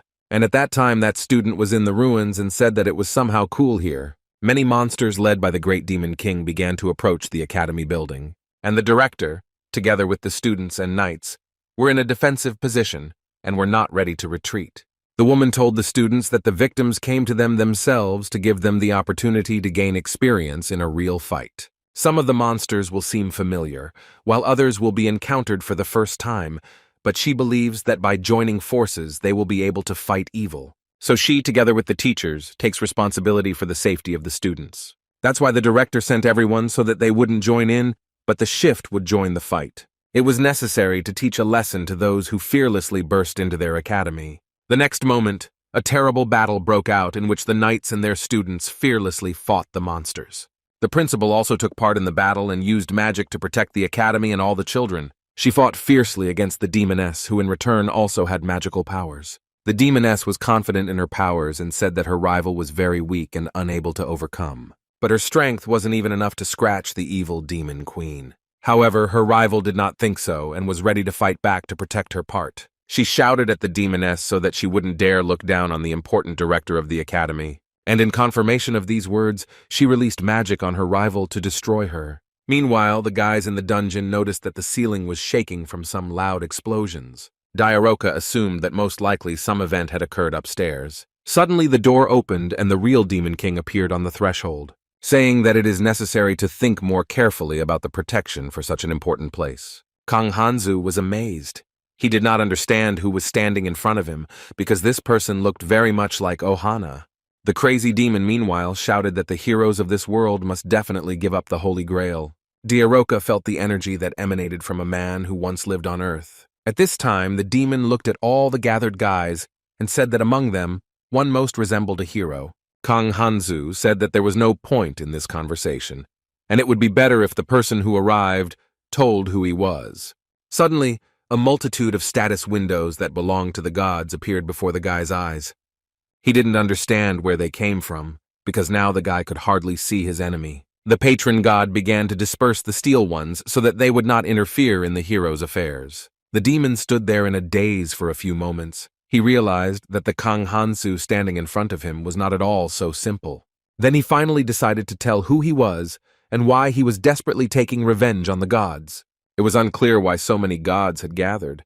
Apparently they were interested in watching what was happening. The demon said that his name was Cain. He was an avenger sacrificed to the gods for entertainment, and also the great king of demons. Kang Hansu demanded that the gods get out of here since he couldn't see anything. Suddenly the guy realized that a fiery stream of magical energy was flying towards him. The next moment his head was completely covered in fiery flames and disappeared for a while. Diaroka and her companions screamed loudly in horror. They did not believe that this was the end. However, after a short period of time, the guy was able to restore his head. He said that because of the curious lords of the gods, he had to somehow settle this. They still decided to part, and Kang Hansu felt that his body had become whole again. He noticed that he had earned new patronage, which was carried over from the curses. This news shocked God very much, and he even lost his balance for a few moments. The demon laughed and said that his opponent had received recognition from the gods in a matter of seconds, which was certainly mind-boggling. The demon ironically asked if the guy was scared by the suddenly acquired power, and whether he would be able to use it properly. He then offered Kang Hansu to serve him and thus receive many benefits. But if the demon's plan is successful, he promises to return the guy and the body he took possession of home safe and sound. But Kang Hansu had heard this a long time ago, so he remembers how he was fooled. After all, the guy knows an easy solution that is now right before his eyes. He can get rid of the Demon King, and thus the gods patronizing him will fulfill his cherished wish. Kang Hanzu made a wish to leave this world with his friends at that very second, but the demon considered these dreams to be very naive. After all, in order to realize the plan, it was necessary to first defeat the Demon King. The guy said that he lost his head for a while only because the gods interfered with him. Now Kang Hansu has regained his strength and will be able to give a worthy rebuff to his opponent.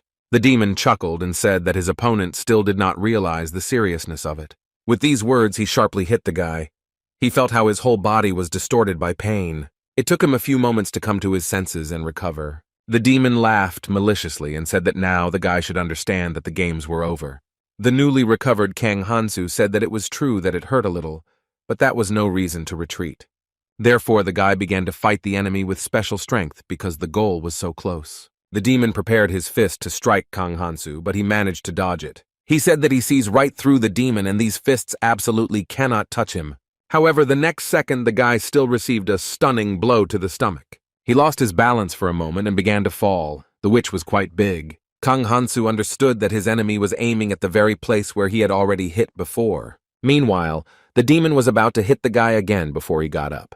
They flew forward several meters, and Kang Hanzu lost his balance, hitting the floor painfully. Diaroka decided to help her owner because she understood how hard it was for him to cope alone. However, the guy stopped her and said that he was able to deal with this demon himself. As he got up, The young man came to the conclusion that this really wasn't his classmate, because the force had become much more powerful. And even though the guy was already quite depressed, he still decided not to back down under any circumstances. He said that he had a personal score to settle with the demon, since after all, it was once his friend. Then Kang Hansu suggested to his companions that they run away quickly while they still had the opportunity. However, the next moment, the demon attacked again and threw the guy aside, saying that the current heroes have absolutely no manners and that they managed to talk during the fight. The guy looked at his enemy with wide eyes, and he shouted that he would teach him to have manners. The demon jumped as high as he could and wanted to kick Kang Hansu from the air. The demon shouted that he would definitely teach the current generation of heroes some manners. At this time, the knights fought alongside the orcs and noticed how the ground began to slip out from under their feet. The orc looked around in bewilderment. He thought that the earthquake had started again. Suddenly, everyone saw that the ground had broken through and all the surrounding buildings were collapsing. The director turned around to see what was happening around her. She did not understand what was going on. Her opponent attacked furiously and did not give her even a minute to look around. Suddenly, the demoness felt a magical influence with a very suspicious energy. She looked at the sky and couldn't believe her eyes because it was her eternal enemy. The saint was approaching them directly on her wondrous dragon. It was salvation for the students and disaster for the monsters. She looked at the ongoing battle with dispassion and tried to protect the boys of the academy. The demoness shouted loudly for Ovelia not to interfere with their plans again. The saint calmly told the director to go help the others, while she decided to take on the demoness and finally get even for all the evil she had done. The dragon also began to fight and accumulated a lot of spiritual and holy energy. The next moment, he released this energy outward so that it would hit the enemies. The demoness wanted to win at any cost and promised her rival that she would end her life. With these words, she pounced on the saint and released her demonic spell. Her power met with the steam released by the dragon, and a confrontation began. The demoness decided that she would fight to the last, but to do this, she would have to defeat the saint. Ovelia descended to the ground and prepared her sword, fearlessly aiming it to defeat the demoness. They were locked in a fierce fight and no one wanted to give in, and they continued to fight. The demoness cursed the saint and struck with all the hatred she had. She said that the appearance of the saint would not change anything because the last time she entered the battle was a long time ago, fearing the demon king.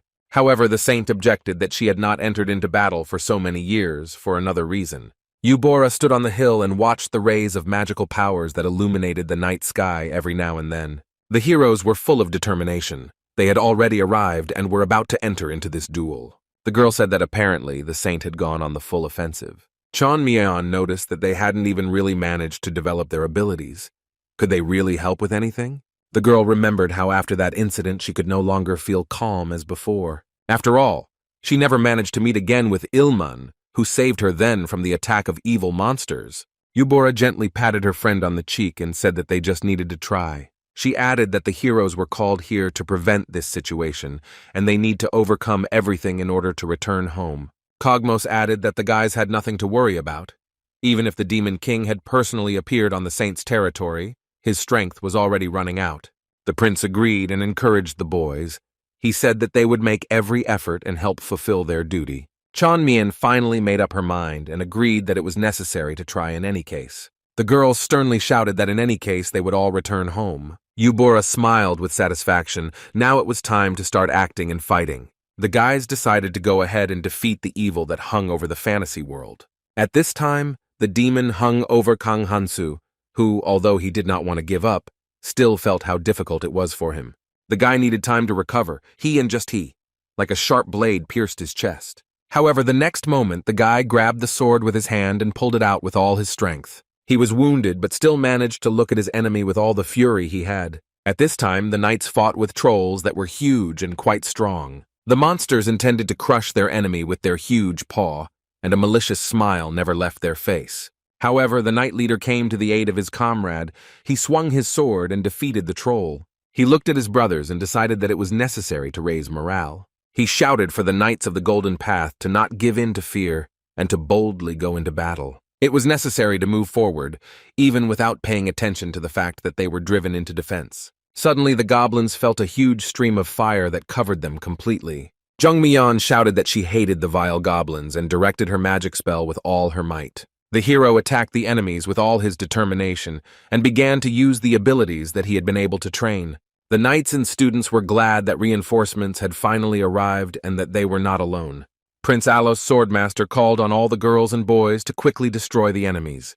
At this time, in the dungeon, the demon looked up, thinking about how it was still noisy there. He said that it was most likely the work of Zero Kolodi, and asked Kang Han-soo what he thought. The guy groaned and pulled out his sword.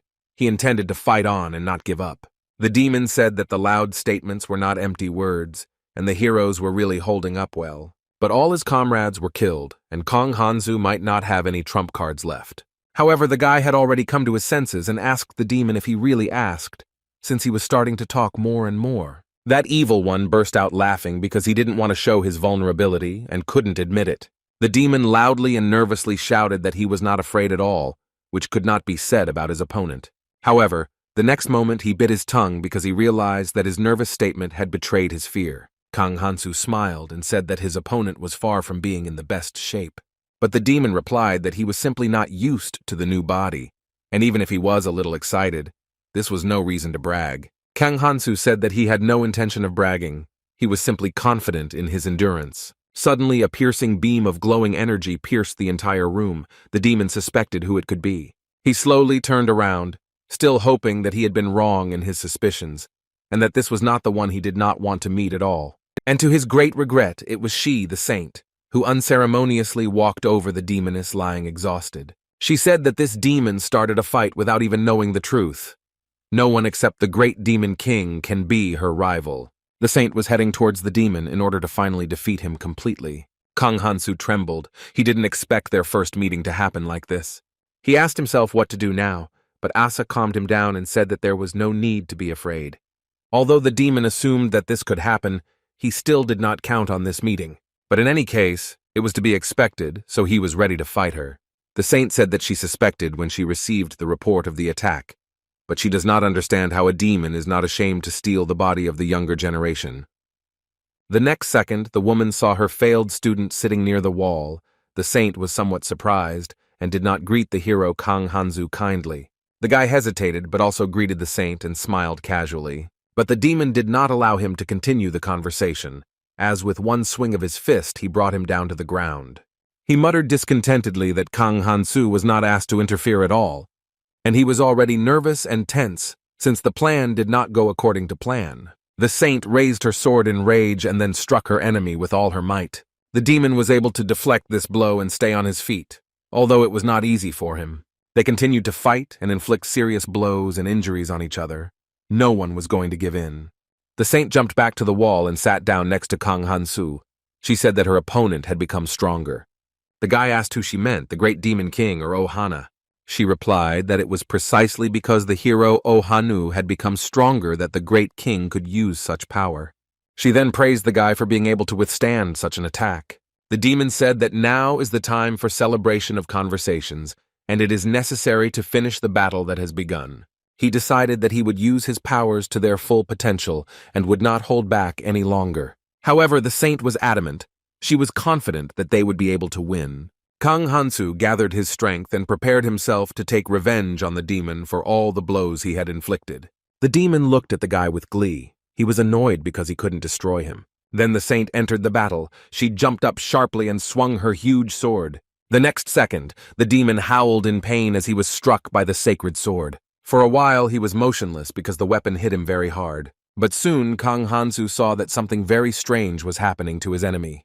His soul burst out and screamed from the pain that was inflicted on it, and his body fell motionless to the floor. The cry of this soul was so piercing that it filled all the space that was with me. Kang Han-soo covered his ears. It was unbearable for him to hear this piercing scream that was lodged in his head and prevented him from thinking.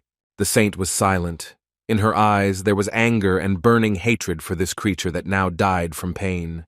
But still the demon gathered his strength and was able to come to his senses, healing the inflicted wound. He said that his rival's methods are also cruel because she uses a sword that cuts through the soul. The saint added that it is especially deadly for those who are in someone else's body, so it is best to surrender. However, the demon with a furious look said that it was too late. They had almost merged with this body. In this case, the saint decided that nothing could be done, and that she would have to do what the situation required. Here it will be necessary to sacrifice someone, that is, to kill the demon, his soul along with his body. Kang Han-soo, confused, shouted not to kill Oh Han-woo, because in any case this guy was his friend, but she believed that recognizing something beyond one's own strength is also a talent deserving of respect. And at night he will save the hero Ohana from shame, if only for the sake of his own reputation. However, the demon had already come up with a solution for himself. In the course of further events, he made a loophole in the wall. And he said that I flew away and the soul merged into one, they can no longer be separated. He added that even such an almighty saint who heals the wounded is not capable of this. And a moment later he disappeared into the developing portal, not giving his rival a chance to come to her senses. He then shouted that the dungeon could no longer perform its function and there was nothing to do here. He planned to take over the kingdom and the empire. The saint rushed to call. She could not allow this and wanted to destroy the demon. Kang Han-soo was left alone and thought about what to do next, because he needed to confirm his guesses. He had to check whether it was correct to assume that the dungeon was here. It was necessary to find out what was hidden in these ruins, and the sea witch could answer this question.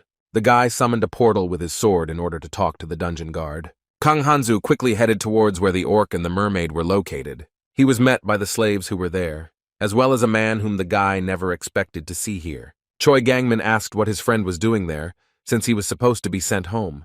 Kang Han-soo didn't intend to talk now, and said that he needed to find a pig and fish. Ambrora greeted her husband enthusiastically, and assumed that he had come to see her. The orc was not too happy about the meeting, and asked the guy, "Then he will return." Kang Han-soo asked the mermaid to tell him what might be hidden in her dungeon. The guy nervously began to film me that the Demon King had burst in there and turned upside down. He wanted to make the witch remember what exactly she had hidden in the dungeon. However, she was slow and could not remember the young man was angry and rushed her with an answer. She was silent for a few moments and began to concentrate and think about something. Meanwhile, the battle continued. The saint caught up with the demon and did not want to leave him alive. He was already pretty exhausted, but he still continued to fight and attack. The demon laughed and shouted that it was funny to watch Ovelia as she tried to destroy the enemy and crushed everything in her path. However, the saint replied that she would not care even if she destroyed this entire forest. The main thing was to get rid of it. The demon ironically noted that this was said by a saint who, by her nature, was obliged to preserve and protect all living things. He said that it is the embodiment of contradictions, as is the entire world here. He was glad of this and said that in confronting the gods, it was his duty to test this faith. However, Kang Han-soo, who was riding on a dragon, suddenly appeared and was able to sharply strike the demon. He looked at his opponent with hatred and wondered if this guy had really come to bother him again. Kang Han-soo praised his dragon, Cogmos II, and smiled maliciously. But he decided that it was time to move on to the next attack that would help the demon come to his senses. The dragon released a stream of water that instantly engulfed the enemy, giving him no chance to resist. The demon was unable to move or dodge. The force of the water had stunned him completely. The saint asked the boy if he had been preparing for an attack all this time. Kang Han-soo replied that it was true, but he had also been away on his own business. Ovelia assumed that this was a rather weak attack for such a powerful enemy. It would not be able to harm him. However, the demon had been dealt a hard blow, and he was not feeling well after such an attack. His body was covered with wounds. He looked at the hero in amazement and asked what he did with them. Kang Han-soo was delighted. This was exactly the effect he expected, so he was very pleased.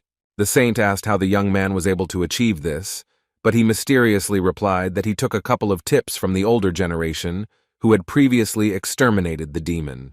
The demon became enraged and threw off his wings because they could no longer perform their functions. It was a complete mystery to him, and he had no idea how the guy could pull it off. But this time, he will finish him off and will definitely take revenge for the damage done. Kang Han-soo was ready. He said that he would gladly enter this second round, and this time he would not leave without a victory. The fierce battle with the demon continued, and no one was going to retreat or surrender. The opponent writhed in pain. He felt the life-giving energy leaving him. The saint asked how the guy managed to do this, but he said it was nothing. I just asked the older generation how they once exterminated the demon.